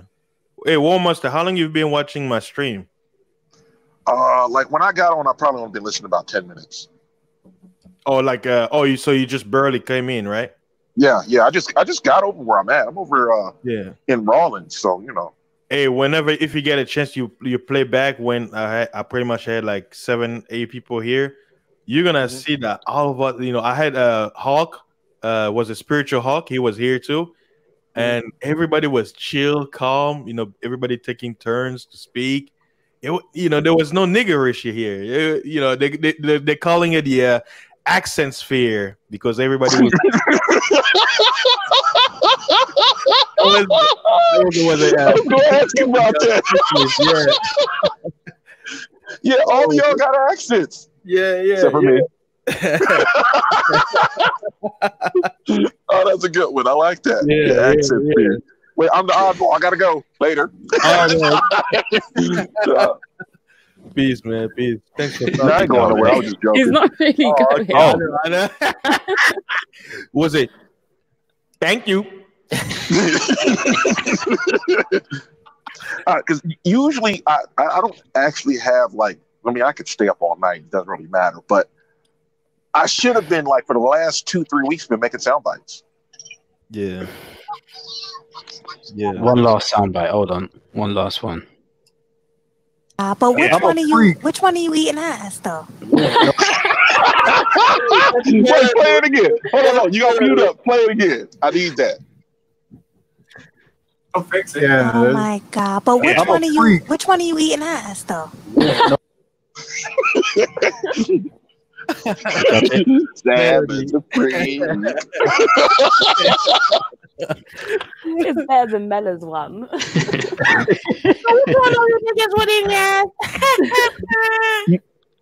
I heard when you guys are saying that she sounds like Rainy Woman. Yeah. They both remind me of Police Academy. Oh, the little black woman. Oh yeah. She's black lady. Yeah. Remember when we got him on the bus? She's like, excuse me. Listen good. Flip your lips, slap your butts to the seat. Listen hard. Yeah. That was back in the day. It was kind of funnier than what I said it, but I actually remember Police Academy. I remember Police Academy. I remember watching it when I was young. Yeah. Soundtrack. With Hightower. I only remember Hightower and the little woman with the afro and the squeaky voice. Oh, the guy who made voice. Attention. Yeah. Who made the voice? Winslow. That's not Winslow. He scared people by shooting guns, and everybody, the people jumped, but he was using the gun. He was using his mouth and everybody got scared and jumping. Police Gabe, peace, man. Welcome to the building. Gabe in the building. You missed Gabe. You missed a lot of good stuff, man. That means you're gonna have to rewatch this, man.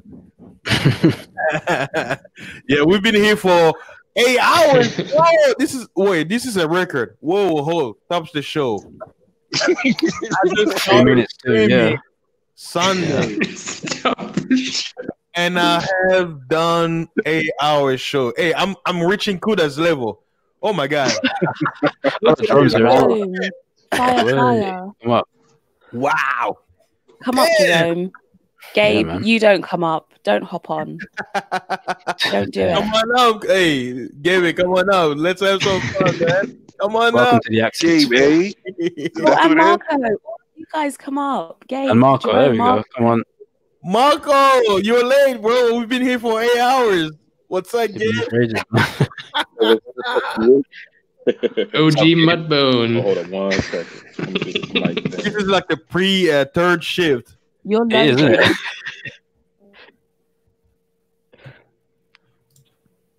Hello?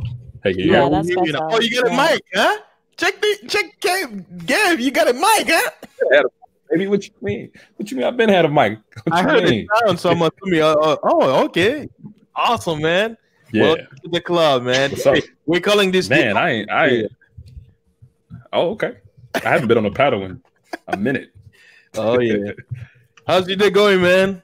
We just Good, chilling. man. Super busy. Super Oh, busy. yeah. I mean, for like the last forever. I'm actually supposed to be going to New York in a couple of weeks. So Yeah. that should be fun. Man. At least you don't have to drive there. Actually, I am driving. That's because I'm not man. flying nothing. I'm not getting Where close you to driving from? From Ohio. I'm driving Oh, from that's not Ohio bad. to where's that? Buffalo. Oh hell, that's a short trip. At least you ain't Yeah. going to New York City, man. Yeah. Oh no, I'm not going nowhere near there. Nowhere That's near Rona the Central. Coronavirus. Absolutely. Yeah. Oh, there's I'm something actually wrong going to with some that. gas compressor stations. Supposed to be doing some work there, so that should be fun. Because like all the gas piping, it's like organizations that just pretty much directed to go in certain places. So they got some digital infrastructure there. So anyway, boring stuff. That's cool. What y'all? I heard y'all talking about. Do you know what? Yeah. Huh? Marco in the Do building. you know what I realized? When people get mics, do they change their voice? Because I've heard a few No. people that sound different to when, like, before they had their mics and afterwards. It's like they make their voice deeper. No, it's the quality That's of the the mic. mic. Yeah, like me. Yeah. Whenever I listen to myself when I speak for my range. for my iPhone, because usually when I'm driving, I'll have the phone on speaker, so the audio is not gonna be as good. But ever since I No. had the Zoom, man, I sound way different. Nah, No, you just sound I the think you're trying to same. play me. No, not you, Gabe, not you. But I'm it's just just playing. because someone brought it up, it came into my mind. People usually sound the same. It's just that their audio quality is a bit better. But then Yeah. other people, their voice changes, and I'm Yeah, pretty just- sure that some people tamper. I don't know. They do something with Yeah. their mic to sound deeper. What's up, Marco? Let me open the window for Marco. It's going to come Release the stench. I heard you talk about police academy. I was like a little kid when That was cool, man. He mentioned it, Yeah, no, We're talking about how Mela sounds. So he mentioned that that short black lady in Police Academy.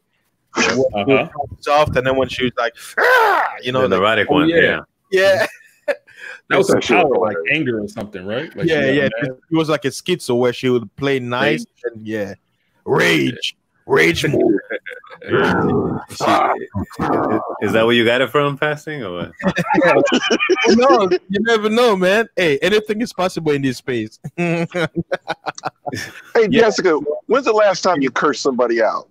Who? Jessica. The tuna. I don't know. Probably Have after you the time you got the right hand of justice. You don't see that. Hey, I bet you Jessica, when she gets angry, the African in her comes out. God damn it, you!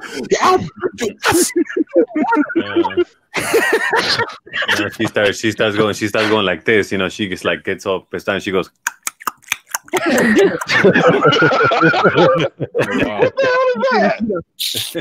Do you know what? You guys have probably seen me as South like as Africa. frustrated as I get. That's how I am. You know that's South Africa, right? That's not course. Nigeria Yeah. or West Africa. Of course, I've been there. Of course, I've been there. Of course, I've been there. I've been So there. then, you know Jessica is Nigerian, right? Part. Yeah, of course. He's That was teasing. the joke. That was the joke that it wouldn't have nothing to do with Nigeria. That was the whole joke. Oh, I missed it. Hey, That was on my head. Everybody else laughed. So that's No, cool. hey, Gabe. I ain't laugh because it's you. Hey, Gabe. It's like this. If you miss a few episodes, by the time you catch on, everybody already moved on. That's what's happening. Yeah. All right, that's cool. Hey, Jessica, Yeah. if you start getting mad and I start laughing, don't get mad. Hey, I've had it where people like they talk really, like in the same almost even tone. If you're not listening, you don't know they're mad, and I almost started laughing. And I'm thinking, this motherfucker's gonna hit me. I better be cool. Hey, it's funny. I've been on for 8 hours. By the time Kuda starts, I'm like, man, it's gonna be like a transition. Yeah. They don't say that. Don't say that too loud, man. Please. Just stay away from that word, those kind of words, man. You can say something else, right?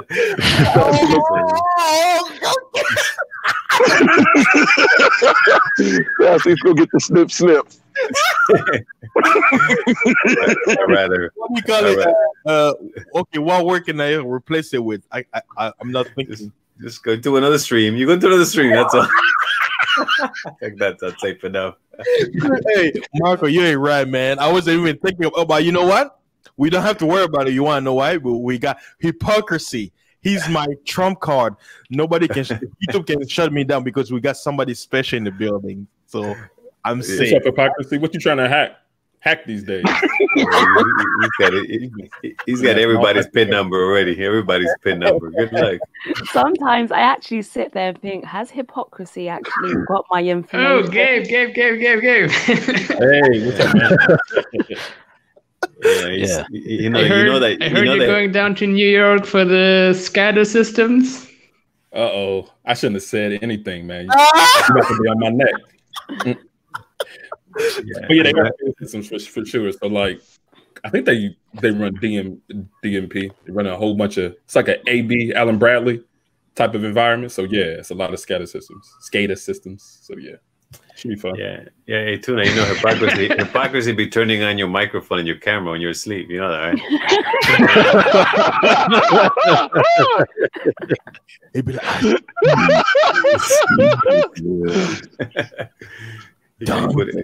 dumb game. Hey, you know hypocrisy when you be over there on Kuda screen. And when I first seen like the type, why y'all laughing at me? Fuck's going on over there? Oh yeah. Go ahead. Mute up. Fuck y'all. No, I was. It brought up Wanted, like you know how the Fate was like. Okay, never mind. That's too funny. What happened, man? You built it up and then you brought it down. What the hell? Come on, man! I'm waiting. That was it. That was the punchline. Should we laugh now? No, it wasn't the punchline. It's like when I first saw him, I was seeing like the words come up. I'm like, how the fuck is he doing that shit? Because that's what it was like on the movie Wanted. Yeah. Well, he just shared your screen or something? Or what happened? He was sharing his screen. Whenever hypocrisy would type, I guess that's what he's talking about. Mm-hmm. That was the messenger. What was that from? What was the movie was Wanted. Okay. It was Angelina Jolie. I forgot who else was in there. Dude from the program that he used. Well, where was he sending the text? What was he sending the text that they were screen sharing? Oh, fuck, was it like a back chat? Was it a back chat or something? No, it's like he comes up and then you share the screen and then he types. Oh, it's a share screen. Okay, screen. Okay, all right. So right at the bottom of Sound Labs, you see that thing that says share screen. Anybody can press that. Right. Yeah. Okay. That's what it was. I thought it was something like some other like chat or something like. No. Oh, okay. I thought you were special because never mind. I'll take it back. Anybody, like Gabe said, anybody can fucking push share screen. Yeah. Yeah, but no, so well, guys, fasting. So your thing, your title was, when is the second wave shutdown? Yeah. The reason I made that title because a little bird told me yesterday that basically Texas is gonna shut down again tomorrow. But then today when I woke up, the governor came out in the news. He said that there's not gonna be a shutdown. So basically what I did is I read the article and basically showed the coding that by him saying it's not gonna happen, that means it's gonna happen. Why? Because he already has a record of lying his ass off, saying, "Oh, we're not gonna do this," and then a few days later they do it. So all I'm doing is I'm just waiting for the information I received yesterday from the little bird. If it's gonna happen, it happens. No, so it won't tell me that. Well, they shut us down here. They shut us down. Wow. All the way till Tuesday. So nobody can go out, nobody can go get anything. So everybody had to like do their shopping, except for like the essential workers, and no liquor, no nothing. It's just completely shut down here till Tuesday. So you can't even walk outside. Nothing. Nothing. It's just only the people that have like a special permit. What about your holes, man? Do you have any holes in the house? No, man. I don't live with no holes. That's stupid. Stupid. I mean, that would defeat the purpose of the purpose. I wouldn't. Stupid. Stupid. Hey, I'm with you on that, man. Don't live with no holes. No, that's what Uber's for. Oh wait, they can take an Uber still, right?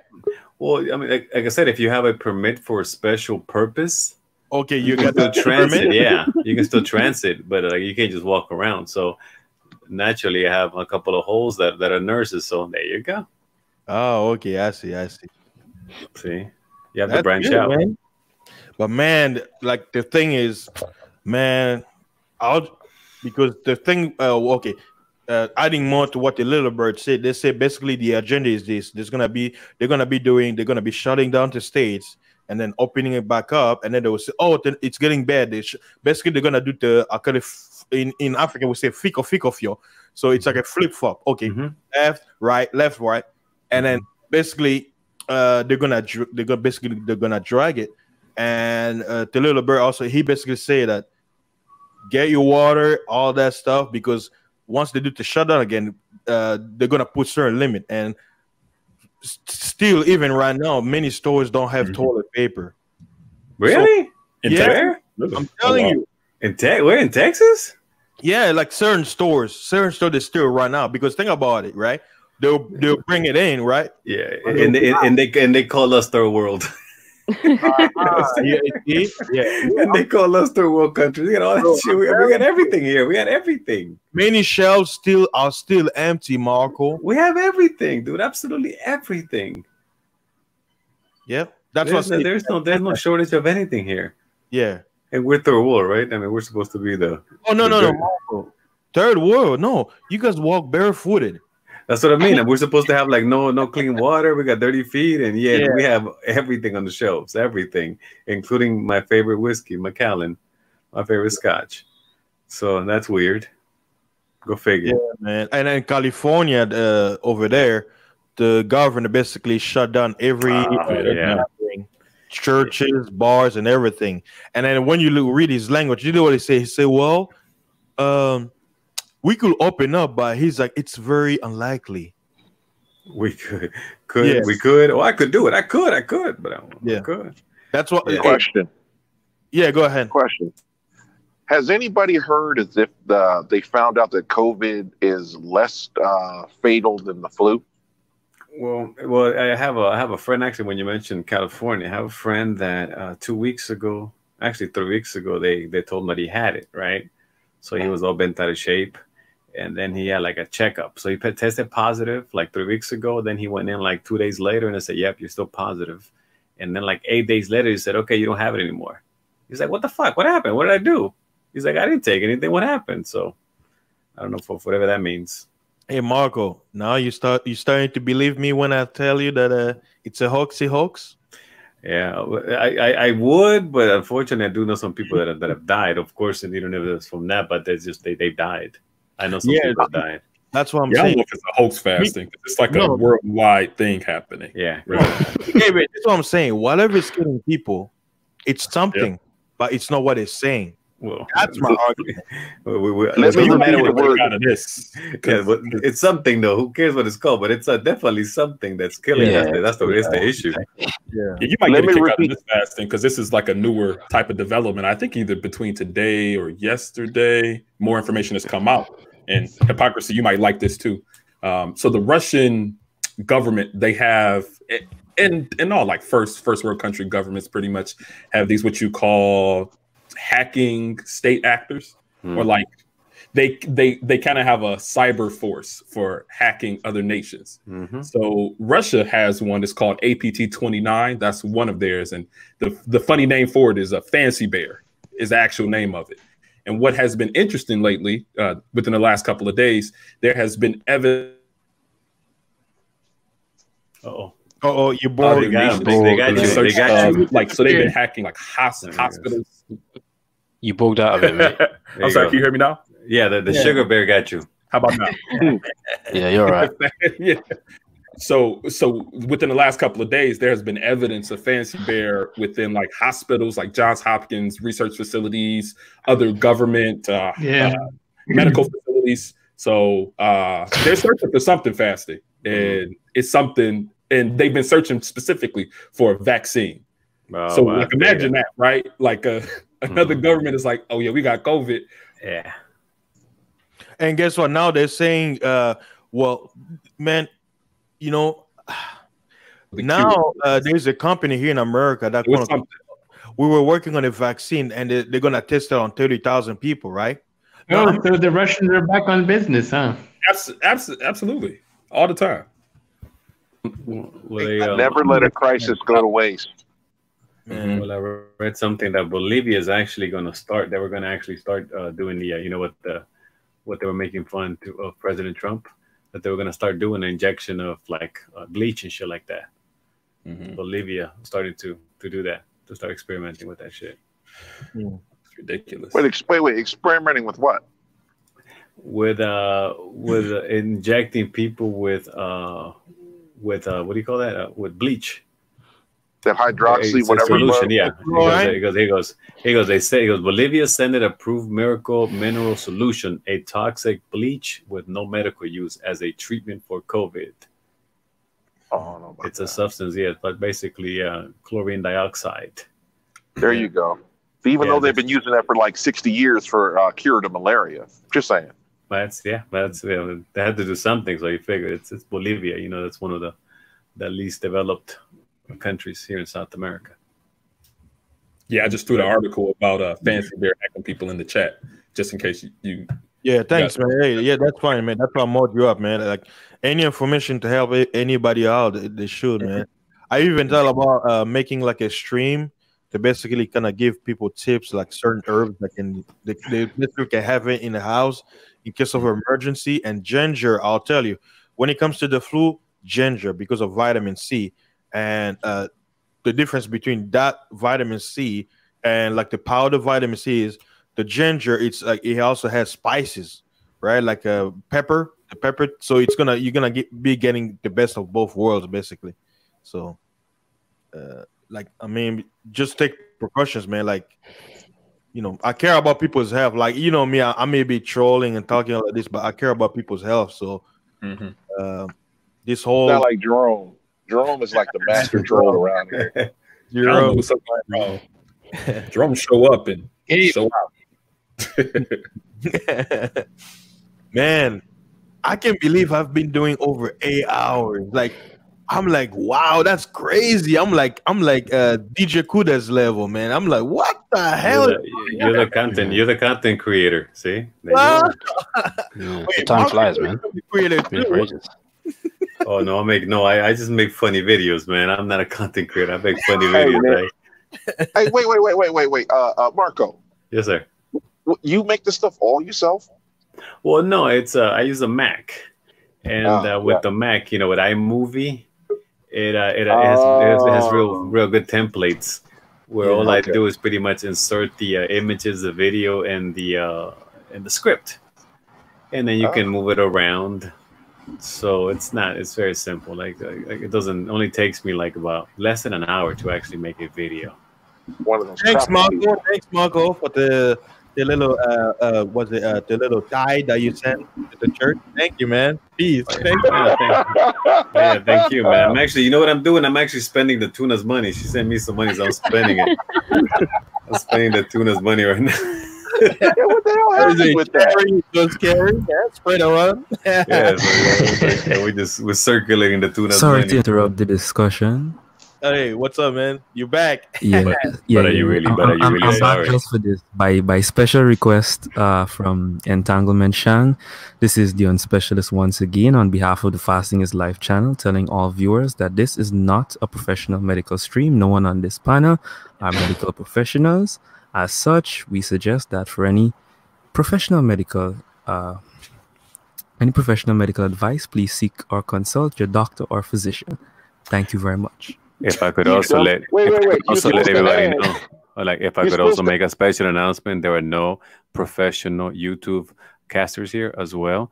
There are no professional podcasters. There are no professional anything up here. Just so you know. That was cool as shit. Should have ended with like, you dumbass bitches. Exactly right. That shit would have been cool. Basically, why are you listening, dumbass? Have you not seen me? I pass out. You got no professional nothing here. Obsidian got me thinking about making commercials. My brain is going that way. How about that? That shit would have been cool. Next time you say that, dumbass bitches, gotta throw that in there. Yeah, but Patsy, you should make. I think if you should make some of the videos that I made. You know, it's like they're funny, and I like it. Only a minute. Yeah, so they're a minute, and they're fun. You can make short videos, like maybe like do like some read an article and basically make like my twist about it, kind of thing. But did you see my last one? Yeah, I saw it. The one about the dummies, the dummies. Oh yeah, that was pretty fun. Hey, you know what? Let me play it. Hold on. Hey, I'm gonna share with you guys because I'm already on my channel anyway. I don't need anybody to share. I'm gonna go. Let me go to Marco Grande. I hope you have the sound and like the other one. Game changer. The tuna plays the visual and he plays the sound. It's like that's that ghetto ass operation going on.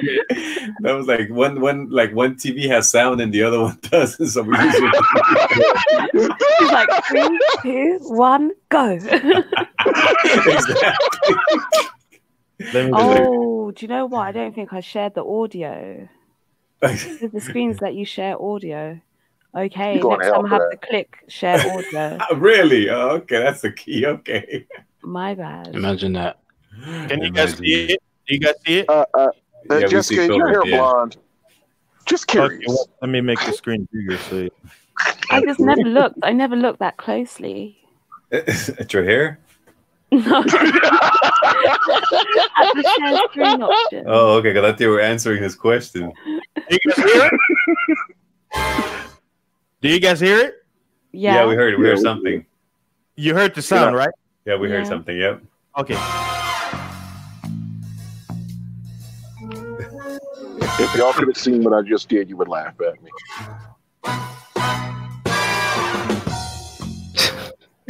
Full screen fasting.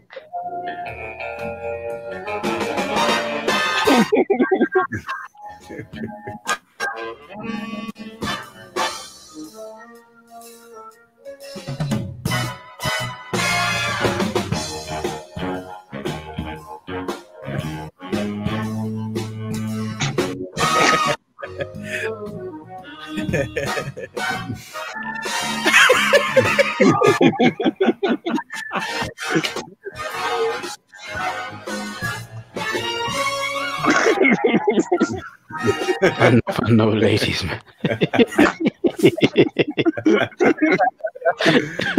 Oh, that was great. That face with a W in the end, it was priceless, right? That was good. See, we can get it because we're part of this section, so we know the joke, you know. It would take some time for other people to catch up, but that was funny, man. I'm telling you, good job. Hey, you're a content creator. What? Hey, cool. That was right. No, I make silly videos. That's all. I don't create no content. No. Thank you. How did it go? How did the share go? Did you get any new subscribers? Oh yeah, thank you very much. Yeah, I'm still, my back still aches. Thanks a lot, Tuna. You know, you didn't let me just give me some water and then give me 3 minutes. Thanks. I just woke up from that actually. Yeah. Thanks, they don't get the joke. Yeah, well, it's a Nigerian thing. Man. Do we really want to know? No. Okay. So, hey, I'm wondering, is there going to be a third shift tonight? Because I still don't see any notification. Is Kuda taking a break tonight or? I don't know. He hardly takes breaks. I mean, he Very rare. That brother need to get some sleep. Yeah. Well, usually Kuda starts like at 12:30. That's usually his time because I know usually when I wake up for my work, and then that's when I'll see him start streaming either 11:30 or 12:30. Well, he's probably still watching the ladies. The Notebook, the Green Book. He's still watching the Green Book, dude. You talk about what's his name? You guys, have you never seen the Green Book? You know what the Green Book is? No. Really? I heard about the Little Red Book, but well, I mean, once you look for that, fasting, you can share it to everybody what the Green Book is. It's actually a movie. It's actually a movie. About maybe 6-8 years ago. I can't remember. Oh, yeah. The thing is, I know, like, if I show it, then YouTube is you. Oh no, some images. Some images was. Oh, the images. Okay, I can show the image. Like, I can look it up. What is it called? Yeah, the Green Book. The Green Book.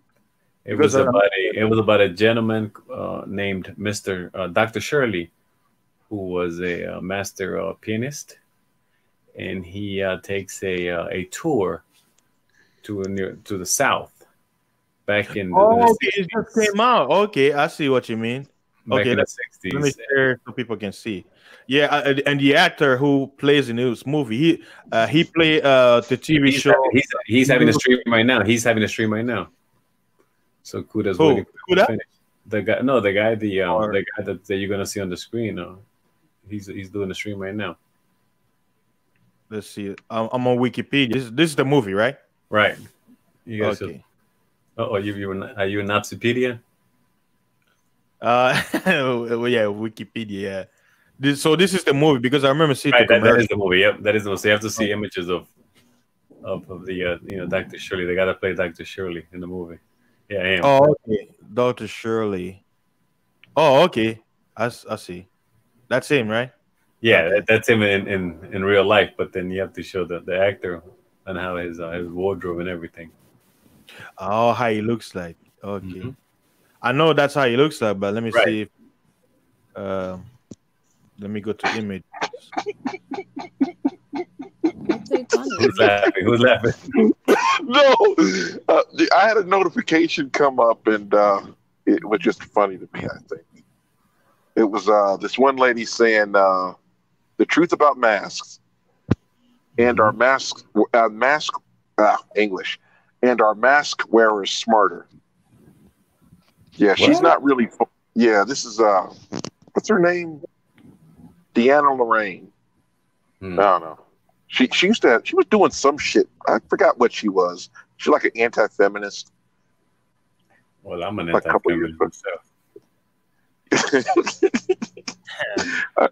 I'm subscribed to a lot of people. Yeah, well, see, there you go. There it is right there. Like, that's the guy who's doing the stream right now on the other channel. Oh, you mean him? Yeah, see that? Oh, okay. So the actor has a stream then. All right, never mind, man. Okay, you missed the joke completely. Forget it, man. Oh yeah. I have to explain it to you. Yeah, I'm all there because I'm kind of like looking around and seeing.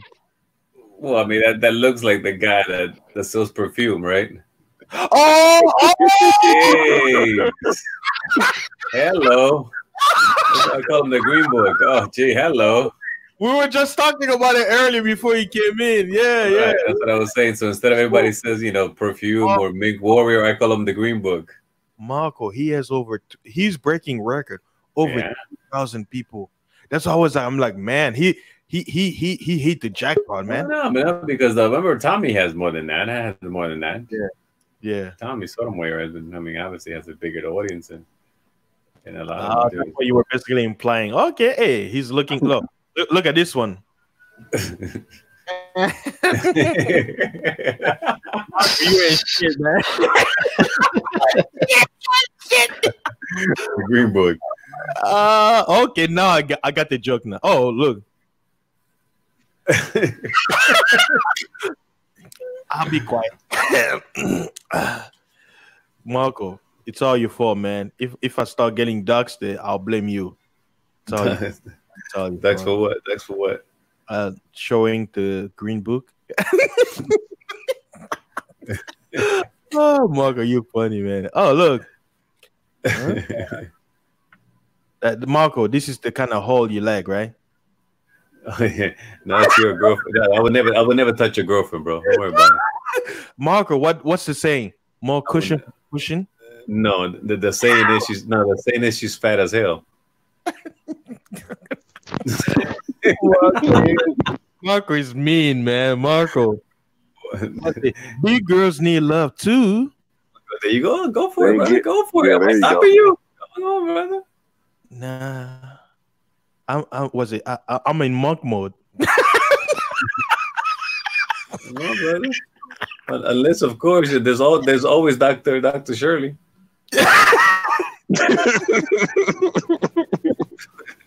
Monk mode. Oh man, yeah, Hollywood, man. Yeah, what do you call the guys in Hollywood? Sodom. There's a song by Phil Collins. Studio. Hey, at least I can say this. You wanna know why? Because I got my body right here. Prodigy. Hypocrisy. He made this stream possible, right? Hypocrisy. Where are you? Are you sleeping? Are you awake? Huh? Where are you? Hey, Tuna, we're waiting for your. Yours isn't. Oh, it's in 2 days. Your stream, Tuna. Yeah.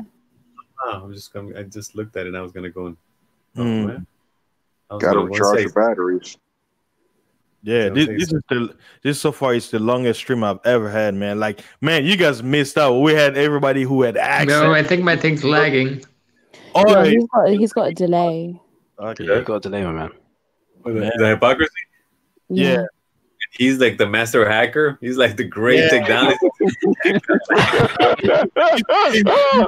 probably hacking 3D computers. That's why his Wi-Fi is slow. So the bomb is falling, and he's like, "Hey, the bomb's gonna fall in." Thanks a lot. So let me get out of here. Back to the chopper. To the chopper. To the chopper. Come on. That's a great look, guy, right?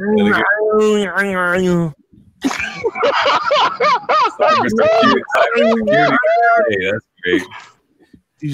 Oh, what did he say? Come with me if you want to leave. We have to leave now. You do that too well. Where'd you get that picture for the stream? And what is that? Is that guy holding a book? Which one? The tuna for the ladies' protection privilege. I'm looking at some dude with. He's meant to be carrying her above the water. I might change it though. I might change it to like a woman getting punched in the face. I'm being serious. They'll get you with hate speech. No, I'm not gonna like give any hate speech, but obviously Jessica's immune, mate. She's a woman. That reminds me of Titanic. You know, when Leo died because of fat ass Rose. You know that fat Hulk she could have swam over and got another piece of wood for Leo. Leo doesn't have to go out like that. Okay, we got you some wood. Okay, let's go get another one. The whole she was like, "Oh, Jack." Like she held his hand and stole his last bit of body heat. Jack is making you heavy. Jack, and then just let him go. Give me that pearl, Jack. So you give me the pearl. That was that's what reminds me of that picture. Yeah. Hey, guys, what do you guys think? I thought about doing a stream where I can play music, but what I want to do is I want to play like independent music, meaning people who are not known, and you can give me whether it's gonna be like on YouTube or something, so I can have a stream where I'm just playing music. But I want what's up? I got a request. Can you play? The first request is can you play Congolese rappers?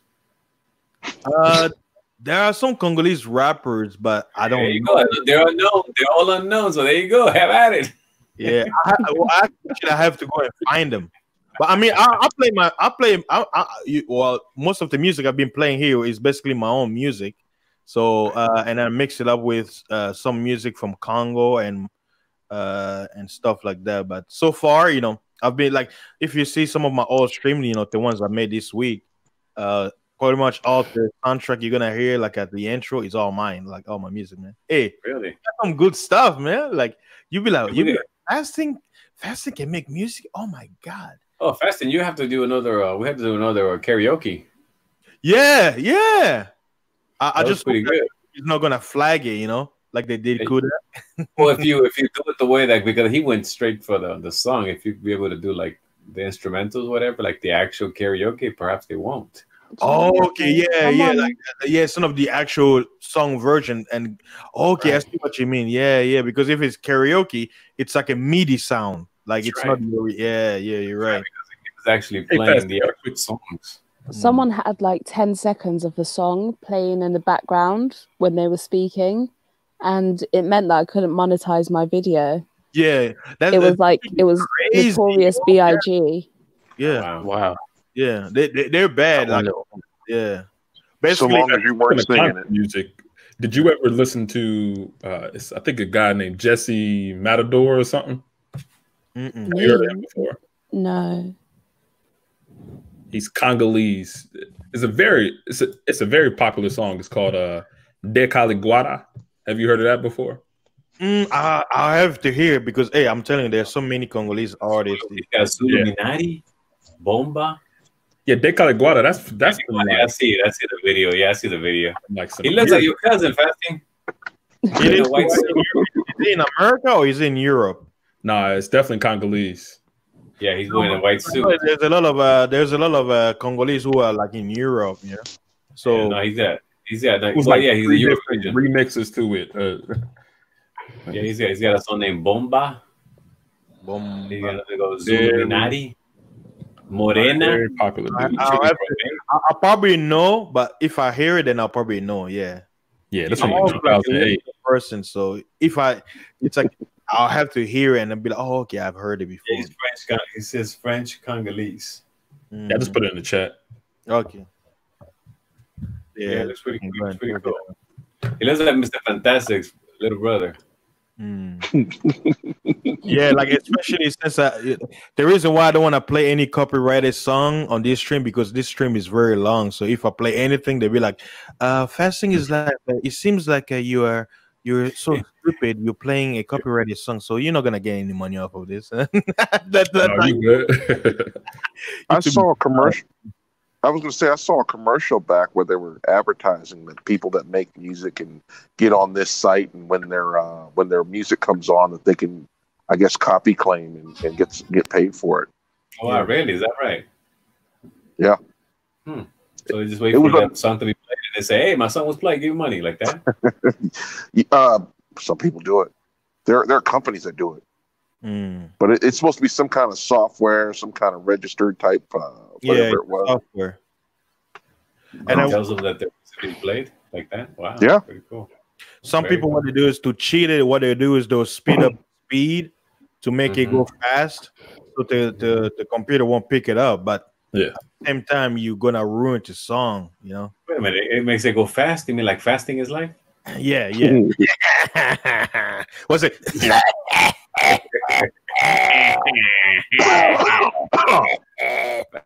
Faster. Sorry about that. My Rona's kicking in. What's up with that, man? You're like, you need to give it back. That was like COVID 20. That was a 19.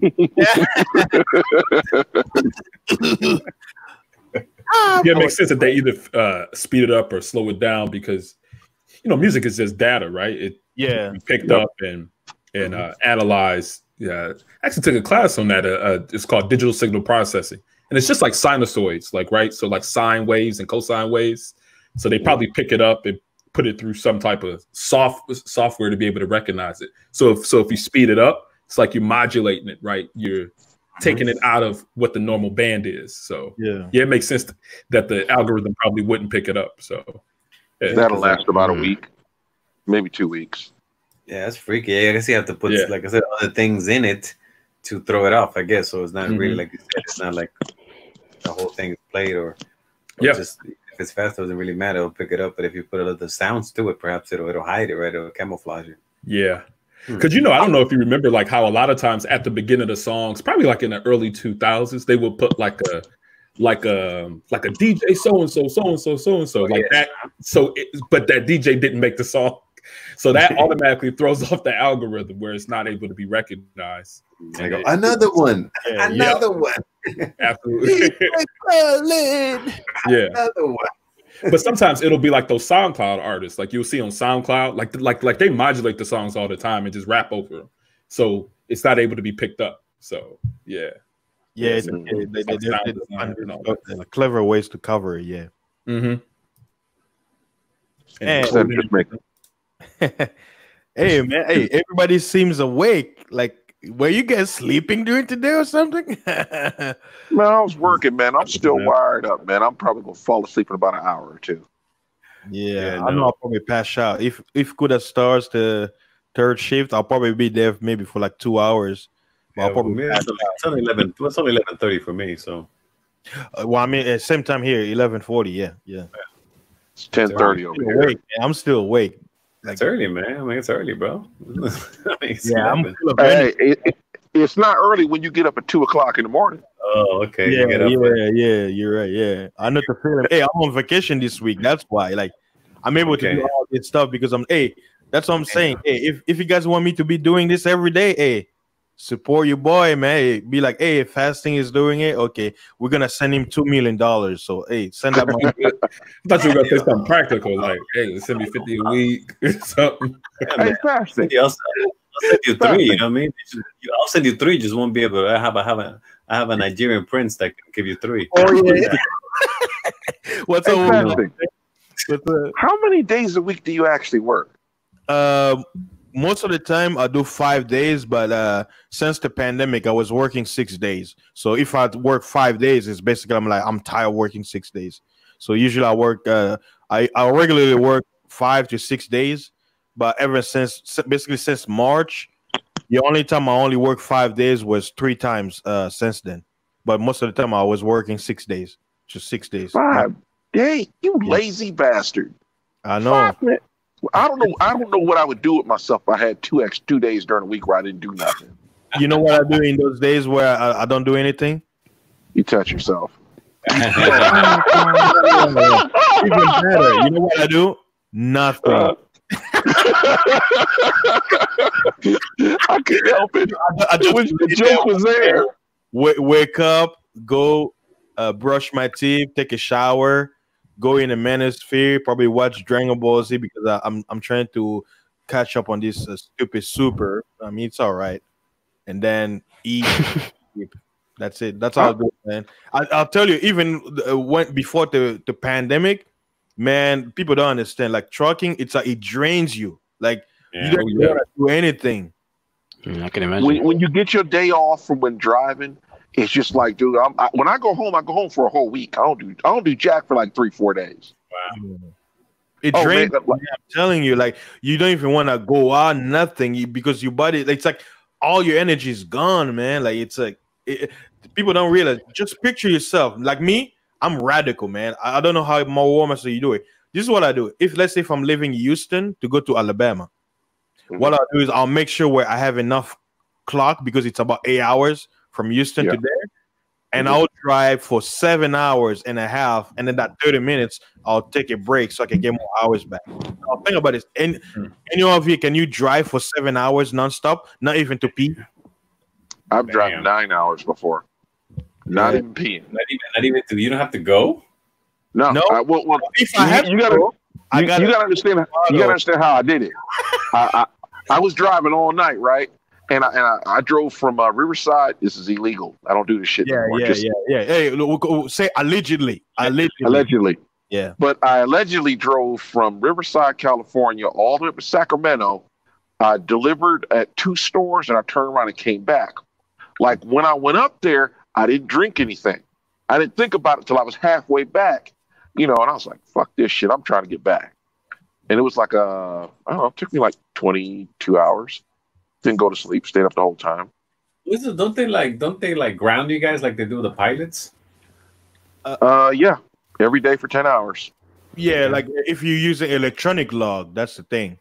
But that was paper, man. Paper logs were sweet. Yeah, but they basically they can't change you because you still have to have paper log. But what they're trying to do is a lot of big companies they're moving to have the Qualcomm, which is like a computer where it will force you, but because since the pandemic, right? It has to stop like something, right? They lifted it. Yeah, it doesn't matter. Like Walmart, that's what he can do what he's doing now because of the pandemic, they lifted that rule where you can basically break that rule now because of the pandemic. If my company would have let me do that, dude, you know I'd be having so much damn fun. Yeah, I know. You'll make more money too.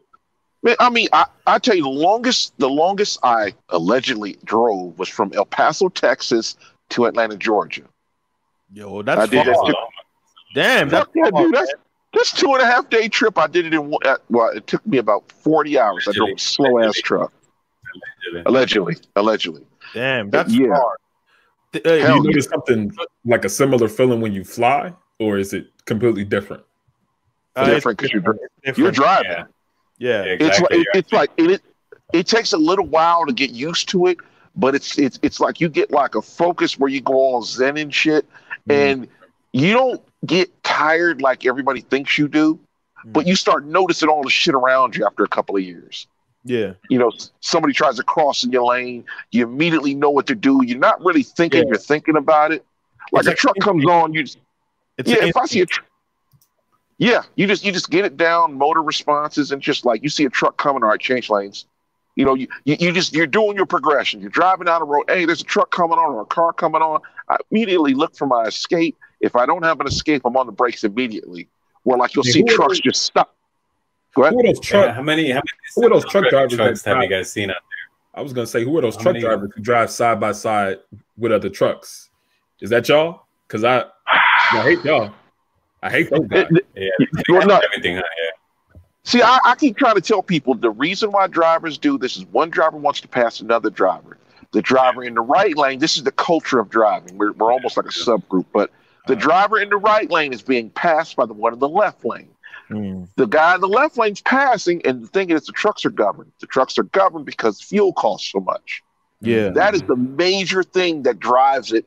Is the high cost of fuel. Yeah. And I keep saying, stop voting for the fucking commies. They're in both parties. They keep doing that shit. They're trying to get fuel to $10 a gallon. Yeah. And at the same time, crash the economy. But I mean, did you guys notice the stock market has been just plummeting? Some of the stocks I was watching, man, they went bankrupt. Like some companies where if you had your stocks in there, you can pull the money out, but you can't buy anymore. And then the money just keep dropping. So whoever had like more than, because me, it was my first time. I was just testing it out. But man, that's what she said. That's what he said. That's what he said. And then what I noticed is everything is plummeting, man. Like that's what I'm saying. But you know what? I got some good news and bad news at the same time. This is my prediction. I'm saying something major is gonna happen between August and October. That is gonna guarantee Donald Trump to do. He's gonna, August and October. Yeah, September. No, I'm saying between August and October. Something major. Yeah, I know. I got what you're saying, man. Come on. Yeah, don't, that's too easy for me. Fasting. Come on, man. The thing is that we stop. Go ahead. Fasting. Are you pulling? Is he pulling? Are you pulling some pump and dump scheme on the? Oh, you mean what I'm on the road? No, man. I'm telling you. Pump and dump scheme. I don't have time, man. Like people have to understand. No. And with the stocks, Well, yeah, pump and dump is an actual method for that people do. That's funny. No, like for real, but stop. Like, you pump no. I guess you guys. I've never heard about that. Yeah, I guess you guys thought that Ramil was the first person to pump and dump. Like, no, it's a Google it. Stocks and pump. I hear you. Pumping to the market and then dump. I thought he was talking about having a girlfriend in every state. I'm like, ain't nobody got time like that anymore. Yeah, that's what a lot of people think. I'm like, I just came back and did pump and dump. That's all. You work all day. By the time you shut down, look, you have 10-hour break, right? In that 10-hour break, okay, if you have to take a dump, you take a dump or take a shower. That's, I'll say, if you have to do all that, that's probably like 3 to 4 hours. And then you have to go back to your truck, and then you have to try to sleep. And you're probably going to be awake for like another 2 hours. By the time you sleep and wake up, you barely slept. So, so most of the time, it's instead of doing all that, you're like, okay, you know what? I'll just eat and crash. That's it. You have no time for booty call or nothing. Like me, I'm on like work mode because I want to be done and be early as soon as possible. So when you're in work mode, you see the cashier who and stuff like that. You're like, man, I just need to crash, man. I'm telling you. That's why truckers who take their wife with them, yeah, they're good because his wife can give him a hand job or whatever. Yeah. I've seen some of those. I'm sorry, that's a bad visual. I've seen those trucker wives. I'll say it like this: there used to be prostitutes in the truck stop, and people say, "Oh man, how can you mess with them?" Or wait, my whole thing is when you see a woman washing her pussy out with the water in the hole of mud. Oh, wow. Yeah, it'll kill your interest. I'm telling you, woman pulled her skirt up, got down there, scooped up some water, and threw it in her nether regions. Yeah, that kills your interest ever of wanting to touch them. You see, people don't. It's like I have dignity, man. I want something clean. What if she had done? What if she had done? And what if the ones that don't even do that? Yeah, that's kind of the point. I'm like, no. A woman should shower at least twice a day. Is that what they call lot lizards? One shower, no, because it's what they call lot lizards. Me being a chef, since I love to cook, I have a sensitive nose. So if a woman is not taking, guess what? I can smell what kind of shampoo a woman uses. So if I can smell it, I can smell if you shower or not. I can smell. Hey, why don't you get a job at the airport? But you're really wasting your time in that truck. Nah. Hey, at the airport, they're gonna make me wear a mask, and in my truck, I can be, I can breathe. You're gonna be like, I'll be like, hey, guess what? They're gonna retire all those sniffing dogs. They'll be like, we got fasting in. Okay, go in there. Me smell cocaine. Yes, get him. You want to? I say it like this: you want to get rid of those masks? Let Joe Biden get pregnant, or not pregnant, but president. Come on, I ain't lying. Is that a transition or? He's gonna be the daddy. The transhuman show that Zero was having. We're having it right here. Damn, man. Yeah, this was crazy, man. But yeah, I'll tell you, truck driving has killed. You know what? Maybe, Walmart, maybe we should have a show about how truck driving kills marriages. Man, I've heard a bunch of stories, man. Time kills marriages. Time. Yeah. I'll say it like this. Women kill marriages. Yeah, a lot of men they'll be on the road. Yeah, they'll be on the road, and then the wife is back home busy, and not only that, or some drive. You're gonna be on the road. You've been on the road for like a month, and then you get a call, or you try to call your wife. Block number, and then you come back. She took everything without even telling you. Like some guys they got divorced unaware. They've been driving across the country not knowing that their wife already left them and they took everything or they sold their house. I've heard a bunch of stories, man. All of them in the military, right? Yeah. Especially with the Navy, individuals go out to sea and they come back to nothing. That's horrible. They got that little pictures in their bunk beds and stuff. Oh, jeez. All for war. That sucks, man.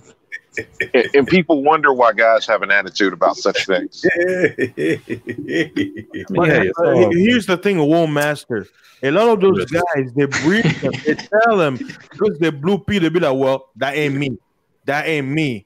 But because it's like you have to know what you're getting into. Okay, I'm a young kid, right? Straight from high school. I have a girlfriend, And I'm like, okay, because I'm joining the military, so I have to marry her. I'm like, why? Yeah, dude, you're about to start your life. You don't know. Why would you? And then you marry her, and you go to was it the 6 months training? Yeah, boot camp. You come back, your girlfriend is pregnant, but it's not even your baby. Good luck, man. Yeah,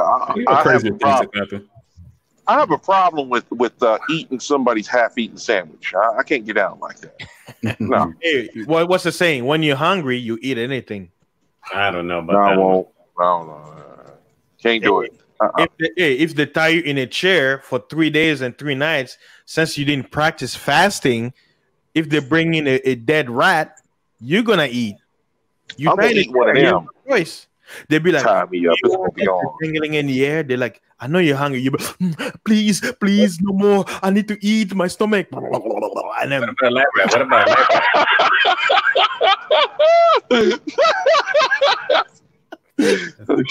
this is too vivid. Like fasting, has that happened to you? Tell us about it. You're among friends. Stomach be all when your stomach growls. I'm hungry. I'm thirsty. In his ugly fat hole here, supposed to represent the dead rat. I'll pass on that. You might have seen some of that, right? So during the Civil War, because you came over here after the Civil War during it, right? Fasting. Yeah, the Civil War was in '97, and I came here in 2000. Yeah. I went through it. Yeah, I went to the war. Yeah, but luckily because we were in the city, the war, like the damage of the war didn't happen because a lot of our military they basically gave up. Like they didn't wanna. They decided not to fight because once they found out that the leadership already left the country, they were like, "What's the point?" And they're like, "If we rebels, yeah." So the rebels kind of protected you all, or no? Well, because my father was in the military, yeah, they were looking for him, so we were basically a target. Yeah. Yeah, I have a friend who was in the Ugandan Civil War, which was pretty crazy. I mean, so he had to go over to Ghana, and they were trying to arrest the rebel leader in Liberia. And then it was that whole standoff thing where both countries are like, well, we're going to just kill all of your people if you don't let our leader go. So it was just Civil War is crazy. So speaking of and all that, I'm sure a lot of that went down. Yeah. Did they go all commie later or what? Who's this? War Master. They started going all communists and stuff like that later? I'm not exactly sure on what the results of the war. Eventually, some foreign dictatorship comes in. Yeah, some dictatorship come in. I'm sorry. Go ahead. I was going to say war, man. I'll tell you this: war is not a pretty thing, man. War is ugly, brother. War is ugly. That's right. I'm telling you. I'm getting some here. I mean, I've seen a lot of it here, and it's ugly. It is ugly, brother. I mean, it's what's going down in your neck of the woods? Oh well, it's actually maybe 3 years ago they had a peace treaty, but over here it's the war. I mean, it's the oldest. What do you call it? Guerrilla. Yeah, guerrilla warfare. It's called the FARC. The armed forces of Colombia, the people of Colombia, and they've been around since 68, 58, 58.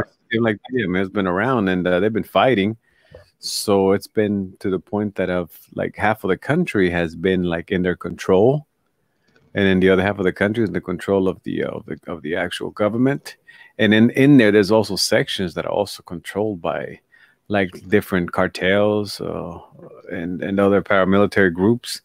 So it's a lot of war here, man. It's a lot of war. A lot of dead people here. There's what do you call those what do you call those mass burial sites? Yeah, mass graves. Mass graves. Thanks. So those mass graves. That's a common thing here, bro. I mean, that's not it's not a foreign thing. They're opening up one right now. They had to stop it to COVID, but they were opening it and they were finding 1,000 bodies, brother. I mean, because most of the they had with the peace treaty, a lot of the dudes had to turn themselves in. So then one of the conditions was, okay, you got to tell us where the bodies are. And you got to tell us what happened to all these people. And that's one of the things. So now that they're cooperating, they're giving the locations where some of the mass graves were, and like in 10 years back, the paramilitaries, they did the same thing, and they had to confess where everything was. So it's been real bloody, man. It's ugly. It's ugly. Very ugly. I just watched a part of a stream by Tommy Sotomayor. Didn't they find? I was watching a stream with Tommy Sotomayor, and he was saying that there was a white guy who said this, right? Not like I give a shit about somebody's skin color, but anyway, he says he called him a snowman. He said, if black folks want reparations, because of that talk with that nonsense, that if they get reparations, they should leave and have to go back to Africa if they accept it. Are you serious? That was what they said? That was a stream. That was the last one he did, I think. It was like a 10-minute video. I thought it was hilarious. He was. Where in Africa? Where so big? Where? Yeah, he's like, you don't care. You know, the ghetto folk is dumb as fuck. Yes, like where? People speaking out of ignorance. They don't like. It's like, okay, you have Europeans who've been born here in America for hundreds of years. Would they go back to Europe? Where? Yeah, go back to Italy. No. Exactly. Yeah, this sounds funny. The Italians is like most of the Italians never been to Italy. The ones that you meet in New York or Chicago, they never been. Or like never been. The Irish to me. Well, the thing was, he was talking about the pro-wax that are always like America owes this debt and stuff like this. We need to go back to Africa. They'd be wearing the dashikis and all that other kind of stuff and be like, hey, y'all so pro-whack, y'all want to go ahead and make everybody pay reparations and you want to go back to Africa, go. Yeah. You shouldn't be able, you can't sue a company and then work for them later. Yeah. It's dumb. That was his whole thing. His shit was hilarious, but he was dead serious. I'm with him on that. I can see how it would be that. Yeah, but that's weird. Like, where would you go? Like, what they? Because now do I understand that Ghana is having like a repatriating or just taking anybody? Is that? Oh, they had a year of return where basically, like they opened the door for like all the quote unquote African diaspora around the world. If they want to come in and invest, they're basically gonna give them like a little bit of favor. That was last year, but I guess they were thinking about doing another one, but COVID happened. So any American, pretty much, any Black American, pretty much could go. No, it's not just Black American. It's any quote unquote African diaspora, whether you're a Black person in Europe, even Africans. Like, but all they're saying is, if you're African diaspora, Ghana basically has opened its door that if you're of quote unquote African descent, you can come in the country and invest and basically go through the process and all that. Because remember, people like, each government, they give you favor. Like, let's say in my country, if you're an American citizen, you go over there to do business. You're gonna have more favor than a actual companies. So like here, of course, for me to stay here, I had to invest and stuff like that, have my company and have all this. Yeah, of course. So that's pretty much what it is. So the conditions are that you have to invest something. It's not just we're just taking you in. That's not it. Like we'll take you in if you invest. Yeah. Okay. So that in exchange, you help us, we scratch your back. Yeah, makes sense. Now, if I was in any other country, I would not be taking ghetto folk. Forget that. Well, but that's what they're obviously saying, that they need investors. Yeah. So definitely. And not only that, like I always say, if you go into a place where you think about moving, go there as a tourist. Go there and look around, talk to people, make friends. And if you are pretty like me, I've been to Mexico City twice, and I got to go to Acapulco. Like, I love Mexico. Like, I know my brother didn't like it. He's because he's Americanized. But to me, Mexico, it reminded me of Congo, because Mexico is kind of like third world country, but compared to my country, they're more developed because they're highway. Mexico City for sure. Yeah. Mexico City. So, I really appreciate it. Yeah. I was going to say, not the parts of Mexico I've been in. That's what I mean. Mexico City, Mexico City is a different thing, and the tourist spots, they're different. Yeah, right, of course. I actually used to go to Juarez and Chihuahua and Hermosillo. Yeah, Juarez, I was like, I'm good. And plus, I was going down there as an engineer because I used to work for Ford. So while I was there, I mean, literally, like my engineer equivalent had like three jobs. So the people who worked in the plant as engineers had to work 3 jobs in order to just support themselves. So I'm like, if I was an engineer here in Mexico, I would have to find supplemental income in order to be able to survive. Some people were still living with their parents, and we're literally like the same age. And I was like, yeah, no, thank you. I wouldn't be able to replicate my income like I would be able to in America. So no, definitely. The wages are definitely a challenge here. But I mean, look at it this way: you could be like, if let's say, you know how we're in COVID, and then you're working from home. You living in Mexico and work and getting American salary while living over there. You good, man. You good.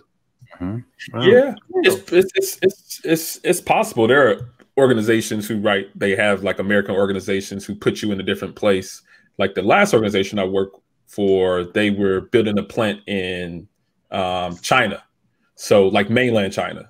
So the people who went over there literally were getting their American wages while living in China, and they got a little extra too because they're not home and they're there because of the organization. So you could do that, but I don't know. I haven't had the motivation to personally. So I go as like a tourist to different places. So I lived in different places for work, and of course, as far as a tourist, I stopped counting the countries. I stopped at 100, and I just stopped counting. Like it's stupid. Why am I going to count? I'm just going to remember where I've been.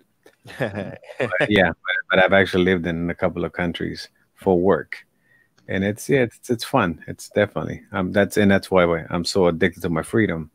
That I've been tied down to anything. I could just go this time. Hey, you want to go live in the Ukraine? Let's go. Yeah, you got no kids, no wife, nothing. Yeah. You want to go live in Nepal? Well, how much are you going to give me? This, let's go. So. Yeah, but it is fun. So often that there's been so many like people from different countries trying to come to America, like the UK and Japan, like more like first world countries. I'm like, personally, why would I want to go somewhere else? Like if they're all coming over to where I'm at, surely visit, right? Surely visit, surely go, really expand my horizons and really see different places. But just going over just to live, actually, the place that me and my wife do want to live for a short period of time is probably Singapore. I don't know if y'all been there, but it is absolutely. I passed by the airport. But listen, I'm an American, and I cannot live in America anymore. I cannot. I gave it up 20 years ago. I'm not going back. It's impossible for me to live in America. There's no way that I want to live in America. No way. And I could make more living in America, but there's no way. No way. I've seen so much of the world, and then I've seen, obviously, yes, in America we have this and that, but there's so many things you can do without, and I've concentrated on those things that I can do without, and it's more fun that way. Like I could live just about anywhere. I could even live in South Africa and be just fine. I could live in Morocco and be just fine. I don't. Like I could just not live in America just fine, because I'll say, I'm from there. Yeah, so. I was gonna say the same thing. I think a man should find his happiness wherever he can find it. Yeah. I hate cities, man. I can't stand them. You like countries, like a country, like no. I'm talking cities in general. I've been to every major metropolitan area, in most of the minors in the United States. Been driving 16 years. I can't stand the cities. I got you. Yeah. I like being in the open country. Makes sense. I remember this one dude told me, he was like, "We're having an overcrowding problem here in the United States." I said, "Dude, just get out of the city for a while, and you'll realize just how big the country is." We ain't even talking about the rest of the world, just the United States. Yeah, that's true. There's a lot of open land out there. Yep, you guys see it more than anybody. They are giving it away. Mm-hmm. I just got because I got like an account at Zillow, and Zillow was like, "Oh, this great property." It's like in the middle. I love the middle of nowhere. They're like, it's like 20 acres for $12,000.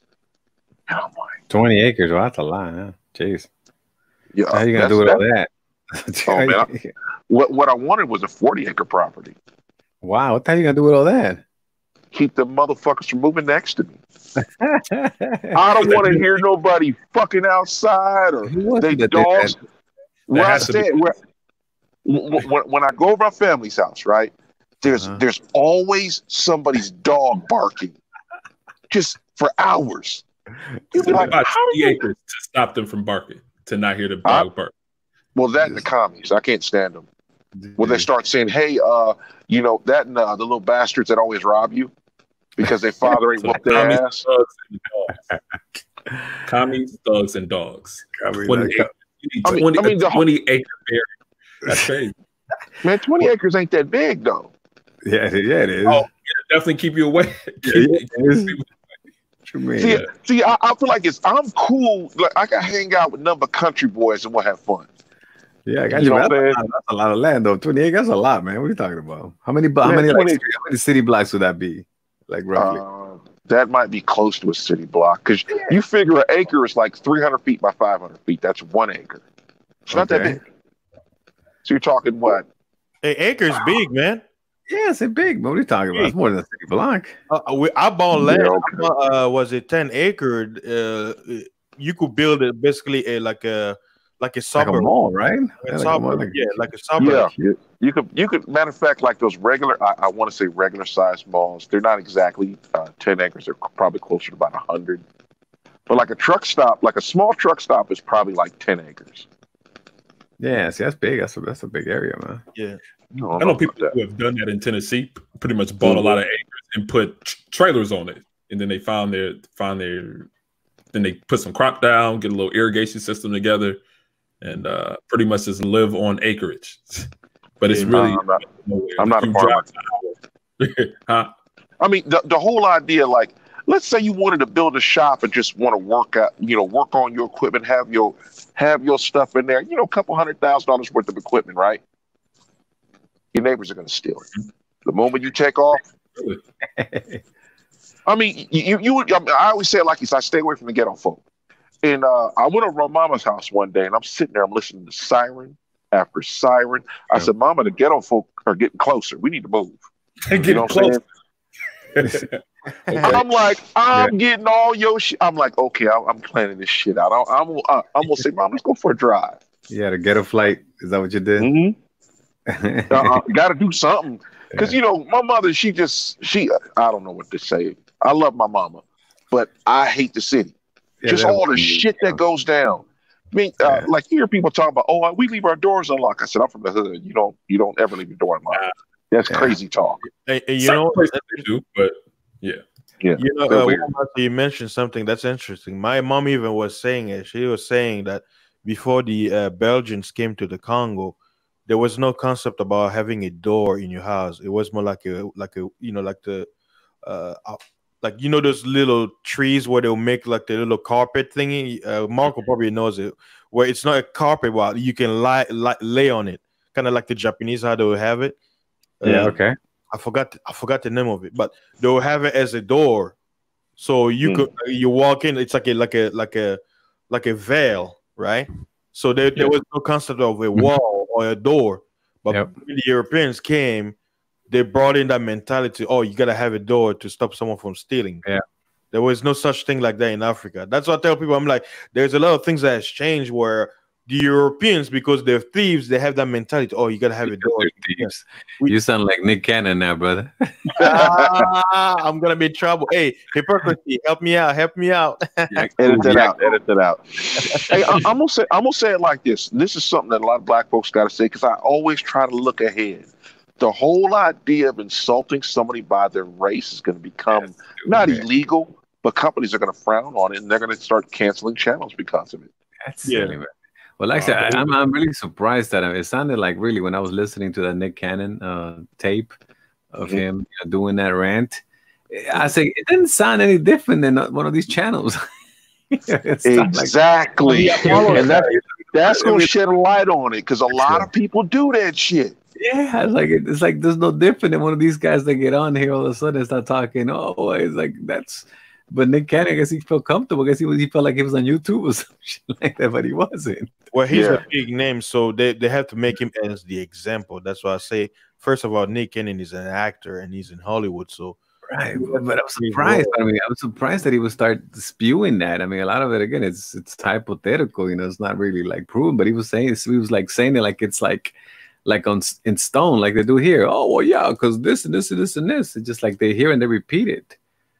Yeah, like, there's a difference. Everybody does that in this space. They hear something and they repeat it, like pump and dump or MGTOW, SYSBM, ingenuous talking points. Everybody says the exact same thing. Gabe, you always get not hack. Gabe's up. Gabe, he's like platinum when he went to Zero's chat. Hey, I'm gonna say this.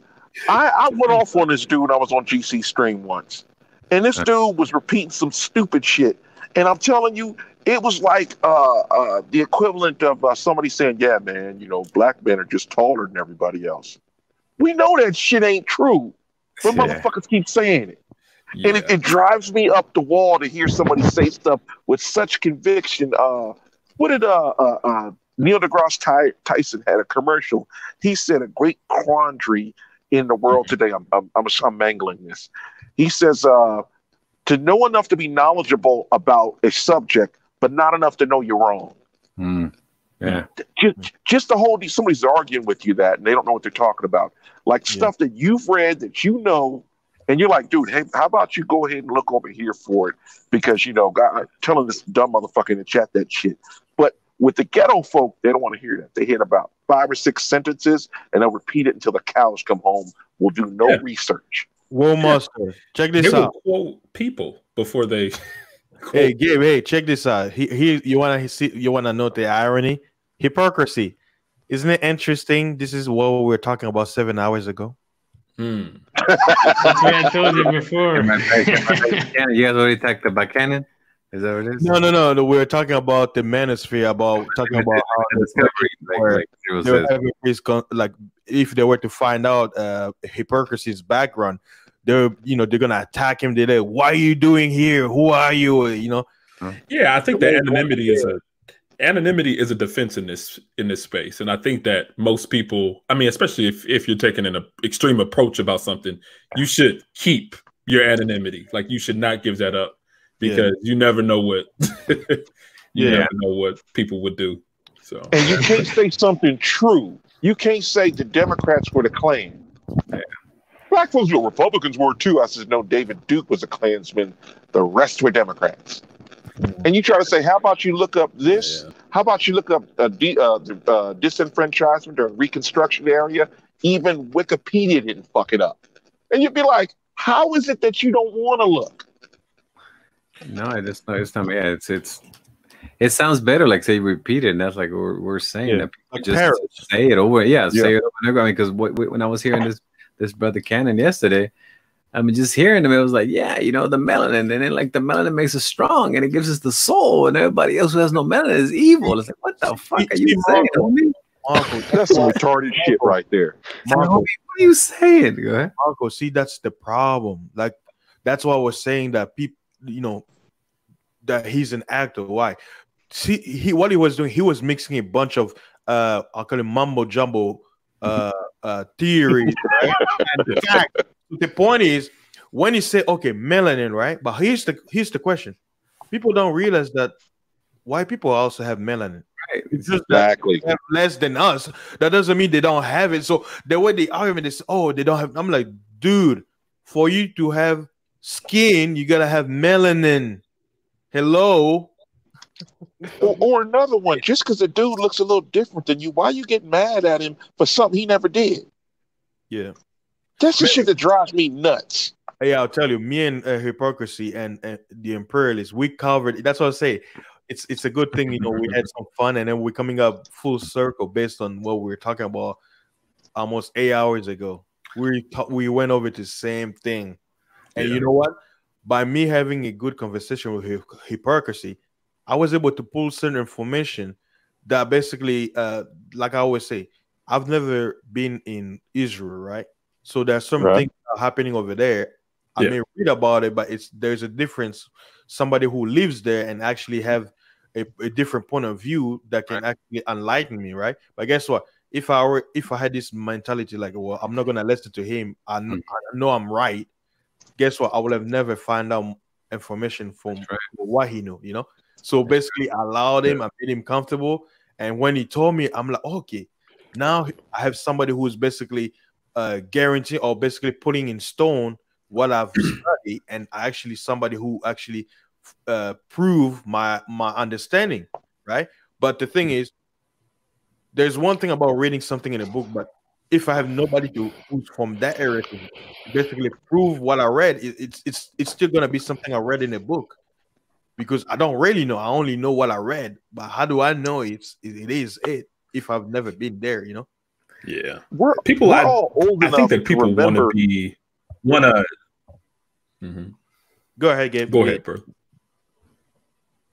Yeah, I was gonna say I think people assign themselves to extremes. Like they saying either I'm way on this side or I'm way on that side. And those two sides are always in competition with one another, right? This game versus culture, this educated lame versus whatever, Pookie and Ray Ray. Like I think that this space really breeds a sense of competition, where a lot of times where things should be is somewhere in the middle. Yeah, I think people need to be more balanced in their thoughts and consider the other side, and maybe they have some points that actually are valid, that maybe I can just take from both sides and find somewhere to be in the middle. Like I don't think that's done enough. I think it's like you choose a side and you go there. 2.0 versus 3.0. like that was some competition. Like why are we competing? Like what do we have to prove to one another? And where's the trophy? I don't think there's anything. But the best thing, if you have not been to Israel, I advise you to go to Israel. I've been there. And I would like to go there. Yeah, I was there, but less New Year's Eve, the one before this one.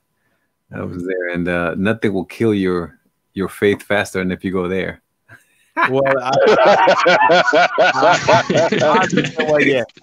a whole lot of holes. Yeah, it's just a bunch of bullshit, a bunch of cell phone shops running Jerusalem right there. You see, just bullshit. Yeah, nobody believes in that shit. You know, they're just like whatever. Y'all fools to believe. Yeah, because they go, oh my God, the Holy Land. Yeah, the Holy Land. Yeah, buy this. Yeah, the Holy Land. Yeah, buy this. Yeah, the Holy Land. Yeah, buy this. They don't care about that stupid shit. And I'll say it like this. The big thing is you have a lot of conservatives that go there. I mean, you know, I'm a card-carrying conservative Republican. We get this at some point, but a lot of them are very religious, and they're like, "Hey, I'm down." You know, I jump on my, you know, I wave my Bible, I jump up and down. I got no problem with that. And it's like, if you had a business and you were selling something, sell it to conservative Americans. Yeah. They got a ridiculous amount of extra money. Well, that's what they do. But that's what they do. Like, I mean, it's like, this is what I gathered. Again, I observe, because I really am not. I just observe people and I observe like situations. And when I was there, you have the three sides. You have the Jewish side, you have the Islamic side, or the Arabic side, what do you want to call it, and you have the Christian. And they're separated. And there's like even a passport, like you have to go I think they called it point A, B, whatever, the zone A or B, whatever that they called it. And if you have an A passport, you can't go to B. I forgot what it was. But then it was like, it's really like they have like borders within that 20-mile radius, whatever it is. Very small, yet they have passports, so you can't go to the other side. But you see how it changes. Like when we got to the Bethlehem was the Christian side. Obviously the most people were Christians, so they go there and they go to the Church of the Nativity. We went there, and I forgot what the other one was called, where they laid his ass down. I forgot what it was called. But you see how everybody goes there with that devotion, with that belief, with that, oh my God, I'm here, and Jesus walked around right here, and he walked in this. I mean, they like to have that devotion, that thing. And when you get there, and people obviously take that, but the people that are there, they're just like trying to sell you some shit. Yeah, just trying to say like little wood fucking crosses. I mean, don't get shit. You know, don't get me wrong. I am a bit of a history buff. You know, half the time I'm not really good on facts and figures, but sometimes I'm all right. But that would interest me going, you know, to there and other places. You know, maybe not just Israel. Well, I had to see it. I always feel like there's places that you have to see before you go. I'm with that. Like there's, I mean, and I'm doing that. I'm seeing shit that I have to go. And that was one of the places that I had to see because you hear it all your life, and then you hear it, and then but then when you get there, you're like, it's not magical. It's the same thing about America, man. Our programming was like there are no homeless people in America.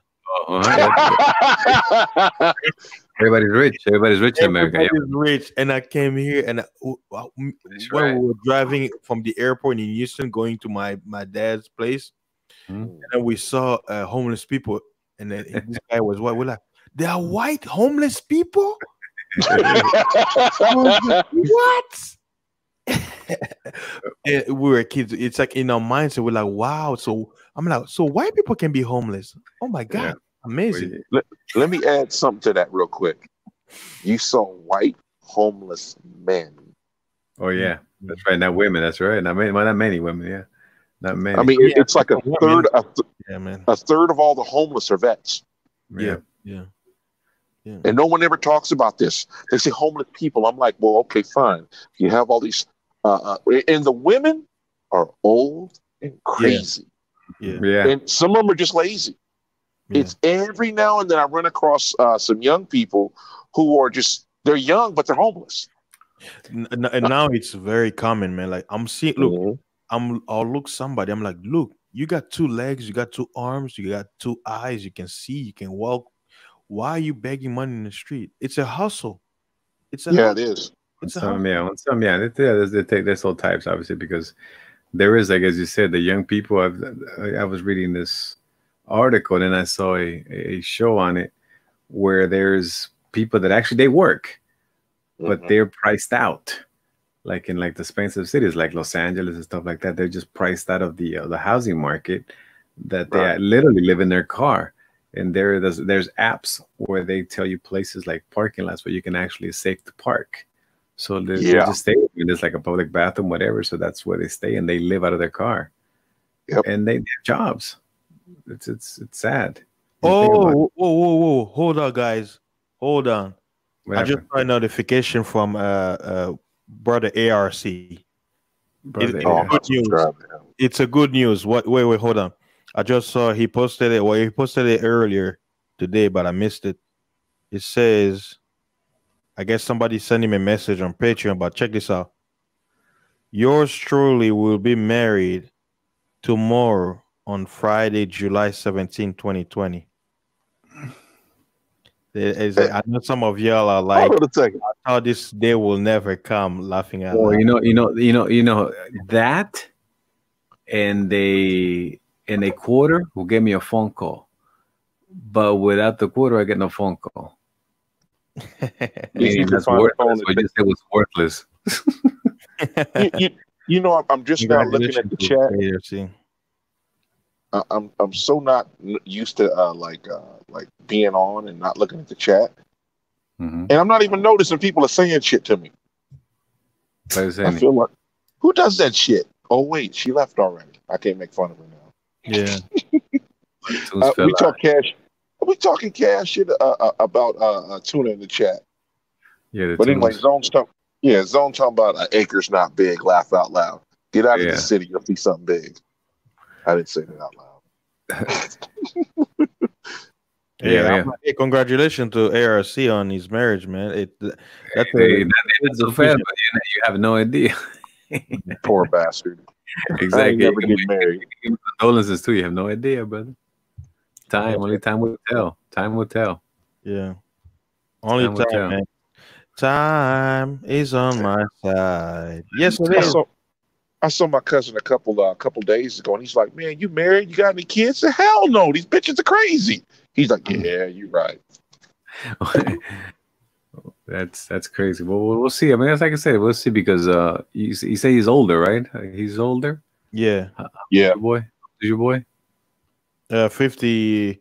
Was it 55? Yeah. No, it's your boy. I don't know. Oh, talking about my cousin? No, talking about Fasting Boy. The guy's getting married tomorrow. He's your boy because they have the books and everything. So you said how old he's.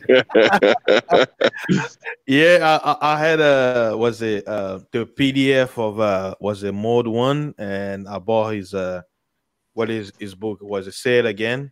Yeah, he has the suckers, man. Yeah, he's sucker because he bought a book. Yeah, well, that's not really a book. That's really. I mean, it's not like he bought like the Scarlet Letter by Hawthorne. Or I mean, but it was an interesting book to read. He didn't buy Moby Dick. What's that? I mean? He didn't buy Moby Dick. Y'all don't like him, and y'all don't like his talking points on these panels and on YouTube. But like, he's an accomplished author, like for years. Well, I mean, it's like, look him up. Like, guess what? Like, I'll say, anybody. Like the thing is because a lot of people were minimizing. I mean, we just talked about what was it? Repeating talking points, right? Like, I would say a lot of people were minimizing the potential of the internet. I think a lot of people were not taking the internet seriously. Right. That's why, like now, because the technology and everything, those people who actually took a chance with the internet, they're actually reaping the fruits. Oh, remember they didn't take smartphones seriously. Yeah. I remember when the smartphones barely came out, like whatever, like 15 years ago, whatever it was. Yeah. Where everybody was like making fun of you when you had a big phone like that. Remember the Trio and stuff like that, and the Black they like made fun of it. Everybody with the smaller ones. Yeah. And then why the big stupid phone? And I was like, all phones are big and stupid. Yeah, because all data now. It's no longer voice is no longer what's really used. It's data. Yeah, technology. So there's a change. But let's put it to the test here, since Gabe brought it up. Okay, so the what do you call it? What did you say? The accomplished author. What were the learnings? what was your ROI on these on the investment that you made on these books, Fasting? My investment. Yeah, what was your return on investment? What was your Oh, you mean the benefit of me having that book, right? Yes. I'll say, when it comes to stuff like that, I wanted to prove what's about, because someone said, "Well, I can tell you, but read my book." So the only thing I'll say, the only thing I can tell you, but read my book. So in $5. Yeah, I can tell you, but one benefit that I got was basically what he was trying to show was, how he was doing the whole was it the verbal seduction, and basically how the mechanism, how it goes. Basically, he's trying to break down what happens, basically depending on the kind of woman you're dealing with. What did you learn? So what he was doing, what benefit to you? To you, my benefit to me is just to know that some women may want one thing, but it may not be what they're saying. It could be something else, basically. But it's like something I already knew already. Which is my point. Yeah. Which is my point. People lie, right? You knew people lie. You heard about Pinocchio, right? When you were a kid, right? Yeah. Yep. Pinocchio. You heard about the boy that cried wolf. Yeah. Okay. So because Fasting didn't have such the return on investment that you were expecting, there's no value in the book. Yeah, I mean, it's like when I bought it, I was like, okay, let me find out what it is. I'm like, okay, let me support the brother, because I already have his book, his first book, for free online. So I was like, okay, I'll support the brother, So I bought it and I read it. I'm like, okay, it's interesting. It's interesting. But like I say, that's why I love the Bible, because everything you can learn about. This is Fasting channel. My bad. Go ahead, brother. Go on, brother. My bad. Go ahead. Tell us about it. See, was a Marco. He has to take a position. He has to take a position. He has to take a position, no matter where. Like, this is Fasting channel. You talk about the Bible. You like, whoa. Like, wait. Yeah, I forgot this channel, so he's gotta go on. Go ahead, brother. Go on, brother. It's your channel. Go on. Tell us about the Bible. See that? What is that for? I get it. You don't believe in it.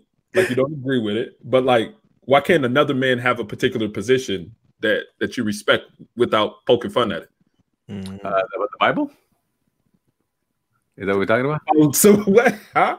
talking about? We're still talking about the other Bible that he was talking about. Oh, was it the book? To say that again. We talk about the Bible one or the which one? Look, we can laugh it off. Yeah. It's funny because it's funny. I mean, because I know I see this, but it's not funny to fasting. It is. I think it is funny in a sense. To you, to him too. He's laughing. Are you fasting? Do you think the Bible is a joke? I didn't say it was a joke. No, I didn't say it was a joke. I didn't say it was a joke. Very, very seriously.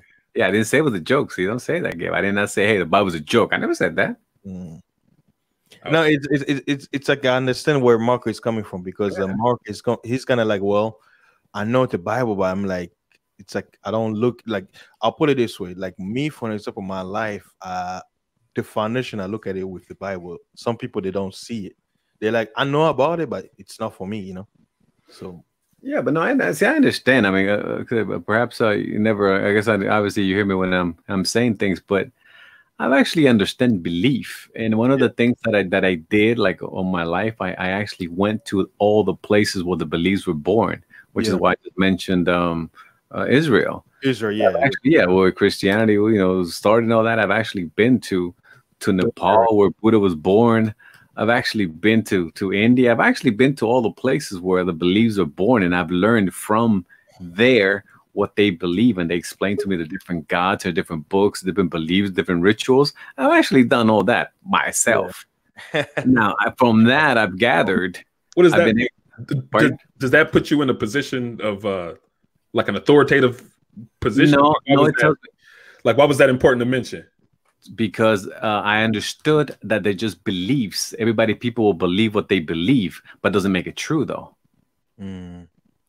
See, I understand. Like, just like, let's say, I can take it like, okay, I think that let's say the Dodgers are better than the Giants, or that the Yankees are better than the Red Sox. It's a belief, and people believe it, and they feel that if I'm in front of the TV, my team will win. So I understand they believe what they believe, but I understand they'll make it true.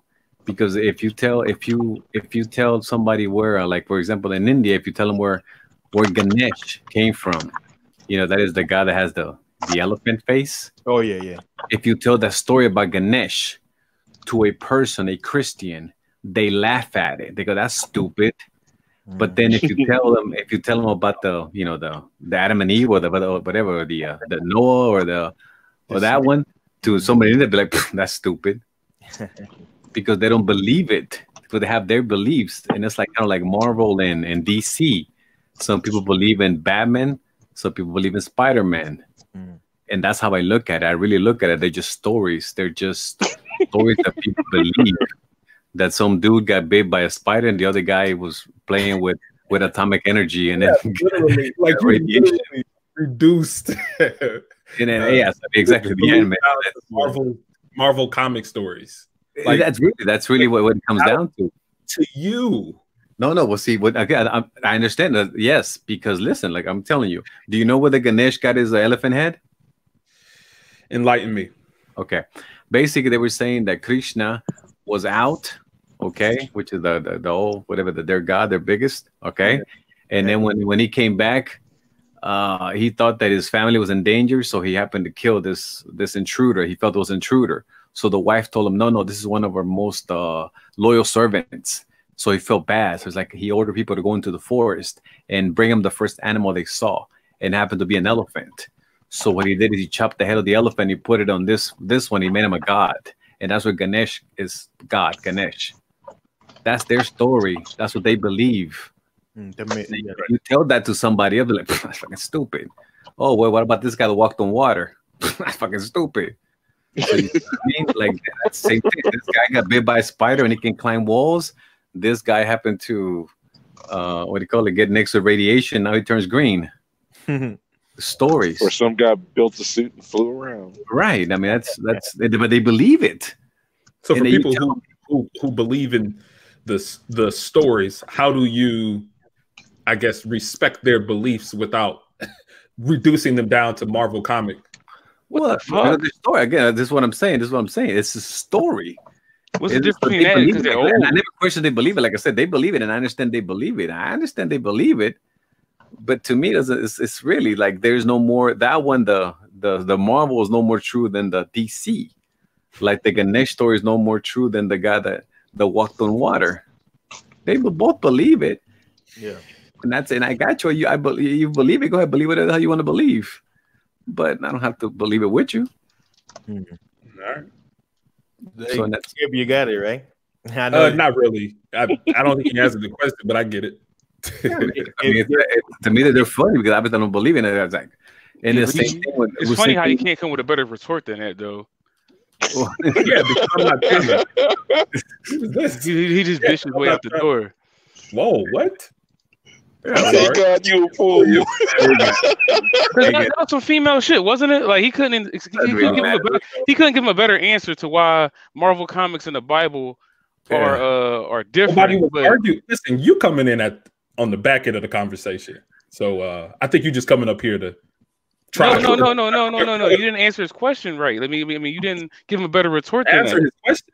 Oh, I'm sorry. You didn't give him a better retort because basically he said that the beliefs in Marvel Comics are the same as the beliefs in the Bible, and then you couldn't say anything back to that. But no, because again, you're just up here just because I asked him, how does someone respect somebody's beliefs without reducing it down to that of a Marvel comic? What's wrong with that? But like, what's wrong with reducing it to that? I asked him the question, right? Answer my question. What's wrong with doing that? Because I don't think it shows respect. Like the Marvel comic stories are very much so made up, right? These individuals make these Here we go. He losing. That's the whole idea. That I mean, you could say that the head of the elephant is a made up story as well. That's the whole point of it. But it's for the individuals who actually believe in them. It's not a made up story to those people. How do you respect those individuals' beliefs without reducing it down to a known made up story? So they're both made up stories. I don't get it. I'm losing. Your opinion. What? How can they prove it? Wait, pause. Listen, you coming up here with all types of pent up energy. I don't know what your situation is, but you gotta they got questions, man. Yes, they got. I know. I'm trying to make sense of this. I mean, how you gonna make sense of something that's a belief, right? Back in. I'll make something that's sensitive as a belief, right? Okay. I don't do these particular things. Whole moves. No, yeah, well, that's the whole thing. I mean, I try to the reason I use Marvel and DC is because it's very common. But it's like belief, and I understand it's a story. They believe it, and so that they believe it, and I believe it. Basically, you separate the stories of the Bible from that of Marvel. Do you think that those two are equivocal? Or do you think that the stories of the Bible are factual while the stories of Marvel are fictional? Right. Fast, and that was a question for you. Oh, well, a lot of the stories in the Bible actually can be proven archaeologically. You know, for example, some people say, well, King David didn't exist, but there's records, you know, they've discovered like, you know, where he was to was it the temple to the castle, but it's in ruins, but they could find writings in the stones and stuff like that. And not only that, like certain locations, right? Like for example, the Bible talks about Sodom and Gomorrah, right?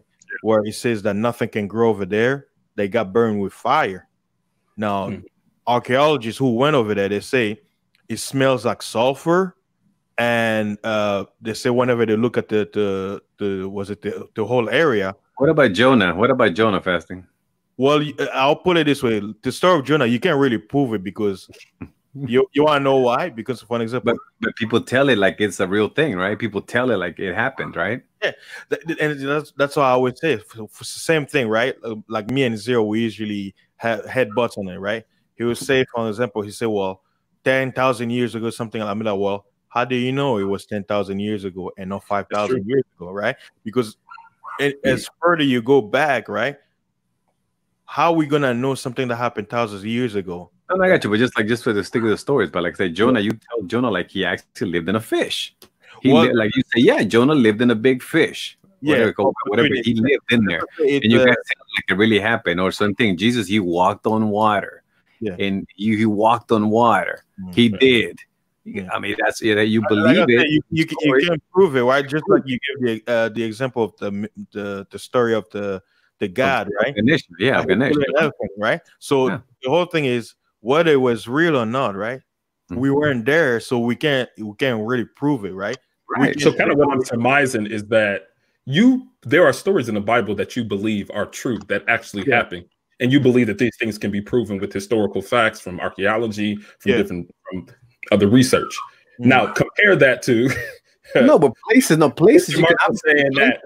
Wait. Let me finish. Compare that with Marco saying that. Hey, it's same stories, just like the ones from Marvel Comics. Well, that was an example I gave you so it can make sense. There are no, but don't you see that? I didn't actually believe Thor existed, but that was an example to you saying that one believes in certain stories and the other one lives in another superhero. They're superheroes, basically. Ganesh is a superhero, and so is Jesus. That's what I'm trying to say here. But basically, what he's trying to say is, like he's looking at it from a point of view is they're just stories. There's nobody who can prove it. Yeah. That's what I'm saying. Like from his point of view is, and to the other side as well. To the other side is still story. That guy, the people that believe Ganesh do not believe that homeboy walked on water. Yeah, like from their point of view, like that's that's implied. Like, why would somebody who has a different belief system believe with somebody in their other? That's what I'm saying. That's what I'm saying. So, like, ain't nobody arguing with a woman? My question, my question is, how do you approach people who have these particular beliefs? How do you approach them in respect without minimizing? Didn't I tell you that I went to India? I said, "Tell me about Ganesh. Tell me about it." I didn't say, "Oh, tell me about this." India does not mean that you're approaching people every single one. I told you every single one. Listen, you hear me? I went to every single place, and I said to them, "Listen." Marco, you're not supposed to exist, man. Yeah, okay. You're not supposed to exist, man. It's so silly. You're not listening. Let me finish. Let me finish. Hold on. Let me finish. Let Marco and Gabe, let them, focus on the story. Yeah. It's gonna make it work. Let me finish. Perhaps it will mean something. Sure. Okay. Listen. So I wanted to know about what the Indians, what they believe. I wanted to know. I wanted to understand because I had seen all the different gods. I've seen Ra, and I've seen the Rama, and I had seen Ganesh. I had actually seen all the gods, all the Hindu gods. I had seen them, right? So I said, you know what? I'm gonna go to freaking Delhi, where that's where the most holiest temples are. I'm gonna go over there and find out. So I went over there, and I got me a tour guide, and I went to their most holiest temple, and I said, I would like to know about who Rama is and who Ganesh is. Can you please explain to me what that is? And they said, sure. And they told me their stories. I didn't say, that's fucking stupid. That sounds like freaking Spider-Man. I didn't say that. I listened to them. That was it.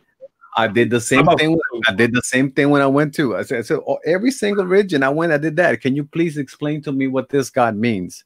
What does this mean? And they told me what it was. Okay. Oh, thank you. So how about with fasting, though? Because that seemed to be a different story than how you approach those beliefs in those other places. We're fasting. It's like here we're having fun here. Yeah. Basically, we're fasting. We have fun. And, and then when you're in a learning expedition, obviously when you learn about it, and the reason why after I learned all that, but if I had no idea what it was, then it would be more difficult to make fun of it. Yeah. But if I know I heard it and I understand it. Hey Gabe, just to give to basically help you out, Marco is in Colombia, right? So sure. But watch this. Hypocrisy is actually from Israel, and he said he's atheist. You know what I'm saying? Yeah. So from his point of view, when it comes to the Bible, he said even though he knows about it, but his point of view, I'm sure hypocrisy can speak for himself, but based on what he's saying, he doesn't believe in the Bible. Understood. And so in what I'm saying is, I understand. That's why, to me, I laugh a lot. It's like I allow people to have, each person, they're going to have a different perspective, right? Mm-hmm. And because that's how they're seeing it. So from Marcus' point of view, it's like, well, I know fasting believes in this, but to me, I'm like, it's no different than somebody who believes in Krishna or Kalima or what's his name? Muhammad. Zeus, Hercules, right? Yeah, So- or Buddha. Mm. It's Oh my really belief. Hey, listen, I was just trying to get a clarification because it Oh seemed yeah, like yeah. that you were going into detail about something experiential, that you were kind of being serious about your particular belief. I was noticing that he was making fun of it, the bubble or something or whatever word. And so I was just getting clarification. But if you're cool with it, and if this is a light-hearted discussion, then Oh yeah, I'm yeah. gonna know. Yeah. That's what I'm saying. Like, He sounded like a superhero. yeah. Come on.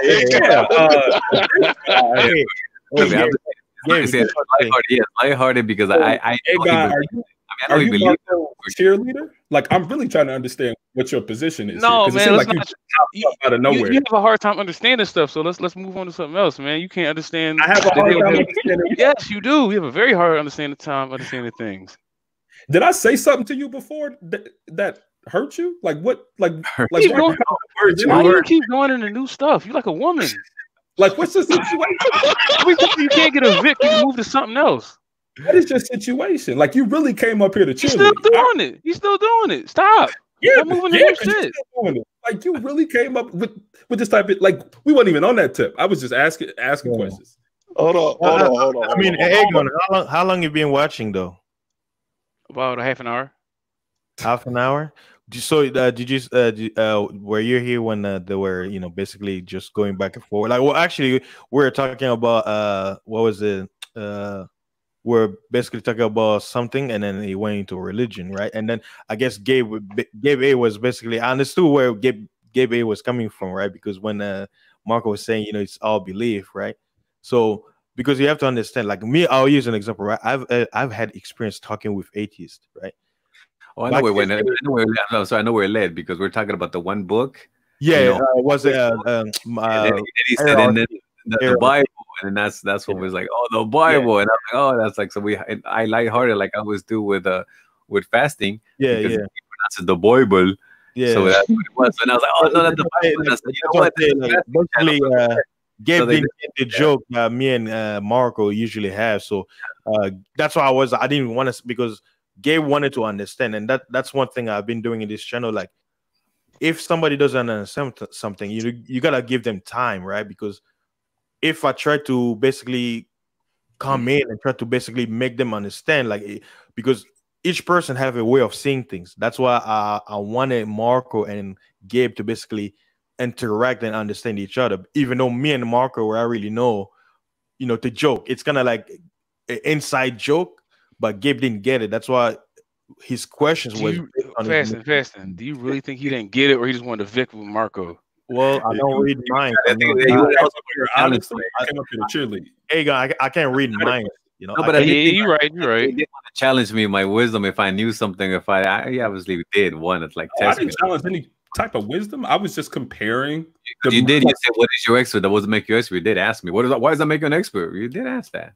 All right, because when you started talking, you mentioned all the places that you had been and where the religions were. Yes, to give you context and to give you that I didn't know what the hell I was talking about. Sure, like that doesn't mean I was challenging you or challenging your wisdom. That is a challenge. You said, what do you mean? What does that make you an expert? Put your pom-poms down, Egon. No, stop being pom-poms.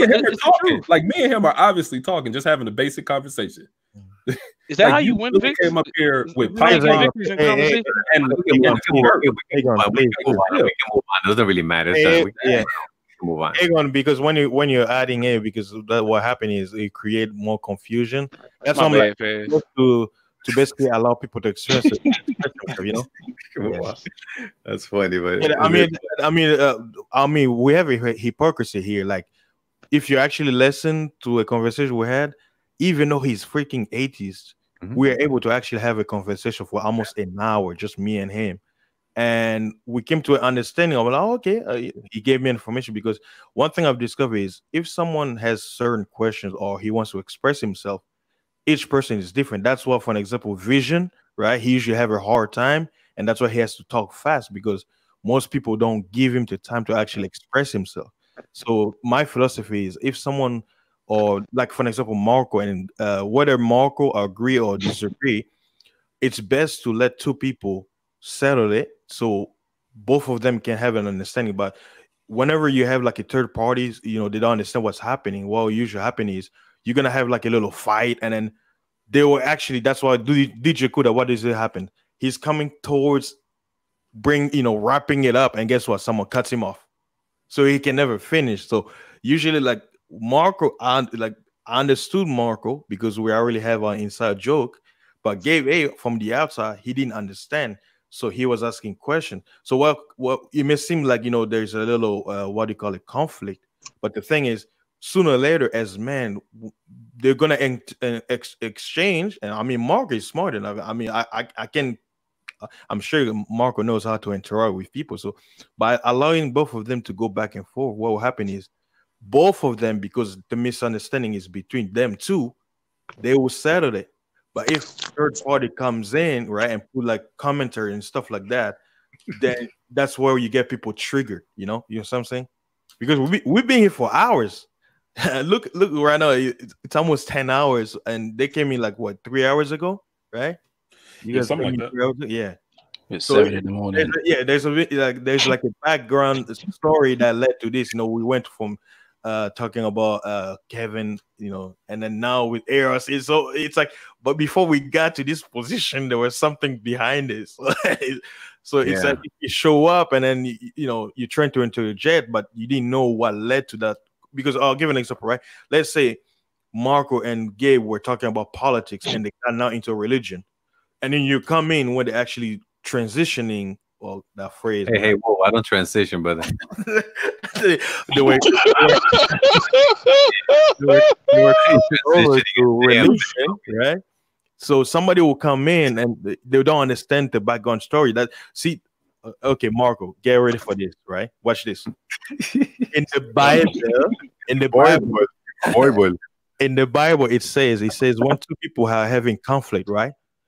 It says before they can go to court, right? Because the court is going to be the third party. It says it's best for you on your way to talk it out so you can resolve it.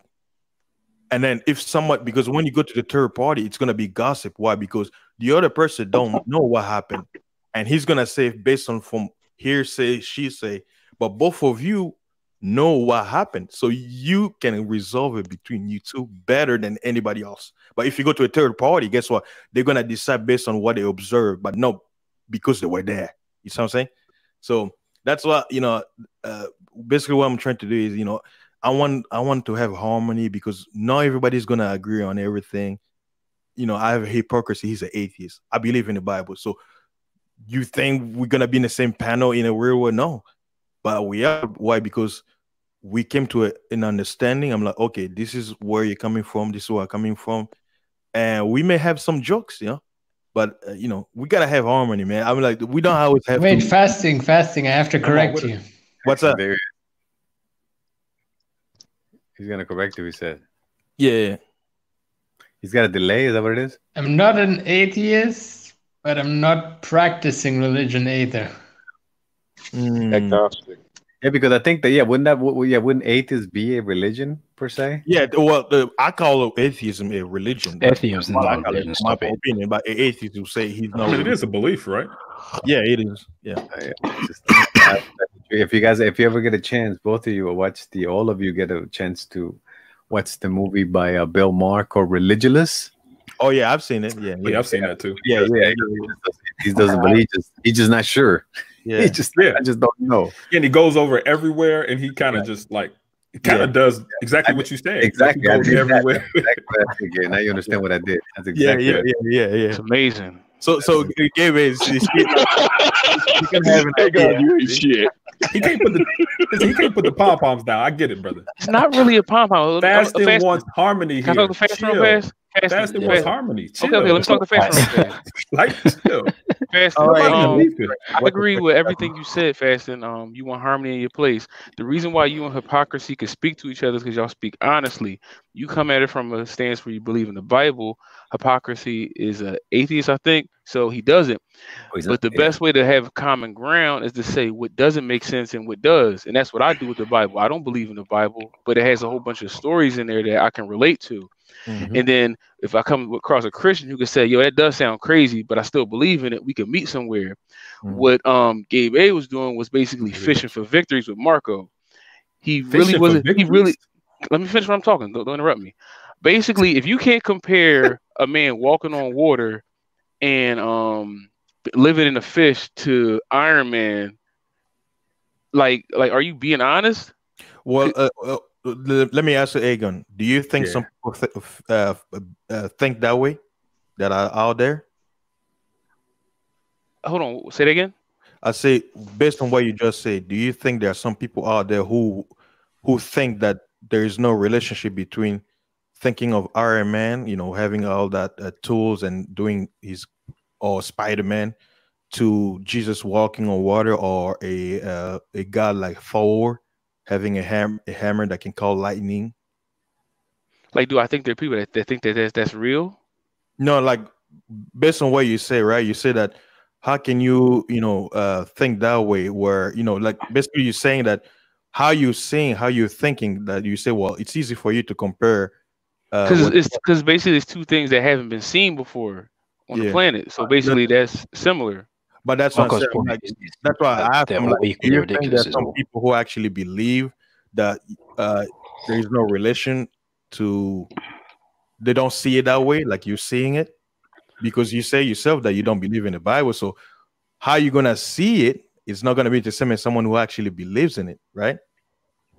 I guess you didn't understand that example I was trying to give. I guess what do I mean? Fast, I'm kind of lost. Exactly. I think I got my understood. We was just making a comparison how religions, have their own like superheroes. Yeah. Like Christianity will have Jesus and the other ones, and then the Hindu will have theirs, and they have their superheroes. They have their special powers. Yeah. And one doesn't believe in the others. That's all I was saying. And watch this. I understood from Gabe's point of view, right? For him, he felt that that's why I say maybe he didn't understand the inside joke me and Marco already had, right, from previous conversation. Gabe may have felt, because that's what I was getting from Gabe's rebuttal. He was feeling like that Marco was not sensitive, right? When he said the pom-poms for you, then that's what you said. Yeah. Right. Oh, I guess you pick them up too. I see. You see that? That's what you said. You picked them up first, right? Pom-poms over to Marco. He was like, "Hey, here." But you picked them up first, right? I get it. I get it. That was because I'm looking at it from both sides, but that's what I say. It was just a misunderstanding, just a different perspective. But like I said, like I don't like. There's no issues. Yeah, but people want to fabricate or create. There's a lot of shit. Like, for example, there's a lot of like with GC, like what he believes, or even Aegon. He's married and he has a children and all that good stuff. And obviously, I don't believe in that bullshit. But that's his thing. Yeah, that's my thing is, I love the truth. If a dude tells me it's stupid to get married and you're gonna get raped in court, then why would I disagree with it if it's real? He helping me out. Yeah, and I didn't even get that deep. That's zero. I just looking for the other practical aspects of it. That's all. But I said that's his life, and I obviously wish him the best. I don't want nothing bad to happen to him. Yeah, and then I'm like, nah, man, fuck that, man. Do my thing. Get rid of all. Get rid of him tomorrow. Divorce everything, man. Fuck that. That don't leave his wife. Yeah, people are like that in this space. I don't. But I mean, you see how I was able to basically correct the energy, because the Bible did it. I don't think you did it. Mark, come on now. Hey, I did a good job. I know you're holding it while you're talking to us, aren't you? No, but I think, I don't know, maybe it's just me, because I have that gift where I usually try to calm things down. I do it even in my regular life. Like one of my philosophy is like, if two people are in conflict, I usually don't like to get into it. That's one thing my dad gave me, especially when it comes to couples. If you're friends to two, let's say you're friends with the wife or the husband, they're going through a conflict, stay out of it. Let them solve it. If you take either side, if they come together, guess what? You're gonna be the enemy. And I've experienced it. That's one of the couples. What's that? With couples? No, I'm saying, like, if you're friends, let's say, for example, my high school friends, right? And they're married. I know both of them, right? So if they're having marital problems, like they're having conflict, and then one is coming to basically say, this did to me, and then this one, basically they're coming to me to complain. when or basically I give my opinion, I'm not supposed to take any sides. I'll basically say, both of you, basically, I'm telling, I understand what you're saying, but you guys have to resolve it, right? You got to stand in it. That's what you stand in it. Yeah. And then people be like, oh, you need to do this. You do this. That guy is an asshole. Or she's a bitch, right? Yeah. What happens? They reconcile because you took sides. Guess what? They're going to talk with each other. Now you're going to be the enemy because people change. So if you never take sides, you'll be okay. And I've seen it, man. I've seen it where my friend in high school, they'll break up, right? And then they'll be crying, coming to me, complaining. And I never take sides. And watch this. One of the other guy or somebody that I know or a classmate who took sides, guess what happened? They talk bad about him. And I'll be sitting there and I'll be like, oh shit, my dad was right. Because that's something you have to go through experience to actually understand certain advice. So one thing I learned in life is when two people are having conflict, let them resolve them. So that's why I remember, what did they say? When you young like boys, Switzerland, go ahead and fight. And you take their wallet. Neutral. It happens. I think it's really important. I think even in business is really important because a lot of times you do have conflicting point of views or conflicting opinions. Yeah. But in order to get to the best output, there needs to be some level of how are we going to move forward with this particular issue.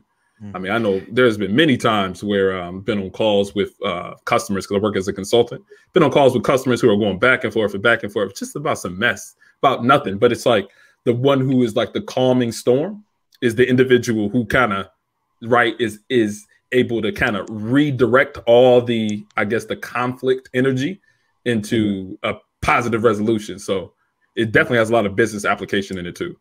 Oh yeah, but only when it's like I guess to what the Egon points, and we've heard it on some like people on these channels. Only if people genuinely want to like have a resolution or interested or gonna be honest about it, because there's people here that engage in arguments just for the sake of arguments, or just for the sake of getting a win, or just for just catch you. Or they just don't even know the conversation and jump on the panel for no reason. Like, or it's a perpetuation of it. Like, right? Isn't that like a perpetuation of conflict? Or they just don't care. They're just trying to catch, the other one. I'm like, I got you, gotcha. Oh yeah. Or have you read this? Have you read this article? Have you read this? Yeah. See? It's like, that's what it is. Zero. Shout out to Zero. And he was like, "What the conversation?" That was a real good title. Some people want to perpetuate it. I understand. Yeah. Like a caddy. I mean, for me, I'm just calling out it literally is Marco's example. I'm like, yeah, people perpetuate it because we weren't even really having a conflict.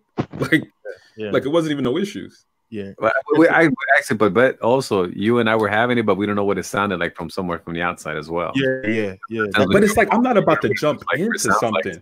But like, why would I jump into it? Like Fasting said. Well, yeah, but this is a good conversation. Hold on, real fast. It was one way you heard it something different. You heard it differently than what Fasting and I were having. Like how did you hear it? I think it's like this. Like if Kuda's saying something wrong, I'll hop on the panel and disagree with him, no matter if I like him or not. Because it's like it could be 8 people on the panel. I'll come in there and be like, I disagree with what you're saying. Like if you were right, Gabe, I would say you're right, but you were wrong. So I mean, I guess just you catching feelings because of that.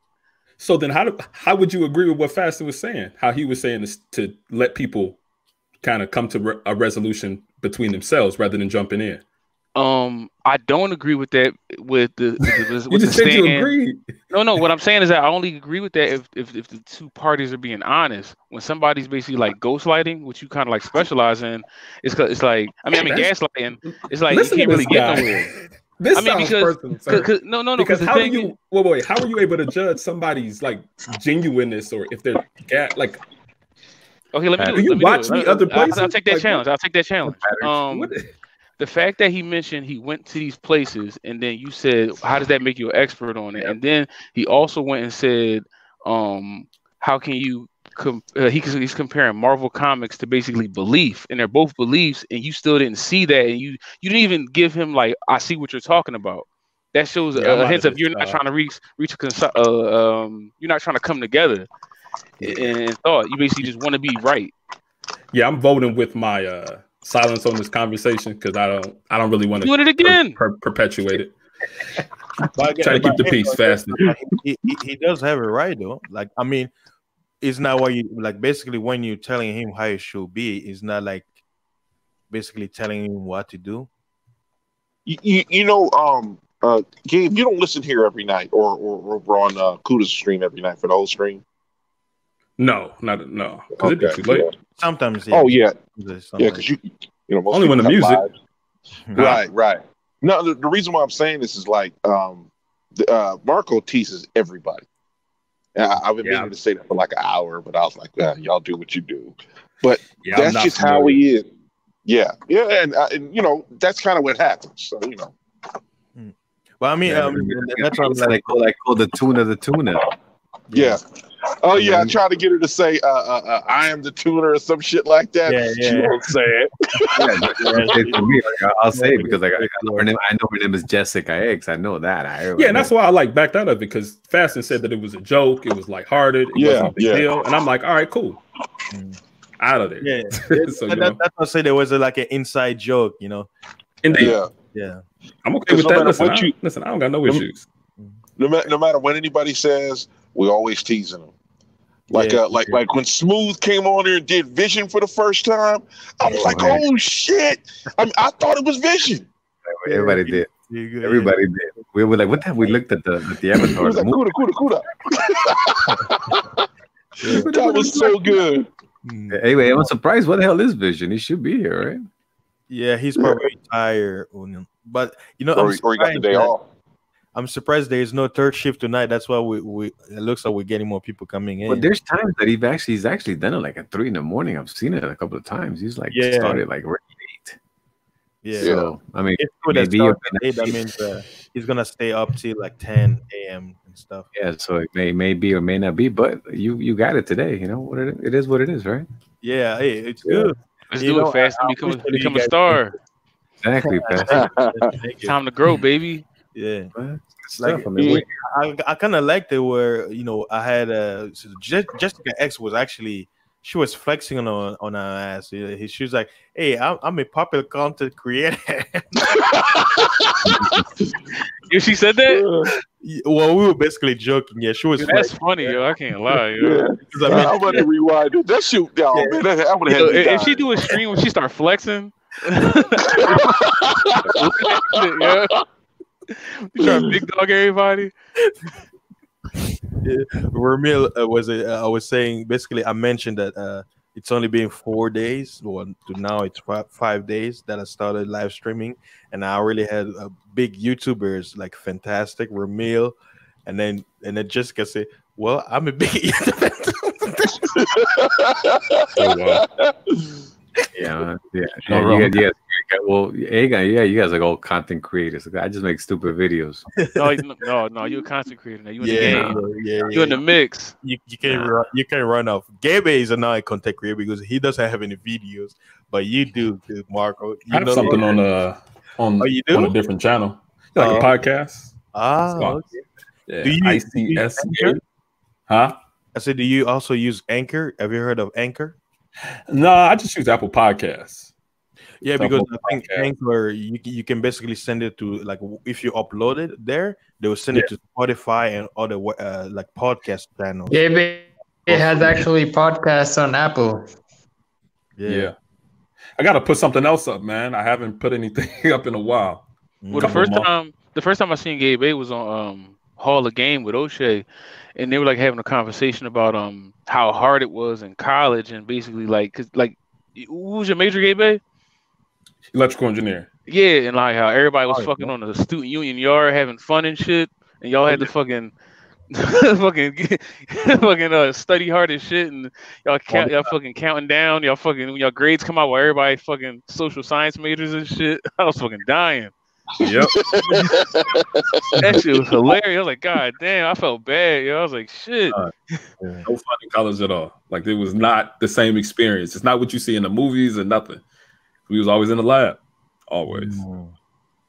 Yeah, like you were more focused on your studies, man. Like, yeah, I knew some students, but when I was going to college, you had some party people, and I remember. Okay, here's one thing that surprised me. There was this one chick I knew.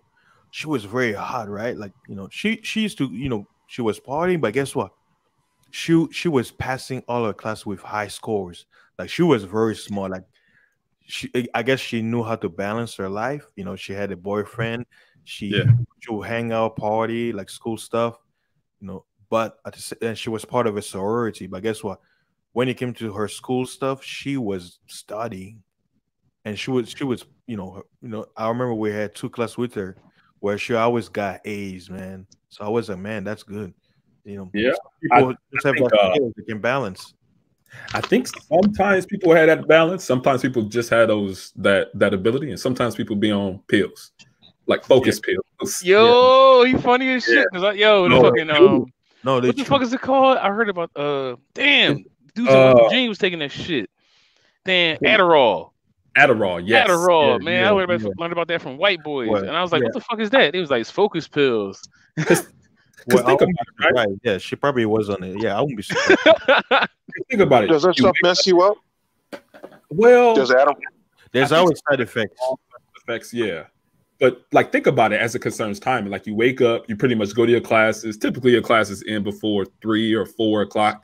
Then you probably go home, go to sleep, eat food, and then you wake up and you're like, okay, I got an exam. You take some Addies, and you got 4 or 5 hours of pure, probably even longer, pure focus. And then you're able to knock out your work. By the time the weekend come up, boom. You can memorize stuff too.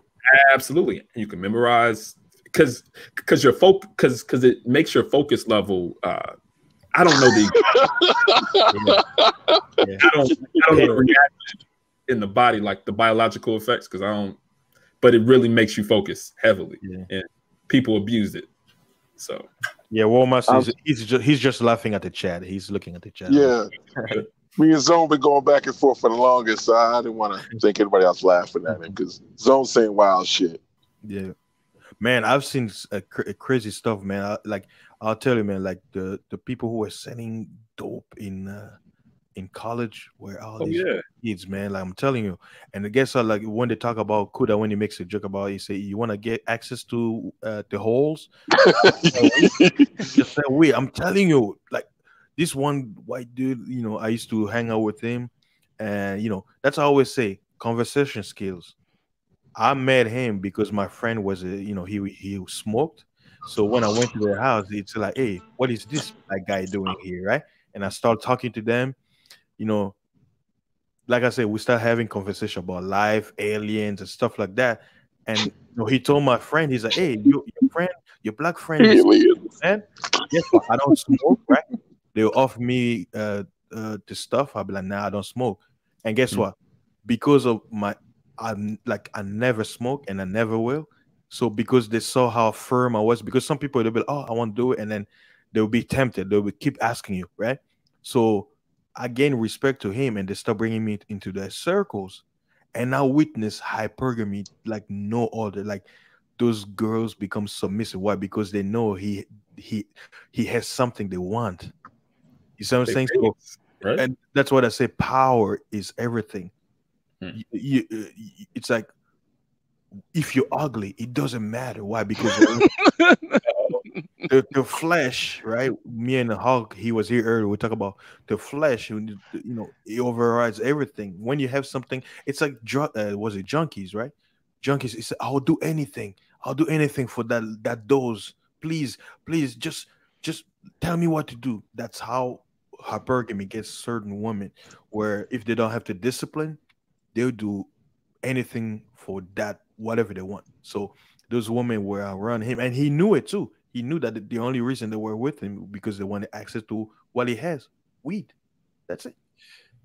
But do you think it's the difference between the hypergamy effect and addiction? Because even though like there aren't any biological effects of marijuana as it concerns addiction, but it is psychological addiction that people can have to the feeling. That's how I'll say it's like it's a thin line between addiction and what's the other word they use? Addiction and what? I said like hypergamy effects. I don't know. Yeah, because it's like that's what I say. If you have discipline, it's like you're not gonna even think about it. But people who like discipline, they're gonna do it. Like I'll put it this way: it's like me, for an example. My philosophy is if I'm talking to a girl that I'm interested in, and she said, "Oh, I'm not interested," guess what? I'm not gonna keep going. I just move on because I'm like, I don't have the time to beg you for my attention. Or no, I'll just move on. But guess what? There'll be some guys because they want it. They'll be like, "Oh man, she got a fat ass." Guess what? They gotta, "Oh, just keep trying, man." I'm like, "No, I don't need to." She already gave me the answer. I'm walking on. But I guess some guys be like, "No, it's like, what about the other booties over there?" "No, I just want this one." Yeah, some guys are like that. I know. Yeah. You sound primal when you said that booties. I'm a pirate. That's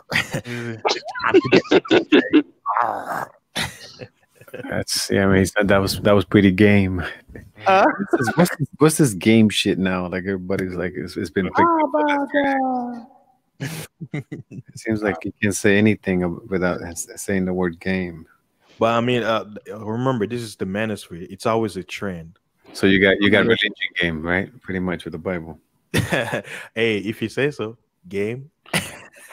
Yeah, religion game, encompassing game. Oh, that was a COVID game. You got trucking game, electrical game. You got wood game. I got travel game. Panel game. You got was it a gluttony game? Gluttony game. Buffet game.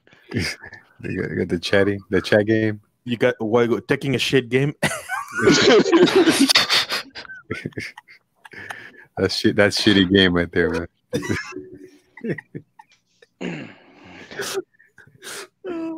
Yeah, but, hey, man, what made you decide to do a stream today? Like, go this long, or you just did not know it was gonna be this long, or what's up with that?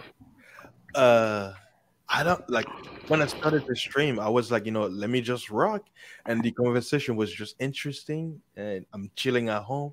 Look, now it's almost 10:30. Right. Wow. And then Jessica was like, before she left, she was like, "Well, why don't you just go ahead and do a 24-hour stream?" Let me break it. Was a record. I mean, Hey, I'm already 10 hours in. I have. Hey, 14 hours. Fasting. Hey, what's up, man? Are you recording this, or is you just leaving it up on YouTube? Yeah, StreamYard records everything, so it's gonna be on YouTube. Yeah, I'm not gonna take it down. No. No, I mean, are you gonna download? Because I'll be honest, you should go on and download everything. I keep trying to tell everybody, have your own copy. Fuck everybody. Rip it all. I'm on the same tip, man. Do not trust YouTube. Take your shit and take it somewhere else. Yeah. I'm gonna say this. Like, I've been trying to get Kuda to buy a computer. Y'all know about it.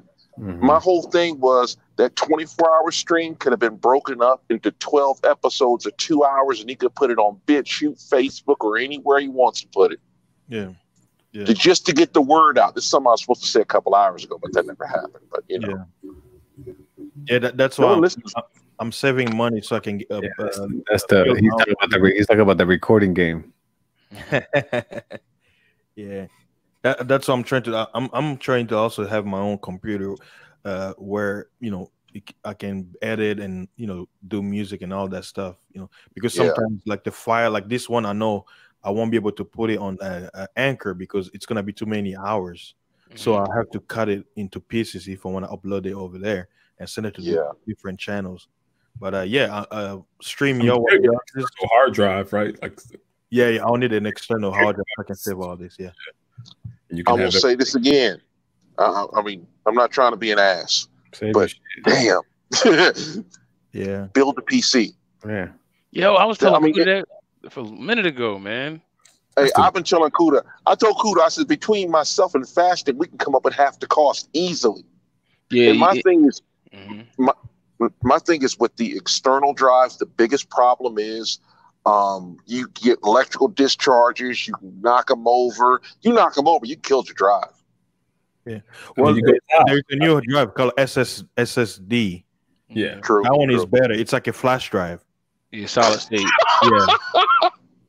I mean, it's so, I don't know. I'm in the camp that doesn't build computers because I'm like, it's so, and this isn't hating on nobody, but it's so archaic. It's like, you don't need to do it anymore. Like, everything is there. I agree, but it's like what do you want to do? Because on some you don't have to. On some I kind of agree with you, but like if you got some like heavy, it's like if you want to do some heavy duty shit and kind of future proof, have a future proof computer, you might as well just do it. Like you might as well just do it. Like because like you can like I built mine and like I Hackintosh mine. Like I basically made mine a Mac, and I did it the right time because now everything's high as shit. So right now, you know, you take the motherboard, put it in there. I mean, you probably already know, but then now I could run it off two. I could run mine off of 2 HDMIs and 2 display ports, so I could basically make 4 monitors. I got like 8 cores, so I can so if I want to do music or photo edit, that's all there and shit like that. But I agree with you. A lot of things are like online and shit, and you don't need them. But if you gonna be editing and stuff like that, it's good just to have for the future. Just because it's better to have it than not have it. There's a number of reasons. I know you brothers are successful, but I always tell people not me, man. I'm a loser, homie. Don't tell me. What I'm saying, a PC.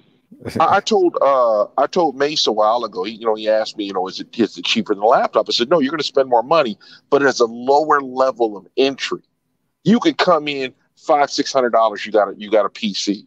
I mean, I get it. People say, well, I could buy a laptop for that. I says, right, but if you lose a fan, your motherboard fries itself by some sort of electrical discharge, or your hard drive goes, the internal one that has like Windows on it, that's a $200 fix that just pull it out, throw it away, and get another one.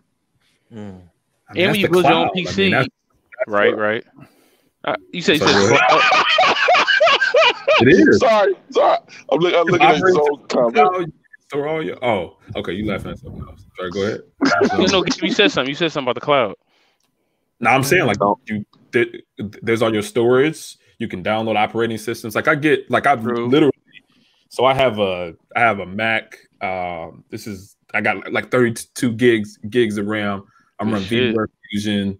I mean, if I show you my list of all my virtual machines that I'm running, I mean, I could run Windows 7 all the way up to 10. I mean, I'm running Linux distributions and everything all at the same time. I have probably about 3 or 4 virtual machines running right now. And I'm like, I'm not saying that there's no benefit in building your own computer, but it's like I can dedicate more time in really rocking with what I'm running on my machine than actually building it. Hold on, Rockefeller. Hold on. War Master, let me get Rockefeller right here. Hold on. You got 32 gigs in a Mac? You spent like 5 G's, man. What the fuck? Yeah. You balling like shit. Not me. Well, you mentioned you mentioned one of the most important things, time. Yeah. You're a family man, right? You got kids too, right? No, I don't have any kids. Okay, but you got a job where you're doing shit, and time is important to you. Absolutely, I can understand that. Beyond the fact it'll take you about 2-3 hours to build it. Some people are like, "Hey, look, I ain't budgeting that much time. Fuck that shit." I get it. So I'm not hating on nobody, but my thought is, if you're a content creator and you work from one spot, I always said like, just build a PC, quit playing around with it, and have a laptop as a mobile unit. Yep. You only got to do something. After you build a PC one time, it sticks with you forever, man. Because you basically got to learn troubleshoot skills from the jump. Yep. If anything happens to that laptop, you drop it, you kick it, what are you gonna do? Well, the thing is that like Apple got weird because my first Apple was a 2011, 2012 model, and you could upgrade those and fix those, but everything else after that, it seemed like after Steve Jobs died, everything got soldered up. Yeah, you know what? That guy still got one of those. I'm pissed off that my shit just froze in my effect. Fucking piece. Should have built. I have two. Well, I have two. I have the Mac Air that I travel with, and I have to have the notebook that I leave in the pad, and that fucker just stayed in the white screen. What you should have done in that situation, you should have just yelled at a dumb game, and it would have been fine. Either that, or I could take it to Apple. Yeah. If anything happened to this thing, I'm just sending it back to my organization, and they send me a new one. And they have my system backed up. I literally see them. I think they're doing the backup right now. And that cloud shit you talking about, yo, I have nothing against the cloud. I'm just so old school that I like having my shit on hand, yo. I still buy DVDs, man. I feel like I need this. I'm with you, bro. I'm with you on that. I believe in the cloud, but I don't believe in it, man. Egan photocopies all his pictures. Right. you know, I'm gonna say it this. Like DVDs. The thing is, pretty soon you're not gonna be able to buy Blazing Saddles. Oh, that's right. They will censor the shit out of stuff like that. We talked about that yesterday. Yeah, we talked about that yesterday. My bad. I'm a day late. I was sleeping. No, not with you. With some of the homie. Like I talked on the phone with somebody about that Blazing Saddles. Yeah. What's wrong with Blazing Saddles? Why you said he gonna censor that? Where the white women at? Let me put it like this way. Even I don't use the N-word, but the sheriff is a black. He hadn't seen it. He would know. Like when the sheriff is there, he's all howdy, ma'am. He's all up yours, N-word, walks off. Shit was hilarious. Yeah, it is, dude. It's fucking It's something funny. you gotta see, dude. Yeah, it is. It won't even make you mad. It's so funny. Because where the white women at? Yeah, but I have a question. How about you tell your was it organization that your computer got smashed by an invisible dragon And give it to you? Yeah. They'll be able to track it. So that MAC address on your ass. You know what you do is you just erase everything, reboot it. What's the saying? What did they call it? Hard clean. You gotta be a gangster to take the MAC address off. Hey, Zone. Hey, I'm gonna tell you, like, Zone's been killing me for like a couple of days. Hold on a second, Zone. I can't even write all this shit. I got 2 TVs already in my truck. I play Xbox on one, and the other one's the company's TV. I'm there. Relax. Save your energy. You for can check Kuda. that MAC serial number. Like you, nah. Yeah. They Don't know. on your ass. FBI on your ass. Fuck it. I'm trying to watch the Kuda's playback. I can't take it that much, man. That shit is like, what Yeah, the hell? I don't. Oh, you talk about the one from yesterday? Yeah, man. Game series. I had to stop it. No, the Nick Cannon one. Oh yeah. It just it's too violent, man. We didn't even I don't think they talked about it because I passed out like around like 4 a.m. Yeah, I passed out too, and I woke up like, what the heck? Just a bunch of yelling. I don't think we got the Nick Cannon. I don't think we got to him. Yeah. It got drunkified. I'm in a fifth. Yeah, exactly. It sounded like they were drunk. We didn't like Kuda. If you always to the end, Kuda's like, my bad. We didn't talk about Nick Cannon. We're gonna talk about him tomorrow. Really? He said it. But it sounded like they were drunk. It did sound like they were drunk. Because we were talking about a starter bitch, how basically it's stupid for any male to fucking that's a scholar to go to college and try to get a starter bitch, especially as a computer science major. It's like it gets in your way. Like girls get in the way, period. But basically, you trying to go find a girl to be a starter bitch and then dump her later to get a regular bitch. It's like, what? Don't go with girls. Like, I mean, just be to yourself. Do your studies. Like, you know, that's wild because I guess since I guess I've been listening to some of these channels, I didn't think that was like such a crazy like difficulty for like a man to speak with a woman. Forget getting laid and all that crazy shit, but just speaking to them or relating to them. I didn't know it was that hard. Well, Marco, you have to understand what's happening in America. Like people are becoming very antisocial. That's why I'm like, maybe because you've been in Colombia so long, it's like it's like you're not missing anything. Like America, like a lot of people are not very social. I've been here for 20 years, man. It's not the same. But it's weird. People just, I mean, now I understand why you are horrible. Now I understand why you buy stupid books. Yeah, but the whole thing is they're trying to like bring back what was, but it's not anymore. You know, that's what I tell people. I usually chill with country people. Like let's say people talk about white people, and I'm like, the most cool white people that I hung out with were country white folks. People agreed. They chill like. Actually, before I forget, Egan, did you see your 3 Philly chicks acting up at the airport in Fort Lauderdale yesterday? Fuck no. Do you know them? No. I mean, it was on like a World Star video? Well, it was in the regular news. Not the one that got slapped. No, the ones that were Spirit Airlines, they were just like raising hell. They were fighting with everybody, and they were throwing shit, and they got arrested. And they were from Philly. Man, they probably didn't want to go back. They were in Florida. Probably didn't want to go back because Philadelphia Airport is like the worst airport to fly into. It's like if you go from Florida, it's all sunny and shit, and like getting to Philadelphia Airport, it's all brown and fucking. I've gray. actually been to the Philly. Yeah, I've been to the Philly airport. Like everything is sprayed with gray. Yeah, by Paul Gabe, thanks for showing up, man. Yeah, Gabe gotta go. He's a busy man. All right, man. Peace out, man. Peace. Oh yeah, I was fine. Oh yeah, but to the I'll be right back, guys. Hold on one second. I'll be back. We talking about the buying DVDs. I was watching the Hood Preem thing that you put me on, Marco. Oh yeah, you got a new one, right? You got a new one. Loving Basketball. Yo, I watched almost all those. I put my daughters on that shit. Yo, we watching that together. Because I showed them the Candyman one, and they like scary movies. So I went and I was about to rent Candyman on Amazon. I was like, what the fuck would I do that when I could fucking go to a flea market and buy the DVD? That's right. So that's what I did because I didn't want to have it on my Amazon account because no internet, no movie. And I was like, shit. So I bought that. It was like $4. Man. I actually watch everything on Putlocker, man. Putlocker? What's that? It's like the stream anything thing. Yeah, man. That one and the 1, 2, 3 movies. Hell yeah. But the thing is that in the back, when I do that shit, in the back of my mind, I was like, how can I record this shit? Because I don't like the fucking control. Hold on. I can't remember what the name of it is, but there is a program. It's like Mac, whatever the hell it is, and people will go ahead and they'll rip a DVD and they'll put it on a hard drive and they'll use like one of those what is this called?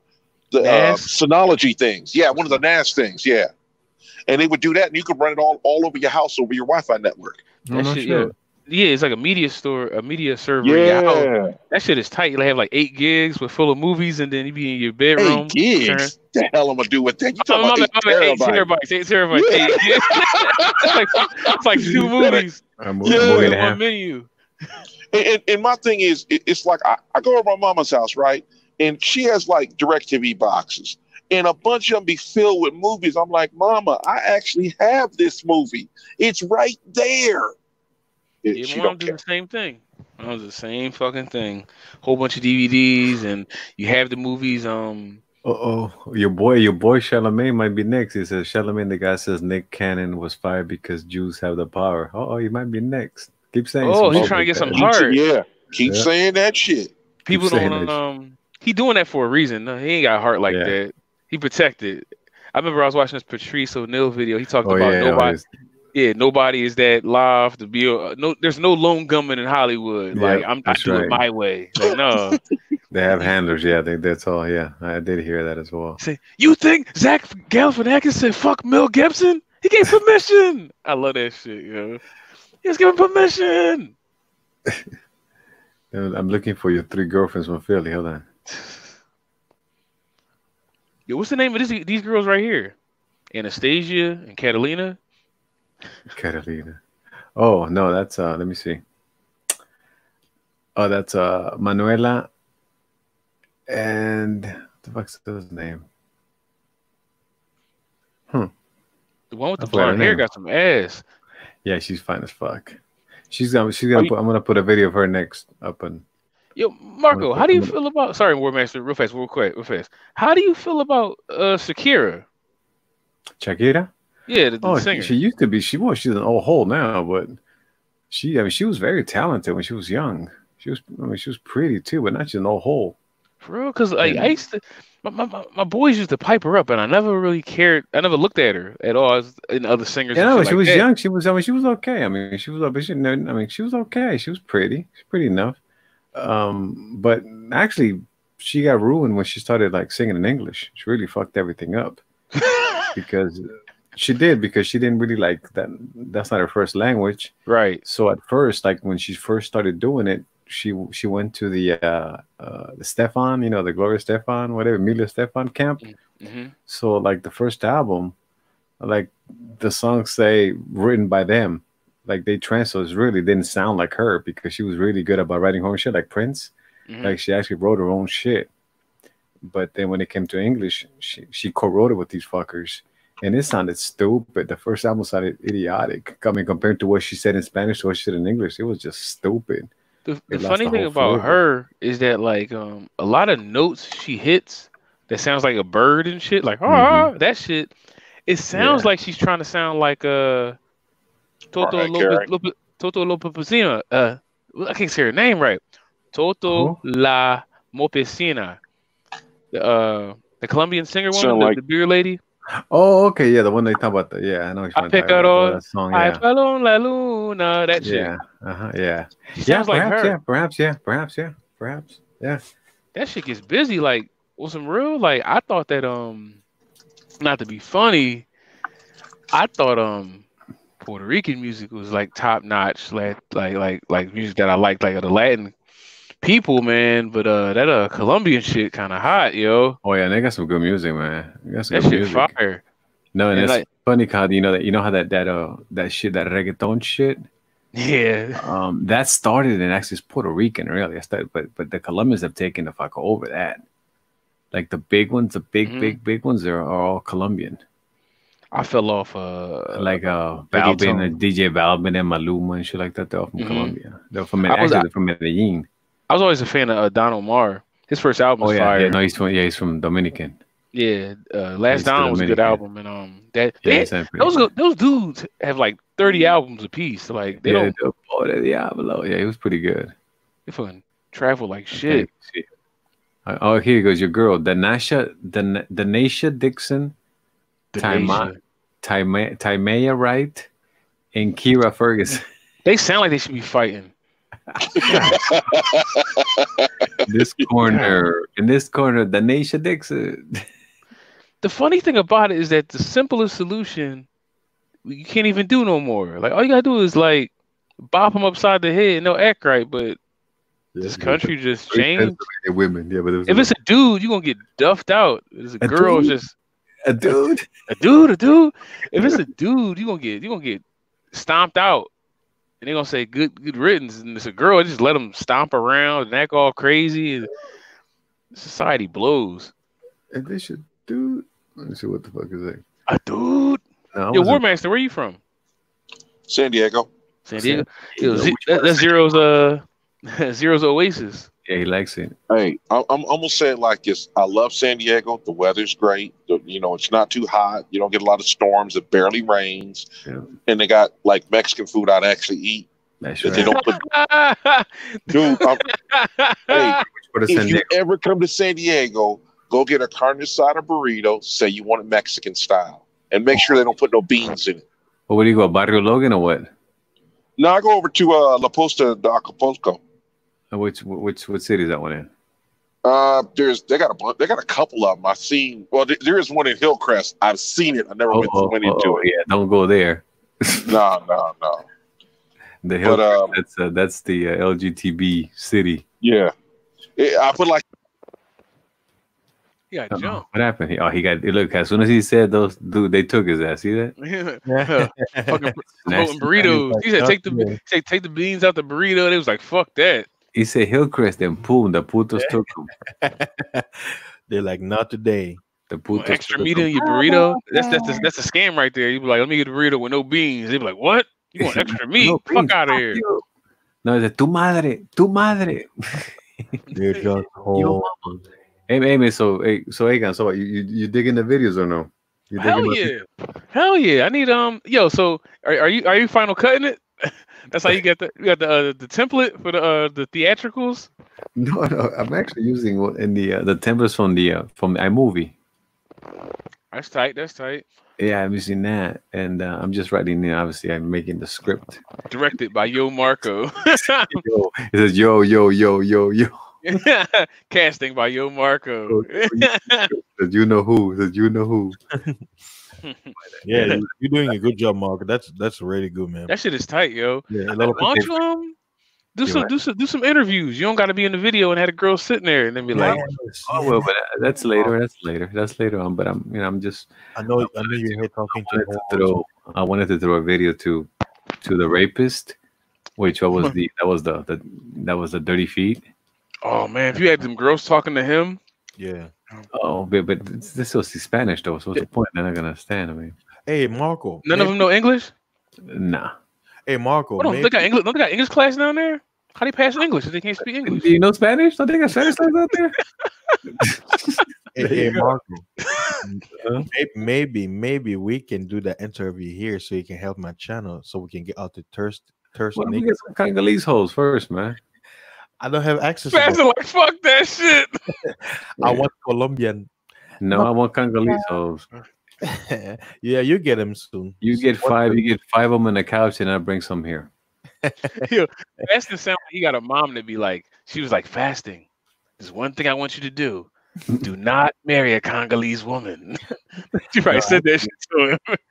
Actually, my parents usually they say it would be best to marry someone from our culture because it's easier because they understand the culture, but they're not very hard on say like, oh, you have to go back home. No, they be like, well, if you make your choice, just pick a woman who's gonna basically follow your program. But they're not as radical as most Congolese people, because they understand that even there are some Congolese women who basically had bad behavior, so you can't use that as all you must go. But I'm like, no, women are women. It doesn't matter the culture. Do not marry a Nakata, please. You bring Akata in my house. Akata. We do not do this. Basically, rules basically grounds women. That's why I say why feminism, women are enjoying quote unquote what they're doing here in America. Why? Because of feminism. A woman, if you're a woman, try doing that in Africa. You're gonna. It's like good luck. Stomp out season. Yeah, exactly. You can't screaming in public and punching men in the face. Yeah, what you gotta do that thing that O'Shea was doing with the fat booty hoes. Oh yeah, I saw that. Yeah. Dude, but there was the face were fucking disgusting, man. He could not get a pretty one to save his fucking life, dude. Yeah, yo, fast on some real. I'm not trying to be funny here, but yo, aren't there beautiful women in Africa, like beautiful faces? Like I've seen some. Yeah, I mean, Mark, you would know too. But like, why does it seem like the rough faced ones are always like the most promotion, or like you always see the rough faced ones with the biggest butts? Like, yeah. I don't know if they have a bad taste or what, because I always say that. I mean, if you go back to when he was putting those videos that I used to always, why is their face so fucked up? Because you have to. You can get a pretty hoe. I used to always say that when the videos used to come out. You cannot get a pretty hoe. And I was to tell him, I've been to Africa. I saw a lot of pretty chicks. Yeah. Why you understand? Here? What? Niggas love when you love booty. All you can see is booty. No.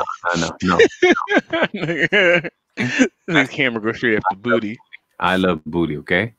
I do not go for the ugly fucking face whore. I don't care what the fuck your booty looks like. Well, I love booty. I like a fat ass. I like a fat ass, but you gotta have a pretty face. Yeah, and not only that, genetically, if you want to have kids, you have to pick the beautiful one, so you're gonna have pretty looking. What the fuck is talking about kids for? What the fuck are we just talking about with holes? No. I'm saying like even genetically speaking, like that's the whole reason of picking a beautiful woman, because if you think about having children, you want to have a pretty mate. You don't want to have an ugly mate. That's and also because you don't want to keep fucking out ugly hoe. Yeah, right? Yeah, exactly. Yeah. You want your wife to look. That's why you marry younger. Like in African culture, you must. It's better for you to marry. Your wife has to be 10 years or plus younger than you. He said like Malcolm X, half a man's age plus 5.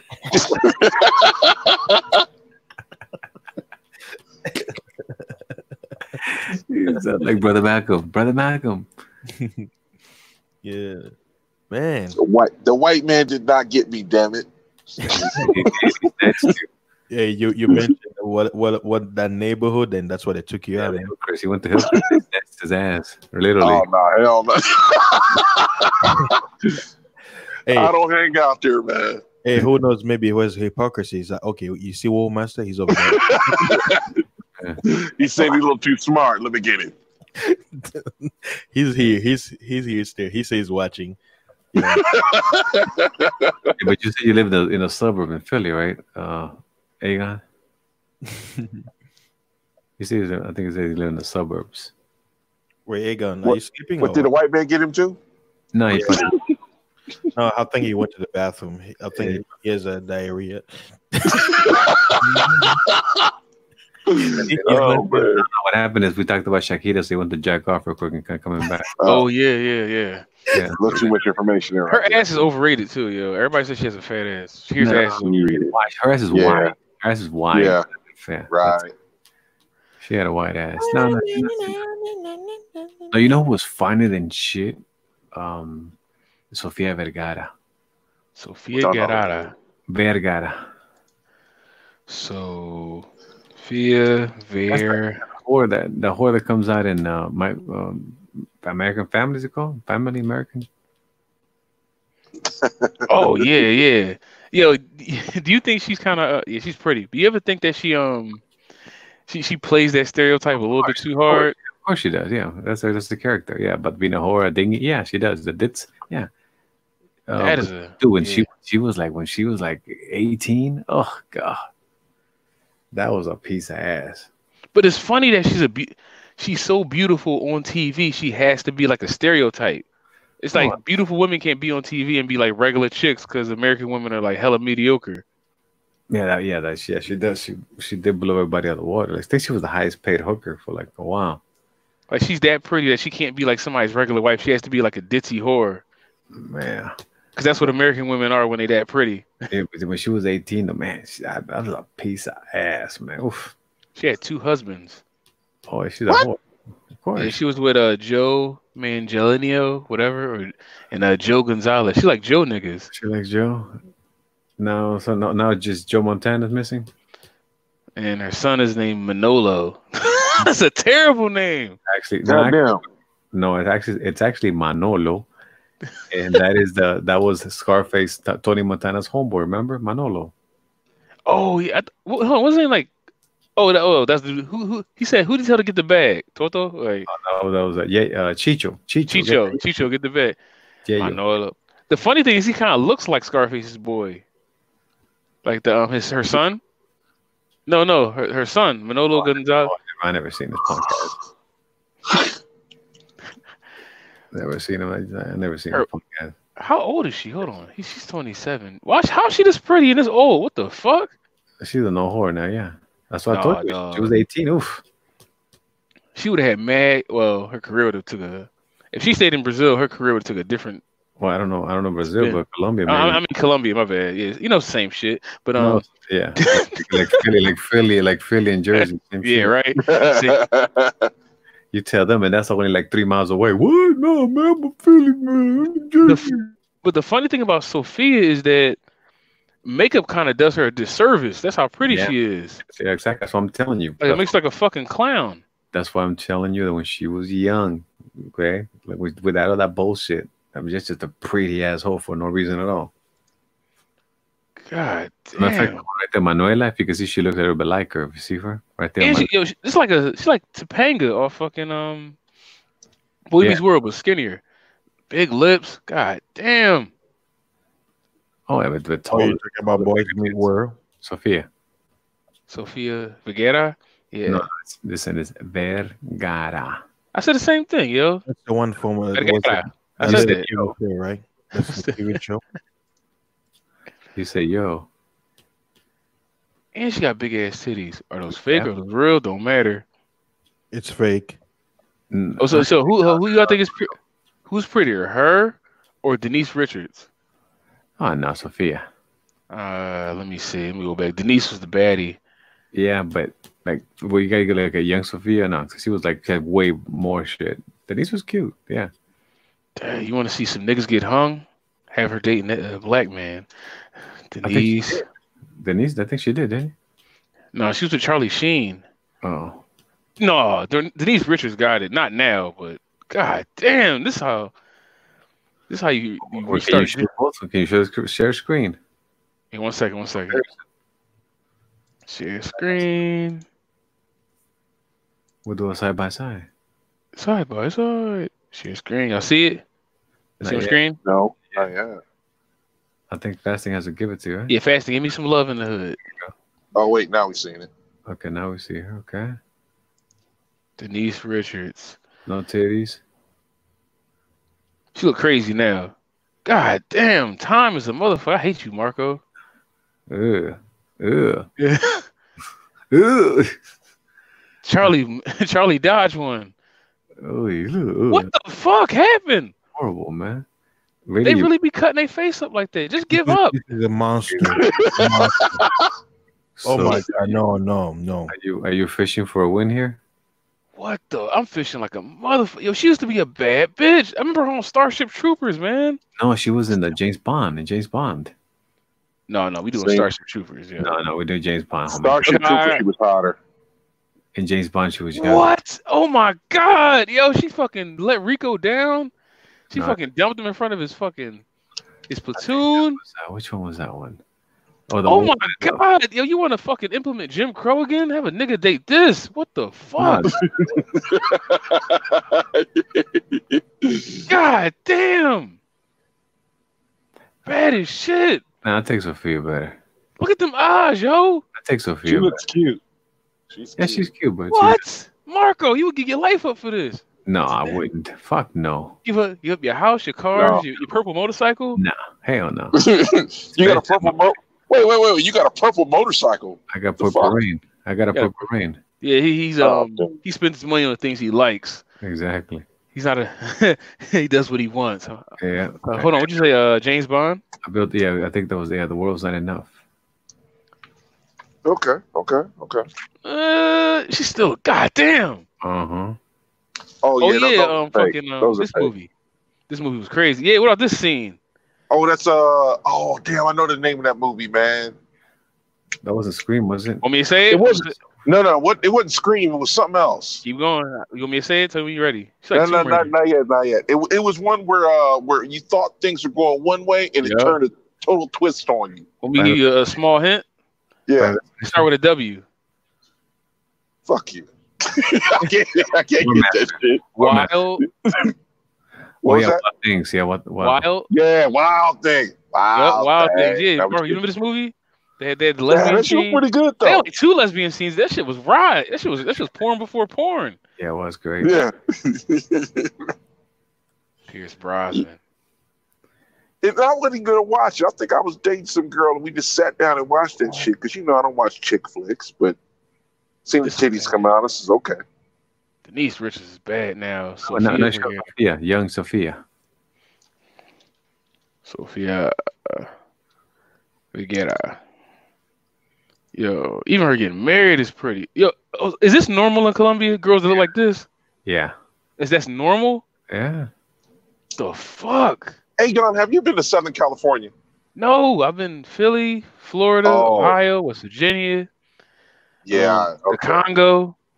That's what it is. Okay. This is her grandma's, yo. Southern California, there's a lot of them. Yeah, you can tell they come from. She's a pretty ass bitch, though. Sophia was pretty as fuck. God damn. For no reason at all. That's too young. Okay, but yeah. No, she's too old. The jawline. She got a jawline now. That's old right there. That's an old hole right there. That's an old hole. What? But I wonder what made her husband divorce her, man. Crazy. Yeah, probably crazy. I remember Zero was saying that all older chicks, pretty girls get crazy. Maybe he was transitioning. Or transitioning how? Like I'll be messing with the transition. Oh yeah, you weren't here for that. Yeah. You get tired of that. We should look. Put Sofia Vergara Pepsi commercial. That was her first commercial. Who is this Sofia Vergara? Right there. The girl that's on Modern Family. Yeah. I don't watch sitcoms. Sorry. Yeah, she was 18 right there. Look. Yeah, that's a 10 right there. That was 18. Oof.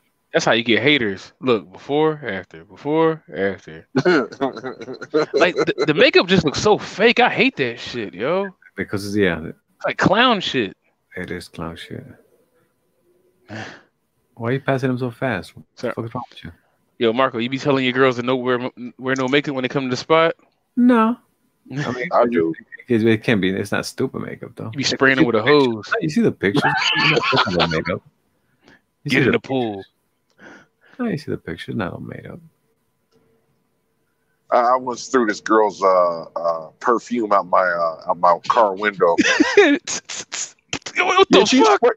Yeah, I did exactly that. That's what I happened. looked back, I seen her spraying that shit. Cause hold on a second, man. Back in the day, man, you don't want your car smelling like perfume. Another girl getting your car. Who's this? What bitch you been fucking with? I ain't trying to deal with that. So I grabbed it, threw it right out the window. She didn't say a motherfucking thing. Yeah. No, that's what this was. Basically, they remade the commercial like 20 years later, 25, what the fuck, 30 years, what the fuck it was. Topanga Lawrence. What's her real name?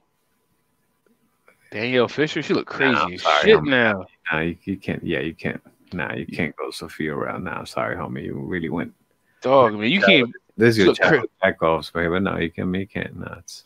Yeah, you can't beat white girls with big lips, man. That shit is Crip tonight.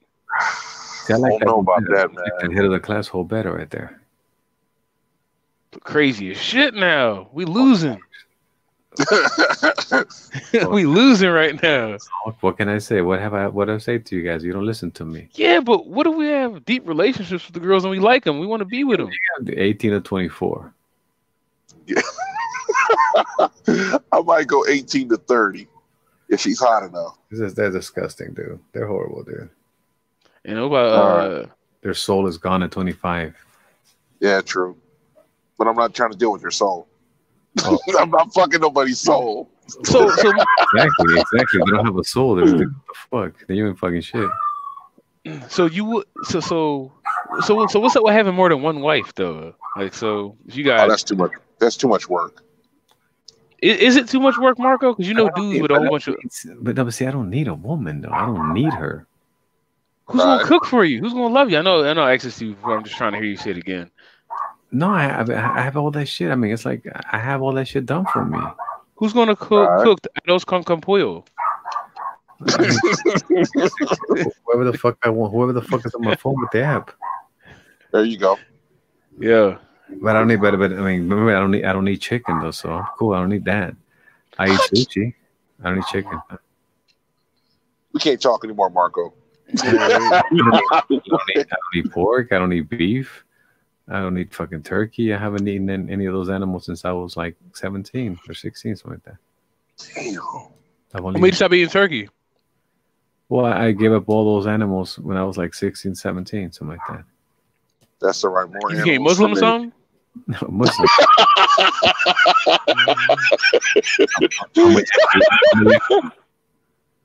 I believe in You said what? I believe in Wolverine. I believe in Wolverine. I remember you said you went to a factory or something like that. I was just joking, but you said you went to a factory and saw how the animals were processed, and you was like, "Fuck that shit." Oh yeah. No, but I started with a whole that I was going out with. Where she was like, we used to go and like with the McDonald's and shit, and then she used to start crying and shit. After she watched eating the burger and shit. That's funny. Dude, Marco was traumatized. Yeah, you get ordered the chicken nuggets, she'd be like. It's like, what the fuck is wrong with you? Yeah, he'd be like, that's somebody's baby. She's somebody's brother. I'm like, fuck. He's like dipping it harder in the sauce. And I used to like that. I mean, the fucking like that chicken nuggets and shit with the barbecue sauce and the honey. Oh yeah. What year was this? I was like 15. I was like fucking like 95. Yeah, the chicken nuggets flavor changed. Yeah, it's good. Yeah. Shit. It's not the same at all. Well, I haven't I go over to Wendy's, man, when I need a chicken nugget fix. Well, I haven't had it since. Like I said, 95. I haven't had it since, but she fucked it up for me. She started crying. This is somebody's baby. Why she was eating it? No, she wouldn't. That's why she wouldn't. You would just be eating it. You'd be like, "Oh yeah, let's go more. Let's go to McDonald's. You get a fucking salad." And then I would go get my chicken nuggets, whatever the fucking, and she started crying and shit. Like, oh fuck. And she was like, fine. And I was like, all right, fine. I just stopped eating it, and I just lost the taste of it. That was the girl you fell in love with. The one who made you stop eating fucking nuggets. There we go. We getting somewhere. No, I wasn't in love, but it was like, I mean, she was cool. I was 15, man. Yeah, you was in love. No, I wasn't. She made you stop eating nuggets, man. Yo, that's something. No, nuggets was probably good as shit. You probably threw like half of the box in the trash. I don't want to hurt her. No, I didn't want to hear her fucking cry. That's all. She was fucking up your meal. Exactly. Hey, who just came on? Vision. Vision. You know what you should have did? Grab the nugget. What up, Viz? Who am I speaking with? Nobody. The War Master. Oh, what up, War Master? I hear you talking about computers and you guys are building computers and all that stuff. Nugget. No, Anyway, nuggets right now. You hold on. Chicken no, nuggets. no, I wanna talk to War Master about computers because I need a 64. I need a minimum of 64 gigs of RAM. He's lying. Shit, What do you need 64 gigs of RAM for? Virtualization. That's the power right there, man. Nigga, are you I want to running virtualize server? everything. I want to virtualize Amazon? everything. Are you No, Amazon? no. You and Marco finish. Yeah, can we Sorry, talk Marco.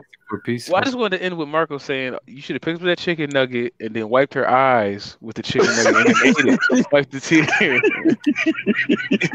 That should have been good. No, so you're gonna find this one next. Like, I used to eat my chicken nuggets. I should be crying, shit, whatever. Then I try to kiss her.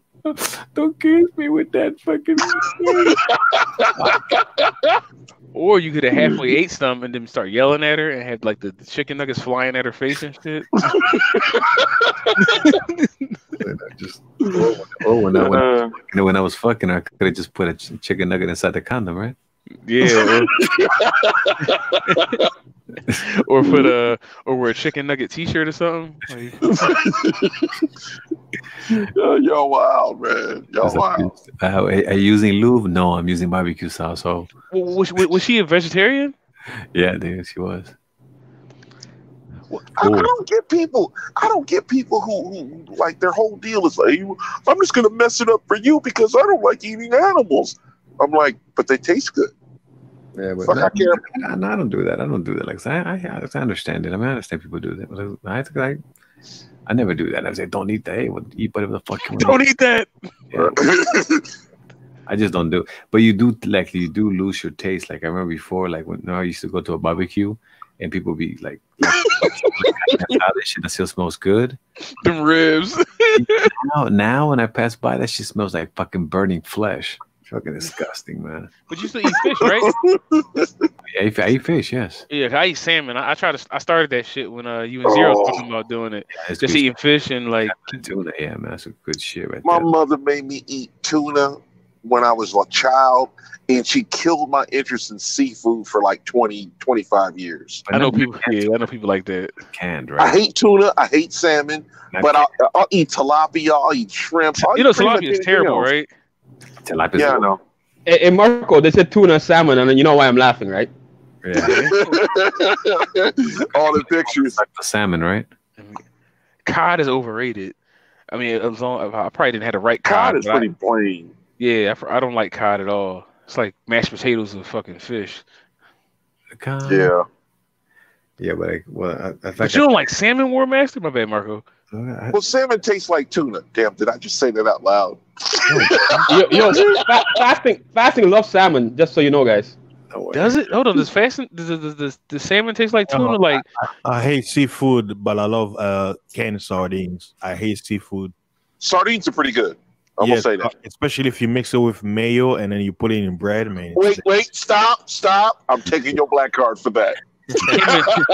Fancy eat like a hobo. I love mayo, man. Like, I'll eat mayo all day long. I love mayo. I can't lie, sardines do be popping. I don't eat mayo. I don't know what it is. I'll use extra mustard instead of mayo. I fucks with mayo. I can't lie. Yeah. All right, gentlemen, you're talking about fish. Let's go back to computers. So, War Master, the reason I heard these motherboards will go up to 128 gigabytes now, right, of RAM that you can have, and then you can have dedicated RAM on the video cards, right? But the reason is, when I was in school for this stuff, my last project, which I failed miserably at because I ran out of time, I went to set up an Active Directory, right? And you need memory. If you're going to virtualize everything, you need serious memory, minimum 16 gigabytes, right? And when I went to school, which was in like 2013 to 2015, 16 gigabytes was a big deal, bro. 32 was like, what the fuck, you know? So 64 wasn't even in existence yet, if I'm correct, right? If you had a 16 gigabyte machine, bro, you were an i5 or i7 or higher, bro. You were laughing, right? And AMD is. I've heard AMD has taken over, but let me slow down. So basically, I wanted to virtualize an Active Directory, right? 2012. Right now, I want to virtualize. Laughing at you. No. Look what Zone is saying in the chat. I'm not listening. I don't watch Zone because he'll trigger me. Listen, I'm not even watching the chat right now. Active Directory, right? 2012, Active Directory, 2008, 2003, and then I was gonna set up a Linux, Ubuntu. I was gonna make them communicate somehow, right? Set up Apache servers. What's the other one there? Ubuntu server. And then on the Active Directory, I was gonna set up a DNS server. Sorry, Marco, if you know this or you don't, it doesn't matter because you know a lot more about pussy than I ever will. DHCP server. I was gonna dedicate everything. You know what I mean? A print server. Everything. I was gonna set up everything, right? And bro, it just time ran out. So that's why I've always wanted to. I still want to do that project, but I need a powerful computer. And then I was going to set up users and then make them communicate. It's kind of like how banks communicate, right? Like let's say we have Wait. You want the users to communicate? You want to force them to communicate? What's going on here? On different tree, like you know how you have users with different permissions in an Active Directory setting. I want to have them communicate. Right? I was even going to set up a mail exchange server. This is before it went to the cloud, right? Because now it's 365. 365 was just new. Back then, you had to have your own Microsoft Exchange server, right, for emails, right, for your business, right?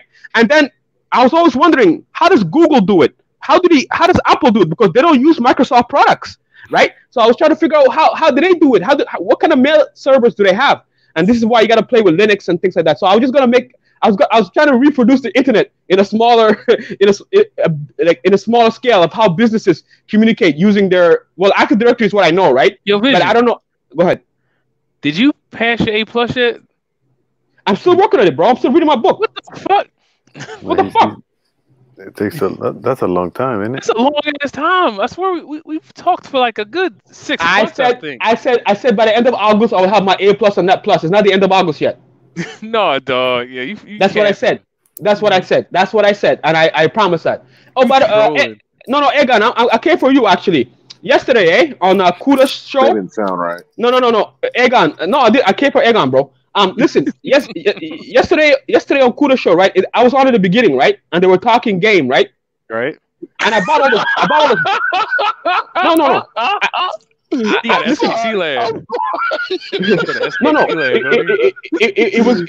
It was me fasting the general and DJ Kuda, right? And then as I hopped on, I was like, yo, guys, I thought we were going to be talking about Nick Cannon. Why are we talking about this game stuff? This is like the second week we're talking game. Can we leave it? Like we had 16 hours. Shit, I got to lower my voice. My roommates are going to get mad. Give me a second. Yeah, they are, bro. Some gangsters in here. 16, like we had 16 hours. Like it started with Ramil's show where Platinum was on, and then went on to Zero show where Platinum came on, and then we had a little bit of an intersect, and then we came into Kuda show, and they were still talking game, and they were mad because Platinum got jumped. Platinum got jumped in Zero show, right? So, well, everybody was ganging up against Platinum because Platinum was talking to you guys, right? And so when we came on to Kuda show, this is where all the pimps and the players were. So now it was time for them to get at Judge Zilla. But before all of that happened, they were pressing me about my books, right? Because I have all those dating books. I bought them, right? And I don't remember shit from them, right? And so Kuda was pressing me, and all I could remember was peacocking, and then we went through all of that. But then as the show went on, when I got on to talk about Hammer and CSET, I just want to point out that between Hammer and CSET, Hammer is probably gonna be the one that ends up paying child support if he keeps going the way he's going. Because we've been trying to help him, and he's not listening. Where CSET, he's on point. Wait. Is he still a virgin? Who? Hammer. I don't know. You have to ask him. But then he said he was. But yeah, he's young though, man. He's 19, 20, 22, taking computer science. He's good. He's going to be all right. He's going to get played by bitches, but he's all right. Listen, he is. He's going to get punked in DC. He's going to get bitched. They're going to bitch him. Funny. No, he's going to get punked, bro. Anyway, listen. Vision. I don't care what anybody say. I like when you come on, and I love when you have your change of direction. Yeah, I know. But here's the last point, right? So Mela now was Laro was on, right? And when Laro and Angry Man were on, right? And then they were like playing with Mela, like calling her Mila and all that shit, right? Now you know Mela how she is, right? And then when Mela started asking what Laro's real name was, that triggered a memory in those dating books, right? They say never tell Marco. I know this. You have a different perspective. I respect it. So you're doing okay. But no. Wait. In those dating books, they said never tell the girl your name. When she's asking your name, that means she's interested, right? Never tell her your name. Never give your name out to her.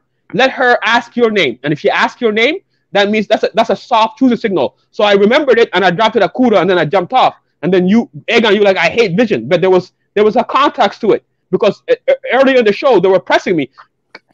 Egon, you read textbooks. Do you remember everything you read in your textbooks 10 years ago? No. No, right? So I read those books like in 2008 when I was trying to get pussy. And fuck it, I'm not gonna remember that shit, bro. That's all, man. But hold on, but you remember one thing. Wait a minute. Time out. Uh-huh. Well, Blade said Platinum was barking. I'm not watching the chat, bro, so I'm good.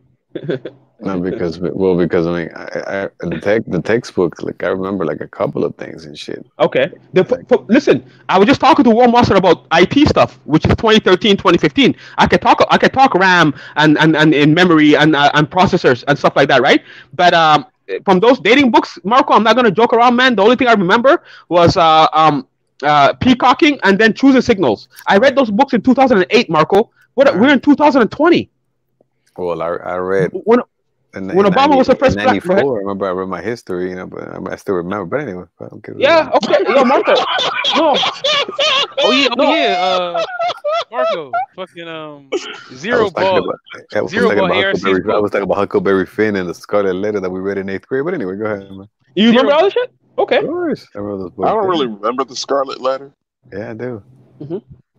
Yo, Marco. No, you know what, Marco, man? Marco, you're like born identity, whatever that guy is, bro. No, I think you have a photographic memory, or you have a really good memory. Really good memory. I remember that kind of shit. I remember. So why are you comparing yourself to the rest of us meek mortals? No, I'm not remembering. I'm just saying. You know, it's not fair, bro. We're not all the same, Marco. We're not all the same.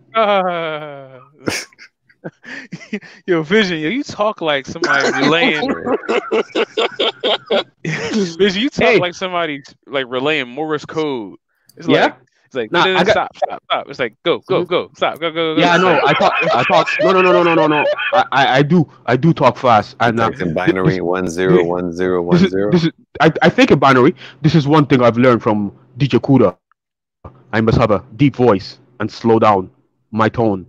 And slow down. Maybe I'll get chose by the hoes. Damn, did you hear that? But did you hear what you just said? Did you hear what you just said?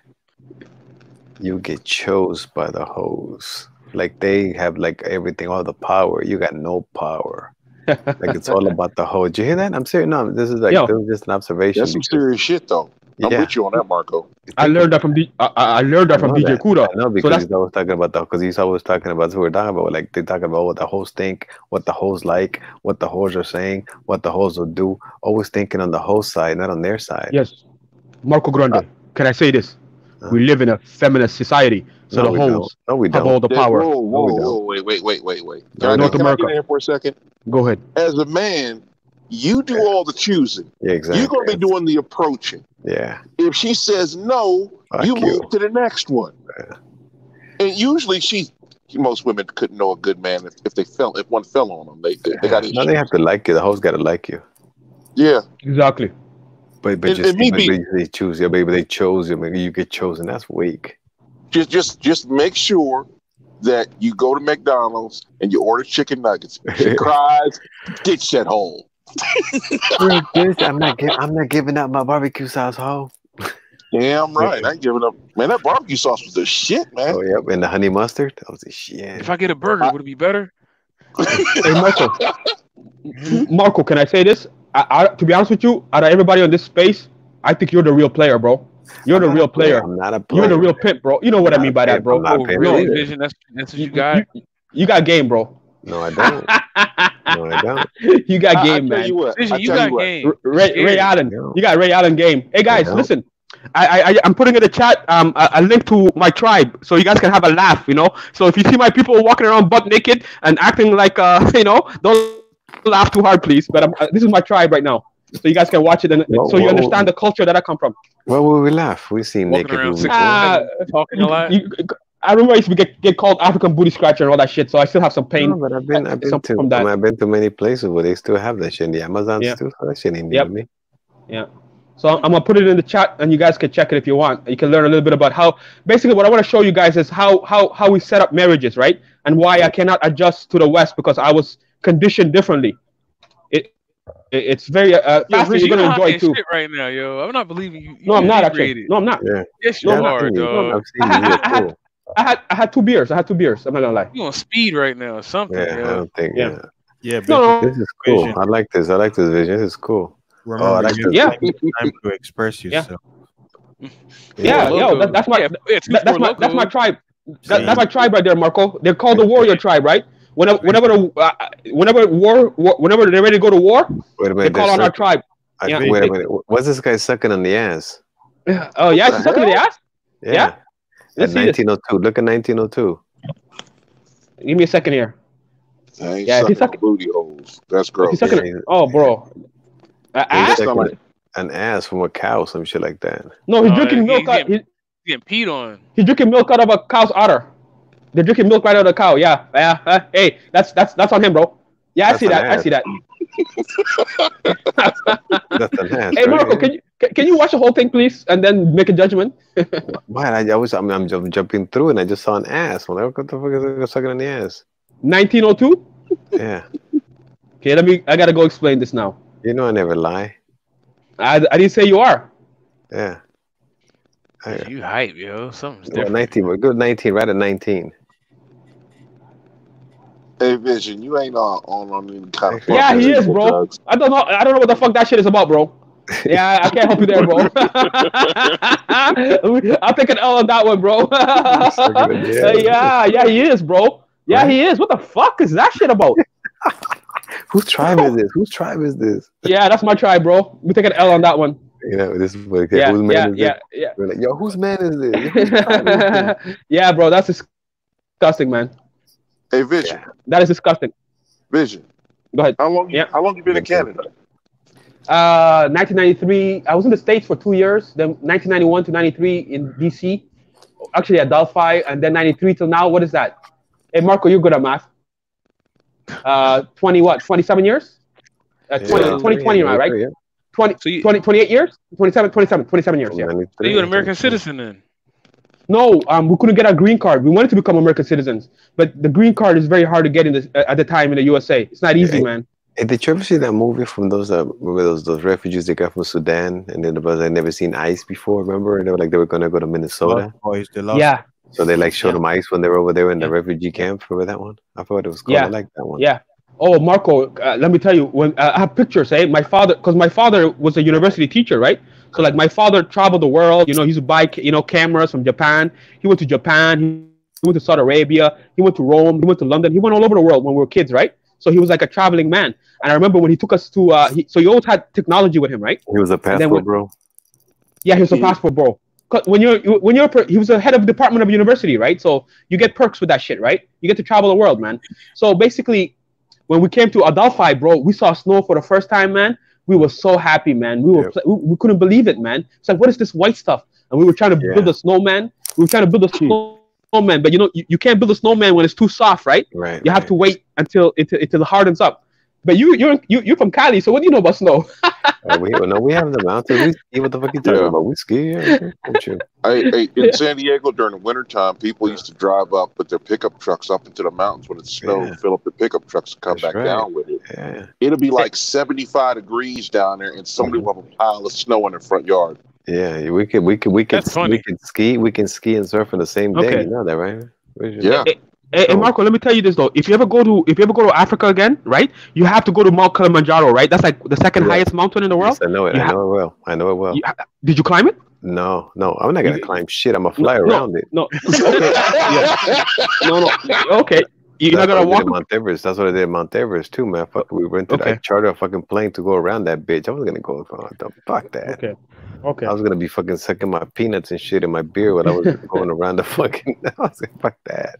Nah, I wouldn't mind climbing it, man. I would love to, like, just walk up as far as you can, and then you watch National Geographics, and I'm gonna see, and the snow. The reason I said it because there's snow up there. Like, that's the only place in Africa you'll find snow because it's so high. I'm familiar with it. That's one of my. It's in my bucket list. Well, yo, you did Peru, Marco. That's amazing. You know the mountains of Peru. You said you went up there, right? Yo, Vision, you on one? Like, goddamn, yo, you going at it?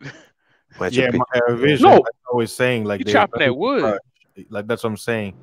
You won't be able to break your habit of rushing to speak because we're not going anywhere. We're chill. So when you like it's like yeah, if you're relaxed, yeah, we can actually hear. No. But I know I'm all over the place. No, Marco. Vision. Go ahead. Watch this. Yeah. Listen to how Marco speak. That's how you should try to speak. Listen, Yeah, just right. listen to Marco. Yeah, but he's not like. Well, it seems like. But see, the problem with Vision was not a problem, but he's definitely in his. He's 40. You say you're 40, right? Oh yes, 42. It's not 40, yo. I do not believe that shit. Well, why don't you believe that? Let's just go with that. Let's just go with that one. He's 40, okay, I'm 17. Right? I'm 17. Yeah. All right, so he's 14. All right, fine. So I mean, but it seems like he doesn't really want to change because I mean he's heard this a long time and we've been listening to him for at least like 6 or 7 months. Mm-hmm. And he's not like made any efforts, like, so that means that he doesn't want to do it. No, Marco, I have to change. Well, what I'm saying is, I mean, Kuda has been telling, many people have been telling you this, like, that's not the first time that fasting is telling you, but it's like you're not making like 1 ounce of like going that way. Like, you're like, okay, yeah, I don't have to, yeah, but boom, whatever. Marco, if that's your opinion, that's all right. It's there's a lot to unpack. No.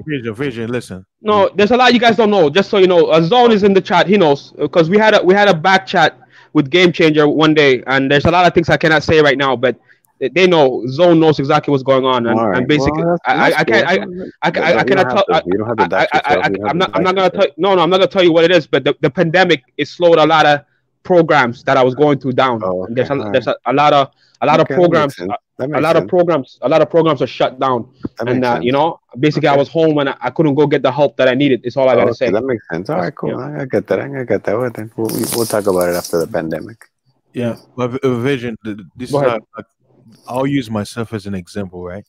You know me, I'll join into Pano and act wild while I'm on the road, just chill and relax. But you notice how even when I'm speaking right now, you know that my cadence is slower. You want to know why? That's true. Go ahead. Because I want people to hear. Because like me, I can talk fast too. But the thing is, the reason why we're saying this is what? Because you're reading a lot of books, right? Yeah.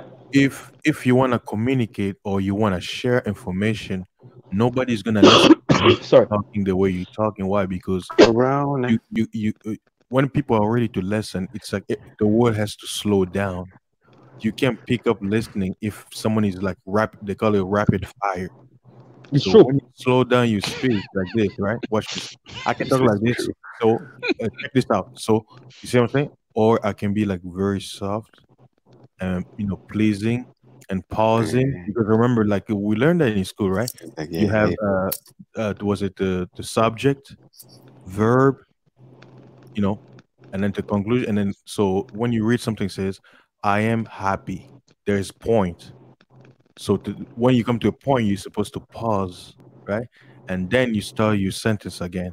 If it's an exclamation, you raise your tone, like, "Oh my God," right? And if it's a question, it'll be like, "Really?" You see how the toning is changing? But if you're speaking too fast, people cannot understand you. And the same thing I'm saying, like, because what is it? What is it? Social cue. You know what the brothers say? Social cue. Social cue is like this, right? When we're talking, like as men, let's say we're talking about sport, and one person's saying. So what happened is, the social cues is you waiting when there is like a little pause. You see what I'm saying?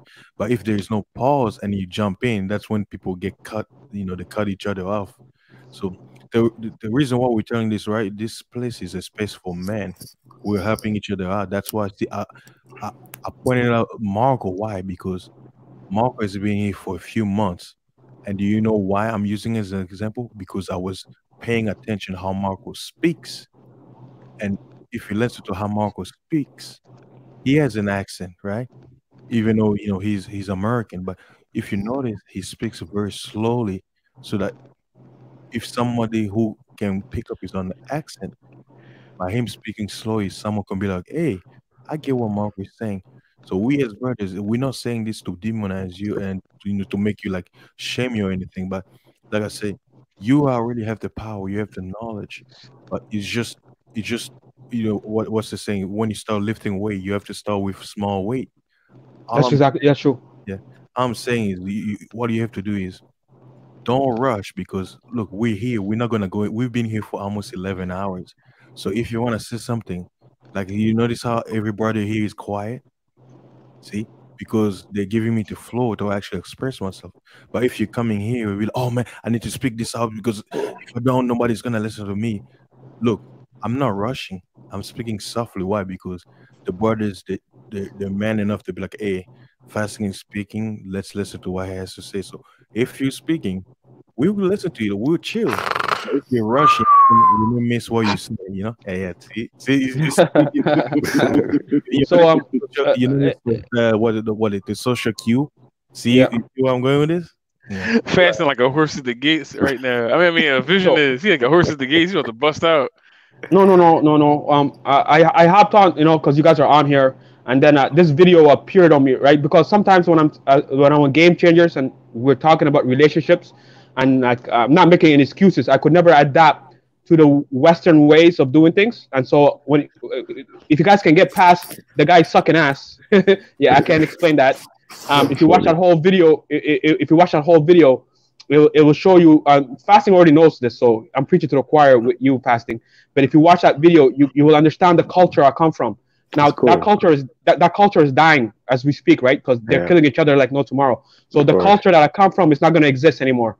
It's going to be destroyed. But like I come from a different culture, and you're going to see like you get to see Black people, how we operated, how we showed respect, how we arrange marriages, and you know how Marco, you know how I always talk about the 100 cows.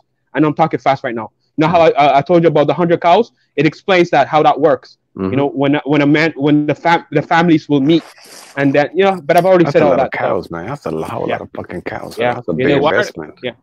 Oh, yeah, that's a lot. That's a fucking lot of breeding. That's a lot of fucking cows. A lot of medical care and shit. And the girl says in that video, if that family gives up 100 cows, there's no choice. I have to marry into that family. And basically, what she was saying is, I can't act a fool. You know, I have to be loyal to this man because they invested so much in me, right? Yeah. And they understand that. Where girls in the West, they don't understand that shit. It's a get the bad culture. It's what's up here. Shit. Over there is get the cow culture. Yeah, get the cow culture, right? And the cows are dead anyway, right? Because when people get hungry, Marco, and people are starving, what's gonna happen? They're gonna eat shit. So God, I hope the cows are dead. Yeah, the cows are all dead. The cows got killed and eaten. But Vision, why are they fighting over there?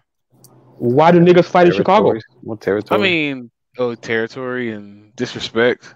Power. Also, one side is backed by the Clinton Foundation, and the other side was backed by George Bush. So it's a proxy war between Republican and Democrats, and it's also a proxy war between Egypt and Israel, and it's also a proxy war, and it was a proxy war between. Damn. Yeah, and it was also a proxy war between Russia and the USA at one time as well. So yeah, the USA supported the North, and Russia supported the South. They got no beef then. Yeah, and then it's like Afghanistan. People have come in to conquer, right? Mm-hmm. But Israel helps out because the North is Islamic, and they don't like Israel. So the Israel supports the South, but if the South is fighting the North, it destabilizes the North. So because the North supports Iran, just so you guys know, and Israel's not too happy about that. And then, but Israel understands that the North is oppressing the South. So Israel's like, yeah, you guys want to support the Iran, North Sudan? We're going to go support the South and see how you guys like that, right? And so it's the North has never been able to get its act together because all the resources are in the North, right? I mean, in the South, oil, agriculture, game, you name it, right? Water. Girls. No light skinned girls. It's not a lot. It's all dark skinned girls. I didn't see any.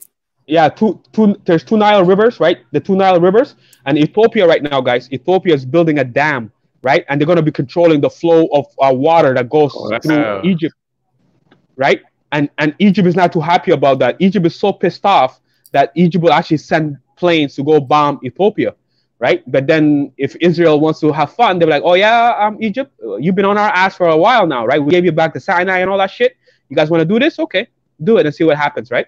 So it's very interesting geopolitics that's going on over in that area. It's very complicated, guys. That is cool. I like it. All right. Damn, they building a fucking dam on the Nile. That's an act of war like shit. God damn. Well, the building in Ethiopia and Israel is actually basically they're working together. Yeah, because the water goes up. Yeah. God, thank you, Get Fasting. It's hilarious, bro. It's hilarious. So it's Israel and Ethiopia working together to stop that water. No, they're building a dam because a dam is built to basically create electricity. So, what is it? So Egypt is getting mad because they're like, why? But I mean, when it comes to it's politics and was it money? It's all about money. So, but like I said, this news where I really knew it was gonna happen sooner or later, and that's why when people say that, the Bible, the Bible. It prophesied about that was one day the Nile is gonna dry up. So the way they build it to them, because people don't understand, the Nile, the source of the Nile goes all the way from the Congo and Uganda. So if by the time it reaches Ethiopia as it's heading towards the Mediterranean, if you build a dam, Egypt is not gonna get water, so they're gonna lose the crops. That's why. I thought it started at Ethiopia. No. One. There's 2 of them. There's a blue and white Nile. The one starts in where from what I know, one starts in Tanzania. Am I wrong? No, Uganda. Is it? Is it Lake Victoria? And then the other one starts in Ethiopia. There's 2 of them. There's two Niles. It's the blue and the white Nile. Yeah. And then they connect in Khartoum. They actually connect in Khartoum, the capital, and it becomes one. It's fascinating. It actually splits up as it's coming towards Central Africa. That's what I say. If you want to know the source of the Nile, just look at a map, look at the source, and just follow the trail of the river, and you will see where it splits up. So it's basically 2 sources that meets on the way and become one, heading north, basically. Yeah, it's fascinating, man. I'm telling you. It's very interesting because this news about the building to them, it's been going on for years, but you didn't hear here in America. They don't, you guys are Americans. You have to stay dumb over what. You guys are Americans. You ain't hear that shit. Yeah. Okay, yo, guys, can I read this quickly? This is what it says right here. The White Nile, which is the longer of the 2, begins at Lake Victoria in Tanzania and flows north until it reaches Khartoum, Sudan, where it converges with the Blue Nile. The Blue Nile begins near Lake Tana in Ethiopia. The Nile River empties into the Mediterranean Sea in North Egypt. So you guys are all correct. I just Googled it. Yep. And it's funny they call it Lake Victoria.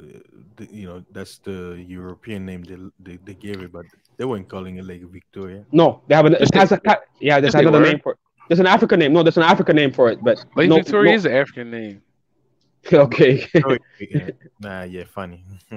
Yeah, let's go. Remember Sade was singing, "My love is whiter." I can't sing. Whiter than Victoria. Yeah. Yeah. Early morning. That's why you can sing, Marco. What the fuck song is that? I know that song. I know Victoria Lake. No, she said. Singing. Man, I'm surprised cool they didn't do a night floor tonight. Oh, you want to listen to my song? That's It Is a Crime. Yeah, is it a crime? Is it a crime? Yep. Yeah. Is it? They're just hoes. They're just hoes. She says wider than is it Montego Bay? No. She goes, my love is tall. My love is tall because more wider than Victoria Lake. Yeah. And my love is taller than the Empire State. Oh, guys, I'm sorry to do this. Hey, listen, fasting. I looked up the name. Guess what it says here? I can't even say it, bro. Nam Laula Ilu Nambula Iligwanda.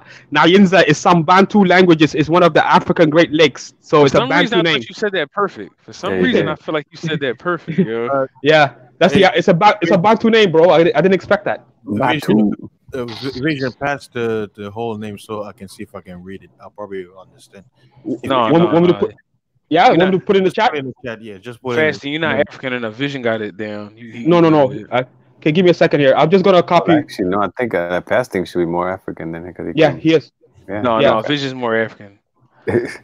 we're gonna have an African off. African send off. Africanus off. We have the African draft. I love African historians. Well, the pro-black ones, they was like, Ethiopia means black, land of black faces in Latin, and Egypt means feet that are black, dipped in sand.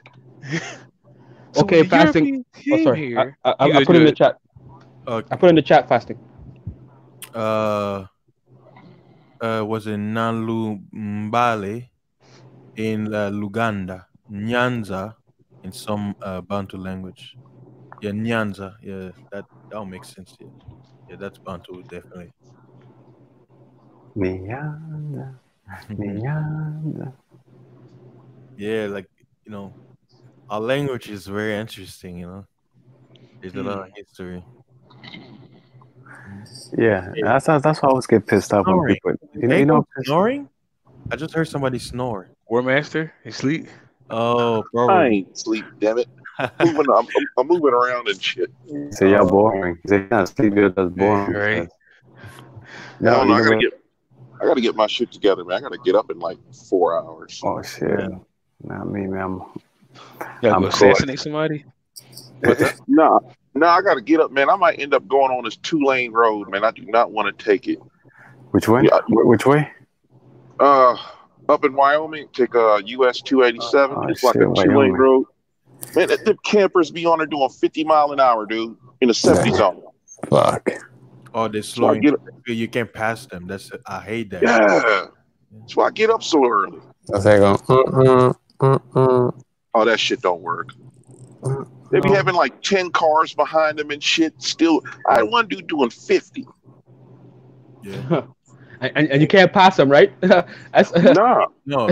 Said that. Especially this time of year, everybody going up to Mount Rushmore and shit. Yeah. See, you can't pass them, but the problem is he's in a truck. Exactly. And not only that, these people can be asshole. When you try to pass them, they start speeding up. Yeah. Then another car is coming on the way.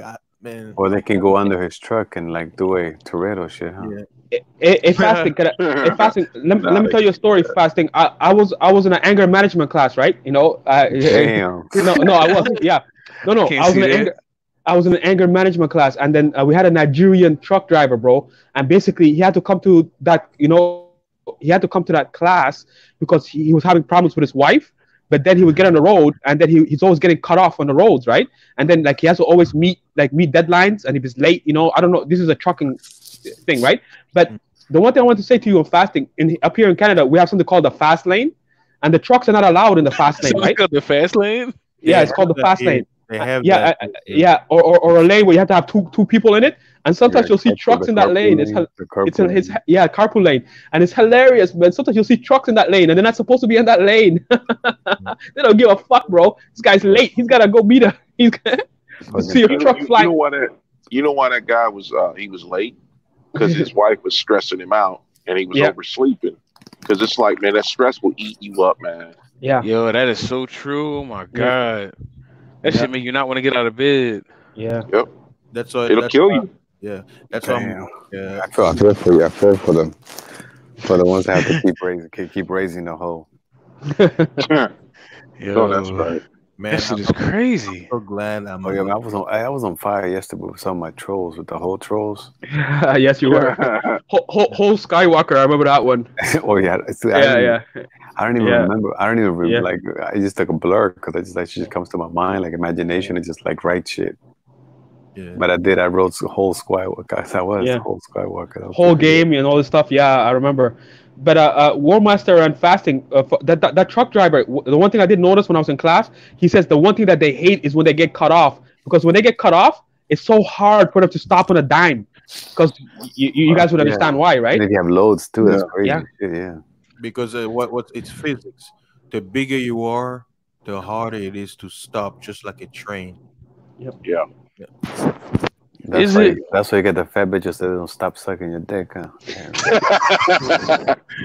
Yeah, I tell you, like, a lot of people get frustrated because of us, and I'm sitting there saying it's like people like I was over there. I forgot whose stream I was on, but I was telling motherfuckers, I said, look, you can't keep voting for the same politicians that keep doing the same fucked up shit, and then you blame people who don't even live around you for you voting for these same motherfuckers and fuck your shit up. Truck drivers got to deal with shit like that. Politicians come up with all kind of crazy shit just to fuck with us. Yeah, like this nonsense about this nonsense that sleep apnea nonsense. Like every driver that they wanted to make it I gotta call it an edict because it's not a law. They wanted to make a regulation where, well, you have to get sleep apnea tested because truck drivers are falling asleep. No data, no nothing. And you got to wear this goddamn mask at night with this damn thing on your finger. And I'm sitting there like, wait a minute. Where are the rash or wrecks that caused all this? Damn. It's just the way to fuck with us. And guys are retiring. And shit starts getting expensive because you get tired of the shit. The easy part about this job is driving. Hey, Marco, I want to say this. I'm gonna hop off, guys. All right. Marco, this is regarding your incredible memory skills. It reminded me of something, eh? Now, when I was younger, right, I had a dream. I wanted to be an Air Force pilot, eh? Like an Air Force pilot. But when you live in Canada, right, and then you look at the USA with their like Raptor 22 and all that stuff, that's when the Raptor 22 was like the biggest deal in the world, right? The Americans just have the best planes on the planet, right? And like, you watch movies. Sorry, I gotta slow down. I know. You watch movies like Top Gun. I used to watch movies like Top Gun. And I used to I used to just love planes, right? And so I wanted to become an Air Force pilot, man. But I was like, man, if I want to be, but the best planes in the world are in the USA. I would have to go. I would have to find a way to get into the USA and join their military. And and at the time I was younger, I didn't agree with some American foreign policies, right? So, but you know what I mean. But anyway, the point I'm trying to make is I want to be an Air Force pilot, and like that Raptor 22 is my favorite plane, man. I'll put it in the chat later. But I thought I would like watch documentaries to see like what it's all about, and they made a comparison. An NFL quarterback, how he looks at a play, and he just has to memorize everything and all that kind of stuff.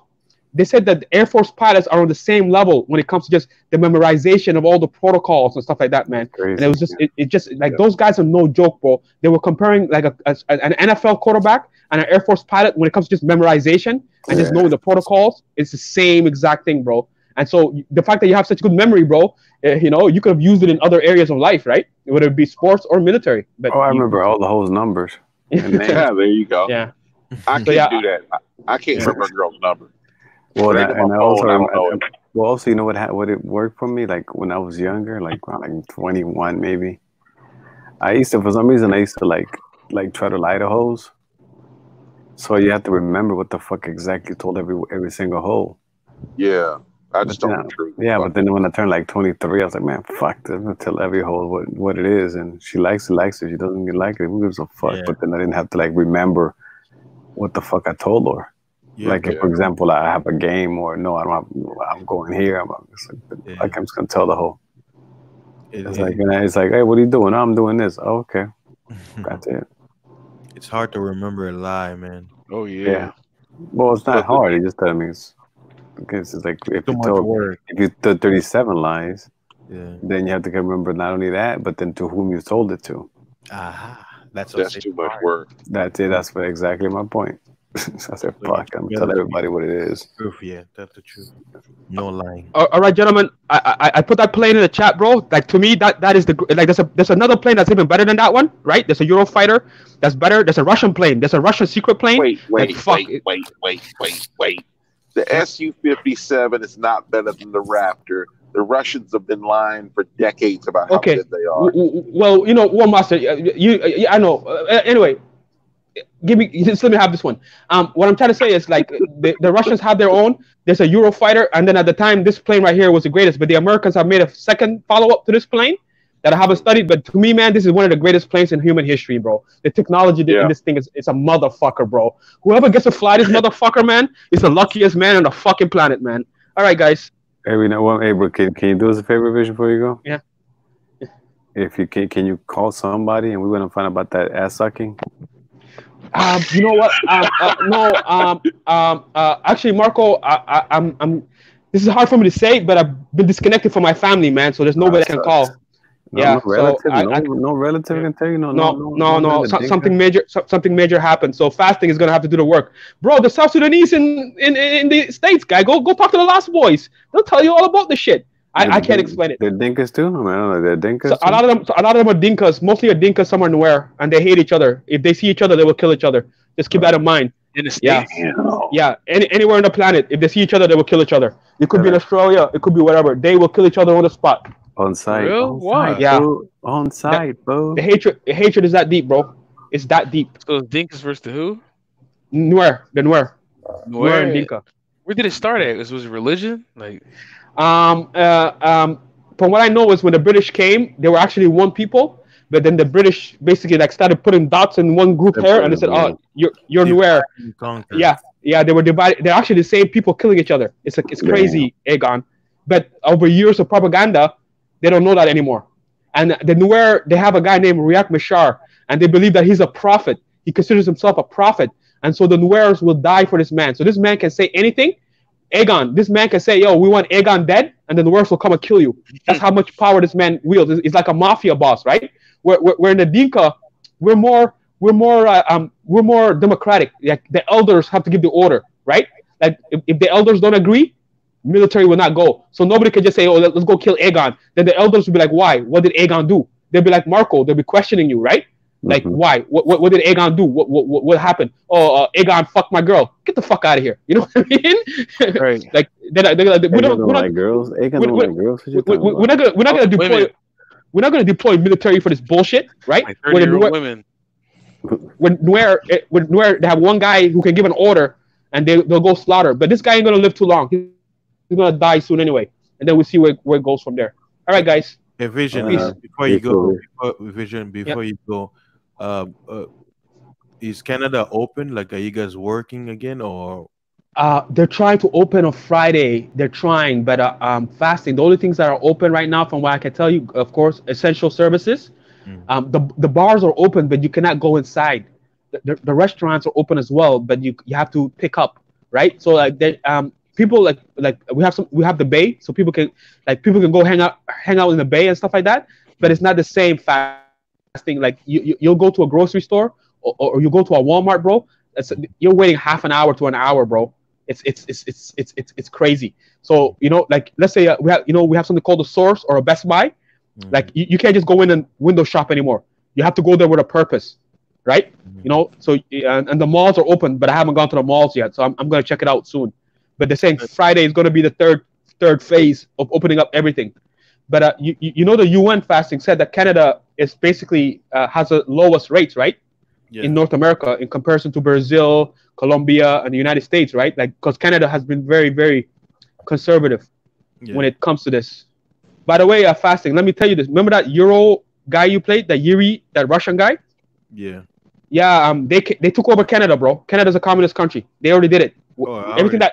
Everything that guy talks about, they came to Canada. They took over Canada in the 70s. Canada was turned into a communist country in the 70s, and they don't even know it.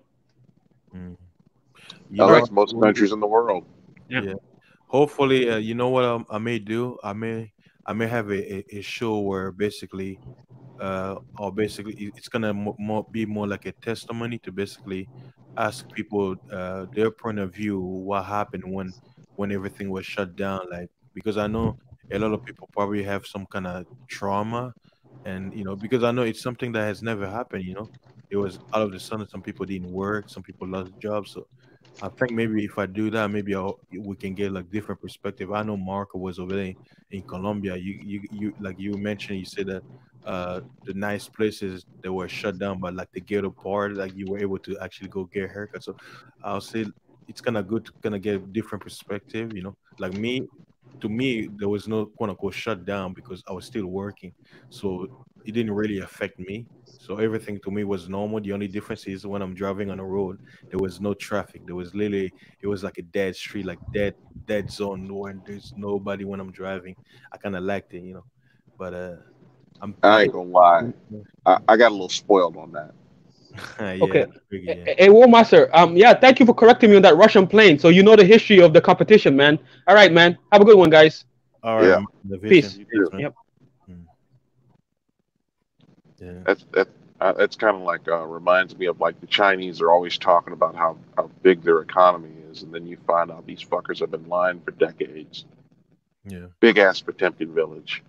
It's all propaganda, man. Like at the end of the day, the poor people get the end of the stick. That's how it is. I mean, it's the same thing in Congo. Like that, like we literally have billions.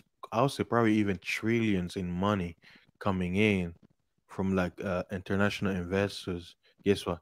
The people see nothing, and because you have greedy people in the governments and stuff like that, and then you said it right. You know how like when you watch movies, they're always talking about the corporations are greedy. I'm like, well, the corporations are supposed to make money. That's their job. The government ain't supposed to make money. The government is supposed to provide a safe environment for businesses to grow, because a country builds an economy and raises a military to defend it. Yeah. But somehow the commies in government got the idea that they get in government to rule over us. Yeah. Like this is how I'll put it this way. The amount of money Congo have, because we have all the riches of the world, right? All the minerals and whatnot. Every country come there to basically take, right? Our infrastructure should be to the levels of America, even probably better, because it's in Africa, right? But it isn't. Why? Because the government, they don't do nothing.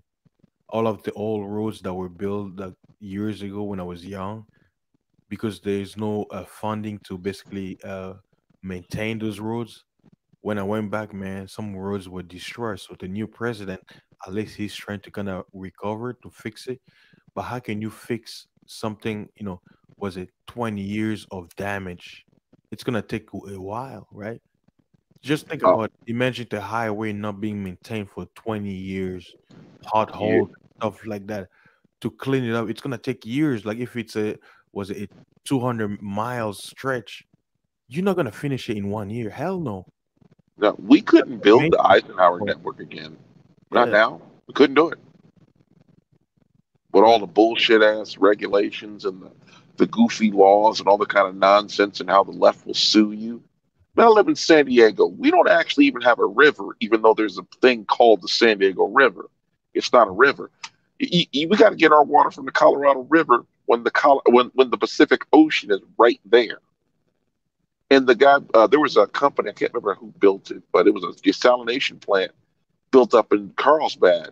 And they were getting sued for about 12 years because they make the oceans like a little bit more saltier. I mean, not even like a percentage, not even 0.01% more salty. And I'm sitting there like, these oceans have currents and shit moves around. It's not going to be that salty, especially when we're pumping sewage water out. It's like, what the fuck? But they kept suing them. Yeah, they're destroying the earth, man. Like, it's like, how can you create something that's supposed to help mankind, but at the same time destroy nature? That's counterintuitive. It's stupid. But like I say, those people, they think they're smart, but they're actually dumb, because if you were smart enough, whatever you make should actually benefit nature, not destroy it. I'm a little different. I think that if a man creates something, it should benefit man. Now,